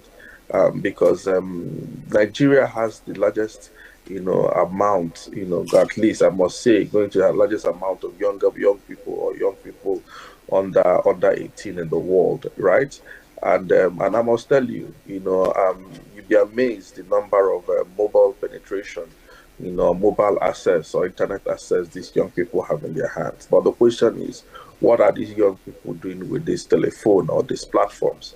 So there has to be very solid and constant sensitization and and also building of digital skills, right? I can't also attend to the fact that, well, we still need to build our own digital skills. We need to mentor these young people and build these skills, but there has to be advocacy around it, that you can also use your phone. You can also learn these things online. You have YouTube. There are platforms on YouTube you can join and you can learn different skills. So the question is, we have to start talking to our young people to say, with your telephone, you can do a lot of amazing things, So instead of using it to go the other side or do things that are unproductive, you can also make money with this telephone. What role do you think that the government policies can play in helping, with leveraging these opportunities? Do you think that their policies are working? And what should they be tweaking? What should they be doing? I understand that this current administration had some sort of meeting with the Meta group about how easy it will be for Nigerian youth to get monetized on Facebook. But even at that, you really don't see that much, in that regard. What policies specifically should we be developing? The current one, is it working? And what role does the government have in this regard? Well, I think that government should make conscious effort to develop policies that reach the people. Nigeria has one of the finest policies. They make one of the finest policies, but the question is, how are those policies being implemented? A common man on the street, do they feel these policies, right? These are the questions we need to start asking ourselves. I'm also a strong advocate. I could see what the executive governor of ENUGU State is doing, rebuilding recreational centers that have been there many years ago, abandoned in different localities, so young people can have access to those recreational centers, right? I think one at Bidright and one at different places in the city. I also advocate, as we are building those hubs, it's good that we start building libraries and start designating those libraries as hubs, right? And not just designating them as hubs, helping access to provide them with some technical, provide them with computers and digital facilities, so that young people who do not have access to technology or no access to things that can come there and use those facilities. Here in Canada that I stay, government have nice libraries for different municipalities, and these libraries are equipped with different digital equipment, and you don't need to have money to access these things. You don't need to pay money to access them. Already as a citizen, you can go there and access these platforms. Either you borrow any digital products, you could use the computers for free, use the internet for free, and borrow books for free. So I think these are things, kind of policies that we have to start looking at. How do we start, building libraries, in different municipalities? Enugu State, for example, now the new mayor, the mayor of Enugu North, right? So these are things that young people like, Ibaku should also be thinking about. How do we start, Ibaku start thinking about how do we start setting up, hubs or even libraries, so that people in those co-locations, can come to these places and access books, access digital equipment and facilities, and also trainings too. So this will make it easy, for people to also access this, technological facilities and also trainings. And I think I also say the same for the federal government too, right? That they should start looking at things like that. I know they have programs. I think one MTT program, like that they're running for that. They are running in states where young people can have access to different digital skills and tech skills. So, like I said, Nigeria has one of the best policies, but we have to, work and ensure that these policies work for the common good of everyone and for the man in the street. Let's not stop reading them on books, but let's start having access to them. We're still a third world country, and sometimes some of these barriers come up. Issues of power, issues of internet access. You mentioned the number of penetration, as the case may be. Do you think those barriers, are tenable, are something that we must overcome in order for us to be able to access more tools, to do other things? Yeah, of course. Of course. Being a digital and AI artist myself, who, over the years I've worked in projects around digital inclusion and exclusion, I must tell you that lack of electricity, lack of facilities as a third world country has also kept us behind in terms of assessing digital skills or partaking in the global market. So, for example, I've been to work with some young people who have hired remotely to work with me, but you can't just keep having complaints. Oh, there's no light. Oh, there's no light. But well, other people around the whole world already have lights, and they are working 24/7. In fact, that is not an issue to them. So you can see how that particular issue is solved, and young people in Nigeria are being left behind. They are still thinking about electricity. They are still thinking about a whole lot of things, right? Probably lack of good transportation. You can even put it access to Medicare, because all these things are interconnected, right? Someone is sick who does not have access to healthcare. He can use all the home money he has saved, to access healthcare, because no health insurance.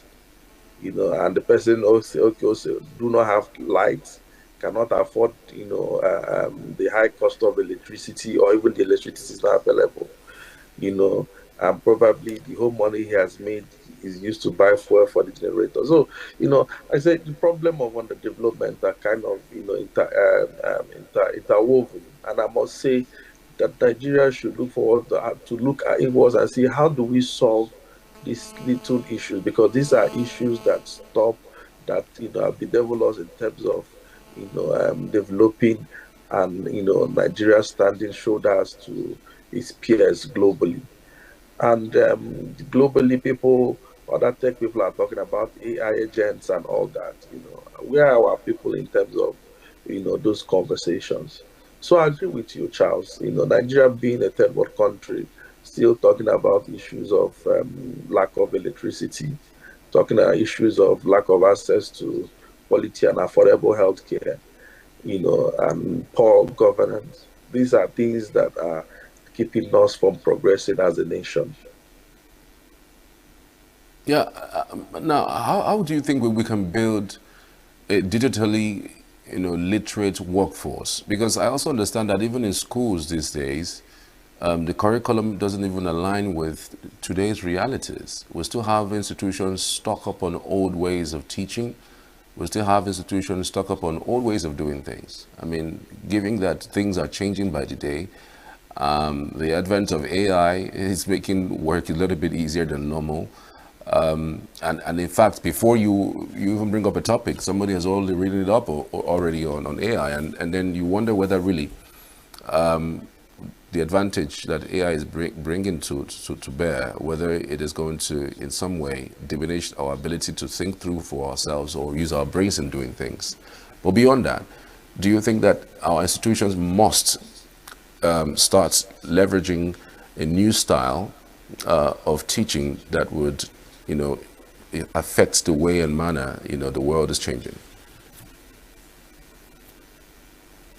Yeah, I agree. I think that Nigerian schools or university to start looking at how do we revamp our curriculum, to meet today's global needs in terms of technology. How do we ensure that what is being taught in school reflects is a reflection of what is happening globally. Nigerian university and education system should catch up with what is happening in technology now, right? And that is the only way we can also build young people who just are not just graduating with certificates, but are graduating with the right skills to compete with the both local market and in global market.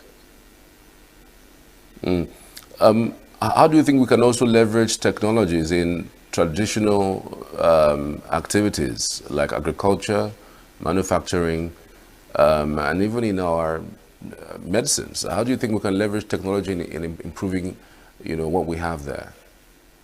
Well, the only way we can leverage technology is to ensure that government has to do the right thing. I have to say that government has to do the right thing, because if our tech people do not have access to electricity or basic information or basic needs, they can't function well, right? Digital technology plays a very huge role in agriculture, in medicine, in entertainment, in different spheres of the economy, even in export, right, and import.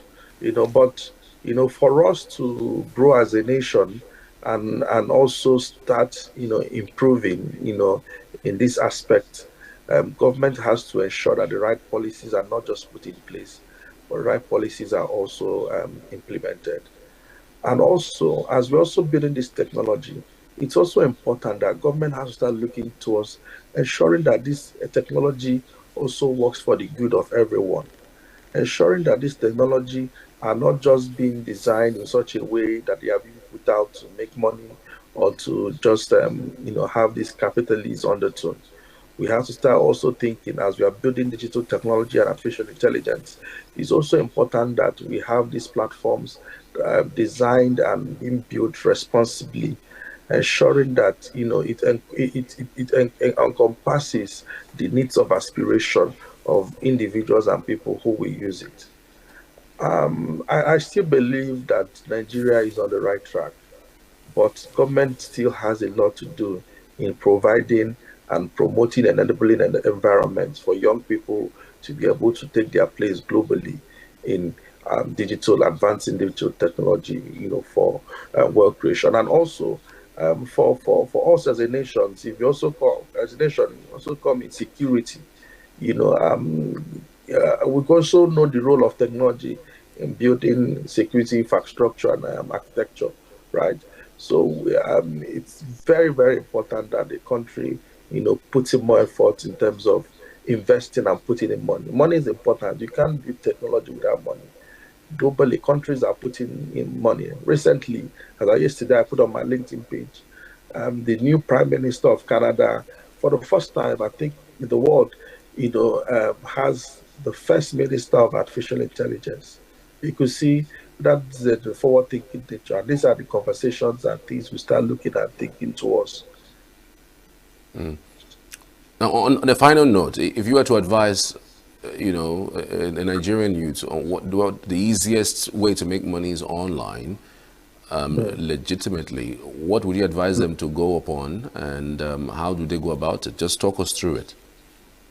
Well, I can't. Nothing in life is easy, right? I'll not be among the people that pushes technology or building tech skill as very easy as when you just walk in the park.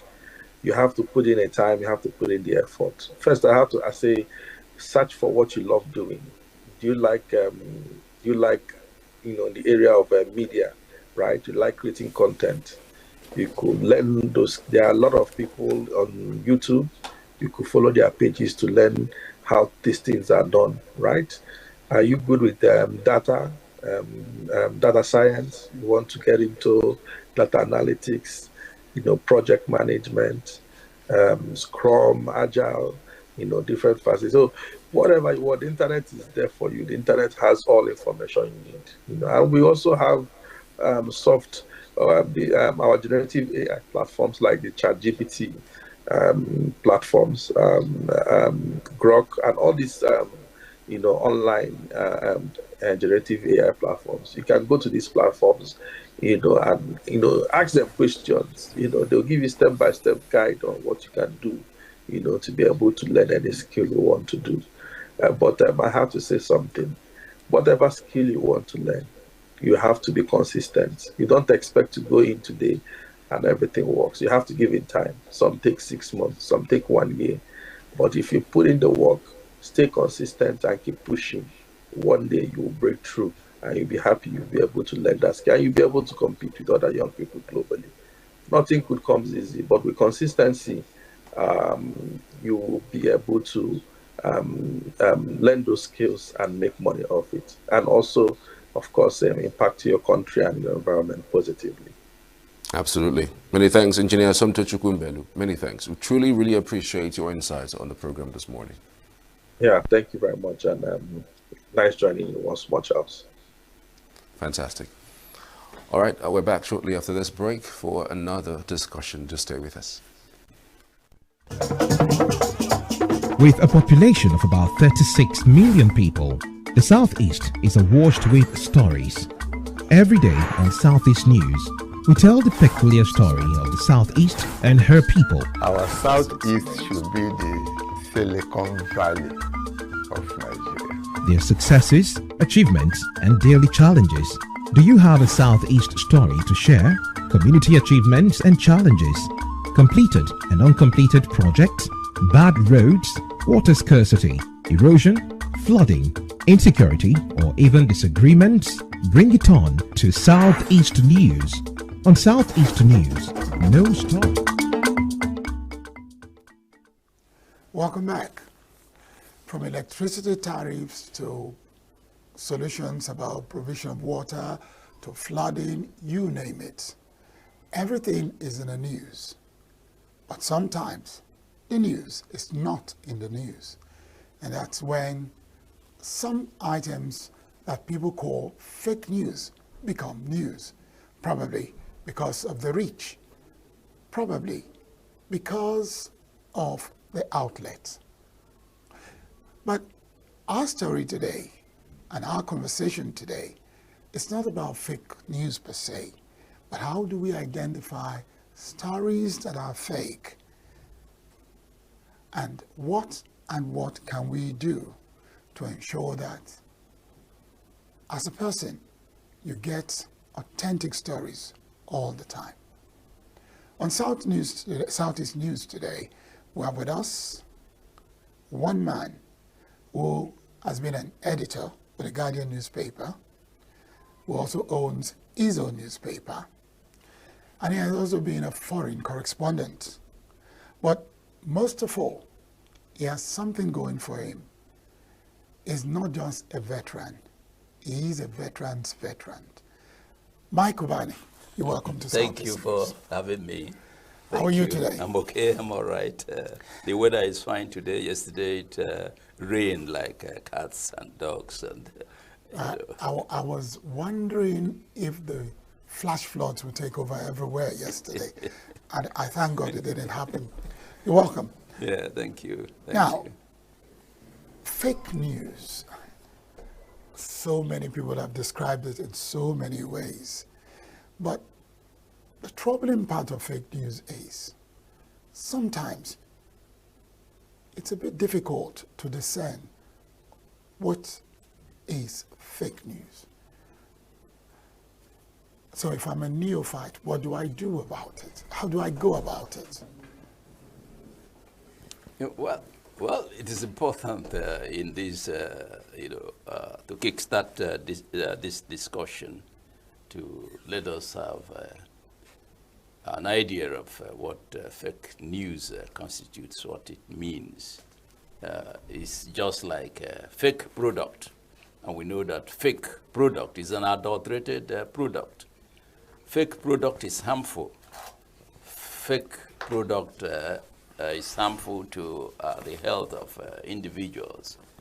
Therefore, if we translate it to the news, as far as fake news is concerned, it means fake news is harmful. Fake news is false. Fake news is meant to deceive. Fake news is propaganda. Fake news is used by politicians to deceive their opponents. And we are in a situation in a country where we have proliferation due to the advent of social media. Everybody is a journalist. Everybody is a journalist. So it becomes very, very difficult and even, if not impossible, to verify what is fake news. If a fake news comes to you, and this fake news is coming from a non-journalist, so it's quite difficult for you to ascertain or to verify whether what you are reading is fake news or not. I am talking about journalists because there has been this effort by the Nigeria Union of Journalists at the headquarters level, at the state level, to insist that journalists verify their stories, especially when those stories are coming from statements issued by different organizations. You can say this organization has issued a statement to the effect that EFCC raided a particular organization or EFCC arrested a particular person. So you don't have to publish the statement without going to find out an organization has been mentioned, an individual has been mentioned. So you should go and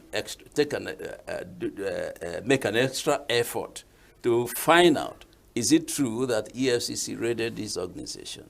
Is it true that EFCC has arrested this individual? There are many ways of finding it, especially when you can make telephone calls. Don't regard the statement issued by the EFCC as authentic unless that verification has been done. But we have a problem.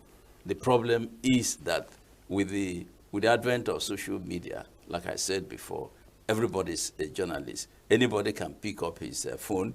If you have an Android phone or smartphone, and you write anything that and disseminate to the public, and therefore it becomes difficult to verify the authenticity or veracity of such news.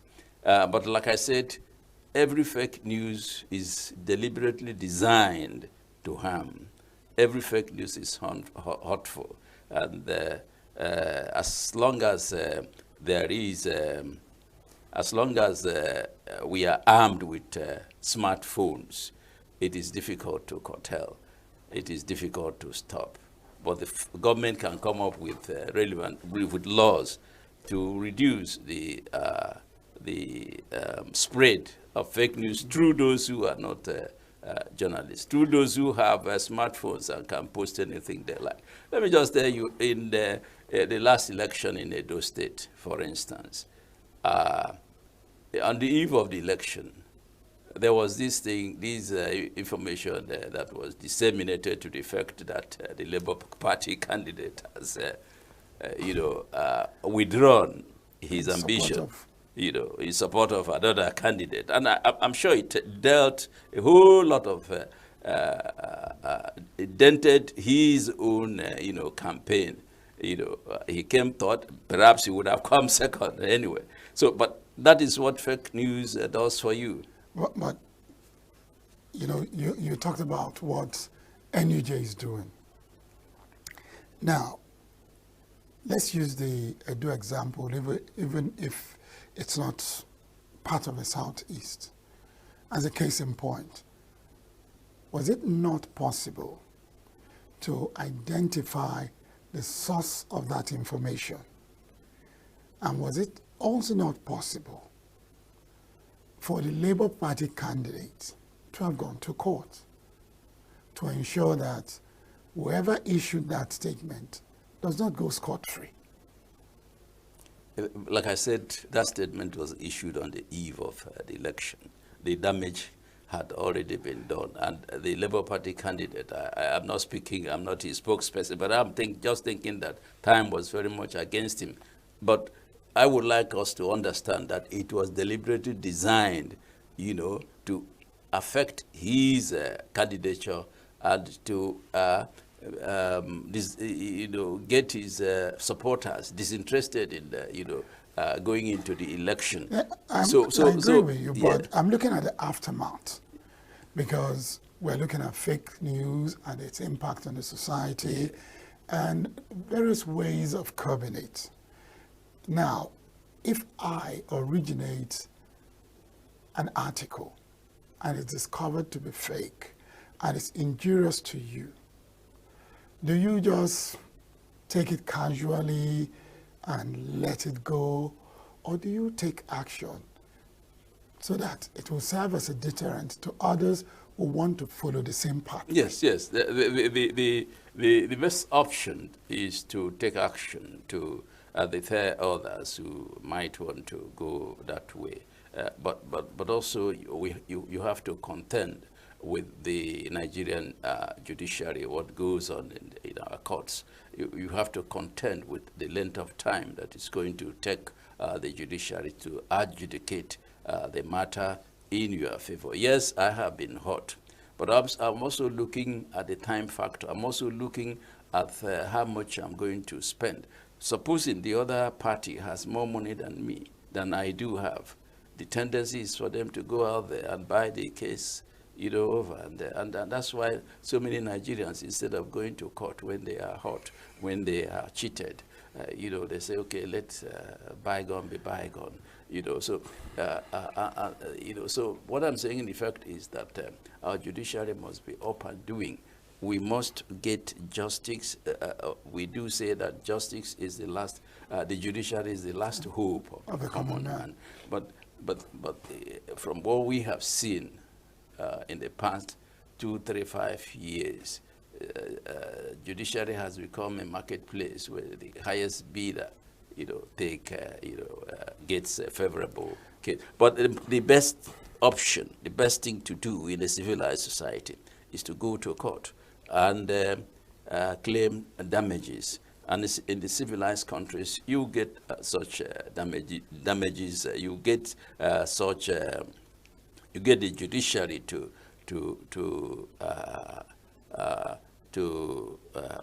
determine the case in your favor.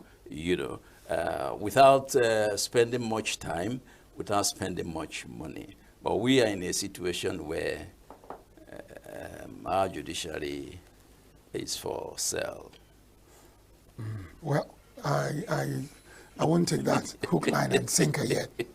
Now, in looking at the situation of fake news and its impact on the society, you did say ENUGU was doing something. Yes.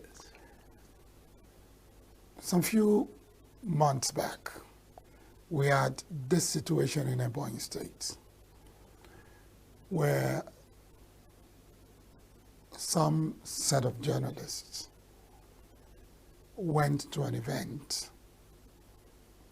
covered the event, and at the end published their report. And because Southeast News is interested in anything that goes on within the Southeast, we saw that story and we wanted to go beyond just reporting it. One of the issues raised in that story was supposed to be a senatorial briefing. But there were issues raised that the senator who called for the briefing and invited people there was not even ready to take care of his constituents.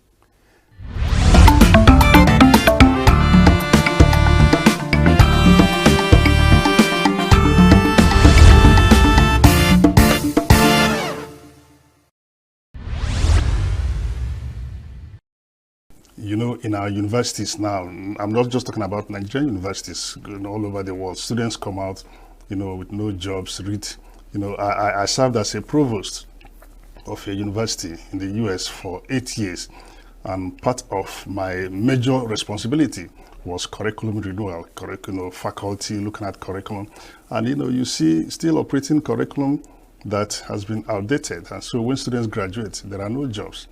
And so we put a number of things in place, which I can share, Please go ahead, please. You know, that we can, you know, I mean, part of the thing we said we will do was that, you know, even if you're an English major, history, psychology, nursing major, before you graduate, you must have acquired a career-driven certificate program, a skills acquisition program. So you might be a nursing student, you know, and by the time you graduate, you get a certificate in content creating, get a certificate in digital analysis, get something that, you know, if you are not able to find jobs in your chosen field, you might start doing something, you know, it will help you to assist. So you are employable immediately upon graduation. That is one thing that we tried to do. And then we went in and looked at, you know, I told them then that I read English major, I teach African literature majorly, you know, but I know when immigrants, when students come into the US, they want to get employment. I mean, the competition, if you are a PhD in English from Harvard, from Medgar College, from City University of New York, the competition is so great, all right? However, if you get a degree in what is topical in the health sciences, then you are sure at the end of your educational career, you are employed. Very good paying job. And so we said, let us revamp our allied health program. We had no allied health program in the college then, but we had to start instituting programs in allied health, you know, in collaboration. So these are things you need to do to recreate, to revamp, so that the curriculum will be at the service of the students at the end. But the question is, how is it being done in Nigerian universities? Are we even talking about it? That is the question. And that is really part of my goal to, you know, just want to, you know, give back to what I learned as provost. It should play a major role. I mean, when you look at it, the college, the world is technologically advanced now. I mean, everything has to do with technology. And like I said, I'm English major, read English. I have the cell phone, you know. And when you look at these days now, you know, when we went to school, at every semester, we read about 10, 15 novels in a course. Now, if you ask students to read 6, 7, 5, even 5 novels, I mean, you are wasting your time, even though we have to do it. So how do you create a curriculum that will make use of those novels, but digitize them? So students will learn.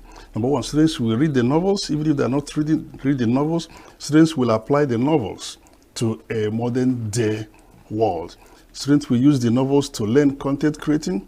Students will use the novels to do whatever they're doing on the internet. Students will use the novels for blogging, all right?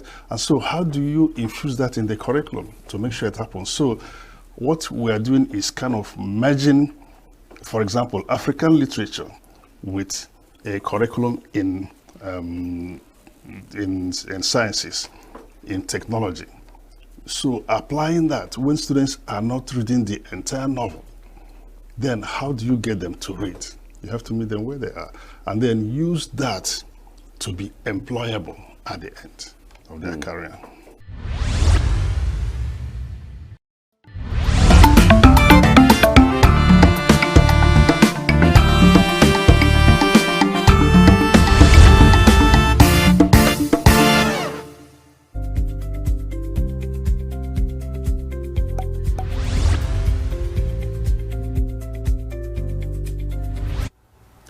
Hello and good evening. Welcome to Uncommon Conversations on Signature Television. Well, of course, we are reaching you from our Cool City studios in ENUGU. ENUGU probably is still the capital of Southeast Nigeria. This evening, we will be interrogating a very, very familiar topic, just a conversation around citizen journalism and professional journalism.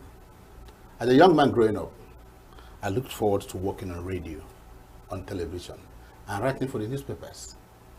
And so I had to take a degree, a second degree and a PhD in mass communication, just to prepare myself to be a professional journalist. And many of my colleagues have also done that. And those who didn't go to a formal university went something like Times Training Institutes, the NTA stations, and the like. Some even did correspondence courses to qualify as one. Suddenly, there's a burst of technology, social media, and all that. And there emerged citizens journalists. Everybody from the comfort of their homes, once they have a smartphone, they qualify as journalists. And that's what the people call citizen journalists. And so the media space is awash with all manner of stories, the good, the bad, and the ugly. And that's why this evening, we're going to have a bold look at our profession. The pen that is mightier than the sword. I don't know whether the pen is still valuable, or is it now the phone? And so to have this conversation with me, which of course is uncommon, is no other person than the landlord of journalists in ENUGU. He's a comrade, and is the chairman of the ENUGU, ENUGU State. Comrade Sam Udekwe.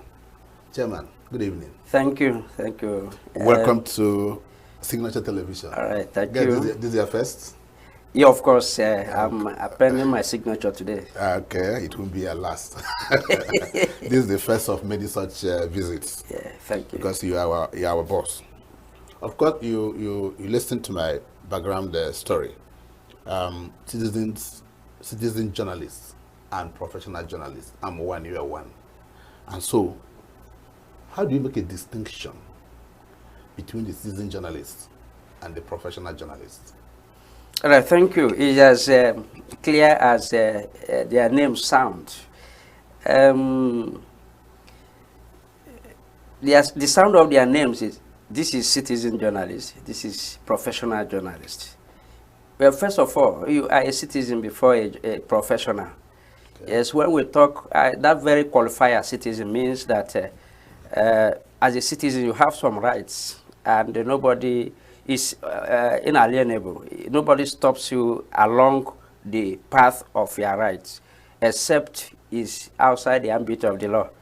And part of these rights is the right to speak, right to pass information, right to do whatever. As a citizen, you have all these rights. So, citizen journalist means that as a person with these rights, you can send information, you let people know what and what are happening around you as a citizen. And today is done courtesy of the technology that the technological evolution and revolution that we are passing through today. You have phone, you have all manner of gadgets, and you can do whatever that happens around you. The next second, split of second, is in America via your passage of information. So that's when we are talking about citizen journalists. Then professional journalists, the one you know, conventionally, people who are in the practice, formally engaged to do certain work of, information dissemination, especially, especially using the mass media. So then you are a professional journalist. It does not stop there. In the past, when professionals were yet to be churned out in the society, people with rare talents in storytelling, but must be brilliant naturally, were engaged in this practice of information dissemination via mass media. All these people that fall within that class were the journalists. They did not necessarily pass through the training, the academic training as journalists as we have today. So these, but formally engaged in it, this is their trade.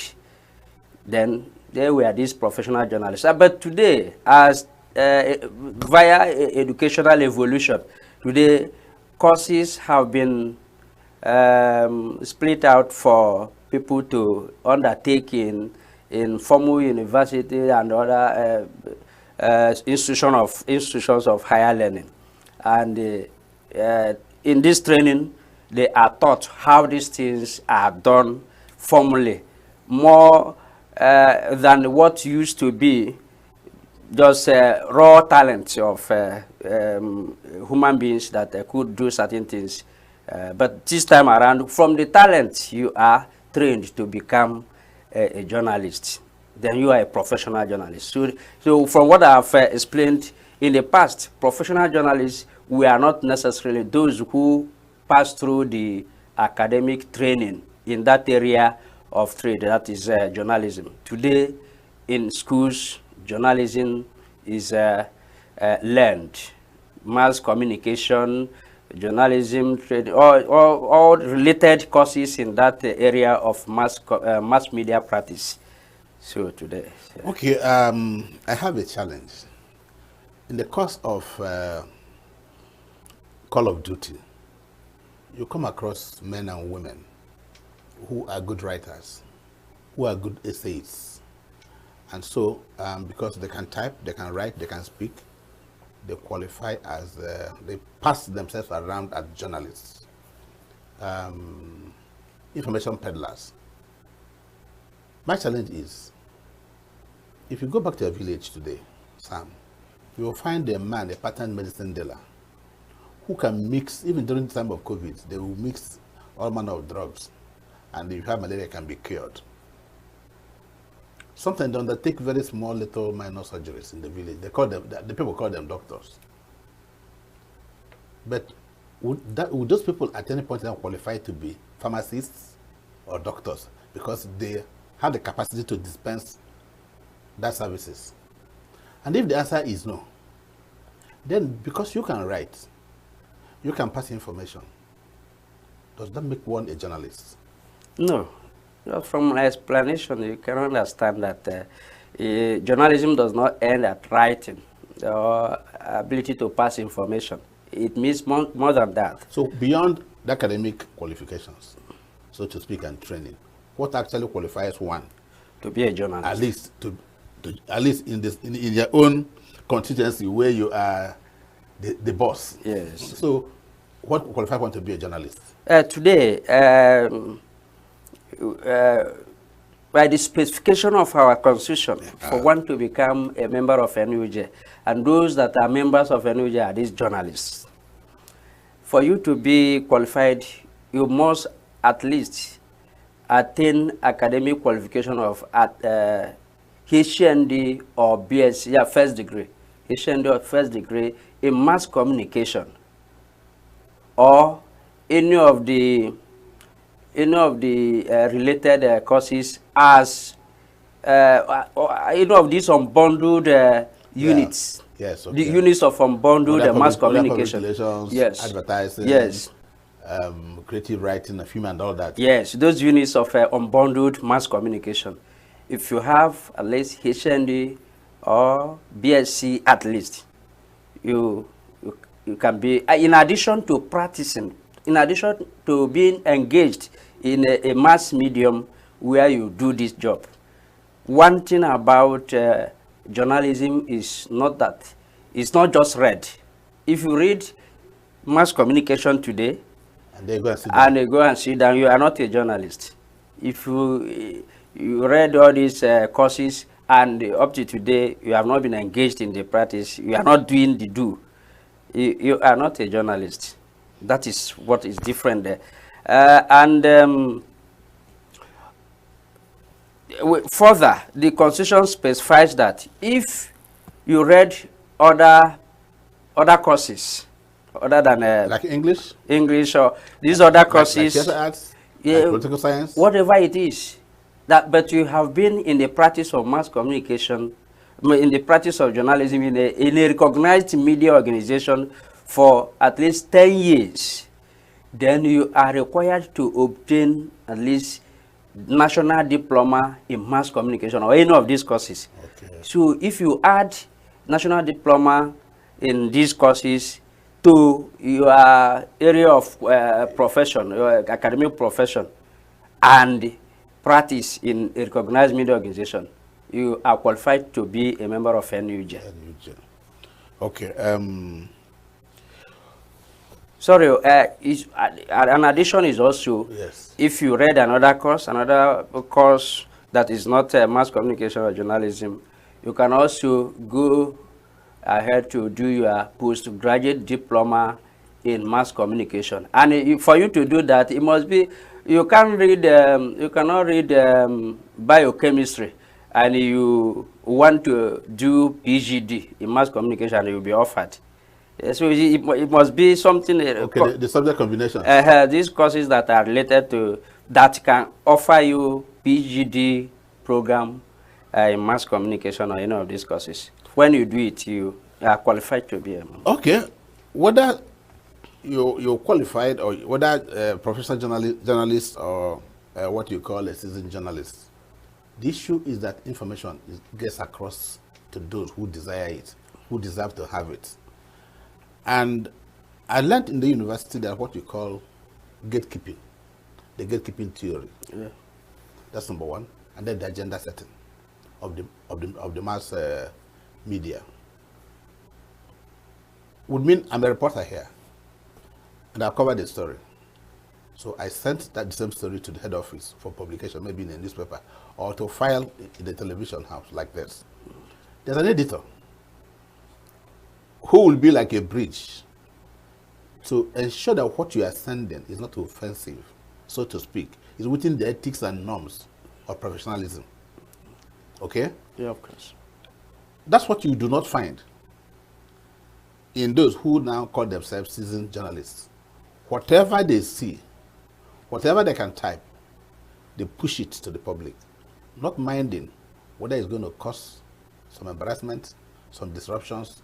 So the gatekeeping theory is not there. How will you, as chairman, react to that?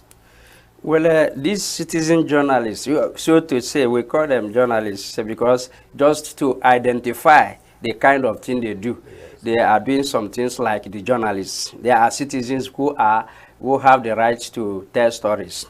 But it's not as if it's a genre, is a type of journalism. No, it isn't.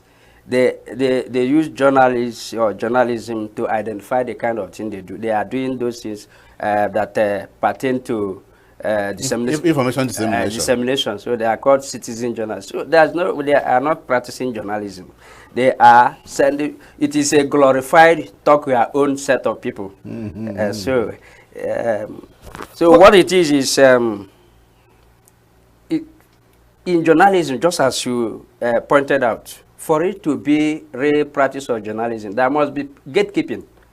You don't just go and do whatever and you call it journalism. It is not passing through the process of journalism. The reporter has to do his own by gathering the information, doing the story, but it does not end there. You pass it to the next level where the editor will gatekeep it.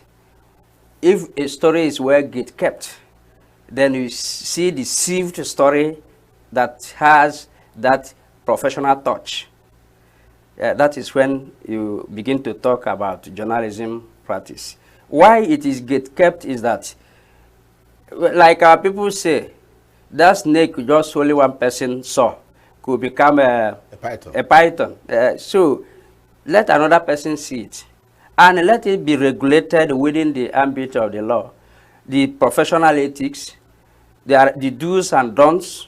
So all these things must be considered for it to be a real journalistic piece. That is why that gatekeeping is there. But these ones we are talking about, that we add journalism, citizen journalism, is when somebody wants to, because of the availability of these technologies, you can send, just like somebody is sending SMS, then you have seen somebody around, you capture it, you put it on air, online, and people begin to see it. Yeah, and you ask the question, what to do about it, what we are doing about it. Yes, we have been able to sensitize people to know the A from the B, that the ones that are from our people, the journalists. And that's why we are not relenting. It's not as if we are going to join the bandwagon of social media activities by doing whatever. So because you are a journalist, and these technologies are also available to you, so you can you do well to make use of these technologies using the professional process of doing dissemination of information. And that's why today we have online journalists. Okay. That's why we have a chapel added by this constitution, the current constitution that came in force in 2022. January 2023, to be precise, was signed. Today, online practitioners that are journalists are members of ENUGU. Okay. We have corporate online chapel. It's corporate because the media house that must be accepted as an online member of ENUGU must be corporate. It must be registered, yes, for proper identification, and the people working there from must be people who are qualified to be journalists. Okay. And we have them today. Before then, it used to be the specification of the constitution was those working in mass media like radio and television, the newspapers. So these were the people called, and those who are working in information departments and the state and the federal establishments. But today, online is there, and we want to own it. Because when it is about information dissemination, it should be journalism. It should pass through the process of mass media practice. You understand? Yes, I do. That it be not left in the hands of people who do not know the meaning of what they have done. You understand? You do something, you don't know the theory behind it. You understand? That's why that the difference between the professionals and the intruders. So you know the theory behind whatever you have done as a professional. Okay, Chairman and comrade, citizen journalists have proven once, twice, 3 times, and many counting to be useful in certain information dissemination. Journalists cannot be everywhere. And you could find one in a remote area witnessing an event who then either films it, uploads it, and the professional journalists can pick from it and develop further into a powerful story. So that means the citizen journalist is important. In your view, how important are they? Yes, nothing is entirely useless. When we are talking about the economic importance of anything, we also talk about those negative aspects of those things, because people also earn certain advantages from that negative effect of what one has done. So, but in citizen journalism, much as they do it indiscriminately, you can sieve out certain things that are very useful. Just as you have said, if a story, not well modified is sent by a citizen journalist, as we call them, and you run into that story, it's a message, it's an information. You were not there when it happened. You can elicit further investigation. Yes, so it behoves you to look at it very well. You investigate. Today we have certain applications we use to find out the veracity of any story. Fact-checking. Fact-checking, you understand. So as a trained journalist, you also know this. For you to start using the raw thing you saw on online, you have to use this mechanism to find out whether. So it is useful. The practice of these citizen journalists is also useful, but it is good that people are careful about it. Even the innocent audiences that run into these stories are also sensitized. We tell them, if you see a story that is not from a verified source, you look at it 2 times before you start peddling it. But you see, all negative stories are very attractive. When they see that thing that is negative, so this is happening, they are fast at peddling it as rumors, and sometimes because it is coming through a gadget like this, you know, from somewhere. It is something that it looks very corporate to use phone. You understand? Say, we saw it online. Oh. So this is true now online, you know. But if you sensitize them that not everything that you see online is true, they have to be more careful in consuming those things, that they do not swallow everything hook, line, and sinker. Has it occurred to you, comrade, that these journalists have unconsciously taken over the agenda setting for the real journalists? I'll give you an example. If you watch most of the television stations, virtually everyone have what they call trending stories. Trending stories. And these are happenings in different parts that ordinarily the traditional media may not capture. And so when these journalists upload that, it can become a point of conversation in the traditional media. Yes. And when it becomes a subject of conversation, that means an agenda has been set. Mm. To that extent, how can the professional journalist marry the citizen journalist for a more effective information dissemination? Yes. Yeah, how do we cooperate? How do we marry them? Yes, we marry, you know, these practitioners not in a formal way, because you can't bring non-journalists into association with what you are doing. What you do is, as a journalist, you have the news for the news. You also have the news for good stories from these citizen journalists. You have the news for it. You use it. You use what they do to improve what you are also doing. Even before the era of this citizen journalism, we also used to get materials for our stories, for our practice, from citizens. We call them sources. Yeah, sources, you understand? So the same way, we use these citizen journalists to gather stories, gather ideas, facts, certain things that we use, you know, to generate even journalistic piece. You understand? So certain things you hear from these people, you can use it, peg on it, and you start doing some journalistic work. So we incorporate them not formally. The only way we have done formal thing using the technologies of today is by ensuring that we use these available technologies. Journalists operate these things and they are known as journalists. It is very important to also recognize the advantage accruing from the activities of the citizen journalists.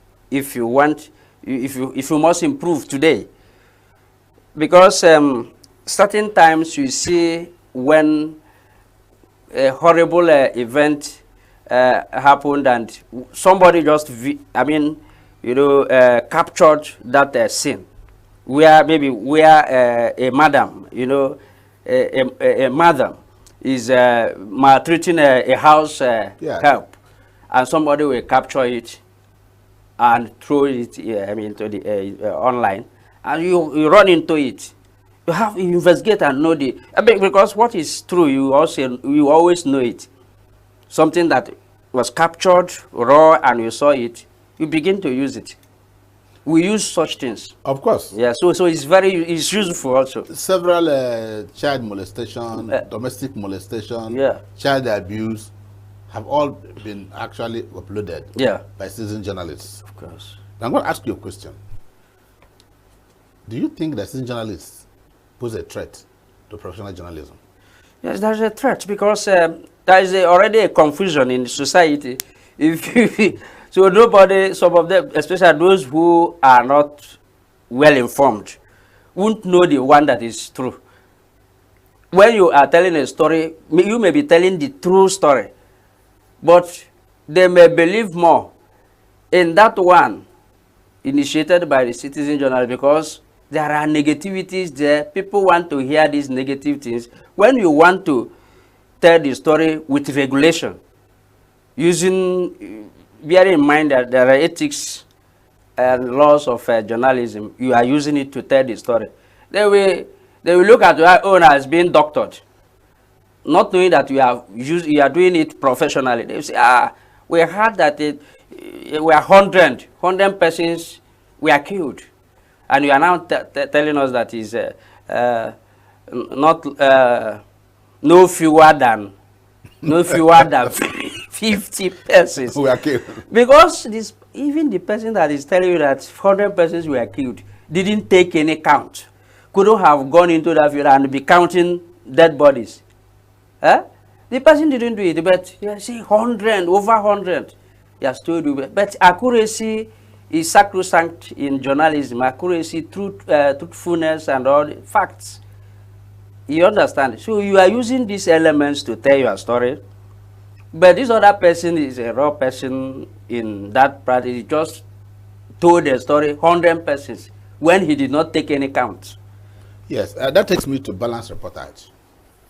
You know, if you're a trained journalist and perhaps you are following a story, and the story, somebody has said his own side of the story, it is incumbent on you that you should talk to the other person. Yeah. And that when you've done that, you said, this man has done that. However, when our reporter got to that man, so you balance the story. Yes. And he's developing. The citizen journalists, they don't do that. They don't. And that's a bigger threat. The danger of a one-sided story. Yeah. That's what it is. And since you can't punish them, how are you managing this quote and unquote very fake news stories that emanate from these people? Yeah. So what you do is do your own better. Try to convince the audiences that this is what it is. And try to, from time to time, sensitize, go into certain events of telling the public what actually are happening by doing your own very well with actualities, and people will get to know it. You understand? You can't punish them because they are not within the ambit of your profession. Our profession. So, okay, comrades, we're going to take a short break. When we come back, we're going to continue the conversation around ethics, around what our colleagues are doing.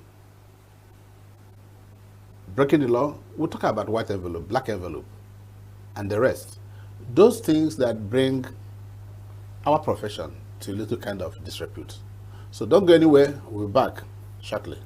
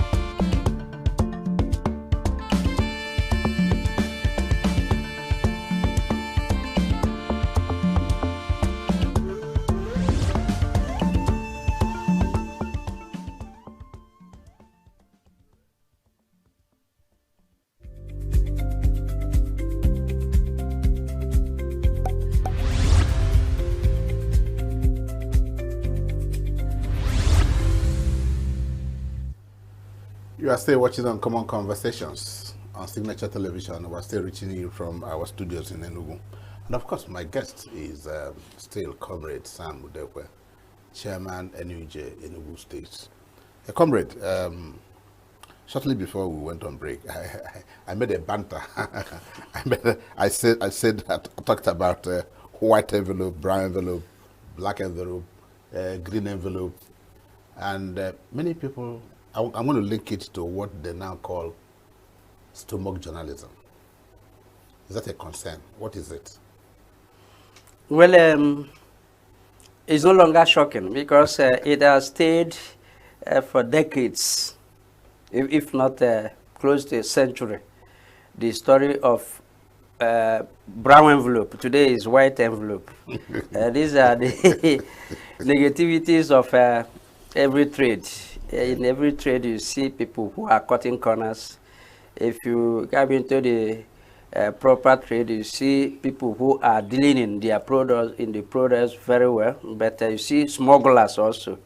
So in journalism, you have such people who, even when you think those people are well trained and well seasoned, you know, the temptation of doing those wrong things still subsist among our people. And that is what when we are talking about people who are predisposed to making money out of it, not doing it the way it should be for them, I mean, to wait for the proceeds of a good job. But they are prepared, they have prepared mind to go and get money. And when they get there, you see people even moving around to see the people that are, you know, in charge of this event, that will grease their palms at the end of the day. And that's when you see people after covering a story, covering an event, they still wait around to say, okay, we are going, you know, I say, as if anybody had told you that you won't go until you take an excuse from me before. How much of a concern is that to you? It is. How much of a concern? It is horrible. We have been dealing with it the way our predecessors, people who have been there before us, have been doing it. But you see, but it is getting better. It's getting better. You want me to believe that? Because people are now, those professionals now, because of their integrity, sometimes they you know, they get shocked when they remember that maybe am I not bigger than this? Yes. But in those days, when people were not thinking about integrity, it was worse. It was more open those days than now. But another thing that has heightened it today is the impoverishment of these journalists.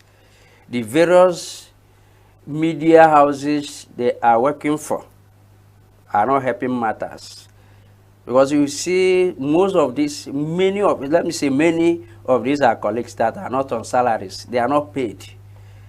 Especially, okay, let me not particularize it. No, don't. So you see journalists who are just giving identity cards of those media houses to go and practice. Some people, they are got really call it, this is your meal ticket. So that's survival of the fittest. Yes, so go out there, use this meal ticket as it were, to get what you eat. So when they go out there, knowing full well that they are not paid at the end of the month, what they do is to use that opportunity. Oga, while we are doing this story, please, Oga, you know, we are doing this story. Okay, it will be out tomorrow. You will hear it. So all these stories are for the man to know that there should be gratification for them to do it better. So that is one of the things. So we call on these employers to do better, because these are professionals that are in the field. It's no longer what it used to be those days. Somebody who went to school and you know, got prepared to do this job for you. You know, the dignity of human person means that you have to deal with that person what he deserves, not anyhow. So and then even if it is little, let the person be placed on salary, and you should understand. So when you tell you have just told your worker that you go out there, I'm not paying you, go and use this, and this is your implement. Go and use it and work for us, gather stories for us, let our newspaper or whatever, our content be rich. How can it be rich? The person has to enrich himself, first of all. Okay, Chairman, there's another disturbing fact that I've witnessed, and it's more with online journalism. And even again in the print, and that's what you call a copy and paste journalism. A story breaks out. Journalist A goes to cover the story, writes the story. And then suddenly, you see the same story, word for word, ease for ease, word for word, on various other platforms. The only thing that the byline will change, but it's just the same verbatim, unedited, copy and paste. I'm sure you must have come across this. Of course. The only place you won't find it exactly that way is in the broadcast media. Yeah. The radio will not use it like that, the TV will not use it like that. But whether it is the online guys, and whether it is even the print. I've seen something in online, and I saw it on print, and I just discovered from different organizations. And I said, so does that worry you too? Because it's bringing down the quality of discourse, it's bringing down the quality of reportage. So, copy and paste journalism. Copy and paste. Copy and paste journalism. In a formal way, we call it plagiarism. And that's what it means to know the ethics of what you are doing. When you plagiarize another person's work, what is seen on the page or in this newspaper is what also there, verbatim, just as you said. I've come across it several times. Online, print media. Today, even the brokers have joined it. Do you know how? How? Most of these broadcast stations don't go out there to cover events themselves. They go online, copy, surf, and then get the story, then look for matching. No, but some stories are generic. Yeah. Let me give an example. Yeah. If, okay, let's use the 2 days ago, or thereabout, the president signed the Southeast Development Commission, and Ohaneze issued a release. Yeah. Because of Ohaneze's release is generic. Yeah, of course. The release, yeah, of course. It's generic. Yeah. So anybody, if I'm like I have this my program, and I'm going to make use out of it, I could, whether it was published on their platform, I can have it. Of course. But if you are giving it a specific headline, for me to copy a headline verbatim is plagiarism. It's plagiarism, yeah. So but the content of the release is generic. Of course. Okay. Yeah, that's the source is an identified source that made that statement. Yes. Your different media houses can, follow the same way. But what I'm telling you is that it's horrible, but it's shameful of our colleagues that if you are a professional, you are most of the time you are ashamed of writing what another person has written as your own. An event that was covered, many of you, all of you were there. You covered the event, and one person's write-up becomes the uniform of that publication. You understand? So it is bad. It's bad. So they have to be aware of their integrity and stop doing that. Because how can even the readers look at you as journalists? Who the same thing I read in the other newspaper or online here, that's the same thing I have seen now. So what is different? Just the byline, as you said. Just the byline. So it's not good. It's unethical. It's not good. Okay. I'm going to approach another matter, and I hope you handle it with the carefulness it deserves. And that's what they call political interference in the practice of our profession. You will find that lots of journalists are compromised politically. That the worst investigative journalism, the hallmark of journalism, to unearth, to hold those in government to account. That's our mandate. And bring that to the public, all sides of the story. Today, I don't know what I call it advocacy journalism, but I prefer to call it political interference, where journalists now wait for a handout from government sources and just write it that way. In the past couple of years, cast your mind back, have you encountered where journalists are victims of political interference? Meaning that they're not doing their job and that we should do that because politicians have one way or the other compromised them. Of course. It happens. Up to today, it happens that politicians want you to do that work the way they want.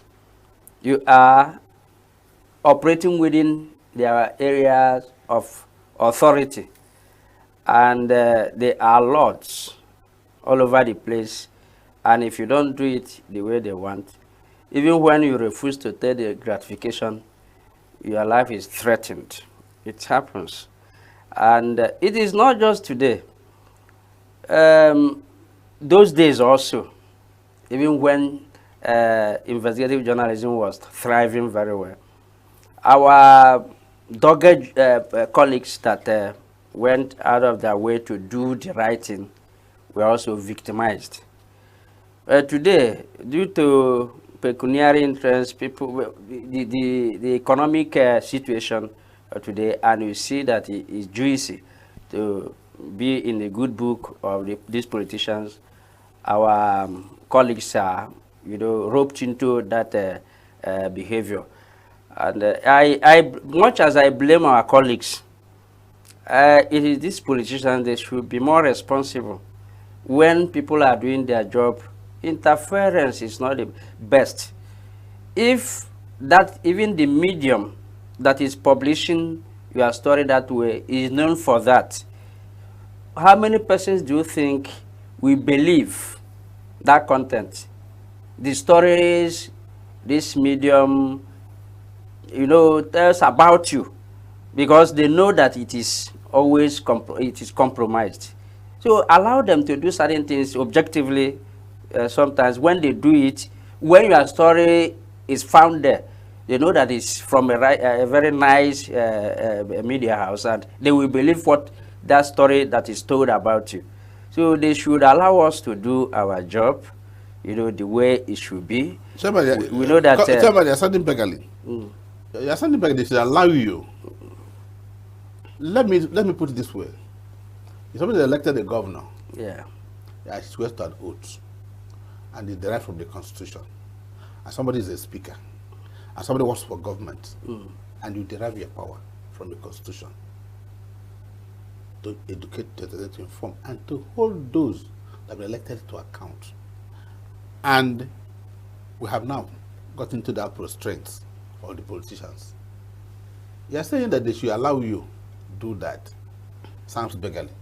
Of course. Why I sounded that way is that I was hoping you're going to ask your men, do your job. That's their professional duty. Yeah, of course. I know they are expected to do their job the way it is supposed to be, because just as you pointed out, we derive our powers also from the Constitution to hold the government accountable to the people, to serve as watchdog of society, mounting surveillance on the society. So that's what we do ordinarily. But when you are overwhelmed by these politicians, so why I sounded that way was for them to know that we also have our rights to do our duties. If they have more power over us by that influence, wielding that influence against us, sometimes we are subdued into certain acts that are not supposed to be. Just as, because you derive from the past examples where people had their lives ended by, going against this issue. And you may not know who was responsible for the person's sudden disappearance. So that's why I said allow us, so that we do our job with unhurt. You understand? Okay, are you worried about fake news?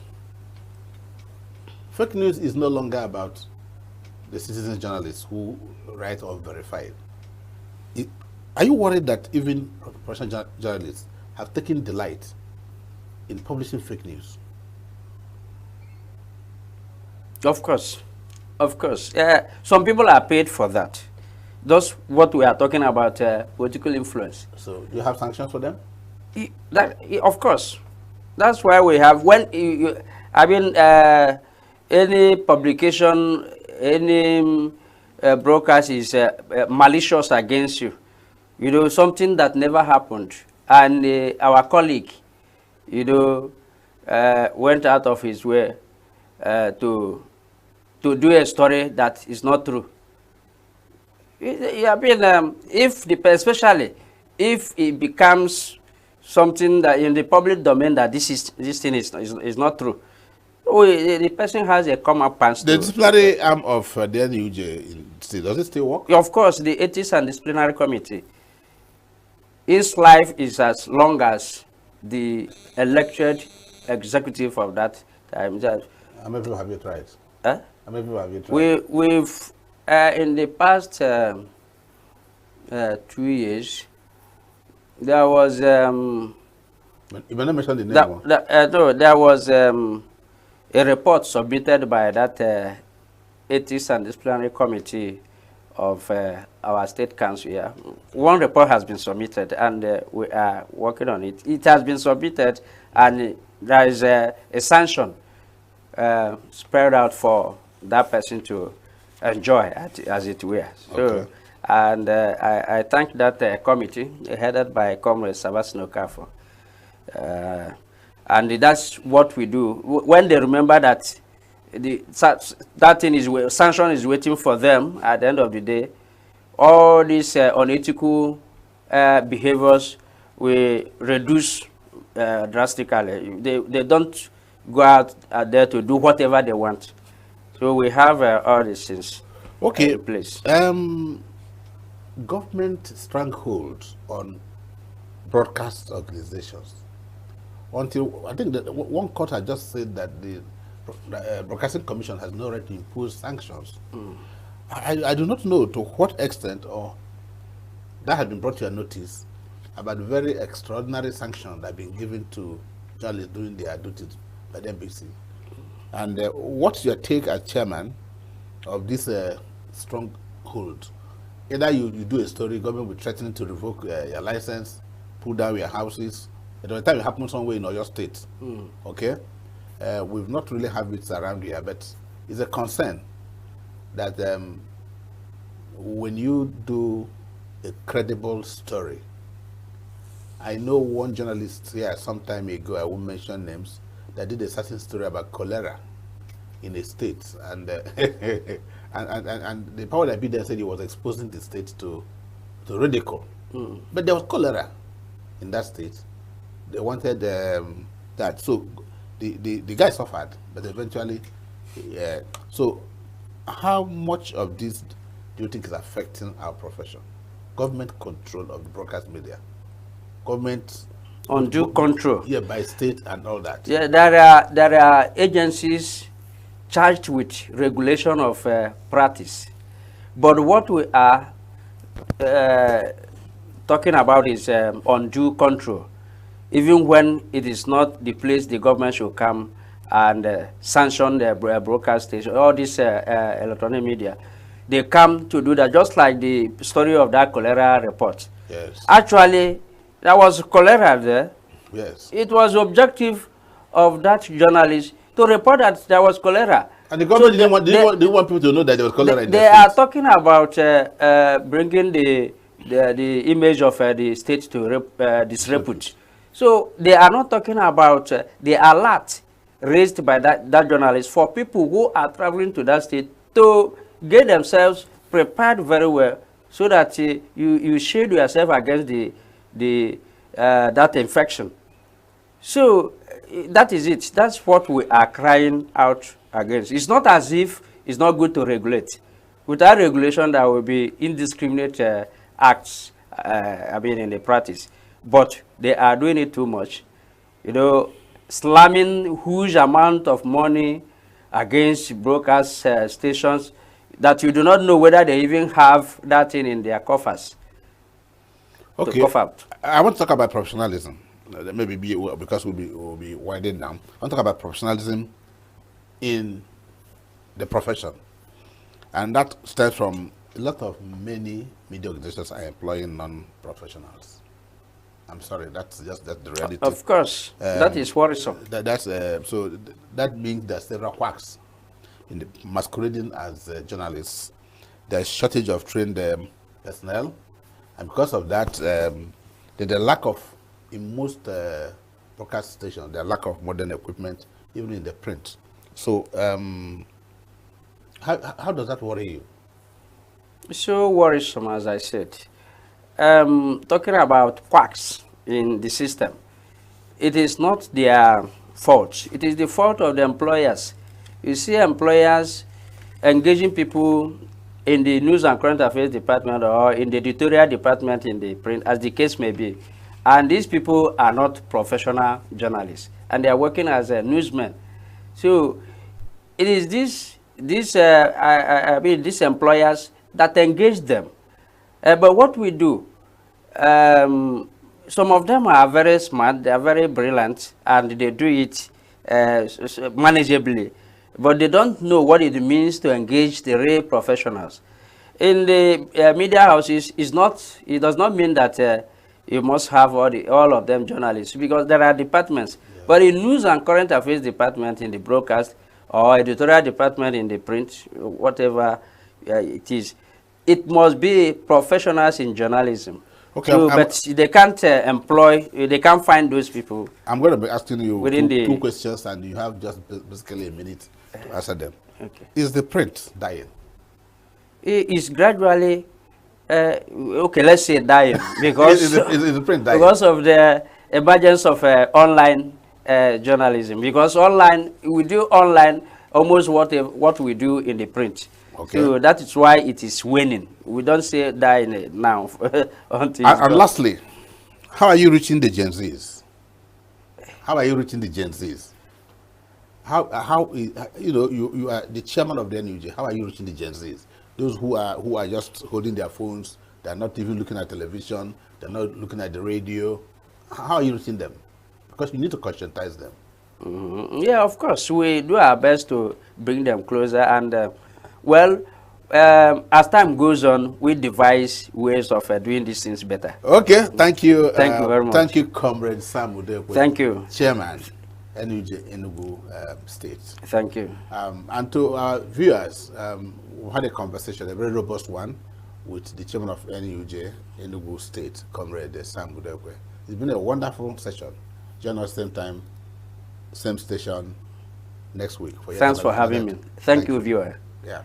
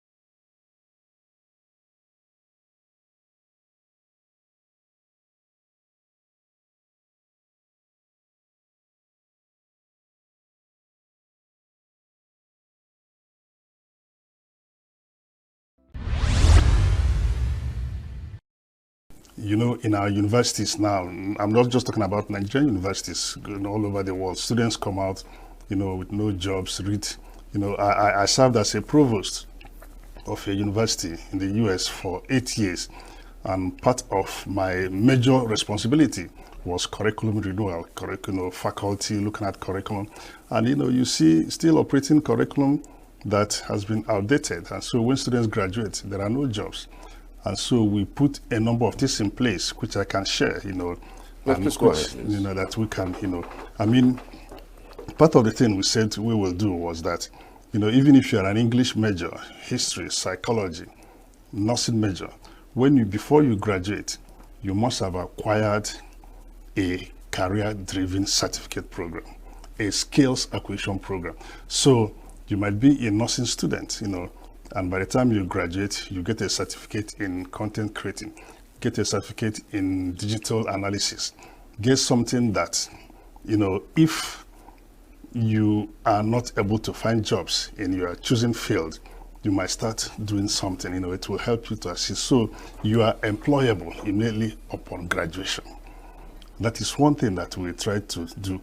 And then we went in and looked at, you know, I told them then that I read English major, I teach African literature majorly, you know, but I know when immigrants, when students come into the US, they want to get employment. I mean, the competition, if you are a PhD in English from Harvard, from Medgar College, from City University of New York, the competition is so great, all right? However, if you get a degree in what is topical in the health sciences, then you are sure at the end of your educational career, you are employed. Very good paying job. And so we said, let us revamp our allied health program. We had no allied health program in the college then, but we had to start instituting programs in allied health, you know, in collaboration. So these are things you need to do to recreate, to revamp, so that the curriculum will be at the service of the students at the end. But the question is, how?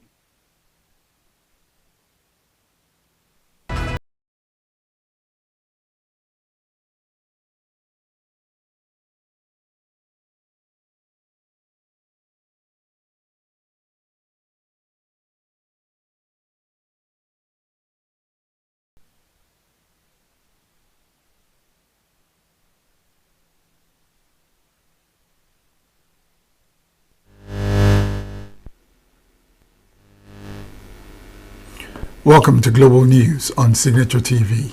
I am Barry Kumo Ado. In the headlines, Nigeria to launch 4 satellites for Earth observation and security. Former Anambra State Governor Peter Obi commends JAMB's registrar for admitting to glitches in the 2025 UTME. South Africa says HIV care system remains stable despite US funding cuts. And Trump says 2026 budget includes substantial pay rises for service members. Details in a moment. We are local.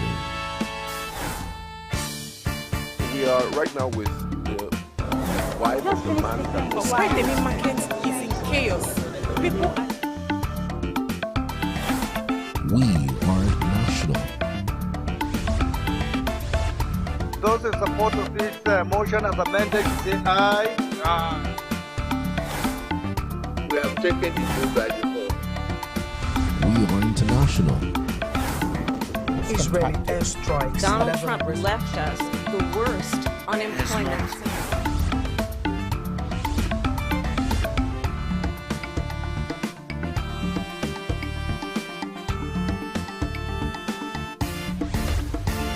Signature TV, news in your pocket.